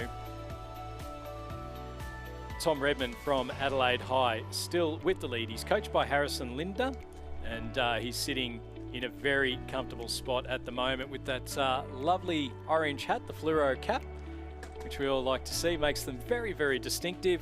In behind him, Luca Bazzina from the King's School, still sitting in that second qualification position. Oliver Whaling Kane from Rockhampton Grammar in third place. He has got a bit over a boat length to make up over the final 200 metres, but we are seeing him just start to get a little bit closer now, so we'll keep an eye out on that battle. Who's got the bigger sprint in them? Is it going to be the boy from Rockhampton or the King's School, Luca Bazzina? It's only 150 or so metres left to go. Out in front, Tom Redmond from Adelaide High. He has led right the ways from the start, and he is looking like he is going to go through and take what will be a very comfortable heat win. In the battle for second, it's still Luca Bazzina holding on ahead of Oliver Whaling Kane. Confirmation of the win for Tom Redmond. Second place, as he punches the water with happiness, second place will go to Luca Bazzina. He was able to hold on the King's School Sculler ahead of Oliver Whaling Kane from Rockhampton Grammar, who will go through the repechauges in third place. Coming through in fourth place, it will be Riley Elliott from Marist College, Canberra, and he'll finish just ahead of Townsville Grammar's Nicholas Beaumont Walsh and Sebastian Willis-Hell from the Pembroke School, finishing in sixth place. So the win there for Tom Redmond from Adelaide High. He'll be joined in the semi-finals by Luca Bazzina from the King's School. Winning time there of 7 minutes 39.42 for Tom Redmond and a winning margin of 7.81 seconds. As we move on from the single sculls, it's time to go back to a bit of big boat energy, and we've got the schoolgirls Coxed Fours underway. So heat number 1, first 4 through to the semi-final with the rest through to the repechage. In lane 1, we have Queenwood School, Lucinda Doku, Natasha Hughes, Isabella Kennedy, Grace Bennett, Zara Milner is the coxswain, and they're coached by Kieran Glynn, Ashley Fitch and Zoe Keating. In lane 2, we have Genazzano College, Madeline Stewart, Georgie Kerr, Sophie Carter, Alice McGrath, Sienna Wheeler as their coxswain, coached by Thomas Fisher. In lane 3, Walford Anglican School from South Australia, Sophie Walsh, Nina Kovac, Allegra Prince, Alice Milne, Matilda Milsom, and coached by Matt Hooper and Scott Rowe. Lane 4 from Loretto Kirribilli, Eva Eels, Avery Bramble, Grace Woodward, Chloe Allsop, Lulu Warren and coached by Gareth Deacon. Lane 5 from Queenwood School, Zara Taylor, Madeline Walk, Gemma McLaren, Eva Thompson, Melody Yin, coached by Kieran Glynn and Ella Davidson. Lane 6 from the Wilderness School in South Australia, Melly Entwistle, Isabel Jackson, Gia Rinaldi, Imogen Hawker, Chloe Trim and coached by Nikki Plasinski and Katrina Werry. And lane 7 from Loretto Ballarat, Jessica Main, Amelia Phillips, Sophie Robertson, Avery Clark, Bethany Atherton is the coxswain, and they're coached by Craig Smith. And it's a lovely little pattern coming down the course at the moment as we just look out. It was Queenwood with that lead through the 1,000 metres ahead of Loretto Kirribilli, Wilderness School, Genazzano and Loretto Ballarat battling it out for that final qualification through to the semi-finals as Lizzie Chapman takes a very well-earned break, and I'm joined in the combox by Richard Dorstein. And Richard, a little bit of big boat energy coming down the course, and it's looking good for the girls from Queenwood.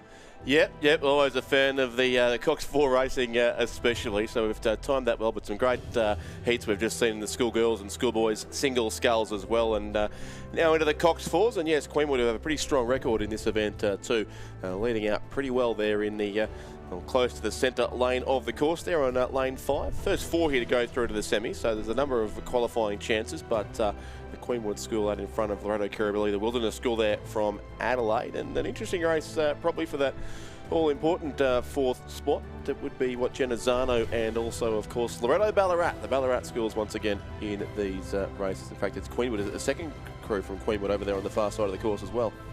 Yeah, so it's some interesting racing going on here. We'll keep an eye out on that one. So we're just having a look down the course. So it's 3 crews, in fact. So we've got the crew from Queenwood and Genazzano, and then Loretto Ballarat over in lane number 7. So those 3, and it's probably only the Walford Anglican School that are out of the running at the moment as they're coming up towards the 1,500 metre timing point. So we'll work out very soon how much those back 3 crews need to try and make up or need to try and hold on to.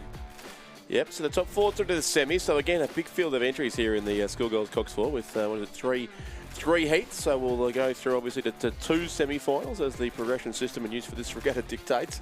And from there on to a final on Sunday morning. So these school events are on in earnest here, but a very clear top 3, certainly Queenwood, Wilderness and Loretto Kirribilli, possibly Loretto Kirribilli just shading Wilderness for second at this stage. And then on opposite sides of the course, it's going to be the second Queenwood crew, possibly also Genazzano and the yellow and blue of Loretto College from Ballarat.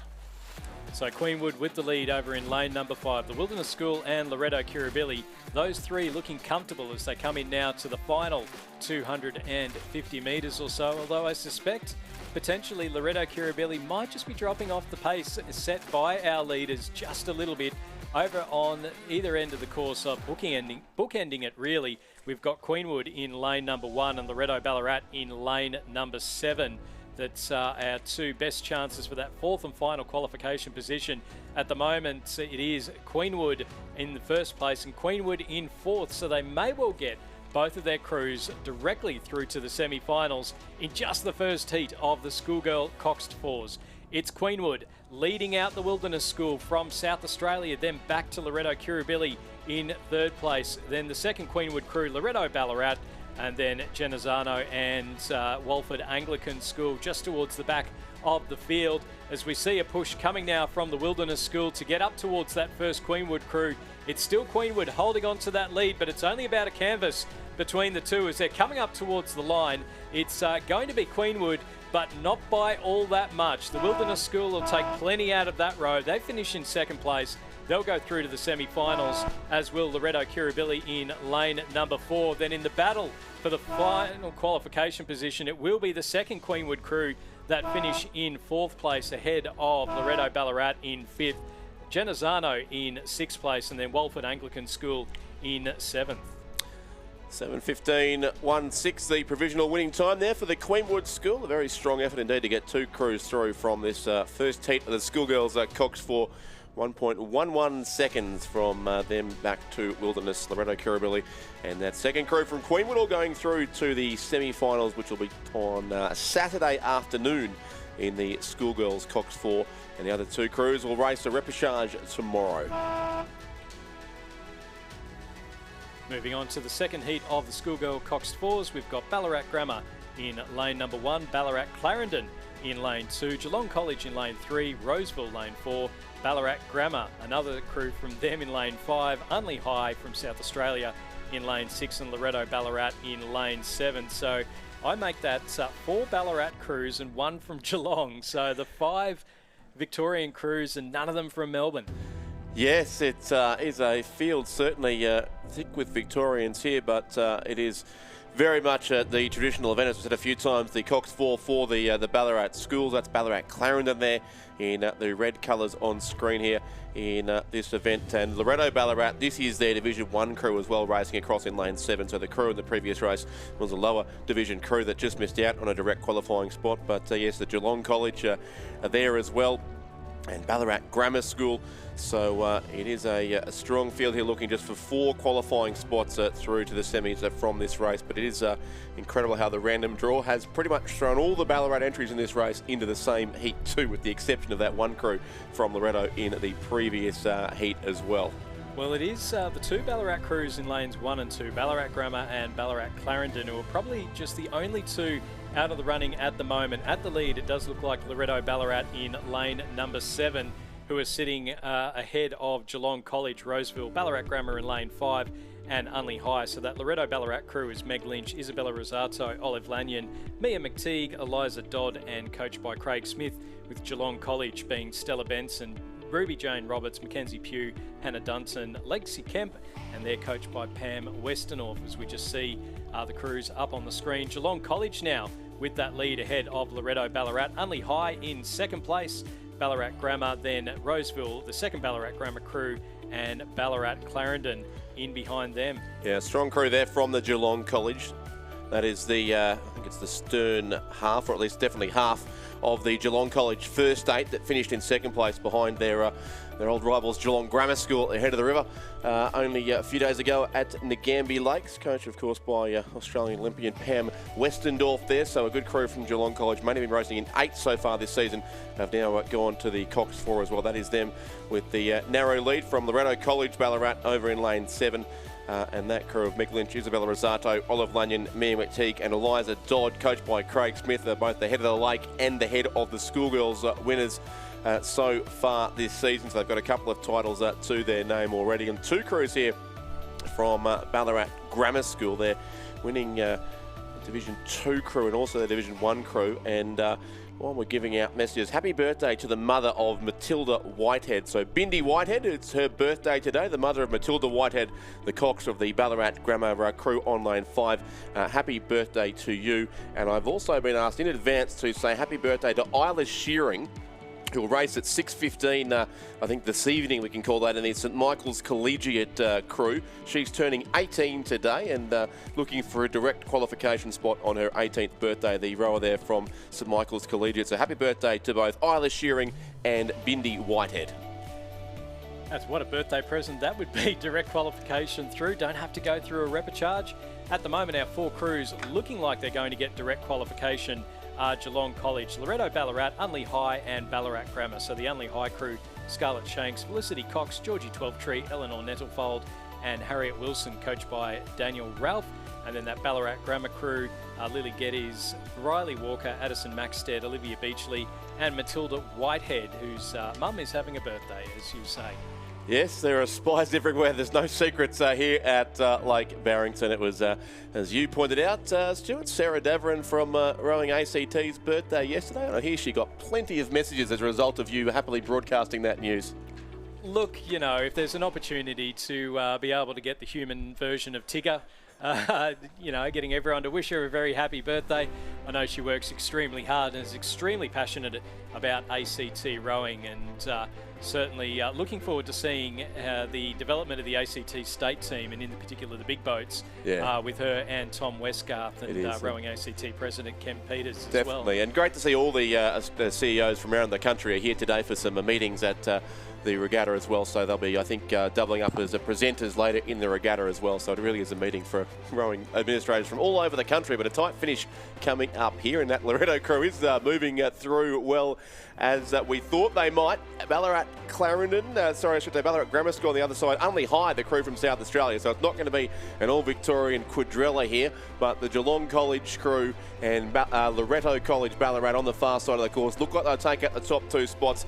Unley High, then Ballarat Grammar School, clearly our top 4. Back then further, I think, to Roseville, Ballarat Clarendon, and the second crew from Ballarat Grammar. But it's going to be a win here in the Cox 4s to either Geelong College or Loretto. Geelong College, I think you've got there, yep. Geelong College by about half a canvas ahead of Loretto Ballarat, and then back to Unley High in 3rd, Ballarat Grammar in 4th place, and then we'll go a little bit further back to the Roseville College crew, who hung on through the early stages but just dropped off a little bit towards the end, and then they'll be followed by Ballarat Grammar in lane number 1 and Ballarat Clarendon in lane number 7. And Ballarat Clarendon there, who are of course the defending champions of this event. They've won this for the last couple of years with a very strong crew, but most of all of those girls have now left school. So as has happened in school programs, of course, it can quickly change. Geelong College there, 7:16.68, the winning time, only second and a bit slower than the previous heat, and 0.87 of a second, so tight racing in both heats so far of the schoolgirls Cox 4 as we go back down the course to Heat 3, race 381 of the regatta, and it's a field of 7 once again. Canberra Grammar School lane 1, Launceston Grammar in 2, the Farn School of Hobart in lanes 3 and 4, and you can also scratch Launceston Grammar School, in fact, there from lane 2, so a vacant lane 2. Kinross Walleroy are in lane 5, the Wilderness School in 6, and Scotch Oakburn College of Launceston in lane number 7. And hello to Ben Manifold if you're at the regatta, because he's been involved in currently in the Wilderness School, previously, of course, at Scotch Oakburn College. In between, spent a few years at Churchie in Brisbane too, but a man who's, I think, is about to move to a different school in Adelaide, so I think he's here as part of one of his final duties on behalf of the Wilderness School. There we go, a shout out there. And also, so it's Canberra Grammar with the lead, and that's a crew of Sophia Smith, Nellie Byron, Estella Robertson, Hannah Griffiths and Sophia Matz, coached by Kendall Brody. And on the topic of shout outs, I know that Estella Robertson's dad, Stu Robertson, will be watching the live stream either from here, from his office. He's not down here in Tasmania, but he's either watching it from home or he's watching it from his office, where I dare say... Good use of office technology, isn't it? It's a very good use of office technology, and the only way I know this is because his office happens to be my office, and I have heard him talking up his daughter very much. So, and they're sitting in first place at the moment, ahead of Kinross Walleroy, and then back to the Wilderness School, Scotch Oakburn in 4th place. And then we've got back a little bit further to the 2 Farn crews sitting in 5th and 6th. So that's Kinross Walleroy crew, Sienna Wilkin, Rupi Lego, Jemima Scammell, Maggie Kirby, Emily Caro is their coxswain, and they're coached by Andrew Gannon. It just feels so weird not calling Kinross in the lead. It's as unusual, isn't it? Yes, exactly. And colour's not showing up clearly on screen there. It is a blue boat, so we can't blame that for any issues there. If they dared to change the colour of the boats, clearly they'd go backwards fast, but that's not the case here. We just see that Canberra Grammar crew there on the screen at the moment. The coxswain, Sophia Matz, sitting in the bow-loaded cox seat, and you've got to imagine that as a coxswain being coached by Kendall Brody, you're going to be getting some really good advice on how to help make that boat absolutely fly. Wilderness School from South Australia, Jessica Felstead, Ella Smart, Emily Powers, Alexandra Sando, Sophie Proudman, coached by Nikki Plasinski and Katrina Wary. As I just get a couple of texts from Stu, who is in fact watching. So the girls are on fire. They really are. Canberra Grammar with that lead ahead of Kinross Walleroy. The Wilderness School sitting in 3rd place, and then in the battle for 4th, it does look like Scotch Oakburn from Tasmania are going to qualify in 4th. Canberra Grammar with that lead. They've held on to it right from the start. There's a big push coming here from Kinross Walleroy. They'll sit about a boat length back towards the finish line. It is a win for the girls from CGS. They'll go through to the semi-finals of the schoolgirls Coxed Fours. 2nd place will be Kinross Walleroy from Orange, followed up by the Wilderness School in South Australia in 3rd place. And then back to Scotch Oakburn College from down here in Tasmania. They've got 4th ahead of the 2 Farn crews. So we've got the Farn crew in the far lane. That's Estella Manson, Penelope Gapin, Isabel Wilcox, Georgina Parnham and Zoe Pitt in 5th ahead of Poppy Ladishki, Nell Terry, Emily Marzengab, Zara Bury and Kate Edwards, who'll finish in 6th. I thought those names sounded familiar. Those Farn girls all rode in the under-19 8 repechage about 90 minutes ago in the bright orange 8 and now in 2 bright orange 4s. So they've come down the course twice in quick succession. So great work there from the school from Hobart. And that was actually Kent Peters, the president of Rowing ACT and also the purser at Canberra Grammar School. That was texting through, so it goes to show how many numbers I've got saved on my phone. Yeah, so we've got more than one listener at the moment. We've got more than one Excellent. listener, yes, and there'll be even more because we are underway in the schoolboy Cox Fours, Richard.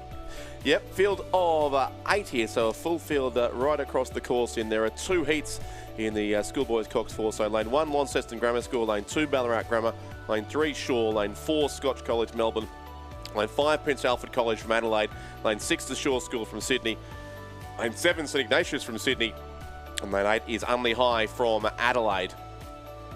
So we're in through the middle stages of this race, and it was St Ignatius who are leading Shaw, Ballarat Grammar, Launceston Grammar, Unley High, the 2nd Shaw crew, and then Prince Alfred College and Scotch College Victoria. And again, a great geographic spread from around the country as we see our leading rowers coming down the course at the moment. They're coming up towards the 1500 metre timing point, and it does look like that St Ignatius College of Jack Hare, Hamish Walker, Thomas McClintock, Thomas Tancred, James Stack, coached by Hugh Courts, who have the leads, although over on the far side of the course we've got it's lane number 2, Ballarat Grammar. That's Harry Bryant, Jack Howard, Harry Toll, Hugh Myers and Ella Marshall. So Ballarat Grammar, in fact, with that lead ahead of St Ignatius. The Shaw School sitting in 3rd place, and then so that is Henry Roxburgh, Caitlin Welsh, Addison Stamberg, Jasper Halstead and Jethro Chapman. And then back again, we've just got some interesting things coming up on the screen at the moment. It does look like the 2 Shaw schools, then Launceston Grammar, Scotch College Victoria, Prince Alfred College in there as well. So we'll call that as they come towards the line. But again, you say, Richard, that the Cox 4, the lead sled, a favourite of the Ballarat schools, and Ballarat Grammar certainly showing exactly why. They are indeed, and we'll see Ballarat Clarendon in the next heat too, who I reckon is certainly one of the favourites and defending champions in this event, and also St Patrick's of Ballarat, so a couple more to come. And just while your phone's going off, I've had messages too from both Brisbane and Melbourne in the past 5 minutes. So we've got at least 5 or 6 listeners, I think, going on at the moment as this Thursday drags along with a huge field of racing.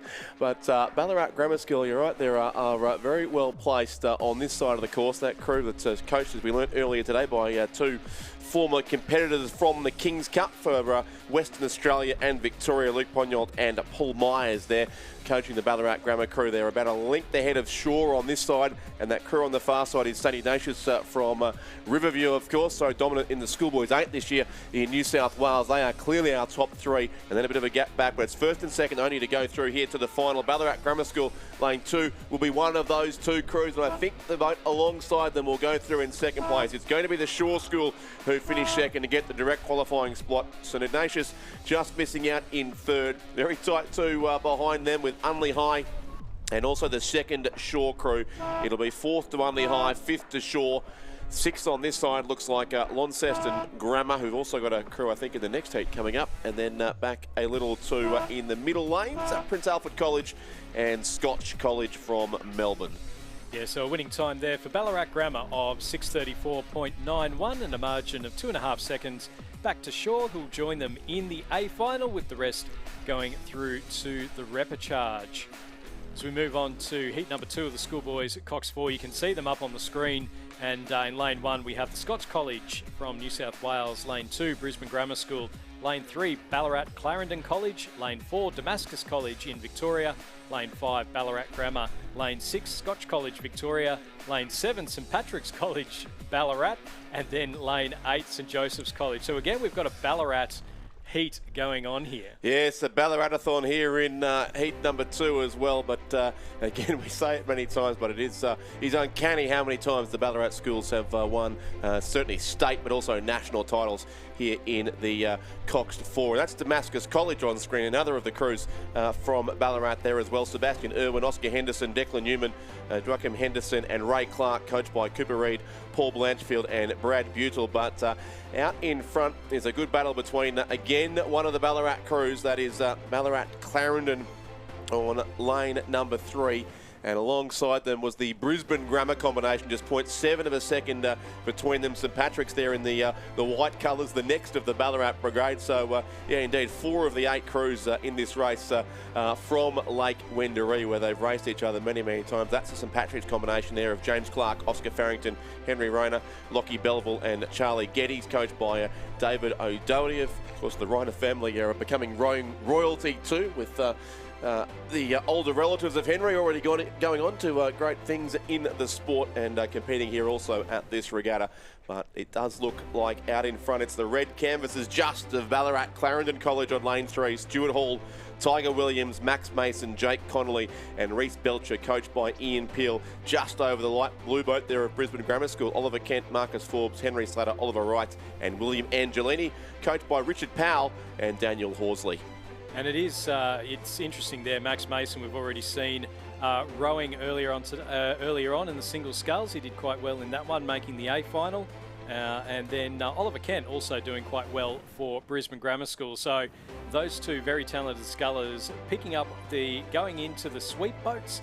They're rowing against each other now in heat number 2 of the Schoolboy Coxed 4s. And it's worthwhile pointing out, Richard, we had the dirty headwind a little bit earlier on today, between about 9 and maybe about 10:30 or so, and it's now flipped around and it's now a tailwind, but it's almost at the point where it's not quite as useful as a lighter tailwind might be, because it is, you can see there the waves just starting to break a little bit higher. Even though they are in the crew boats, it does make that blade work, and particularly as you're coming forwards, trying to keep those blades off the water is just that little bit harder. Yeah, it is exactly right. So we've progressed to dirty now. We had moody and grotty yesterday. Now the wind is dirty. Although now it's... It was dirty this morning. Dirty, yes. And now it's just... Give me a little bit of time. It's now just confusing. Unhelpful. We'll have to work on that one. I'm sure there's... sure there's a good word somewhere for that. But just checking too, a number of these crews did race in the under 19 Cox 4 repêchages, or semi-finals actually, it was not that long ago too. So again, plenty of time out in the water. So I think a comfortable qualification would suit for a number of these crews. Certainly I saw Ballarat Clarendon on the water in that race too. So they are the lead crew here, but you're right, it is getting a bit messy here on the water, trying to maintain some clean strokes, but they're about a half length clear of the light blue boat of Brisbane Grammar School. So they look to be our 2 likely qualifiers here. St Patrick's of Ballarat across on the far side would be third, and maybe Damascus College College or Scotch from Melbourne to take the final qualifying spot. But Ballarat Clarendon once again will come across and take the win there on lane number 3. And you're right, only 2 crews, of course, to go through. So Ballarat Clarendon and Brisbane Grammar School are those 2 crews. The rest will have to go via the repechage. So lane 7, the crew from St Patrick's College. And then back towards the centre of the course. That is Damascus College there, just ahead of Scotch. We'll finish 5th. Ballarat Grammar School thereabouts, just behind, I think, Scott's from Sydney, in fact, who'll finish next on this side of the course. And Ballarat Grammar School will finish in 8th in the second heat of the schoolboys Cox 4. So, yes, Damascus College were 4th across the line there. And it was a win, but once again to Ballarat Clarendon by about 1.5 seconds over Brisbane Grammar School. Yeah, time of 6:28.09 in that one. As we move from the bigger boats with the small humans in them to the schoolgirls double scull. So heat number 1 with the first 4 through to the semi-finals, with the rest going through to the repecharges. In lane number 1 from Guildford Young College in Tasmania, Zoe Brooks and Abby Smith, coached by Sean Finlayson.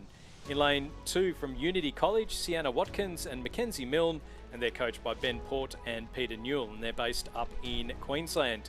In lane 3, Brisbane Girls Grammar School, Olivia Mitchell and Emma Bond, coached by John Pettigrew. In lane 4 from St Brendan Shaw College in Tasmania, Eloise Fieldwick and Matilda Spalding, coached by Marcel Brown and Lily Barker. Lane 5, we've got All Hallows Schools, Isabel Patterson and Danielle Watt. Lane 6, also from All Hallows, Evie Kendall and Amelia Moore. And in lane 7 from Lords Hill College in Queensland, Matilda Dammers and Elodie Lee, and they're coached by Nigel Stubbs. So it's all Queensland or Tasmania. It's the 5 Queensland crews, the 2 Tasmanian crews, and through the 1,000 metres it was Lords Hill leading out All Hallows, and then back a couple of seconds to the crew from St Brendan Shaw College.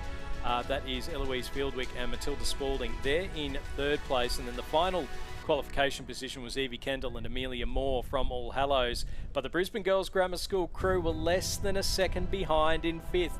We'll keep an eye out on that one. Zoe Brooks and Abby Smith from Guildford's Young College in 6th place, and then Sienna Watkins and Mackenzie Milne from Unity College sitting in 7th.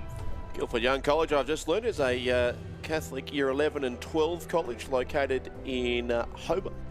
So very educational this time of the year when we learn about all these other schools from around the country that don't often appear under their usual school names in regattas, but that's another of the Tasmanian schools certainly taking advantage of a home at national championships here. But yeah, Lewis Hill from Brisbane, the race leaders, who probably have got one of the best boat shed locations too in the Brisbane River. For those, and I know you know Brisbane fairly well, Stuart, they're perched high above the cliffs at Hawthorn on a bend in the river just across from where the Brisbane powerhouse is. The school on top of the cliff, and down the bottom is the boat shed with perfect access to a relatively non-busy in terms of rowing at least part of the river. There are a number of city cats that rush past minute after minute, but largely away from most of the rowing clubs who are further upstream. There you go. It's I mean, it's fascinating for me because I left Brisbane to go down to Canberra to get into rowing, so I have no real concept of where all the clubs are. I know where the University of Queensland is, and I know where Toowong is because that's pretty much next door. And then side by side. And then Commercial in Brisbane and GPS, having worked remotely from the Rowing Queensland offices quite a few times when I worked for Rowing ACT, going out to the RQ offices and having lived in West End. Yeah, Davies Park in West End, which has become sort of a bit of a Queensland version of Boathouse Drive there with the Rowing Queensland shed and the Commercial Rowing Club.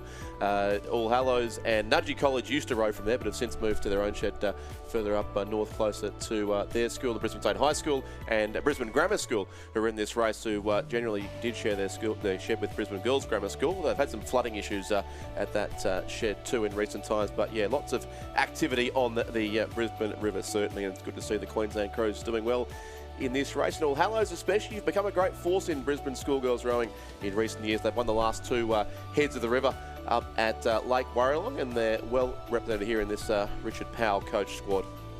Yeah, so our two leading crews at the moment, Lords Hill, Matilda Dammers and Elodie Lee ahead of Isabel Patterson and Danielle Watt from All Hallows. Brisbane Girls Grammar, Olivia Mitchell and Emma Bond sitting just ahead of Eloise Fieldwick and Matilda Spalding in 4th place. And then All Hallows, Evie Kendall and Amelia Moore will be looking to make it 4 from 4 for Queensland in the qualification positions of the schoolgirls double scull. We can see them now coming into the final 250 metres. It's Dammers and Lee over in lane number 7 who have the lead into the final stages, and then Patterson and Watt sitting next to them. So that's our 1 and 2. And then looking down the course, we've got All Hallows, Kendall and Moore, and then a couple across from them, St Brendan Shaw College, Fieldwick and Spalding, still sitting in that final qualification position. But if we have a look here at the drone footage, we've got 3 boats all across the course and only 2 of them are going to go through, and it is anyone's guess as to which of those 2 crews are going to make it through. They're coming up towards the finish line now. It's Lauder's Hill College from Queensland, Matilda Dammers and Elodie Lee. They're going to go through and take the win ahead of Isabel Patterson and Danielle Watt from All Hallows School. And then in the battle for 3rd and 4th, it is going to be the 2 crews closest to us, it looks like. So that is the crew from Brisbane, from Brendan Shaw, finishing in 3rd place ahead of Brisbane Girls Grammar in 4th, and then All Hallows, Patterson and Watt finishing just outside of those qualification positions.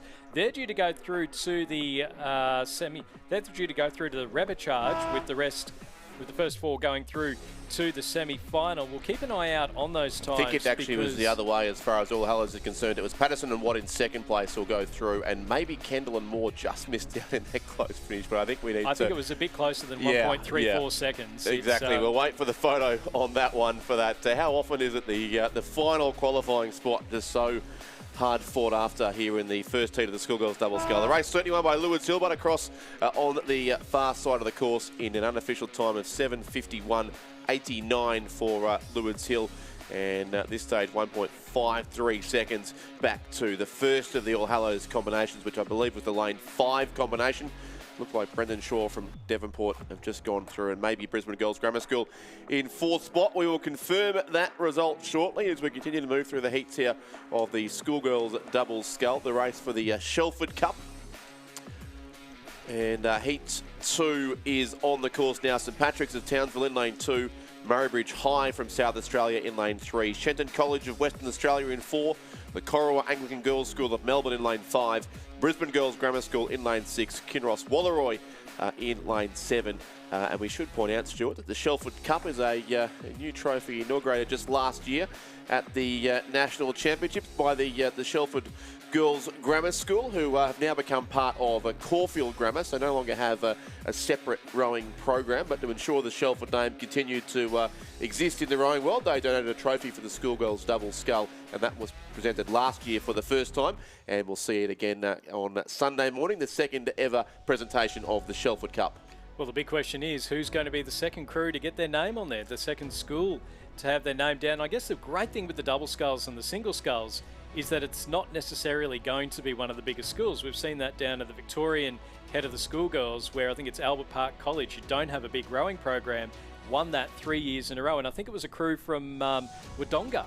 It was the Scots school, actually, from Albury. So they were interlopers from across the border, but we're generous people in Victoria, and those just across the Murray are allowed to come down and race. Money is then much closer to Melbourne than they are to Sydney. So the Scots school, girls who actually train from the Corowa rowing club in, again, just across the Murray in New South Wales. That's Corowa with a C, of course, not to be confused with Corowa with a K, which is a school in Glen Iris in Melbourne. And that's Nellie Whithouse and Mia Tan, who also had a very successful head of the schoolgirls who are racing here in the Corowa colours in lane number 5. So they're sitting in 2nd place at the moment behind the crew from Brisbane Girls Grammar, Pia Hatzapetru and Holly Fleming, coached by John Pettigrew, Michael Russell and Sally Keogh. So would be heavily involved with the University of Queensland program, which has had an absolutely cracking morning on the first day of finals here at the 2025 Australian Rowing Championships. Georgia Cresswell and Holly Wilkie from St Patrick's Townsville sitting in 3rd place ahead of Isabel Grout and Sophie Loof from Kinross Walleroy. So again, that lovely geographic spread, Brisbane, Melbourne, Townsville and Orange, our leading 4 crews through the early stages here And we just see some steering issues there from that crew in the middle. That looks to be Shenton College, Sierra Esseltine and Ava Burlinson, coached by Jacob Sangster and Maisie Dawson. And then we've got the Murray Bridge High crew of Ella Davey and Lillian Hoare, coached by Ben Port and Peter Newell. So from regional, we've got regional Queensland, regional New South Wales and regional South Australia all included here. Yeah, exactly right. And a school from Perth in Shenton College. Obviously, Corowa from Melbourne and Brisbane Girls Grammar School. So it is certainly the spread of the country here. And Brisbane Girls Grammar School do lead it well here, probably out to about 2.5 lengths over that red boat of the Corowa Anglican Girls School.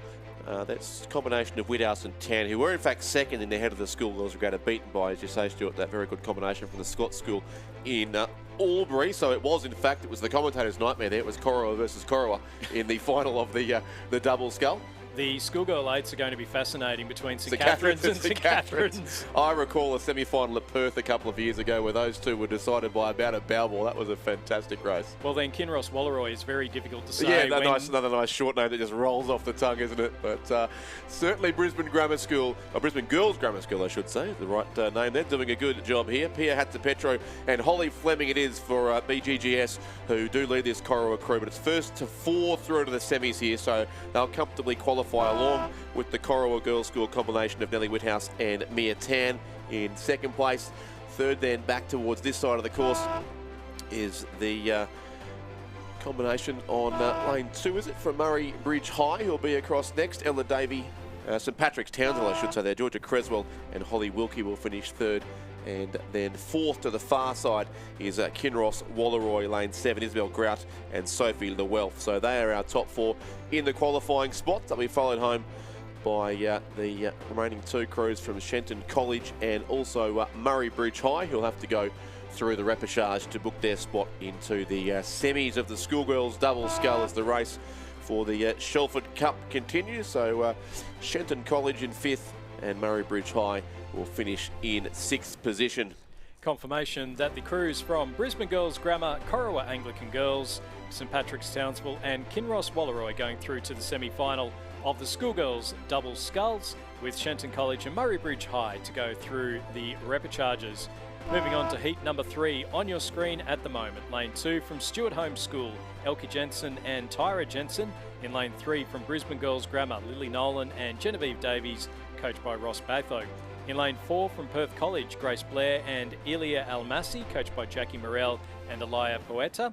In lane 5 from Trinity Lutheran College in Queensland, Isabella Roberts and Molly Lomax, and they're coached by Eric Rowan, Olivia Georgopoulos and Georgika McKinnon. In lane 6 from All Hallows School in Queensland, Zoe Ball and Zara Hilton. And lane 7 from the Pembroke School in South Australia, Matilda Liu and Evie Barris, and they're coached by Amanda Sparks. There's a lot of Queensland schools in this event. Yeah, they are. It's great to see them taking the double sculls seriously. I mean, the school program, as I recall it, up there mainly consisted of big boats, so lots of quads in the younger age groups and 8s for the older ones. But and obviously these are some 8s from some of these schools who've split up into, in some cases, 4 double sculls. All Hallows with a number of entries here across these 3 heats, and Brisbane Girls Grammar School as well, with 3 different combinations. They've got a win in Heat 2 and possibly, well, they're well placed here certainly in Heat number 3 as well. So yeah, some strong crew boats going into the smaller double sculls too and getting some great racing experience here, and a chance, of course, to claim the National Championship in the Shelford Cup in a couple of days' time. Well, you never say no to a national championship if you can get your hands on it, and it is Lily Nolan and Genevieve Davis who have the lead ahead of All Hallows, Zoe Ball and Zara Hilton. So the school starting with A, with the 2 girls starting with Z. Trinity Lutheran College in 3rd place, and then Stuart Home sitting in 4th. So it is the 4 Queensland schools that in those 4 qualification positions, as we just see again. I think the drone operator has got to be the MVP for the regatta so far, because it's just been absolutely stunning. Fantastic stuff there, isn't it? Yes, as we ride with our leading 3 crews here down towards the finish line at Lake Barrington with about 250 metres to go. And It is these Queensland schools, certainly, who look like they will take out a number of the placings here shortly. You mentioned Stuart home too. We send our best wishes to Emma McCarthy, the former director of rowing, now I think director of sport at Stuart home, is about to give birth up in Queensland too, and her mother Lynn's up there with her. Usually is here handing out the medals at these regattas, and the father Bruce, who's here, of course, as a boat race official. So all the best to the McCarthy family at this exciting time for them. But it is the Brisbane Girls Grammar School Dark Blue who still have a narrow lead here, it seems, in the closing strokes of this third heat of the schoolgirls at Double Scull. Then a couple of lanes across. It is the All Hallows blue with a splash of pink as they've added to their uniform in recent years. And then the dark green of Trinity Lutheran College from the Gold Coast in third. So those three will go through fairly comfortably. I reckon that Stuart home on this side will join them in the top four. But the race win is going for the second race in a row to Brisbane Girls Grammar School on lane number 3. That's the crew of Nolan and Davies. Second for All Hallows, Ball and Hilton. Third will go to Trinity Lutheran, Roberts and Lomax. And fourth place is the red and yellow of the Stuart home school, Jensen and Jensen. Will finish in fourth and take the final qualifying spot. And then we go back to Perth College. In fact, the Pembroke School will appear first on the finish, right across there on the far side of the course. They'll be fifth, and sixth place will go to Perth College in lane number 4, which concludes our 3 heats of the schoolgirls Double Scull. Confirmation of the qualifiers from heat number 3, it was Brisbane Girls Grammar ahead of All Hallows, Trinity Lutheran and Stuart home, a winning time of 7 minutes 47.16.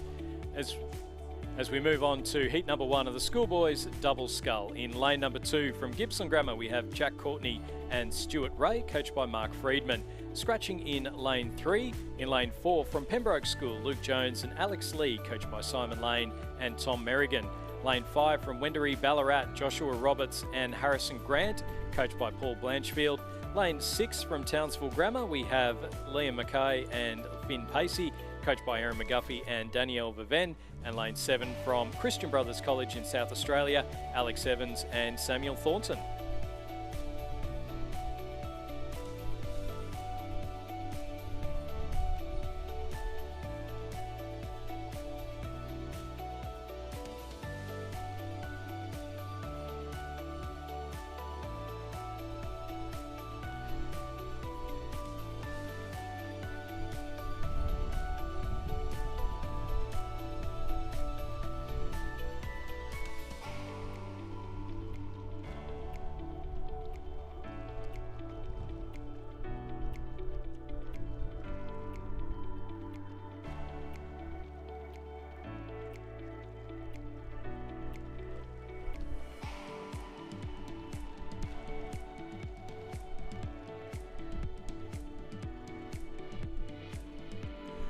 So the first of 3 heats here, as Stuart said, in the schoolboys at Double Scull, the same progression as the schoolgirls Double Scull we've just seen concluded. And it is a field of 5 here, led by the Pembroke School from South Australia, Luke Jones and Alex Lee, reasonably comfortably at this stage out in front on lane number 4. Beside them, Wendouree Ballarat on lane 5.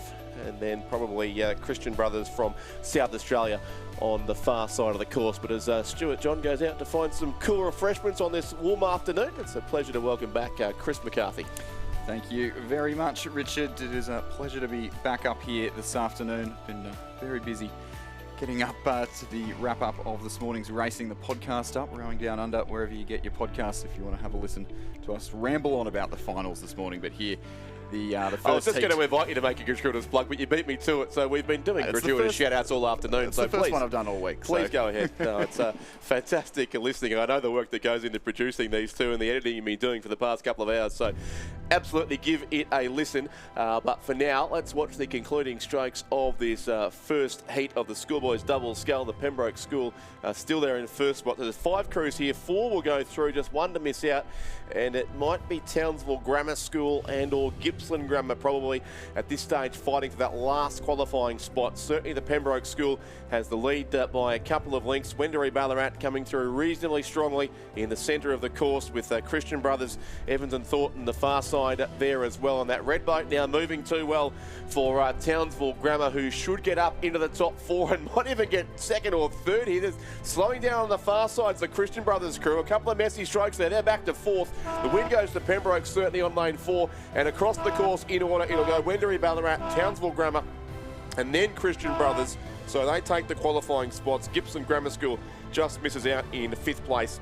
And we'll have to go through to tomorrow's repechage. Yeah, almost saw Christian Brothers coming a bit unstuck there just in the last 100 metres. A dirty stroke. These fast conditions are just bordering on the point where, especially with schoolboy crews that maybe not have rode in conditions like this before, just bordering on the point where these quicker conditions might not actually be faster than rowing in flat water. So especially for the double sculls, I'm sure the 8s that we're going to see come down later this afternoon will be able to handle these conditions with relative ease.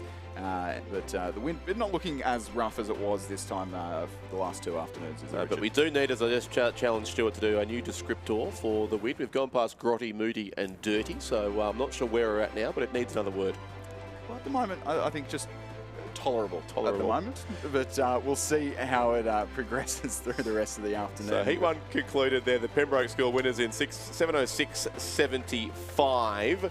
3.16 seconds clear of Wendouree Ballarat. And Heat 2 is on the course here with a field of 6. It is Trinity Lutheran in lane 2, St Augustine's in 3. Western Heights College, otherwise known, of course, as the Bailey brothers from Corio Bay, racing in lane number 4. And they look to have a little bit of a lead here, that combination. Radford College of the ACT in lane 5. The Cathedral School of Townsville in lane 6. And Newcastle Grammar School in lane 7. But there with the bright orange caps on as they switch from the yellow and purple of Corio Bay to the orange and orange of Western Heights College. It is Xander and Taj Bailey who lead this race well. Yeah, Xander and Taj Bailey have been a dominant force in under-17s rowing so far this week with Xander Bailey getting a medal today in the under-17 single. Brother Taj, unfortunately, missing out in the 9th overall in the B final. Yeah, unfortunately missing out in the semi by a very, very fine margin. But and these two saw them earlier combining well in the under-17 double scull and combining now in the schoolboy double scull. They're also rowing with 2 of the Mossman boys in the under-17 quad that we'll see race on Saturday morning. So very busy week for these gentlemen, but appears to be paying off thus far as they lead this heat and lead it comfortably.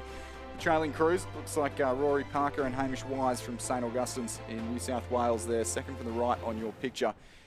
Trailing in 2nd place, but only narrowly ahead of Trinity Lutheran to their right, Cathedral Townsville over in Station 6. It is top 4 to progress to the semi-final. 2 crews to miss out at the moment. Looks like Pembroke over in Station Newcastle Grammar over in Station 7, and Radford College in lane 5, the 2 crews. Looking like this may be the end of the schoolboy double for this regatta. So the combination here of the Baileys from Western Heights College, certainly with a substantial lead. We'll see what that's increased to now as they've come through the 1,500 metre mark. So 11.5 seconds over St Augustine's there in 2nd place. And then Trinity Lutheran from the Gold Coast, another school that's ditched their colourful boats for a plain white shell. Still luckily rowing in a pretty fluoro green there. At least on the Zooties at Cathedral Townsville there in 4th. Also in the qualifying spot, so a couple of Queensland combinations again doing well, but that's a substantial lead certainly. The Baileys are almost at row union, while the other 2nd and 3rd place doubles are chasing along the boat park section of the course. Yeah, and you wouldn't have had a chance to see it just yet, Richard, but the crowds that are watching at the big screen that we can just see in the background are phenomenal for the Thursday afternoon of this regatta. Normally we don't expect to see the crowds that big until Saturday evening when we've got the school events and the sprints, but it's fantastic to see. The Row Union Bar, I've seen some people bringing their own camping chairs to find a seat in the Row Union Bar, so certainly sitting room there very hotly contested even at these early stages of racing. It's a place to be, I believe, run by our good good friends at the Sheffield Hotel, where I think both you and I may have had dinner once or twice already over the course of this week. Yep, I think about half the rowing community here has had dinner there once or twice. You can't go there for a quiet dinner on your own, that's for sure. No, but, very hard to get a table at this stage of the week. It can be. But here comes the Bailey brothers from Corio Bay, or in this case, the Bailey brothers from Western Heights College, which who are coming across the line shortly to take the win here in this second heat of the schoolboys double scull by a considerable margin. So it's Taj and Xander Bailey, coached by Jeff Watt and Ian Bridgen, who I also saw at the Sheffield Hotel a couple of nights ago, in fact, as well, in company with Jeff Sykes, as well, a legend of Corio Bay and indeed of Australian rowing. But it's next going to be St Augustine's in second place, Rory Parker and Hamish Wise. Third will go to Telk Heron and Byron Cullen from Trinity Lutheran College on the Gold Coast. And the fourth place crew there is Cathedral, Townsville, Nathaniel Talbot and Riley Hibble, with a couple of crews still to come home very close together. But on the far side there, Radford College on the near side, Newcastle Grammar on the far, and Radford just will take fifth, Newcastle Grammar in sixth position.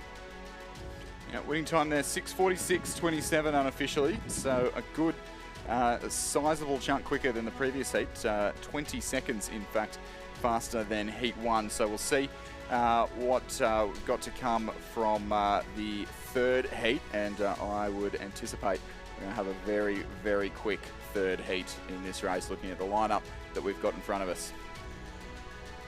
Yes, indeed. It is a hot field there. So it's race 389, the third heat of the schoolboys double scull. Pembroke School in lane 2, St Joseph's College of Sydney in lane 3, Marist College Canberra in 4, Northern Beaches Secondary in lane 5. And in fact, two scratchings here if you look up at the screen. So yeah, scratch St Joseph's in 3 and scratch Marist College in 4. It's suddenly a field of 3.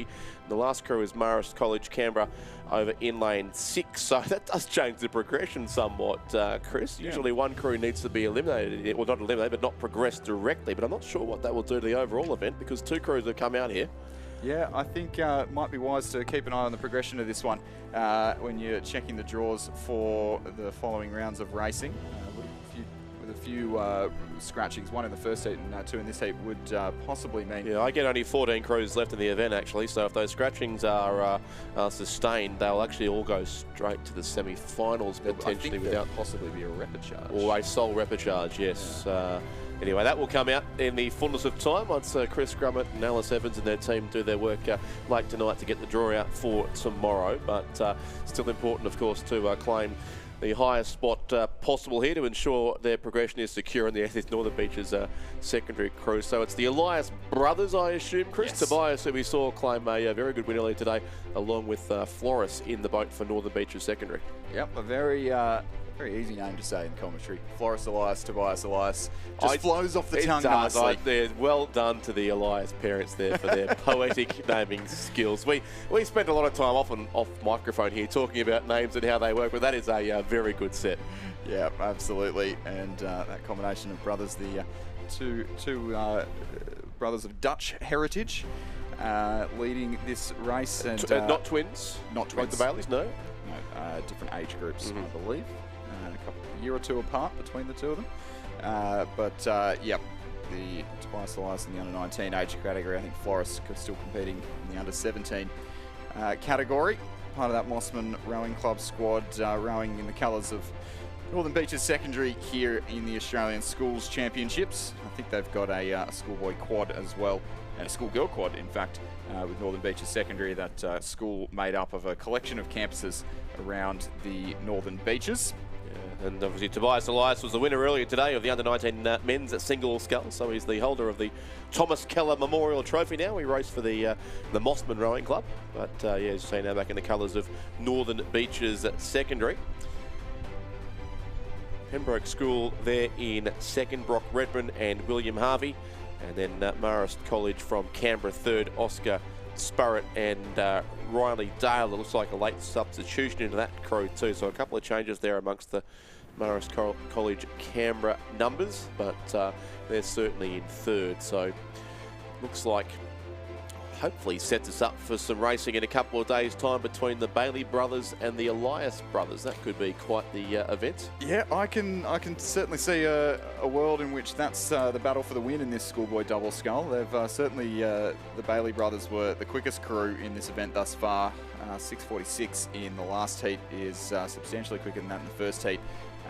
The two Elias brothers here have certainly taken it down in the closing stages of this race as they sprint towards the finish. Just as I say that, not that there is any danger coming of them being rowed through. Well, in fact, actually on the near side of the course there from the Pembroke School in South Australia, possibly looking to pip a win at the post. So the Elias brothers, they've seen the danger and lifted and responded, and they bring it back down again now, in fact, across the line. But the time, not truly representative. They were 3 minutes 22 to the 1,000 metre mark, so setting them up for a good battle with the Bailey brothers, possibly in the semi-final, possibly in the final of Possibly this both, event. yes, yes.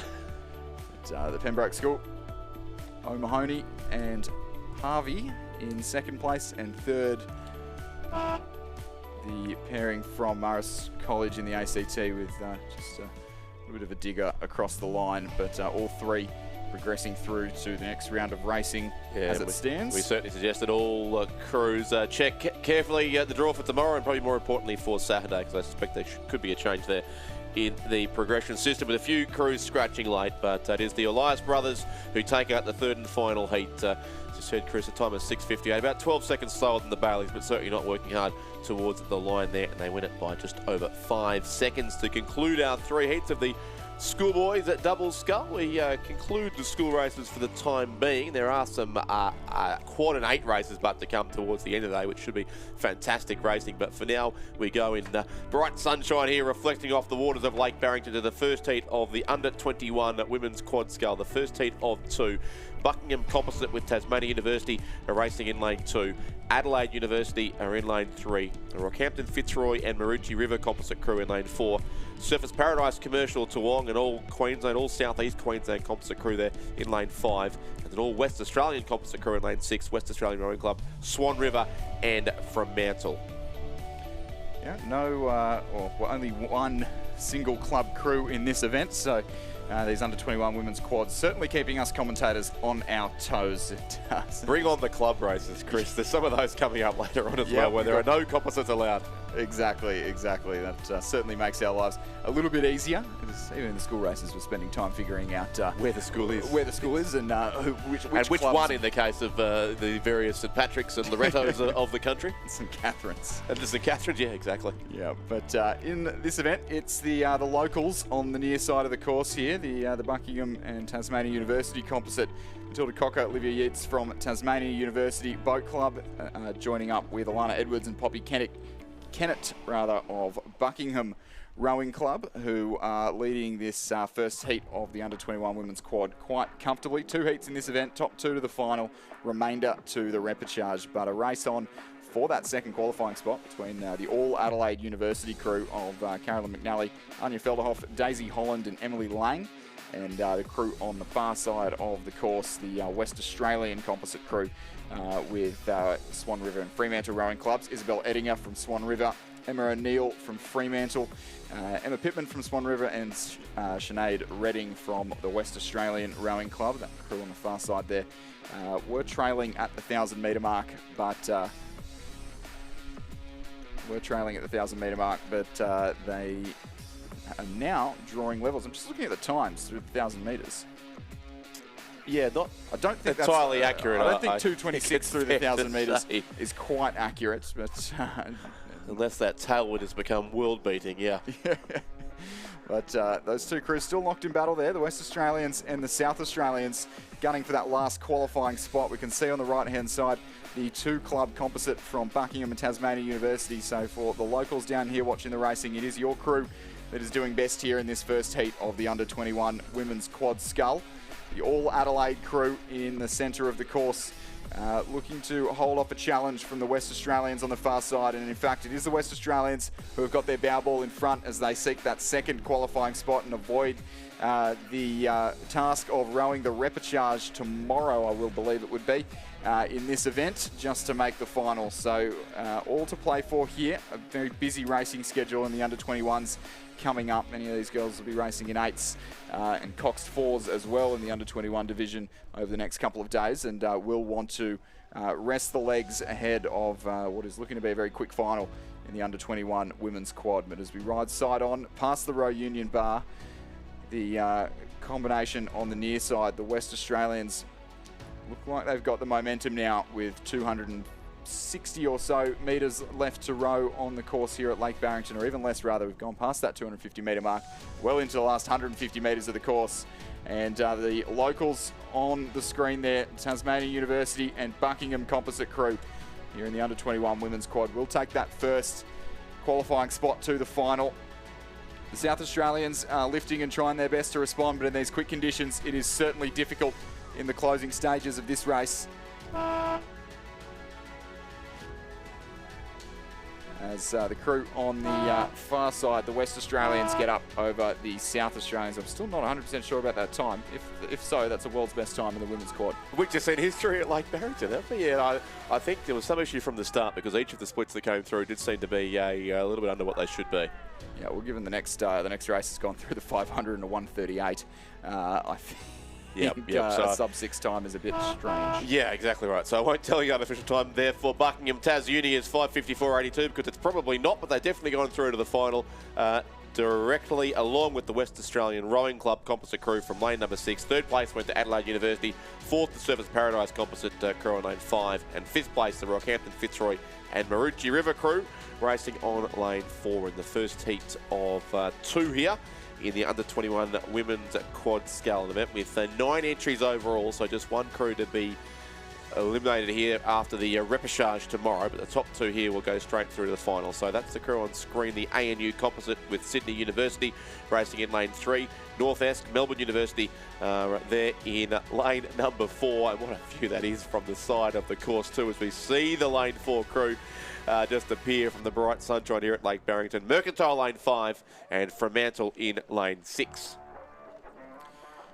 Yeah, and this looking every bit the match-up between these 4 quality combinations. And at the 500, it's less than a second separating first, second and third. So the ANU Sydney University crew on the near side of the course in lane 3, leading through 1,000. The North Esk Melbourne University crew saw on the course there in second, and now the field begins to spread as Mercantile in third, some way back, as the combination on the screen there from the Fremantle Rowing Club. That I can tell by the Cambridge Blue Zooties, thanks to Richard's information on the correct name of the colours. But speaking of Cambridge Blue, we have just had an Australian announced in the Cambridge Women's Blue Boat overnight. We've had a couple of Australians announced in the boat race. Sammy Morton, Olympic reserve from the Paris Olympics and 2022 Under-23 World Champion, named in the Cambridge Women's Boat. The captain of the Oxford women's boat, his last name is blanking me, but Annie rode for St Catherine's and Melbourne went to Princeton. Anazakis. Annie Anazakis. Exactly. Yep, from St Catherine's, that's right. In the Oxford women's boat. And in the Oxford men's boat, Will O'Connell from St Joseph's College in Sydney, after some time out of the boat, back in the boat and over there completing a master's degree, and has found his way into the Oxford Blue Boat. So some things to keep an eye on there. Boat race in just 2 weeks' time. Yeah, it does usually require a fairly late night to sit up and watch the excitement from the Thames, but it can be. A great broadcast, though. A good team presenting it, and they do put a lot of effort into making it a real spectacle. Yeah, and it's become not just the one race, of course, but now the reserves boats, the women's boats as well. So it's quite a day on the Thames, and wonderfully well covered and easy to watch from here live through the stream they provide as well. But back to the racing here on Lake Barrington, some way away from the River Thames. Maybe some similarly choppy conditions. Well, I was in London in January, and the Thames did look a lot like that water is actually on a cold, wintry afternoon. But yes, it's not that unfamiliar, I'm guessing. Yeah, I think slightly better water quality here, though. But the ANU Sydney Uni crew there, you can see at the bottom of your picture, a great shot of all 4 crews in this race that have lined up perfectly with the camera on the top of our commentary tower. That ANU Sydney Uni crew, Mia Booth and Alice McCready from Sydney University Boat Club, Brooklyn Leslie from the Australian National University, and Talia Turnbull from that same club, coached by Nigel Harding of ANU, Alan Bennett from Sydney Uni. They are our leading crew by some margin at this point in the race. Yeah, and that crew behind them we can see just disappearing from shot there, the Northwest Melbourne Uni crew. So it does Layla Hucker from Melbourne Uni, who is a former member of the Northwest Club, only moved to Melbourne for this recent season. So effectively all originally members of the Northwest Club, but of course now here as a composite. So Layla Hucker from Melbourne Uni, along with the Northwest rowers, Madeline Hogarth, Noah Ravai and Lily Barker, coached by Trevor Barrett. They sit about probably 3 to almost 4 lengths back in second spot, but should also comfortably go here through to Saturday's final in the under-21 women's quad. Yep, this Sydney Uni composite with ANU somewhat unsurprisingly quick. Got Alice McCready in there, who fresh off a bronze medal in the under-19 single this morning, and Mia Booth, who's unlucky to just miss out on the A final and placed second in the B final in that same event, but adding the under-21 women's quad final to their to-do list. This composite New South Wales and ACT crew, a few little pats on the back, and they'll be turned around and get stuck into their recovery as North-Esk and Melbourne Uni book their spot, joining them in the final. The Mercantile crew on the far side of the course there will require the repechage in order to qualify for the final, as will the Fremantle crew, just taking their final strokes in the shadows of the post, but also in the shadows of the beautiful woodlands on the far side of the course here at Lake Barrington.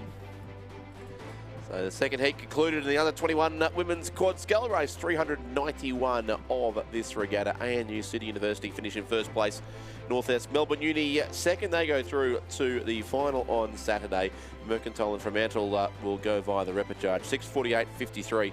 The unofficial winning time there for the crew from ANU and Sydney Uni, in 12.6 seconds. The margin of victory as we go from the quads to the eights. So the biggest of the boats now on the course in this event, which again, as it was with the women's eight, great to see back on the National Championships program. The under-21 men's Coxed eight. Sydney University composite crew with Newcastle Uni in lane number 2, UTS Haberfield in lane 3. The West Australian Swan River and Fremantle clubs combining in lane 4. Mercantile lane 5, the only one of 2 non-composites in the race.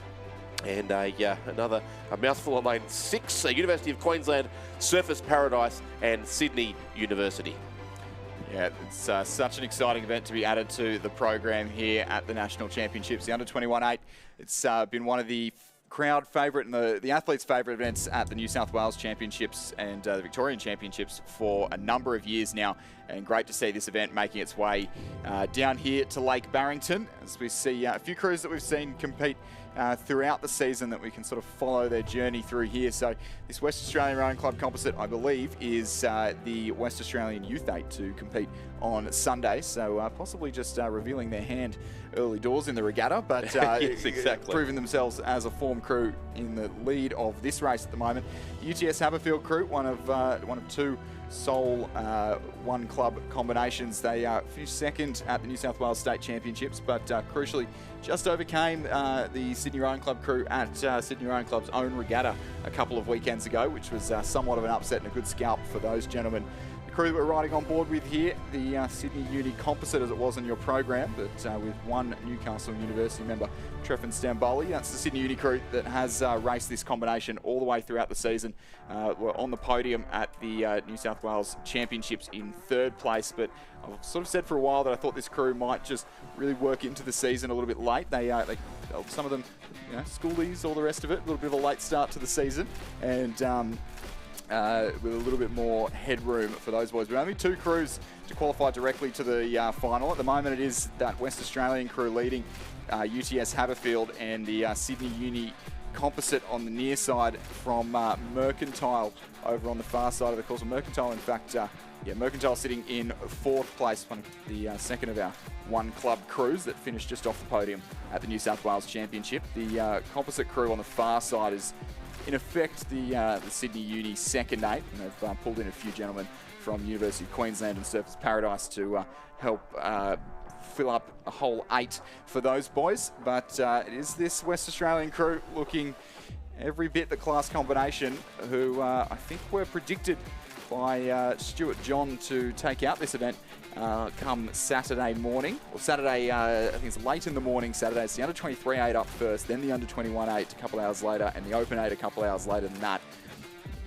Interestingly, in the UTS crew, Joe Lynch, who won a national championship in the pair this morning, is competing in all 3 of those 8s events. Wow. On Saturday. So I was getting sorry for the Coxes having to do possibly 3 races in a few hours, but if you're going to row them as well, that's even better. Yeah, just a couple of hours between each one. Sydney Uni on the near side here, lifting to try and overcome UTS in the closing stages, but I don't think they're going to have enough room on the racetrack. It will be the West Australians all the way in. 5:38 as well, a cracking time in the heats of the men's under-21 8. UTS finish in second, 3 seconds back. Sydney Uni and Newcastle Uni in third place will have to row the repechage, as will Mercantile and the Sydney Uni second 8 over on the far side of the course.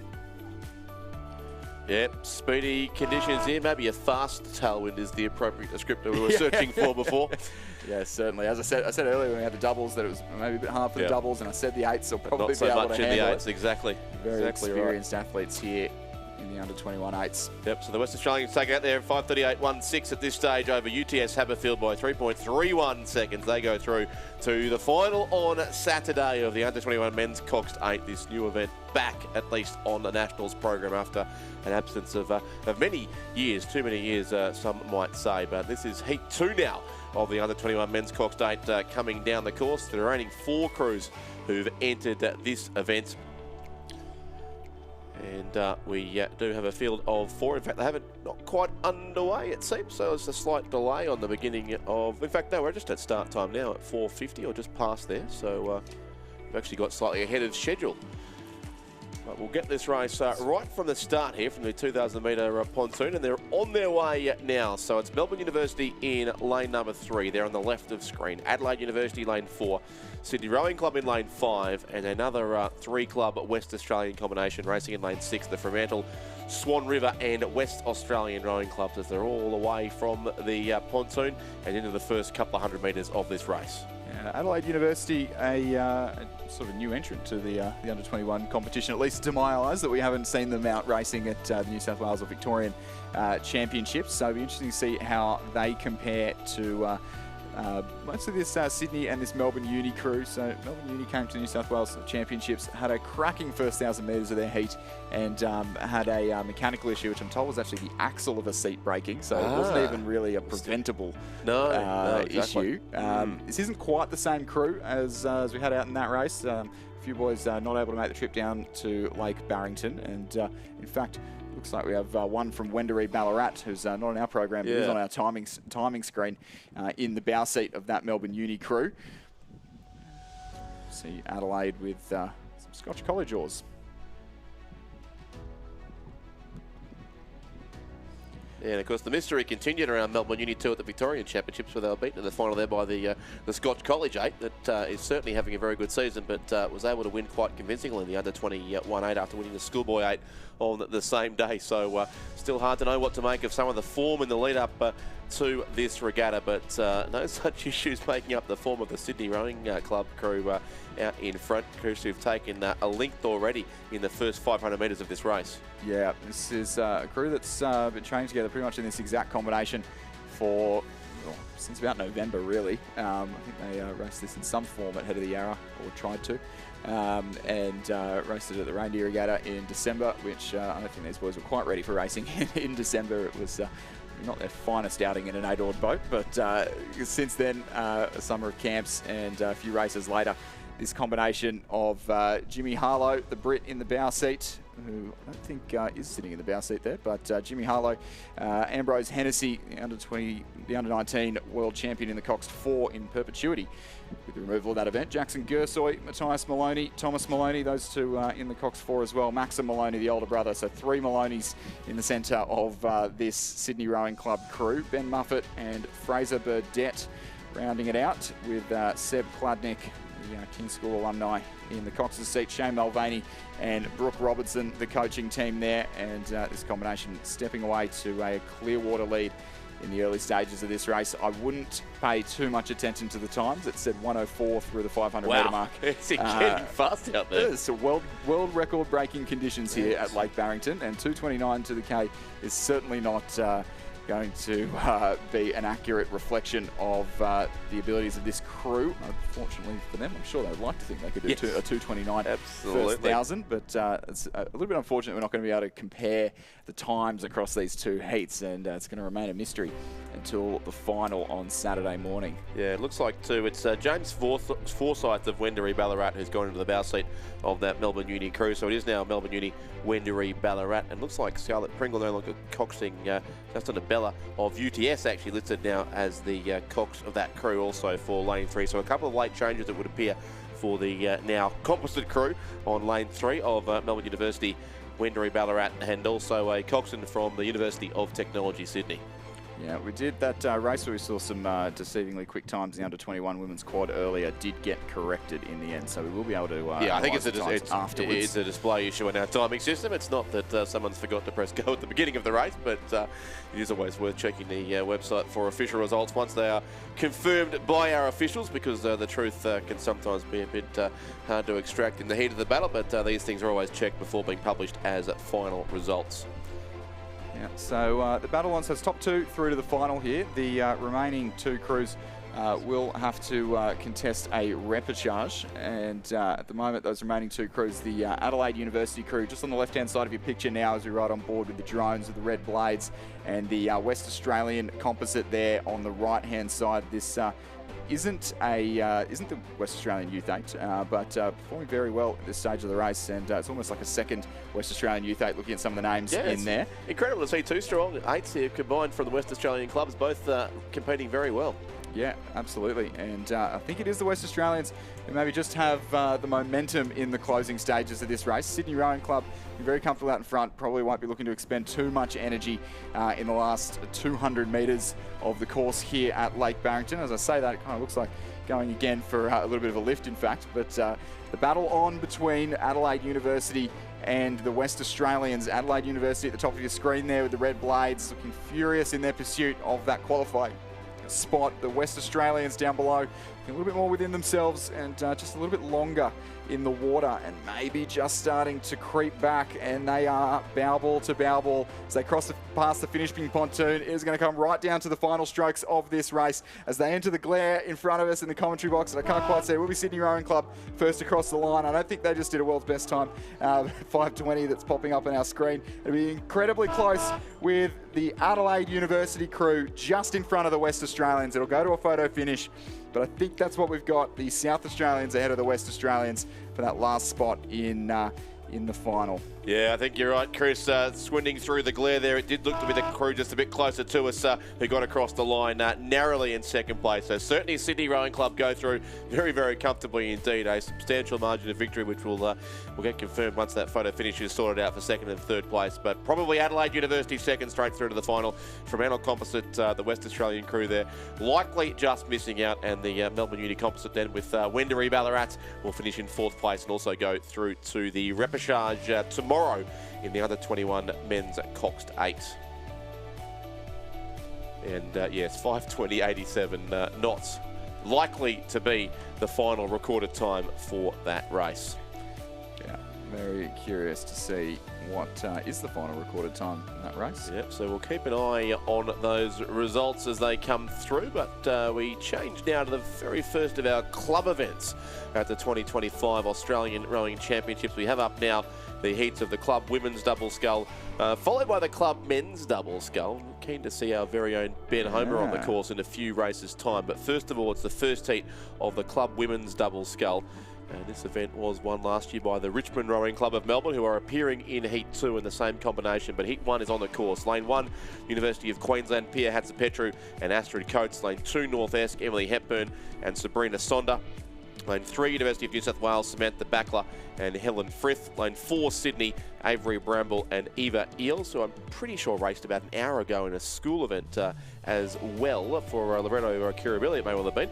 Melbourne University, Lane 5, Sarah De Jure and Bridget Harwood. Toowong, Lane 6, Caitlin Douglas and Vivian Noonan. And Essendon, Lane 7, Rachel Hatherley and Jessie Freestone.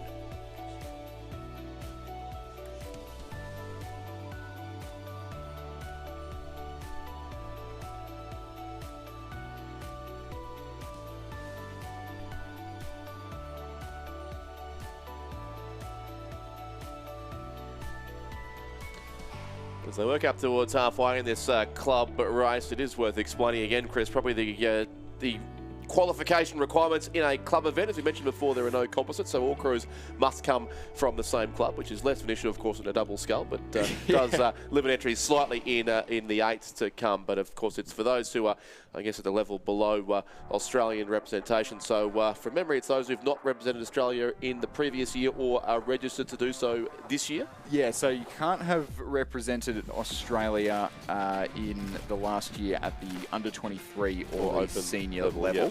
And you can't be nominated to represent Australia for the current year as of, I think now it's 2 weeks or 3 weeks before the close of entries, so about a month ago.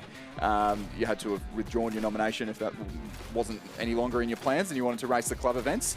So we've seen a couple of athletes come back into the club racing after rowing for Australia a couple of years ago. Sarah de Ure in the Melbourne University boat in the bow seat there, or listed in the bow seat at least, was on the under-23 team a number of years ago in the Cox's 4, I believe, and currently running second to crew from Essendon of Rachel Hatherley and Jessie Freestone, who are leading this race pretty comfortably as top 4 will progress to the semi-finals. So Essendon, Melbourne Uni, Sydney Rowing Club and the University of New South Wales making their debut at this event. I think this is the first time we've seen UNSW come down the course. Combination of Samantha Backler and Helen Frith, coached by Justin Quigley and Chris Burns. Justin Quigley, new coach at the program this year. But they're going to have to hang on here as we've got 4 crews going for that last that second qualification spot. Essendon have moved clear of the field at the moment.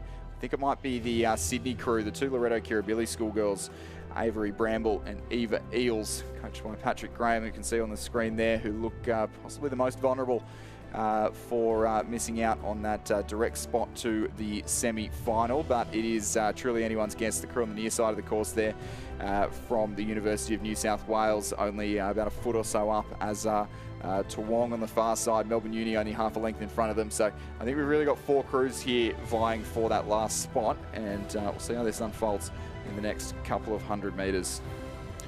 Yeah, great battle across the course there, certainly for 2nd, 3rd, 4th and 5th. This is a very strong performance from the Essendon crew, coached by Brett Spiller on the Maribyrnong River in Melbourne, and Rachel Hatherley and Jessie Freestone lead here by about 3 lengths as they come through 1,500 metres, and we'll soon get a check on the relative position of the other crews. The Toowong crew are there in second, almost 10 seconds behind our race leaders, Toowong, Caitlin Douglas and Vivian Noonan, but just ahead of Melbourne University now, Sarah de Ure and Bridget Harwood, and then the University of New South Wales about 1.62 seconds further back in 4th, Samantha Backler and Helen Frith, and half a second to Sydney's combination of Avery Bramble and Eva Eels. So they look to be the 5 chances here. North Esk in lane 2 and University of Queensland in lane 1. Likely too far back to feature in the concluding stages. So a clear leader out in front, the crew from Essendon, and then 4 boats going for 3 spots here through to the semis of the club at women's at double scull. Yeah, Caitlin Douglas and Vivian Noonan from Toowong look best placed to maybe avoid that last spot, and it is still the Sydney crew, very young combination there of Bramber and Eels, who are trailing by almost a boat length now in 5th place, that 5th place spot to miss out, but 250 metres left to go. Let's see if there's a sprint finish in this duo here. They'll most likely be looking to overturn the Melbourne University, or the University of New South Wales crew to their right, who are the crew most in touch, just half a length in front of them. Toowong and Melbourne Uni looking relatively safe here in the closing strokes of this race. They've just opened up some clear water on that last spot, and it does look like it's going to be Sydney to miss out on the semi-final. First of, I think, 2 club doubles that got entered in this event. As Essendon best poised to take their, I think, second win, at least second win of the day. We saw Alyssa Mirabelli win by the length of the Flemington Straight, I suspect, which is just down the road from Essendon Rowing Club 2. But yeah, that was quite the win to Alyssa Mirabelli, who's been collecting medals all over the place this year. They get the win here as well, the Essendon combination on lane number 7. It was tight for seconds. We thought Melbourne Uni and Toowonga both go through. It looks like in that order. So Melbourne Uni getting back up into second place just. And the University of New South Wales lane 3 will finish in 4th place, edging out the Sydney Rowing Club by about a length there, in fact. So they'll finish 5th and have to go through to tomorrow's repechage. And then the remaining 2 crews here on the close side of the course. Across now we have the North Esk Rowing Club from Launceston in 5th, 6th I should say to be for them, and 7th will go to the University of Queensland on lane number 1. So 7:32.68 the unofficial time, and 6.73 seconds. So yeah, a substantial margin in favour of Essendon, although not quite of Alyssa Mirabelli's standards at this stage of proceedings. But that was in the final, of course, that win too to the Essendon lightweight sculler earlier today. Here comes heat number 2 of the club women's double sculler, scratching from lane number 1, the commercial crew, but 6 boats remain. UTS Haberfield in lane number 2, Charlie Grobel and Hannah Alexander. Adelaide in 3, Lulu Colgrave and Hannah Claughton. Buckingham in 4, Hannah Dobby and Verena Zilm. Mercantile lane 5, Lindsay Calvert and Freya Axton. Richmond in lane 6, the defending champions here, Helen Pearce and Kate Dybel. And Townsville and JCU in lane 7, Georgia Creswell and Nisha Hammond.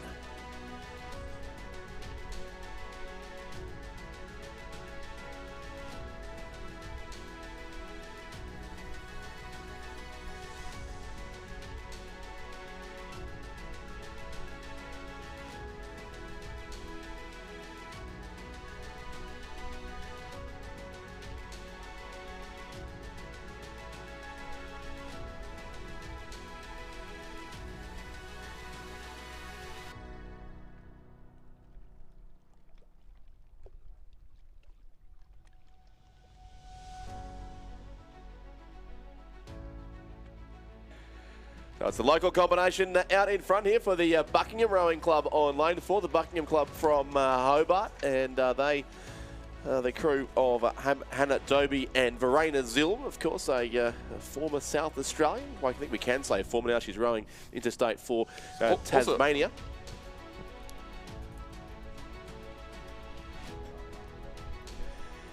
Yeah, somewhere in that delicate mix between states, and anyway, but it is the Buckingham crew who lead here, and next to them we have Mercantile, Lindsay Calvert and Freya Axton, and then the Richmond crew, they're in 3rd place, Helen Pearce and Kate Dybel, who've won a medal in this event at each of the last 3 years at the Gambia Lakes, Champion Lakes, and the gold, of course, last year at the Sydney International Regatta Centre, but they certainly trail here behind the leading combination from both Buckingham and Mercantile.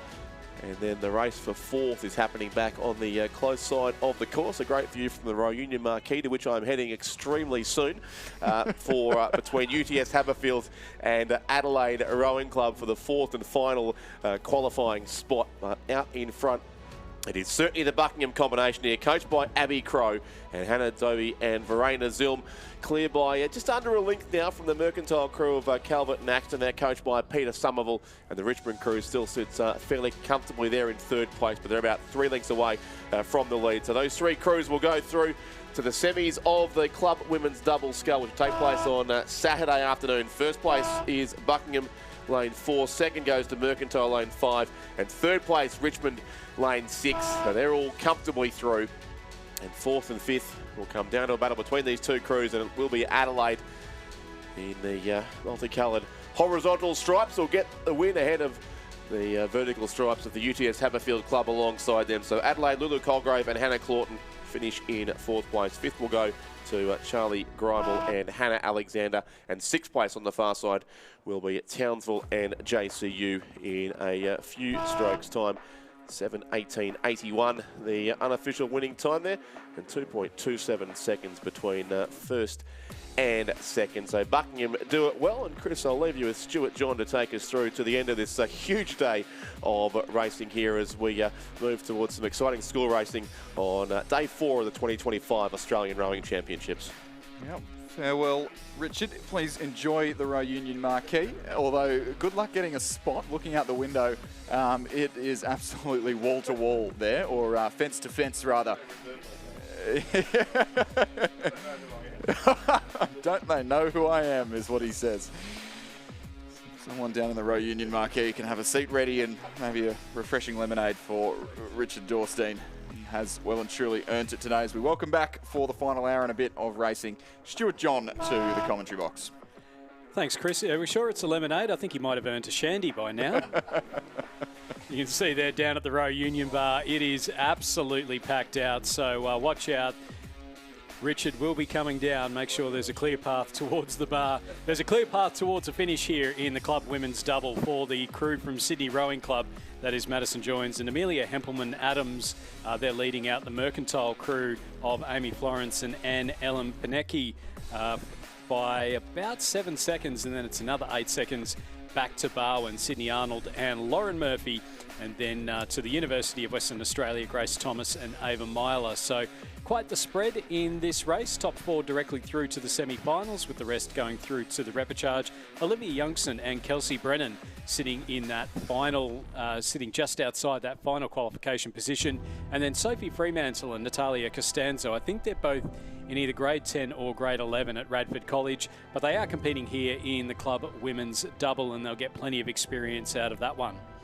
Yeah, we didn't mention when we had the chat earlier about who's eligible for the club events. No restrictions on school-aged athletes or athletes representing their schools entering the club events should they so desire. But and the other one is no restrictions on para-athletes. Exactly right, exactly right.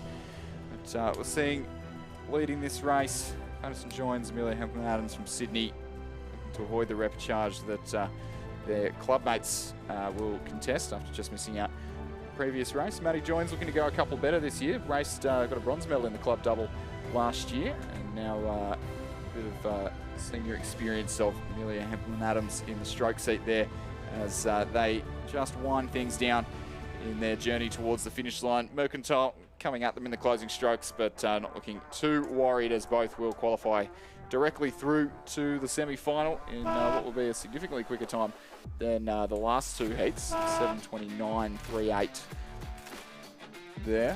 Mercantile in second place. They will join them in the semi-final.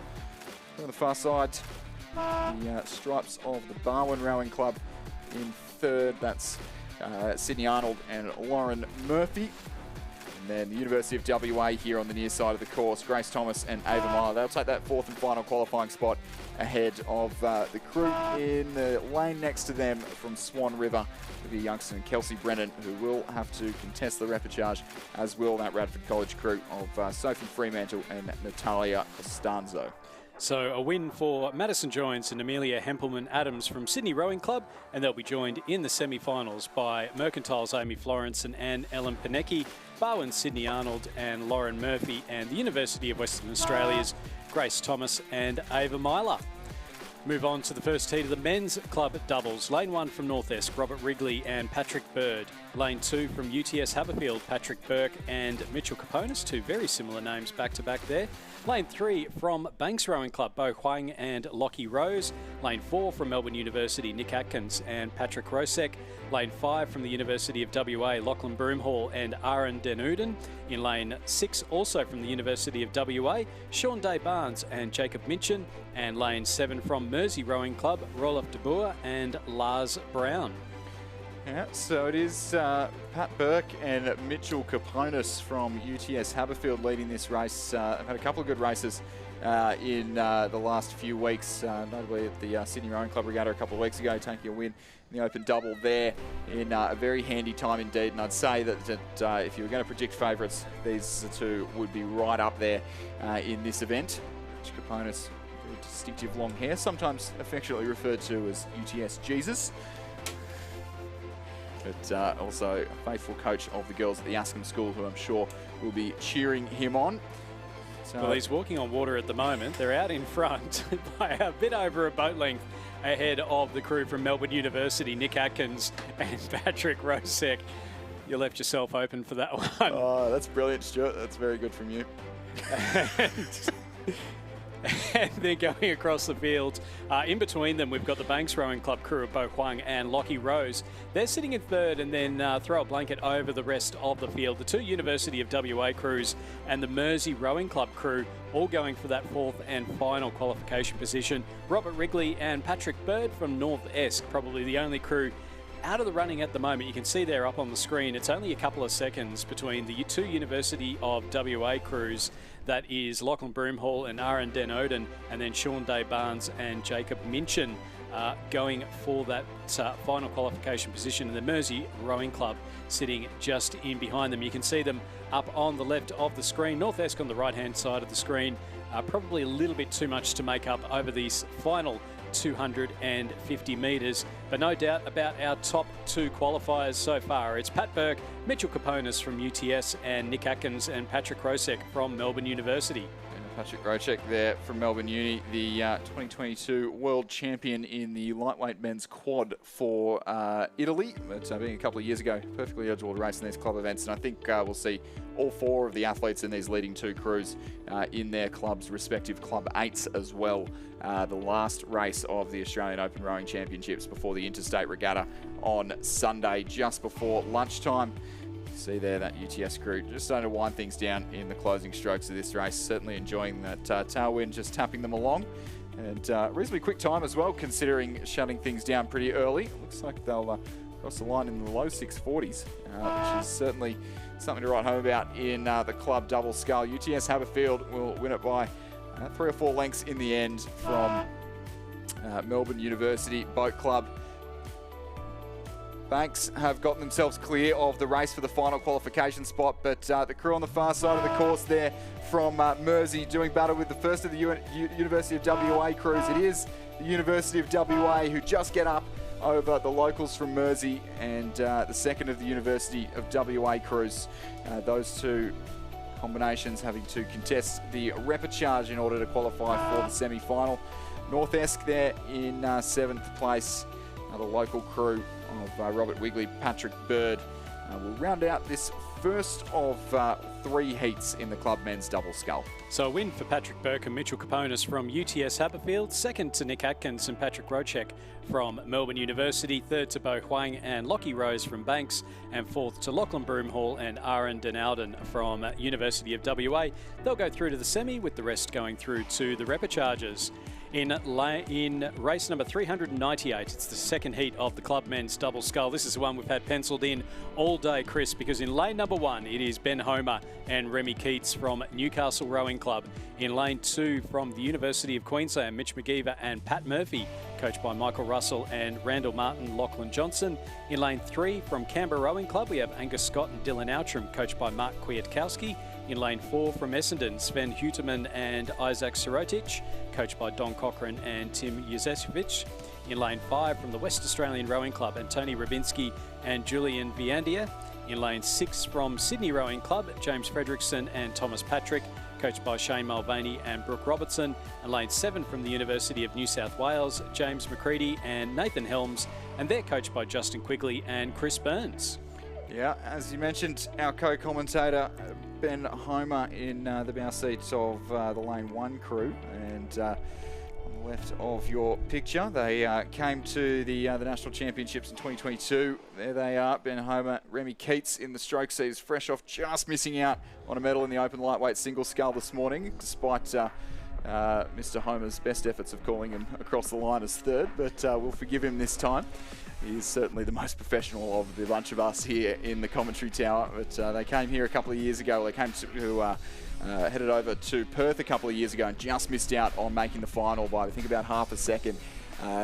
Backed up again next year, made the final. They were 4th in the heat, had to go through the semi-final, made the final, and placed 5th in this event last year, and back for another crack here on the waters of Lake Barrington, and looking like they are reasonably safe in the top 4 qualifiers at this point. But University of Queensland in Station 2 there, Mitch McGeever, Pat Murphy leading Sven Huterman and Isaac Sirotic from Essendon, who we can see on the screen in the colours of their club and the Essendon Football Club as well. Angus Scott and Dylan Outram from Canberra Rowing Club in the ACT in third place. Well, they were in third place at least at the 1,000-metre mark.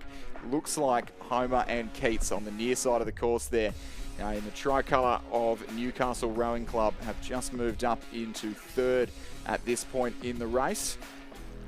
Yeah, Angus Scott and Dylan Outram, will see them, I believe, in the ACT Youth 8s on Sunday. So if they make it through to the final, they'll have a couple of races. The ACT, we don't have it where you can't race on the Sunday before the interstate. So with fingers crossed that Angus Scott and Dylan Outram get the chance to go through to the A final, as well as participating in the Youth 8s. One of only 3 events that have all 7 states and territories, and amazingly enough, all 7 of them are all crew boats. It's the Penrith Cup for the men's lightweight fours, the Victoria Cup for the women's lightweight quads, and then the men's Youth 8. So the only 3 with every entry. Yeah, fantastic to see the smaller states getting up and contesting those events. As we continue down the course, and 4 states in contention for qualifying straight through to the semi-final, with the University of Queensland still leading comfortably from Essendon. Newcastle's Homer and Keats in third, Canberra in fourth. West Australian Rowing Club, Anthony Rabinski and Julian Violander in 5th place. Look like they're heading to the repechage, as are James Fredrickson and Thomas Patrick. James Fredrickson almost didn't make it down here, missed his flight yesterday afternoon and had to rebook and scramble down here, but coming back from a bit of injury and getting a race here at the Australian Championships as they lead University of New South Wales, McCready and Helms in lane 7, who will join them in the repechage. But this crew on our picture at the moment, Sven Huteman and Isaac Sirotic, currently sitting comfortably in second. So a good race between Newcastle on the near side and the crew in lane 3 from Canberra. They've been back and forth all the way down the course, and both crews looking to put their best foot forward, secure themselves a more favourable centre lane for the all-important semi-final on Saturday afternoon. But the good news for you, ladies and gentlemen, Ben Homer will avoid the repechage, and you'll be able to hear his dulcet tones all day tomorrow here in the commentary box. University of Queensland, McGeever and Murphy take a very convincing win in the club men's double. A very quick time as well, 6:36 in the club men's double scull. Put that in perspective, the open men's double heats a couple of days ago, which were pretty quick conditions as well. 6:28, 6:29, so 6:36. It's not a million miles off, is it? Quick in conditions which aren't that much better than those the other day. Essendon second, Newcastle third in the end for Ben Homer and Remy Keats. Canberra will finish fourth. West Australian Rowing Club will progress to the repechage, as will Sydney Rowing Club's Fredrickson and Patrick, as well as the combination from the University of New South Wales, McCready and Helms in Station 7. So confirmation that the crews going through to the semi-final: University of Queensland, Essendon, Newcastle and Canberra Rowing Club, with the rest going through to the repechage. In our third and final heat of the club men's double sculls, again first 4 to the final. Lane 2 from Canberra Rowing Club, we have Ben Hayward and Campbell Milne, coached by Mark Kwiatkowski. In lane 3 from Adelaide University, Arthur Drayton and Henry Southcott, we have a commercial scratching. That sounds like some sort of a sale, I guess, but scratching from commercial in lane 4. Lane 5 from UTS Haberfield, Harry Birchmore and Liam Taylor, coached by Matthias Ungemak and Tim McLaren. Lane 6 from the University of New South Wales, we have Robbie Ireland and Anthony Ball, coached by Justin Quigley and Chris Burns. And lane 7 from Wendouree Ballarat Rowing Club, Angus Murfitt and William Gilbert, and they're coached by Jamie McDonald and Sam Hutchinson. You can see the Wendouree Ballarat crew in the lead at the moment, and that very distinctive red star that always puts me in mind of Eastern Europe circa 1970 something. We are on fire here in the club men's double. We've had walking on water, we've talked up Ben Homer, we've spoken about missing flights, and now we're talking about Soviet Eastern Europe. So all the best here from the commentary box at Lake Barrington, as we get some great pictures there of the second UTS crew in this event. Harry Birchmore, Liam Taylor, Harry Birchmore is actually a local from Tasmania, has moved up to UTS and making a return to his home waters of Lake Barrington, and currently running second to that Wendouree Ballarat crew that you mentioned earlier, Angus Murfitt and William Gilbert, who are in the lead of this race. Another very quick time indeed. So these conditions, a nice gentle tail breeze, just strong enough, not quite too strong to upset the rhythm of the boat or just to make it harder to get the blade out or anything like that. So some very, very quick conditions. Even though it looks relatively calm, it is certainly quick conditions out here. 3:15 to the K.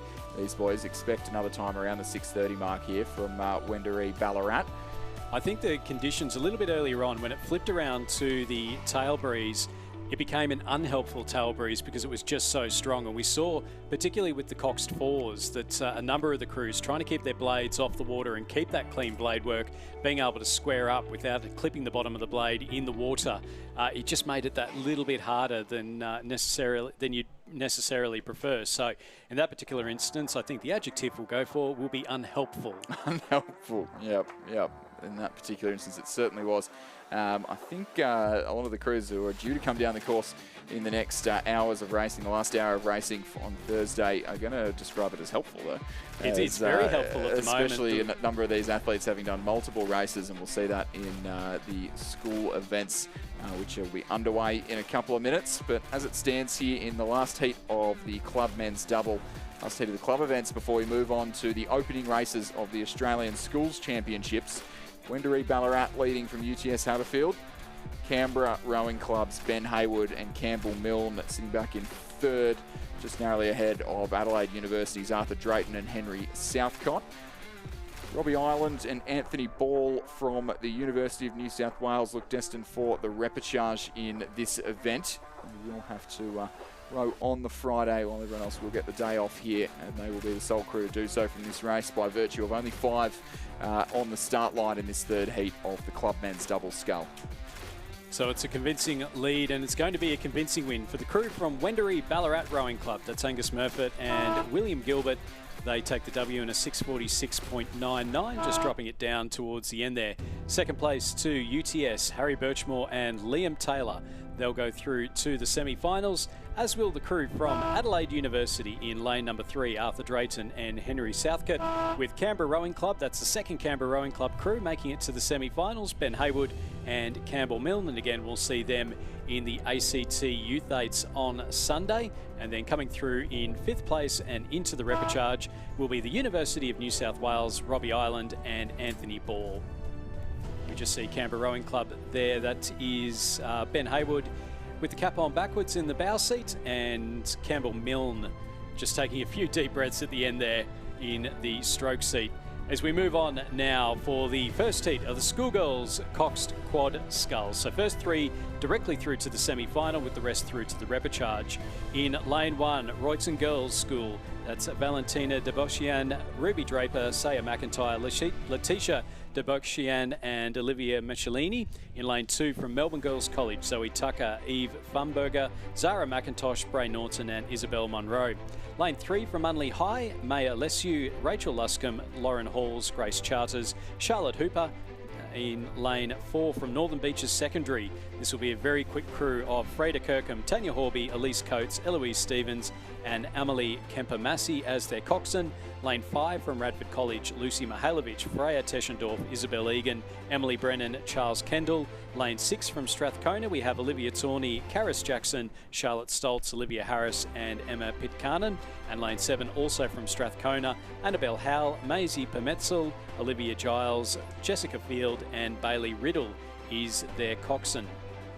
Yep, the opening race of the Australian Schools Championships is well and truly underway as we open proceedings with the Schoolgirl Coxed Quad Scull. The next hour of racing is purely schools. Schoolgirl Coxed Quad Scull, 4 heats of that, 4 heats of the Schoolboy Coxed Quad Scull, and then we have the events we've been waiting for quite some time, Stuart. The 3 heats of the Schoolgirl Coxed 8 and then 2 heats of the Schoolboys, or 3 heats rather, of the Schoolboys Coxed 8 to round out racing at 6:25 p.m. But here in the first heat of the Schoolgirl Quad Scull. It is Northern Beaches Secondary, otherwise maybe known as Mossman Rowing Club, who are leading this race from Radford. Not by a massive margin at this point, but from what I've heard from Northern Beaches Secondary, they're unable to get their regular coxswain down to Lake Barrington, and Amelie Kemper-Massey in the bow seat is normally found in a single scull, and so maybe they're just focusing more on the under-19 quad scull, the coxless quad, but still out there giving it a red-hot crack here in the schoolgirl quad as they lead Radford from Strathcona, Royton Girls, Melbourne Girls College, Unley High and Strathcona. And just a reminder that there is no training on the course after racing today. No training on the course after racing today. It is a very late finish tonight, so no training on the course following the conclusion of play. Yep, our boat race officials were treated to about a 45-second lunch break, so we're certainly they will be very eager to go and relax, put the feet up. Richard Dorstein's got a spot for them in the Row Union marquee down there. Northern Beaches Secondary with that lead. We saw them in the New South Wales Championships, Chris. The battle between them and Canberra Girls Grammar was amazing. Yep. Northern Beaches Secondary leading through 1,000. Canberra Girls Grammar pushed through over the final 1,000 metres to be able to go through and take the win. It was only by a couple of seconds. This Radford College crew as well, that is Lucy Mihaljevic, Freya Teschendorf, Isabel Egan, who's already got a gold medal in the para single scull, Emily Brennan and Charles Kendall. They pushed Canberra Girls Grammar all the way at the ACT Head of the Lake at the start of the month. So they are a very well credentialed crew, and they are maintaining overlap on that Northern Beaches Secondary crew through the first 1,500 metres. Royton Girls sitting in third, and then Strathcona back in fourth place. It's only top three, though, to go through to the semi-final. Yep, so Radford Co-Educational School and their Cox Charles Kendall, you can see just looking over to his left at the girls from Northern Beaches Secondary. Top three to go through, so both these two leading combinations likely to progress. But the battle is on for third and fourth at the moment. Royton Girls and Strathcona, the two Victorian combinations on opposite sides of the course, lanes 1 and 6. At the 1,500 metre mark, it was Royton Girls in station 1, and they are going absolutely stroke for stroke with the combination from Strathcona on the right-hand side of your picture. If you're joining us in and around the boat park on the big screen or on the live stream at home, I think it's Strathcona at the moment who are doing the best job to get themselves through to the semi-final. The consequences of fourth place in this mean an extra race under the belt in the lead up to the final on Sunday morning. It is Northern Beaches Secondary who seem to have responded in the closing stages of this race. The Northern Beaches crew, Freda Kirkham, Tanya Hornby, Elise Coates, Eloise Stevens and Amelie Kemper-Massey, the Cox, they've moved away from Radford College and will win it by a boat length in the end. But these two Victorian crews now towards the line. It is the crew on the near side of the course from Royton Girls who look to have the ascendancy, but it's going to come right down to the line, and thank goodness we can see the finish line now. The sun has dropped below the hill on the other side of the course. So Northern Beaches Secondary first, Radford second, right down to the line for third place.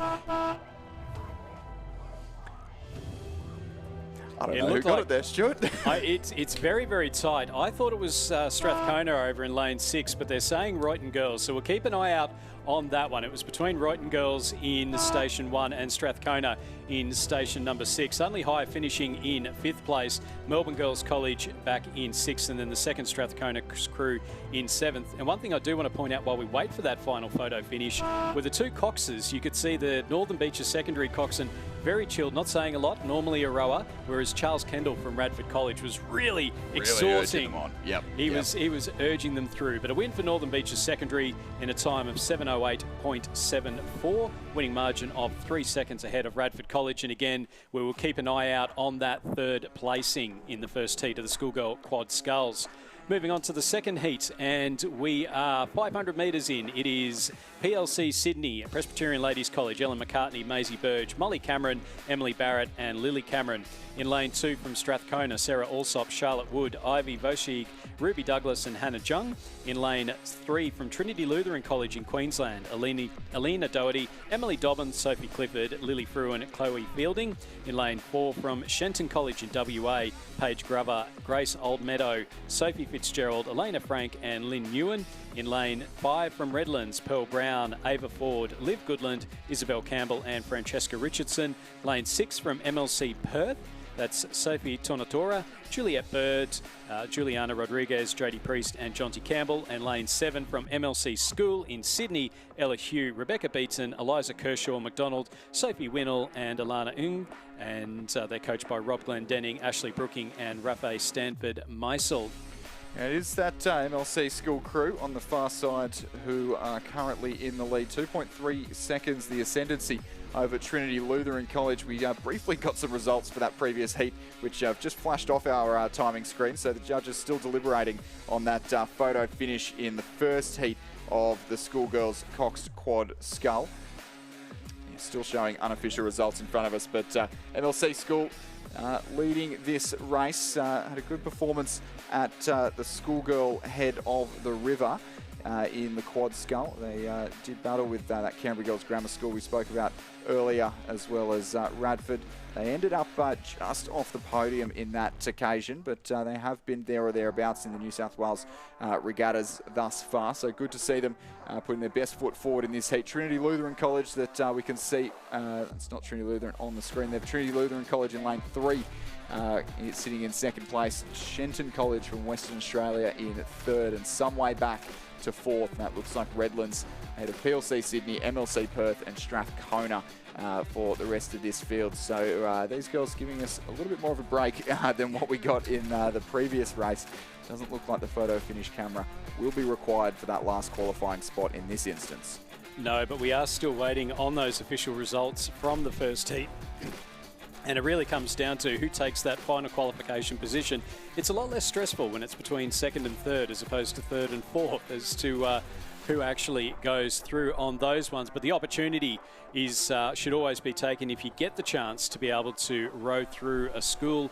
Then obviously you want to try and do that wherever humanly possible. So still waiting on those results from the first heat, but out in front it is the MLC School in lane number 7. So that's the crew struck by Sophie Winnell. They've got a 1.5 second lead over Trinity Lutheran College from the Gold Coast, and then they're ahead of Shenton College from WA. And then it is about 5.5 seconds back to Redlands in 4th place. So looking like Redlands will have to go through to the repechage, as will PLC Sydney in lane number 1, MLC Perth in lane number 6 and Strathcona in lane number 7. Yeah, margins tightening though in the third 500 metres of this race. Trinity Lutheran in the bright green colours there in Station 3. The combination of Alina Doherty, Emily Dobbin, Sophie Clifford, Lily Fruin and Chloe Fielding, the Cox, coached by Eric Rowan. You can see them on the screen there. Just starting to close in on the early race leaders from MLC School on the far side of the course. These two crews would not have raced each other prior to the start of these championships. We will bring you the official results of race 400, the first heat of the schoolgirl quad. It was in fact in lane 1, Royton Girls, who just got the win over Strathcona by 0.02 of a second in the end. So Royton Girls through to the semi-final. Strathcona will have to row the repechage as this second heat is nearly upon us now, as we see the boat Trinity Thunder coming at us thick and fast and really asking some questions of MLC School in the closing stages of this race. Not going to be as quick a time as we saw in the first heat. 7:08 was Northern Beach's secondary. That's just passing now. It'll still be MLC School on the far side of the course by pretty much a neat boat length in the end. MLC with the win, Trinity Lutheran second. Lane 4, that's Shenton. Lane 4, that's Furbank Grammar there.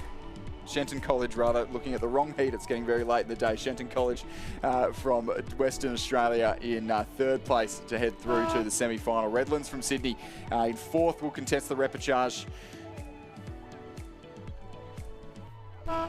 as will MLC Perth and PLC Sydney. Final crew across the line.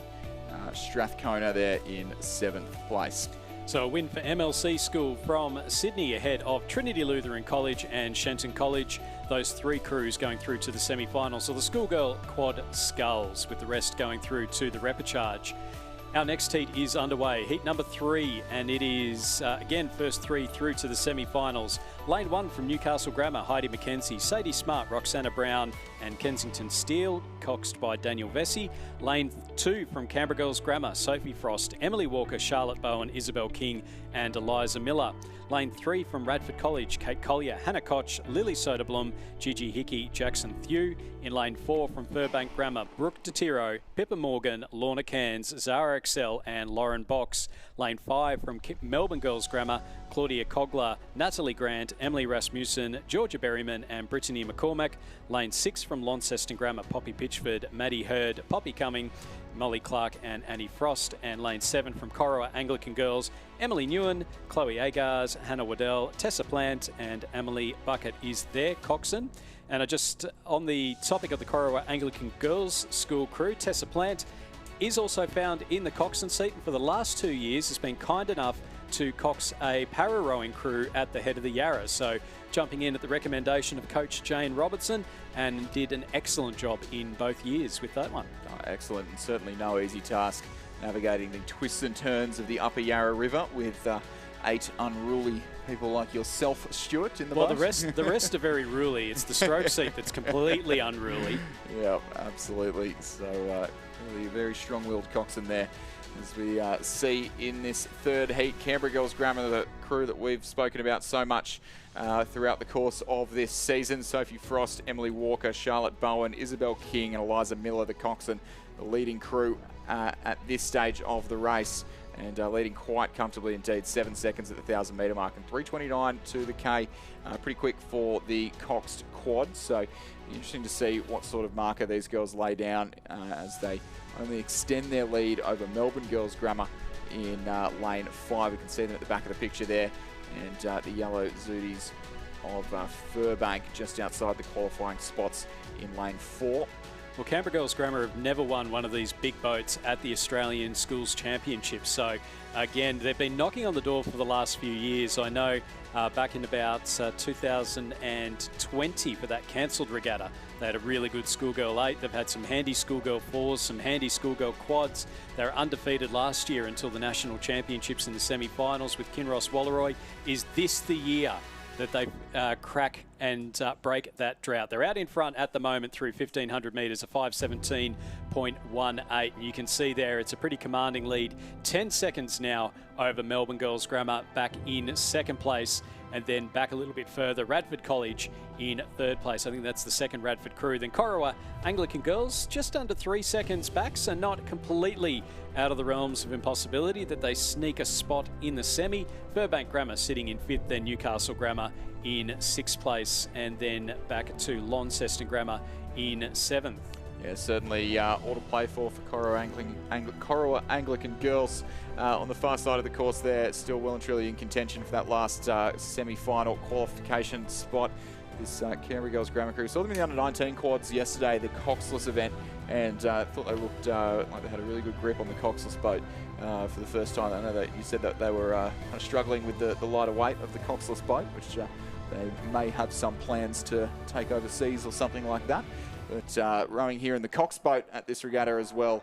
And Canberra Girls Grammar in their new Zooties for this year as well. Caught me off guard about halfway through the racing season when they changed their uniforms. And I thought, who's that for a second? Slightly different shade of green, but the green tip boat of Canberra Girls Grammar certainly not in any doubt in the closing stages of this race, as they are not lifting the foot off the gas. So they know that in conditions like this, it will probably be the best time that they'll be able to put down in any chance that they'll get to race. So certainly not letting that opportunity go to waste. Canberra Girls Grammar pushing right on towards the line now as they cross first in this third heat of the schoolgirl coxed quad scull.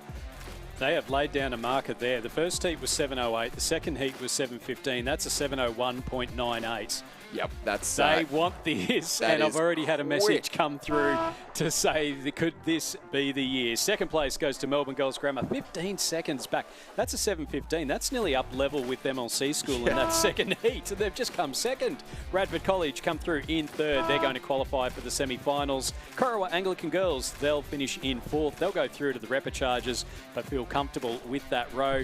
Then in behind them in fifth place will be the girls from Furbank Grammar, ahead of Newcastle Grammar in 6th and Launceston Grammar in 7th place.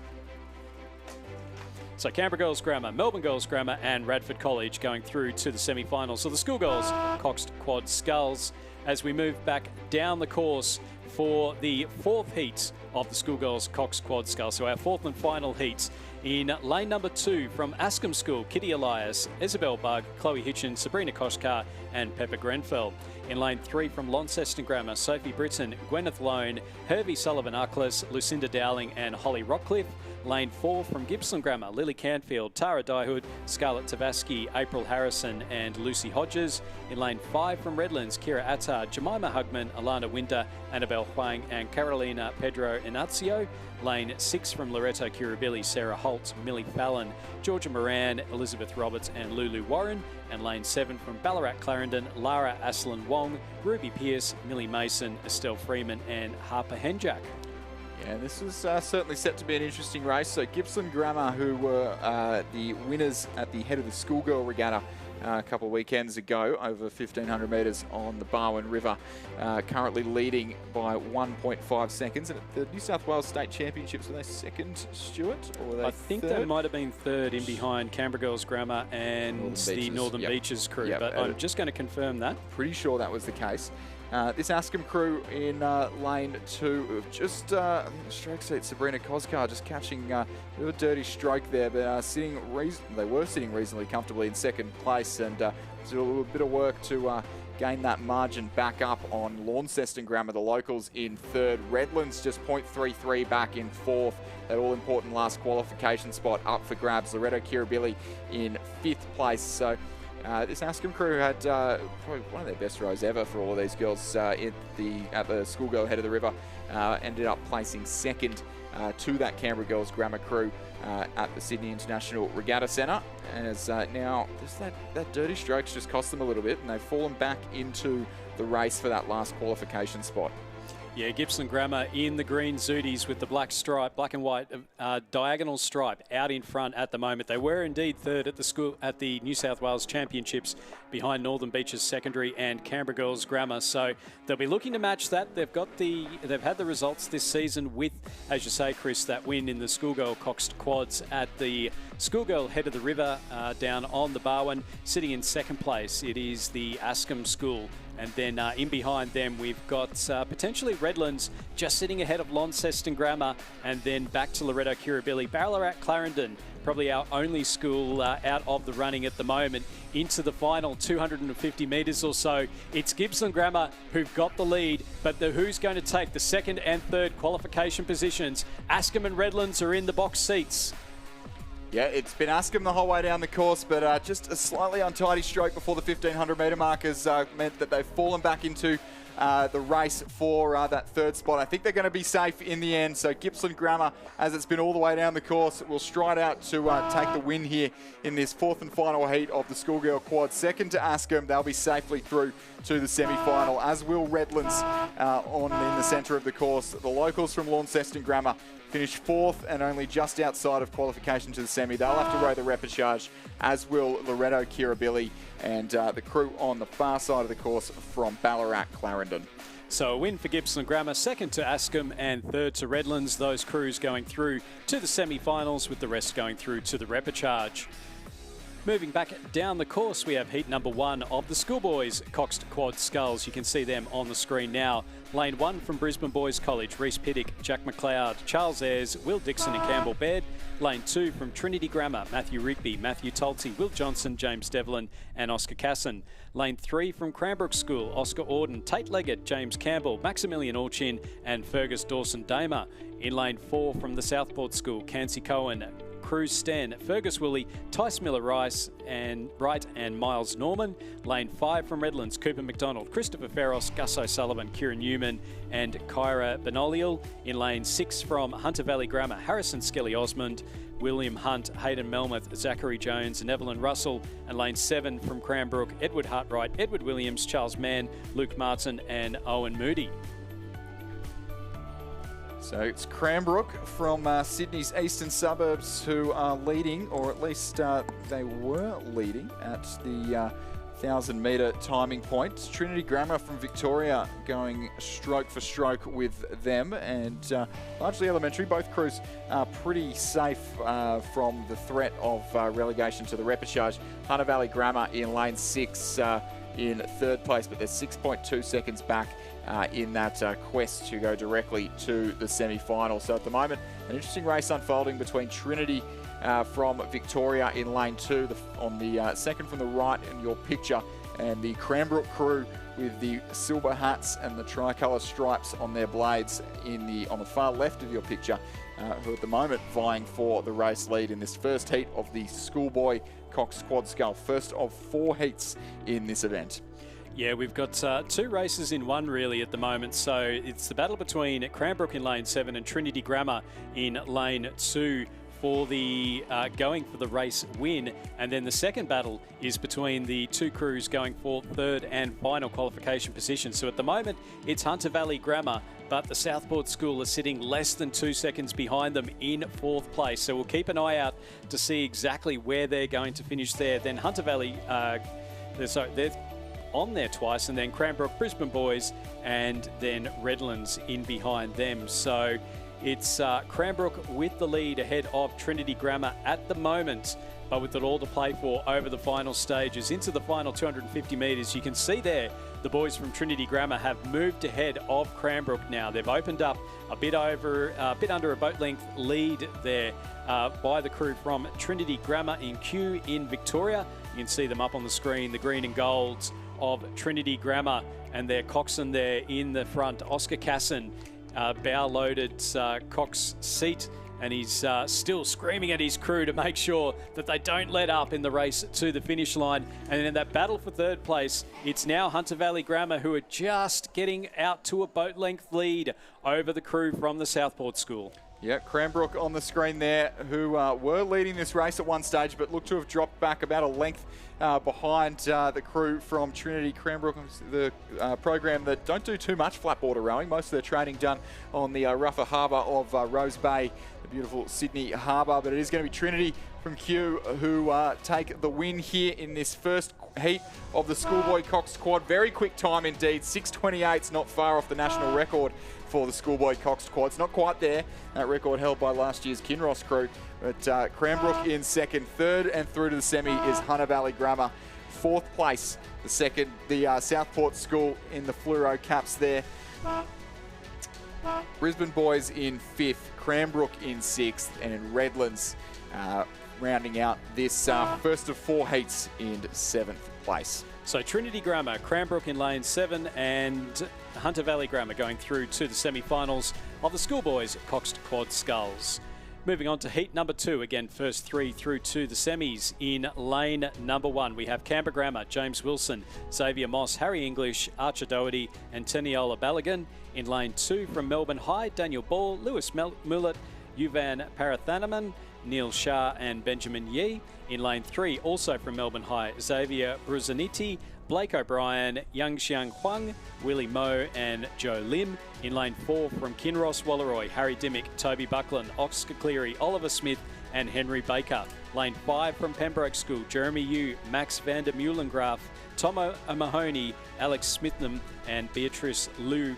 In lane 6 from Trinity Grammar, Grady Peck, Alex Shang, Spencer James, Jed Morris and Sam McDonald. And lane 7 from Gibson Grammar, Lagan Joshi, Connor Howard, Hagan Cook, Sam Reynolds and Mia Del Basso.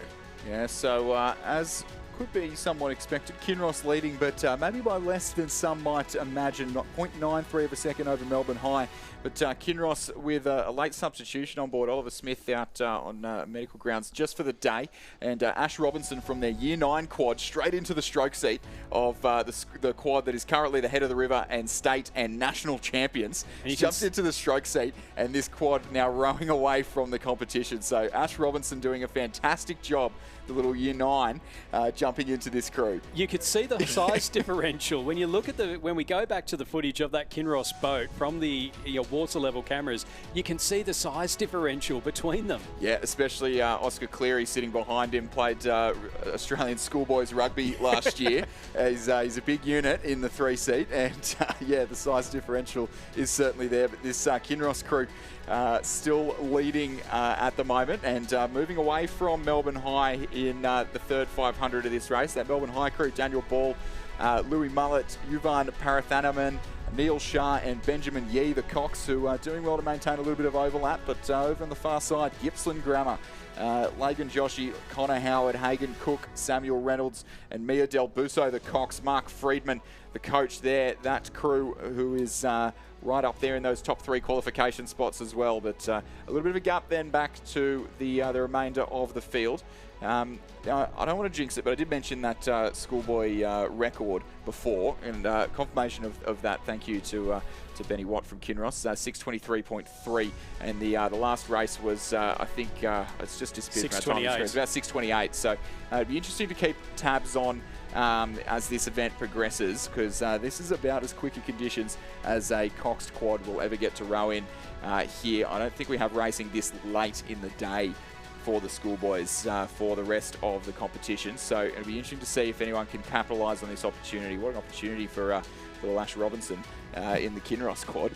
But they're doing well to hold off a challenge from Gippsland Grammar now, knocking on the door of Melbourne High for second place in this heat.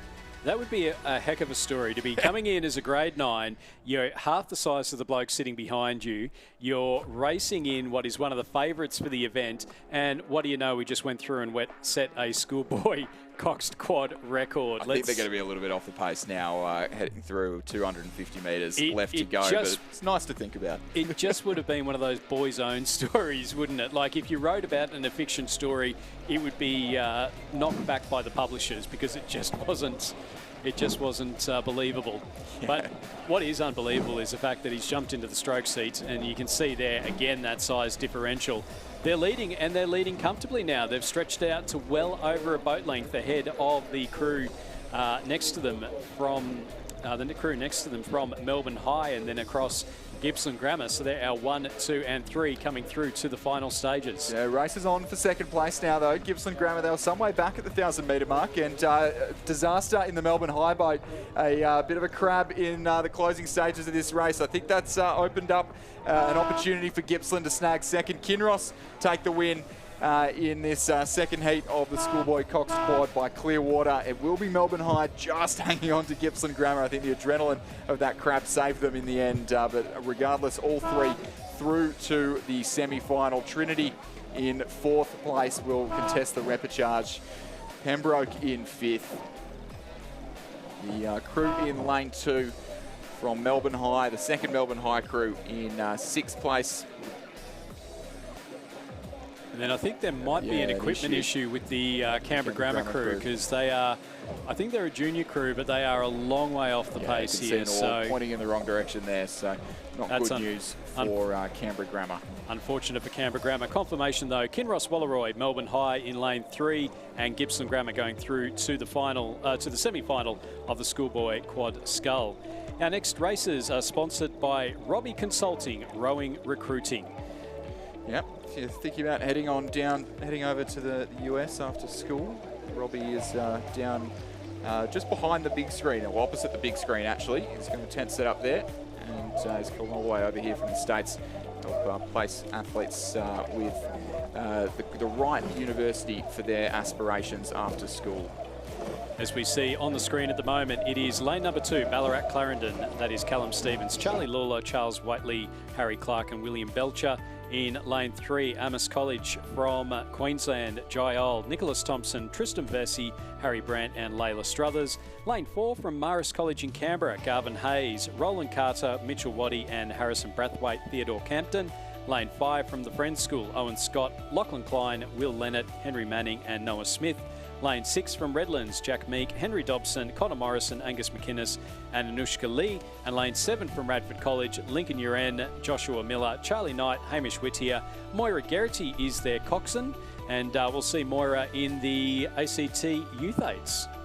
Yeah, it's at the moment it is that Marist College crew who are leading reasonably comfortably from Redlands, and then that Radford crew that you mentioned with Moira Geraghty on the strings, sitting in the third qualification spot. Yeah, Garvin Hayes in the bow seat there, I believe, of that Marist College crew. He'll be in the Penrith Cup, and again, we saw a little bit earlier on today, he won bronze, I think, in the under-21 men's lightweight single sculls, and his mum, I wish I'd been filming it at the time, because I don't know if I've ever seen anyone quite that excited. Yeah, it's certainly a big moment for them. But our top three now starting to separate themselves from the field. Radford just moving away from Emmaus, the school from Rockhampton, who are rowing in the boat named after their coach, we just saw earlier, Kim Byrne. It's looking like the Red Zoos of the Emmaus College will be contesting the repechage in the schoolboy quad, as Marist College have been one of the form quads, one of the top quads in obviously in the ACT, but also when they come up and compete against the New South Wales contenders from Kinross and Redlands. These guys have been one to watch over this season. And I think the thing about the Marist College program that is so impressive is that there's not really the support from, it's a school program, but it's not a school program, if that makes sense. So they row as the school, as Marist College, but it's not directly funded by the college. It's run by volunteers, in particular Tom Hayes and his son Cormac Hayes as the coaches. And they generally just, you know, it's second-hand boats. It's using the old Canberra Girls Grammar boat shed. And despite all that, despite the fact that it's run by volunteers, they do so very well, and it's a really nice lead for them here at the moment in heat number 3 of the schoolboys Coxton Quads. Yeah, certainly they'll be very pleased with the lead they've accrued there, as will the crew sitting in second and third from Redlands and Radford, who will be feeling very comfortable in the fact that they will not have to row the repechage in this event, barring disaster. I did see Canberra crew with a very gnarly looking broken oar just come past, so disaster's always just around the corner in these slightly tricky conditions, but as we described earlier, a helpful tail breeze. Hey Stuart, it's gone from unhelpful to helpful. Very helpful indeed, so keep an eye on the times with keen interest. I don't think this will be threatening that schoolboy record we spoke about earlier here, but will certainly be right up amongst the top times in this event from this very classy Marist College crew. Garvin Hayes, Roland Carter, Riley Dale out for Mitchell Waddy, Harrison Braithwaite and Theodore Campton the Cox, Tom Hayes, Cormac Hayes, the coaching team there. And what a journey these boys have been on over the last couple of years, and looking to top it off with a medal in this event as they stride home towards the line, the blue stripes of Marist College. Very quick time indeed, actually. Will be the quickest time thus far of the event. 6:25 for Marist. Redlands cross in second, Radford in third, as it's been most of the way down the course. Those three crews safely through to the semi-final of the schoolboy quad. Next across the line will be Emmaus College from Rockhampton. Ballarat Clarendon in fifth. And Friends School, the locals from Tasmania in sixth place. So a win for Marist College in heat number 3 of the schoolboys Coxton Quad, second to Redlands and third to Radford College. Those three crews going through to the semi-finals, with the rest going through to the repechage. As we move on to heat number 4, in lane 2, Launceston Grammar, Mitchell Chung, William Bird, Lucas Burton, Ronan Brown and Claudia Wills. In lane 3 from Launceston Grammar, Hamish Cooming, Felix Glynn, Bailey Stewart, Henry Gregg and Jamari Lockhart. In lane 4 from Cranbrook School, Sol Stathis, Toby Lane, Henry Dawson, Maxwell Scales and Thomas Lukes. In lane 5 from Launceston Grammar, Monty Brown, Eden Myberg, Archie Burke, George Beecham and Josie Johnson. In lane 6 from Kinross Walleroy, Tom Robson, Archie Condon, Nick Tancred, Lockie Soster and Jane Bruce. And lane 7 from Shenton College in WA, Samuel Lewis, Charles Potter, Dylan Capewell, Cooper Wood and Olive Materia. And it's the locals from Launceston Grammar who will just be coming into view of the ever-growing crowds we have here in the boat park as they come through about the 1,250 metre mark now. It is Launceston Grammar have opened up clear water on Kinross Wallaroi in the championship quarter of this race. The Launceston crew of Hamish Cumming, Felix Glynn, Bailey Stewart, Henry Grigg, Jamari Lockhart, the Cox, James Cumming, the coach, along with Laurie Malcolm, as they lead the Kinross second quad. That's their second ranked crew. Tom Robson, Archie Condon, Nick Tancred and Lockie Soster, Jane Bruce, the Cox, Ben Watt and Angus Peterson, the coach. But a bit closer for that last qualifying spot now. Crew on the far side from Shenton College, or rather that's, yeah, the crew on the far side from Shenton College in Station 7 from Western Australia. Currently about 3/4 of a boat length clear of the crew on the near side of the course from Newcastle Grammar. Mitchell Chung, William Bird, Lucas Burton and Ronan Brown there challenging, maybe just almost a length behind now, but certainly within striking distance of a spot for the final. Very quick times through the early timing points for this Launceston Grammar crew. Fastest first 500 thus far in this event, 1:30 to that first timing point, and 4:49 to the 1500 is right up there as well. It is maybe just slower than Marist, but quicker than almost everyone else in the competition thus far. So Launceston Grammar emerging as a likely contender for the top few spots in this schoolboy quad event in what is very helpful, very quick conditions here at Lake Barrington for the penultimate, the last 5 races of the day. These races all sponsored by Robbie Consulting, who's just across from the big screen in the boat park. Is it very mindful, very demure, the conditions? It might be just a little bit, Stuart, but certainly quick. That's all I'm going to say. As the stripes of Launceston Grammar enjoy a very comfortable lead, and I want a few crews to see the back of Kinross at Wallaroi at this point of the season. But, Coxon looking around, he'll be wondering where everyone else is at this point. And the boat named after Henry Yule, the most recent Australian representative to come out of Launceston Grammar, as Kinross Wallaroi now trail by almost 3 lengths in the closing strokes of this race. It'll be another very quick time in the schoolboy quad, but not particularly pushed, as Launceston Grammar take the win in this last heat of the schoolboy Cox quad scull. Some way ahead of Kinross for second. And Shenton College from Western Australia in third place, who have sent themselves clear of Newcastle Grammar, who will have to row the repechage, as will the second of the Launceston crews, and Cranbrook in the centre of the course. So confirmation of the win for Launceston Grammar in lane number 5, ahead of Kinross Wallaroi and Shenton College, with those 3 crews going directly through to the semi-finals and the rest going through to the repechage. As we move on back down the course, we are underway. The Big Boat Energy to finish off day 4 of the Australian Rowing Championships. It is the schoolgirls Cox States. The first 4 through to the semi-finals, the rest through to the repechage. St Catherine's School Victoria, Catherine Ross, Isabel Peter, Emma Hibbins, Amity Morris, Carrie Prendergast, Zara Hoban, Emma Peel, Sophia Perton and Rachel Carton. Lane 2 from Melbourne Girls Grammar, Imogen Perrott, Adelaide Banks, Megan Barrow, Grace Perrott, Jemima Ross, Samantha O'Keefe, Maddie Clifford, Emily Anthony and Phoebe Paul. PLC Perth in lane 3, that's Alexandra Argyle, Tia Ford, Sophia Wen, Selma Argyle, Bridie Swingler, Sana Burt, Kiara Stoffberg, Ruby Davis and Laura Gillam.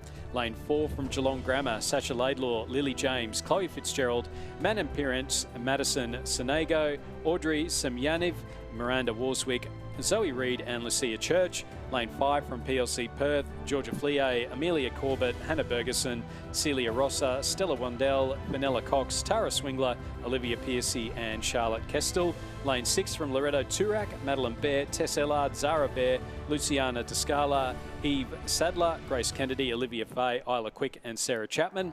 Scotch College Adelaide in lane 7, Rosie McMahon, Faith Mons, Harriet Twelvetree, Isabella Naish, Eleanor Arundel, Stella Spolvens, Sienna Bailey, Easy McTaggart, Yard, Leah Struick, and lane 8 from Loretto Normanhurst, Poppy Russell, Sabine Walton, Juliet Mason, Sophia Terry, Annabelle Roche, Patricia Boland, Stella Moore, Penny Rose Collins, and Indy Witten is their coxswain. As the last bits of sunshine rain down on Lake Barrington for the last 6 races of the day in the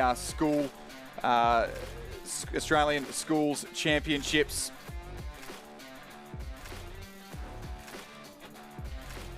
And we're seeing a very high quality field come through here at the 500 metre mark. PLC Perth leading Loretto Normanhurst from Melbourne Girls Grammar. Melbourne Girls Grammar moving up into the lead. We see them there on the screen in the Hudson Shell ahead of St Catherine's School in Victoria. This is the St Catherine's School first 8 who have been undefeated thus far, apart from a little timing error in at the head of the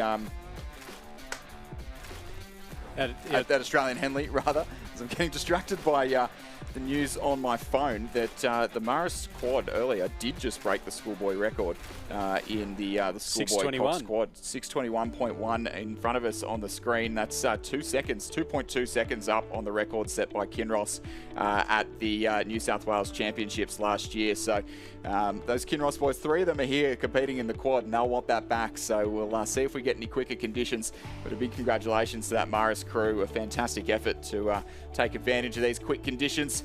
As we ride on board with these schoolgirl 8s and Melbourne Girls Grammar here in lane 2. Significantly up on St Catherine's School Victoria. This is St Catherine's crew of Catherine Ross, Isabel Peter, Emma Hibbins, Amity Morris, Carrie Prendergast, Zara Hoban, Emma Peel, Sophie Purton, and Rachel Carton, the coxswain, which is...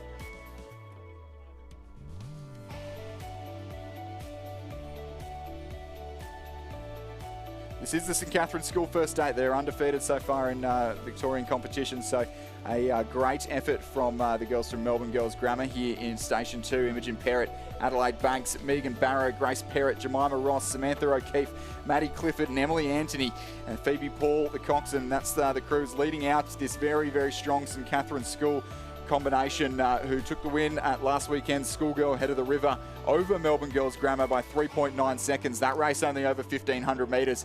Now with an extra 500 to go, we'll see what these girls can do in the first round of racing for the Sydney Cup on Sunday.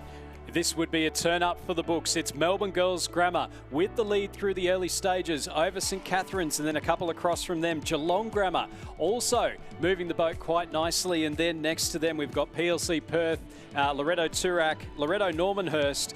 But the big news is that it is Melbourne Girls Grammar out in front. St Catherine's now starting to come back. They've gone back to a bit of overlap. And over the last 250 metres, are they going to be able to hold on to that undefeated record that they've got so far this season? It's Melbourne Girls Grammar, Geelong Grammar, St Catherine's School. It's the top 3 to go through. It's and then over on the far side, Loretto Normanhurst also moving quickly. But it's still Melbourne Girls Grammar in lane 2 by a boat length over the girls from St Catherine's. This is a huge upset here in the heats of the Schoolgirl 8s. If this is what we're in store for the rest of our Australian Schools Championships, sign me up, lock me up here in the commentary box. This is fantastic racing here as Melbourne Girls Grammar stride out into the lead, and Geelong Grammar in there, the centre of the course, the almost Cambridge Blue in lane 4 have designs on overturning St Catherine's as well. It will be Melbourne Girls Grammar an all the way win here in the first heat of the Schoolgirl 8 in their quest for the Sydney Cup. St Catherine's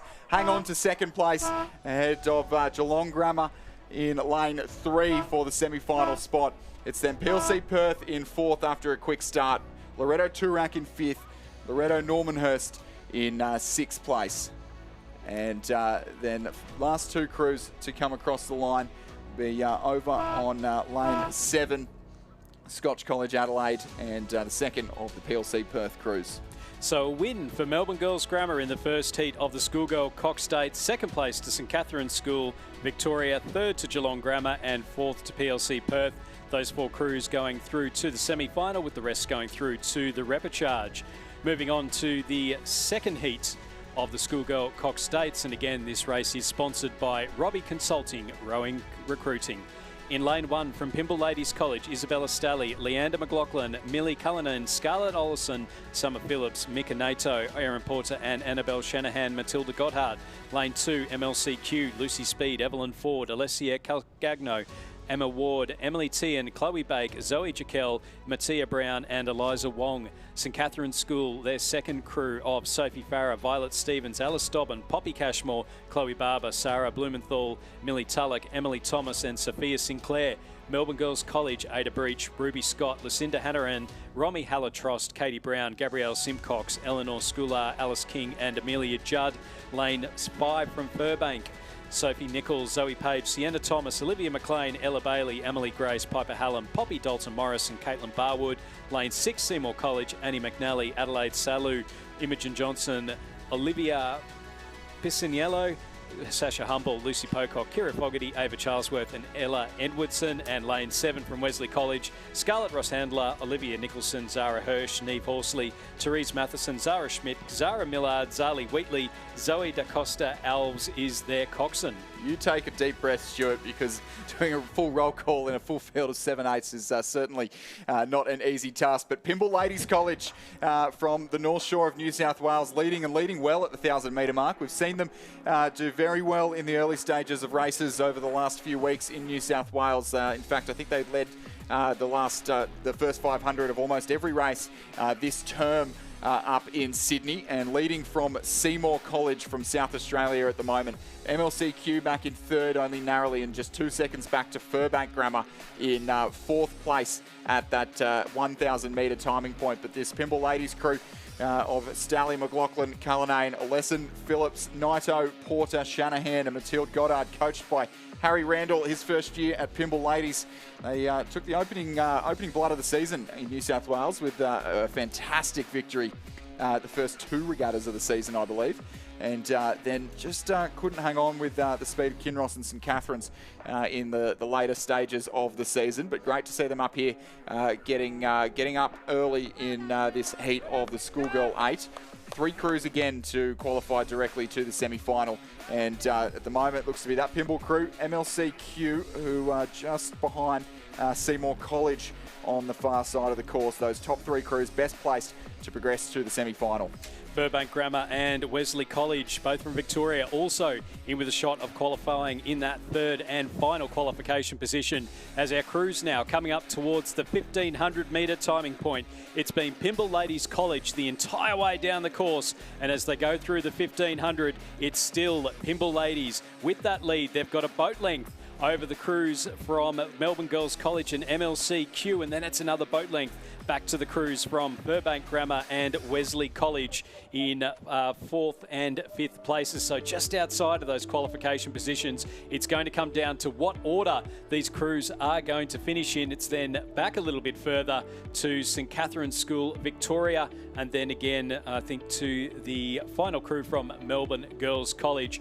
But out in front, Pymble Ladies still holding on to that lead. Next to them, MLCQ, and then across Seymour College from South Australia. But a push coming now, Chris, from Furbank Grammar. Yeah, Furbank Grammar back in 4th place, who are themselves fending off Wesley College over in lane 7. And that battle between 4th and 5th starting to encroach on the battle for 3rd, or 2nd and 3rd, rather, with Melbourne Girls College and MLCQ. Now, the race for that last qualification spot starting to hot up. I don't think it's going to have too many fireworks here in the closing stages of this race. Certainly no one will trouble Pymble Ladies College, who have led this race from the opening stroke, and a very classy row, be one of their best in recent weeks for sure for Pymble Ladies College in this second heat of the Schoolgirl 8. It'll be about 100 metres left to row now. It'll be Pymble from the crew to their left, MLCQ from Victoria.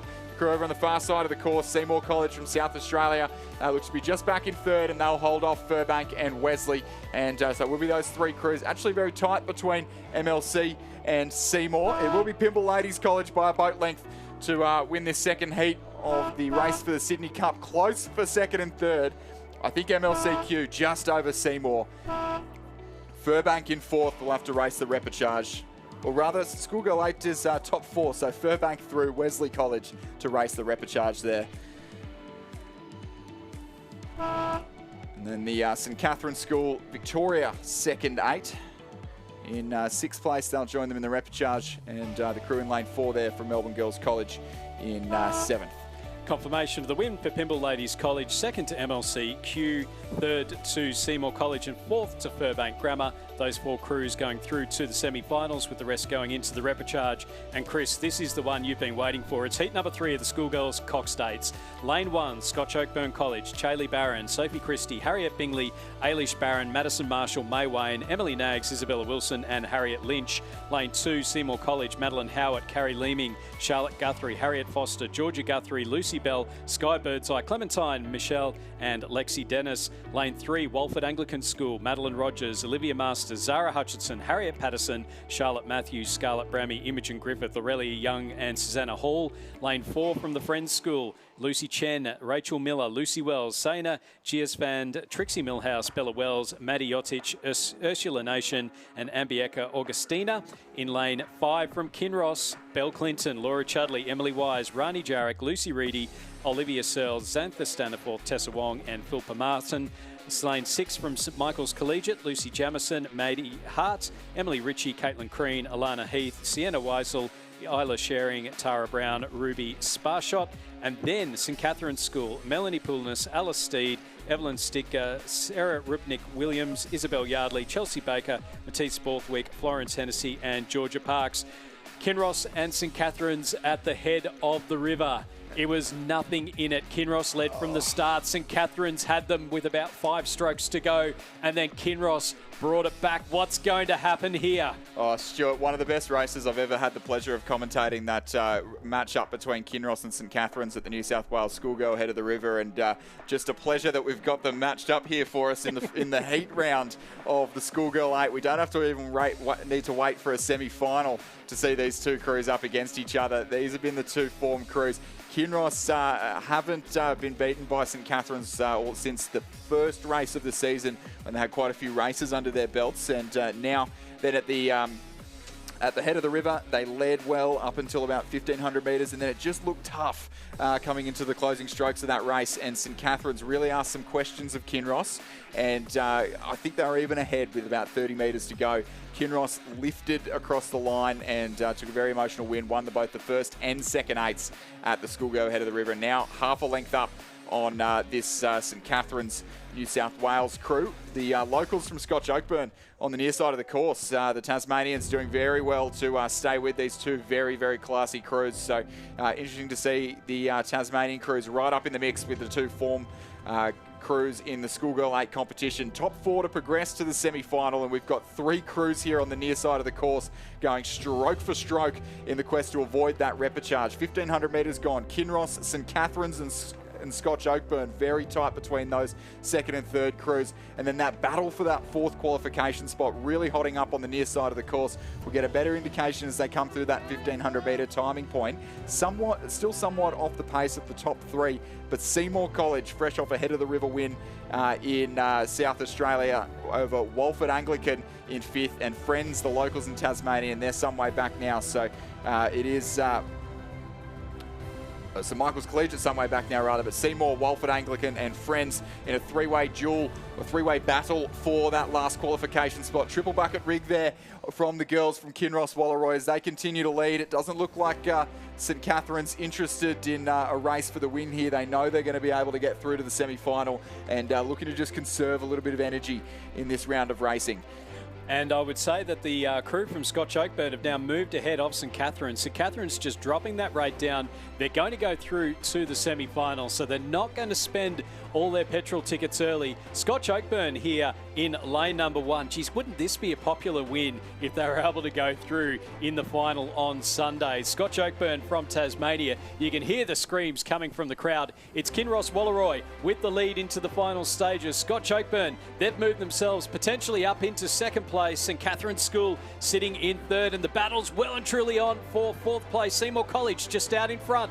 Yep, it is going to be Kinross across the line first, as it's been the whole way down the course. I think St Catherine's have maybe switched it off a bit here in the closing stages, but Scotch Oakburn will be delighted to get a second place here in front of their home crowd on the home waters of Lake Barrington. St Catherine's in third. All three of those crews safely through to the semi-final, but we watch on with great intrigue to see who's going to be the last crew to make it through to the semi-final. It is the crew in lane 2 from Seymour College, just over Walford Anglican, who are coming at them strong. But Seymour College hold off Walford Anglican, who will have to race the repechage, as will the Friends School, the second of the local favourites here in this race. And then the crew over on the far side, also from Tasmania, this St Michael's Collegiate, to round out this third heat of the Schoolgirl 8. So a win for Kinross Walleroy, second to Scotch Oakburn, third to St Catherine's School and fourth to Seymour College. Those 4 crews progressing through to the semi-finals, with the rest going through to the repechage. Moving on, it's the first heat of the schoolboys Cox State. Shaw School in with this race sponsored by Robbie Consulting Rowing Recruiting. Lane 1 from the Shaw School, William Kellett, Joshua Frape, Oliver Edwards, Ben McCutchinson, Charlie Gallagher, Ollie Harvey, Luke Robinson, Oliver Paris and Callum Zhu. Lane 2 from St Peter's College, Joseph Harrington, George Quigley, Lewis Von Dusa, Oscar Worm, Lawrence Anderson, Emerson Cooper, Hunter Ingham, Marcus Picard and Harry Binns. Lane 3 from Xavier College, Bill Reynolds, Will Burney, Anthony Costa, Lincoln Vuna, Henry Somerville, James Glass, Anders Spralia, Luke Punt and Lucas Murphy. Lane 4, Geelong Grammar, Flynn Dixon, Thomas Morley, Rupert Campbell-Smith, Ben Pithy, Ned Walsh, Mungo Yates, Spencer Sable, Hamish Roche and Squire Crawford. Lane 5 from Scotch College, Victoria, Lachlan Lawson, Angus Maloney, Ted Burney, Adrian Marrow, Joe Collingwood, Hugh Purnell, James Temple, Fletcher Douglas and Sebastian Pagnan. Lane 6 from Hutchins School, Hugh West, George Leesong, James Stubb, Tom Waterworth, Fraser Dobson, Noah Leesong, Hamish Cooper, Henry Merchant and Lucas Speglick.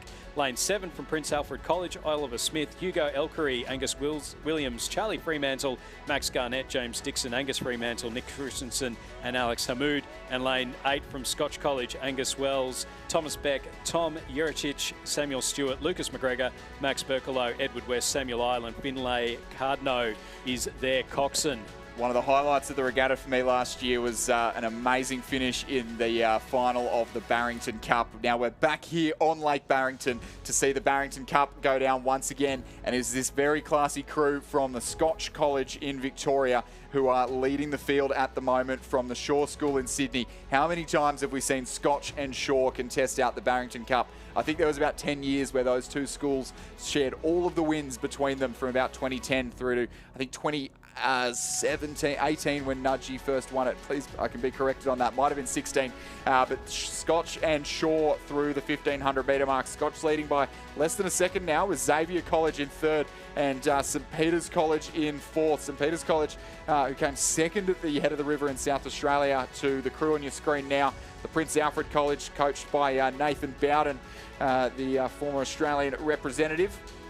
As we see this Scotch College crew only probably a third of a length up on Shaw at this point in the race. About 250 metres left to go. And these Shaw boys, it'd be great if they could, for them, if they could get up over the Scotch College. Very highly fancied crew from down in Victoria. We saw them only just miss out on a win at the state championships to St Ignatius, who we've got coming up. But a very close battle unfolding for that last qualification spot. It's Scotch and Shaw in the lead, going at it for that first place. Currently Scotch in the lead with Shaw in second, Xavier in third, but fourth could be anyone's guess between St Peter's, Geelong and Prince Alfred. I think St Peter's have done enough actually to avoid having to race the repechage in this event. So top 4 through to the semi-final. It's been the Scotch College from Victoria the entire way down the course. None of these crews are taking things down in the closing stages. Scotch College cross the line in first. They take the first spot in the semi-final. In the quest for the Barrington Cup, the Shaw School in second place, Xavier third, St Peter's College, definitely not Prince Alfred there, in fourth. Geelong just in front of Geelong Grammar, just in front of Prince Alfred, and then Hutchins. And confirmation of the win for Scotch College Victoria ahead of Shaw School by 0.8 of a second. Xavier College in third, St Peter's College in fourth. Those 4 crews going through to the semi-finals, with the rest going through to the repechage. As we move back down the course, it's heat number 2, the schoolboys Coxed 8. In lane number 1, St Peter's College, Lockie McKenna, Indy Mercerella, Atticus Clayton, Hugo Maslin, Sydney Tierney, Harrison Gray, Miles Chipperfield, Will Lloyd and Anthony Masulo. Lane 2, Canberra Grammar, Archie Vag, Marcus Tremopoulos, Lucas McLean, Magnus Stafter, Nicholas Vandervault, Benjamin McGregor, Ethan Murphy, Alexander Griffiths and Timothy Robson. Brisbane Boys College, Lane 3, Hamish Wright, Lewis Hill, Max Rodman, Parker Pahio, Edward Thin, Stephen Fell, Joshua Deal, Frederick Brommel and William O'Rourke. Christchurch Grammar from Western Australia, Dara Gaffney, Torsten Bird, Harry Gribble, Jetlin, Edgerton, Warburton, Henry Gibb, Nick Thayer, Tom Poulsen, Sam Herworth and Toby Warner. Wesley College, Lane 5, Anthony Marudis, Jed Camilleri, Angus Nightingale, Joshua Michael, Tom Sest, Nicholas Giannopoulos, Jack Shepherd, Sonny Kirk and Archie Graham. Lane 6 from Adelaide High, Aidan Forum, Munashe Muwishumba, Henry Young, James Ryan, Austin Battams, Reeve Boehm, Ethan Carlson, Finn Redmond and Tiana Chikosi. In lane 7 from Melbourne Grammar, Henry Willie, Archie Carter, Archer Atkins, Toby Foreman, Charles Calliard, Montague Salabank, Otto Mayo, Thomas McClellan and Nicholas Bogdan. And lane 8 from St Kevin's, Harry Sutherland, William Keller, John Williams, Gregor Pickford, Lewis Lefo, Ned Lewis, Jack Sommerman, Eric Wiseman, Noah Dawson is their coxswain. Well, ladies and gentlemen, the penultimate race of the day. It's almost 6:30 p.m. here in Tasmania. So hello to wherever you're joining us from all around the world on the live stream. And we're here with the second heat of the Schoolboys Coxed 8. And at the moment, it is Melbourne Grammar leading the charge to avoid the repechage from Christchurch over in Western Australia, who I believe are the West Australian Schools Head of the River champions, and St Kevin's in Victoria. Canberra Grammar currently running 4th, looking to avoid the repechage, but they're currently being hunted down by Brisbane Boys to their left-hand side, who we can see on the pictures now. St Peter's College, or Wesley College, trailing them, who we get to see on the far side of the course. So 3 crews once again racing for this last qualifying spot. I'd say some of these crews with a bit of an opportunity here to miss out on the repechage. None of the apart from Christchurch, but we've got none of the Victorian, Queensland or New South Wales top 2 at the head of the river in this event, or in this heat rather. So a bit of an opportunity for someone like Canberra Grammar to avoid the repechage and be a bit fresher for the final, or for the semi-final rather, on Saturday evening. And we just see them going through the 1500. It's Melbourne Grammar leading Christchurch, St Kevin's in 3rd. Then it's Brisbane Boys, Canberra Grammar and Wesley College less than a second between 4th, 5th and 6th. And it's only 4th place that gets to go directly through to the semi-final, and then back to St Peter's College in 7th place. And Adelaide High back in 8th. So out in front, Melbourne Grammar with that lead. It's only a second between them and Christchurch over in lane number 4. So it's lane 7 and lane 4. And then back to St Kevin's in lane number 8. And then that battle, which is well and truly ongoing. Canberra Grammar, lane 2. Brisbane Boys, lane 3. And then across to Wesley College in lane number 5. Keep an eye on that, because 2 crews are going to have to go back through the repechage, and they're only going to miss out by the barest of margins. Well, Stuart, Melbourne Grammar and Christchurch still haven't settled who's going to come across the line first, so no places yet decided. This Melbourne Grammar School crew there in Station 7 in the black shell. I think that might be their second 8 in the black boat that they've been rowing in. I'd love to be correct on that if that's the case, but Melbourne Grammar and Christchurch going stroke for stroke for the win here. St Kevin's on the far side looking to get in on the action and qualify themselves through to the semi-final, skip the repechage. Brisbane Boys moving ahead of Canberra Grammar now, but they race for 3rd, catching up on our leading 3. It is Melbourne Grammar over Christchurch. St Kevin's finished 3rd. Brisbane Boys in 4th place. And then through to the repechage. Canberra Grammar just narrowly ahead of Wesley. Yeah, just got that one on the surge there. St Peter's, I believe that's their second 8 in 5th place.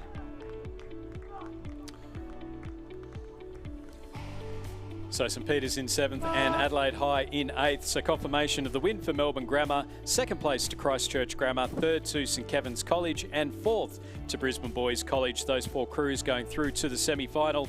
with the rest going through to the repechage.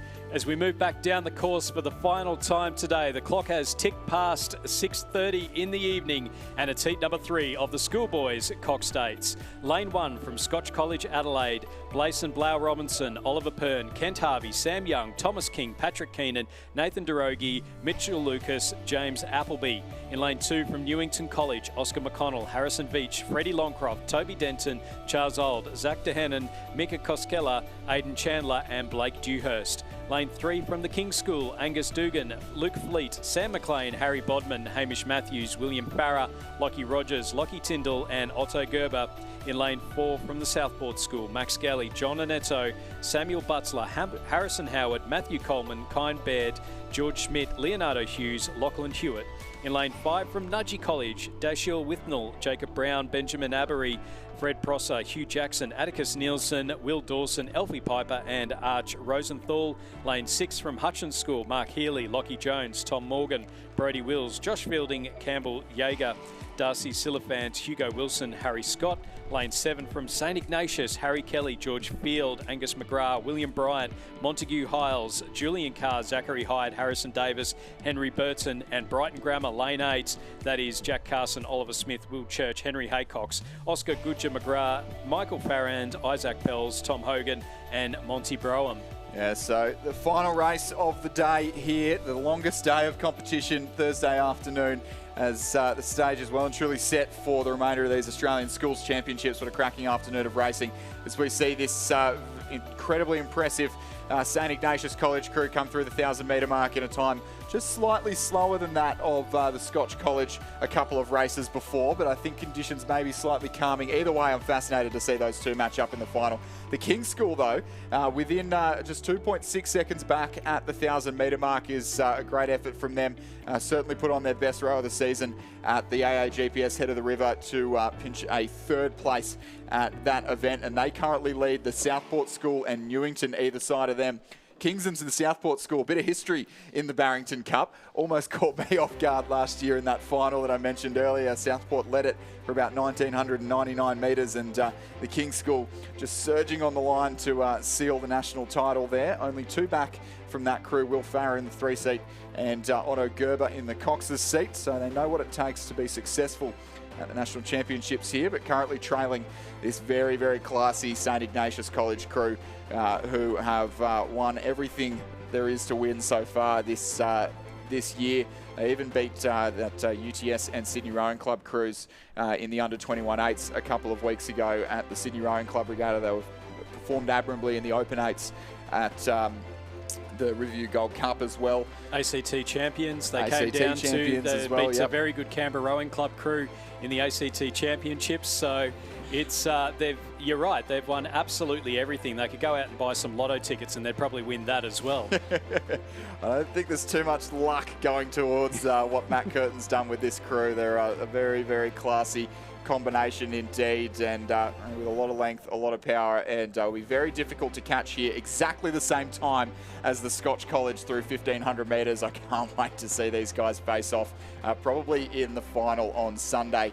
Final qualification position there, Chris, is Brighton Grammar and Southport School through the 1,500, less than a second, and then Brighton Grammar were only half a second behind Newington in 3rd. So there's 3 schools going for 2 qualification positions. Yeah, the King's School will want to keep themselves out of that scrap for the 3rd and 4th place at the moment. 3 seconds clear, but that battle for that last qualification spot, we've got 3 crews going for that 4th place. On the far side of the course, there's Brighton Grammar, who have got themselves into the mix in the last 500 metres. Newington have been running 3rd the entire way through the race, but coming under a lot of pressure from the Southport School. You can see the fluoro hats, the Empacher shell there. They went off to the Henley Royal Regatta last year. Only Leonardo Hughes back from that crew, bringing a lot of experience to this combination. It is going to be St Ignatius. We haven't spoken about them that much, but an all-the-way win here in this first heat. And 4 crews now contesting for the last 2 spots. It's been the King's School in 2nd the entire way down the course. They'll hang on to that 2nd place.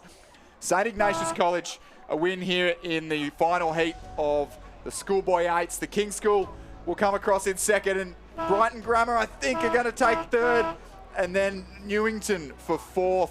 The Southport School just missing out, so Brighton Grammar getting themselves up into contention in the middle of that race. And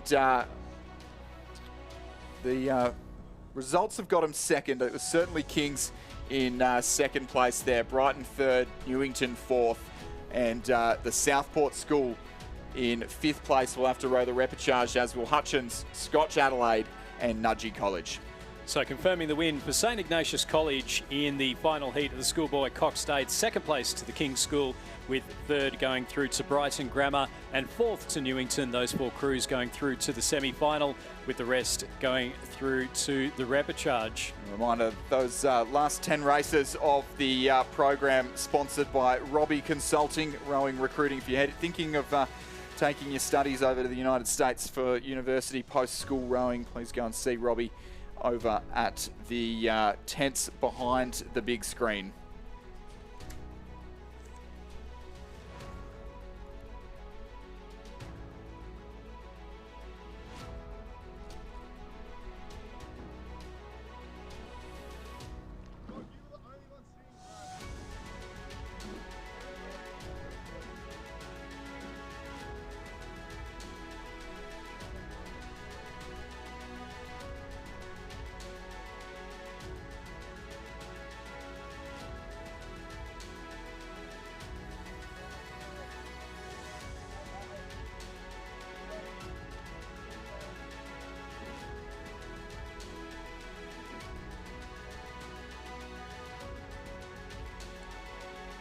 Rowing Australia is broadcasting live for free via our YouTube channel all week until the final race on Sunday. Find the link on the Rowing Australia website and our social media, and hello to our interstate and international viewers. Well, a very long day of racing indeed, Stuart, but certainly worth it for the spectacle of seeing those school eights and quads come down the course in some very quick times. And congratulations to Marist College again, schoolboy record in the Cox quad this afternoon. Yeah, look, some fantastic racing in both the quads and the eights. What a way to finish the day. If you're going to hang around till 6:30 at night, then this is the way to do it. St Ignatius really impressive there in the schoolboy eights. And then we saw a really big upset with St Catherine's in the schoolgirls. Yeah, absolutely. And don't forget, we had a whole bunch of A finals this morning. Feels like a very long time ago. But if you do want to catch up on all the action from those A finals, we do have a podcast out, Rowing Down Under, on Spotify. If you do want to check it out, it is out now, talking about everything from this morning. But all to look forward to tomorrow. Hey, Stuart, more finals from about 7:55, I think, tomorrow morning. And I think kicking off with the para mixed to double sculls. Can't wait for those ones. We'll catch everyone then.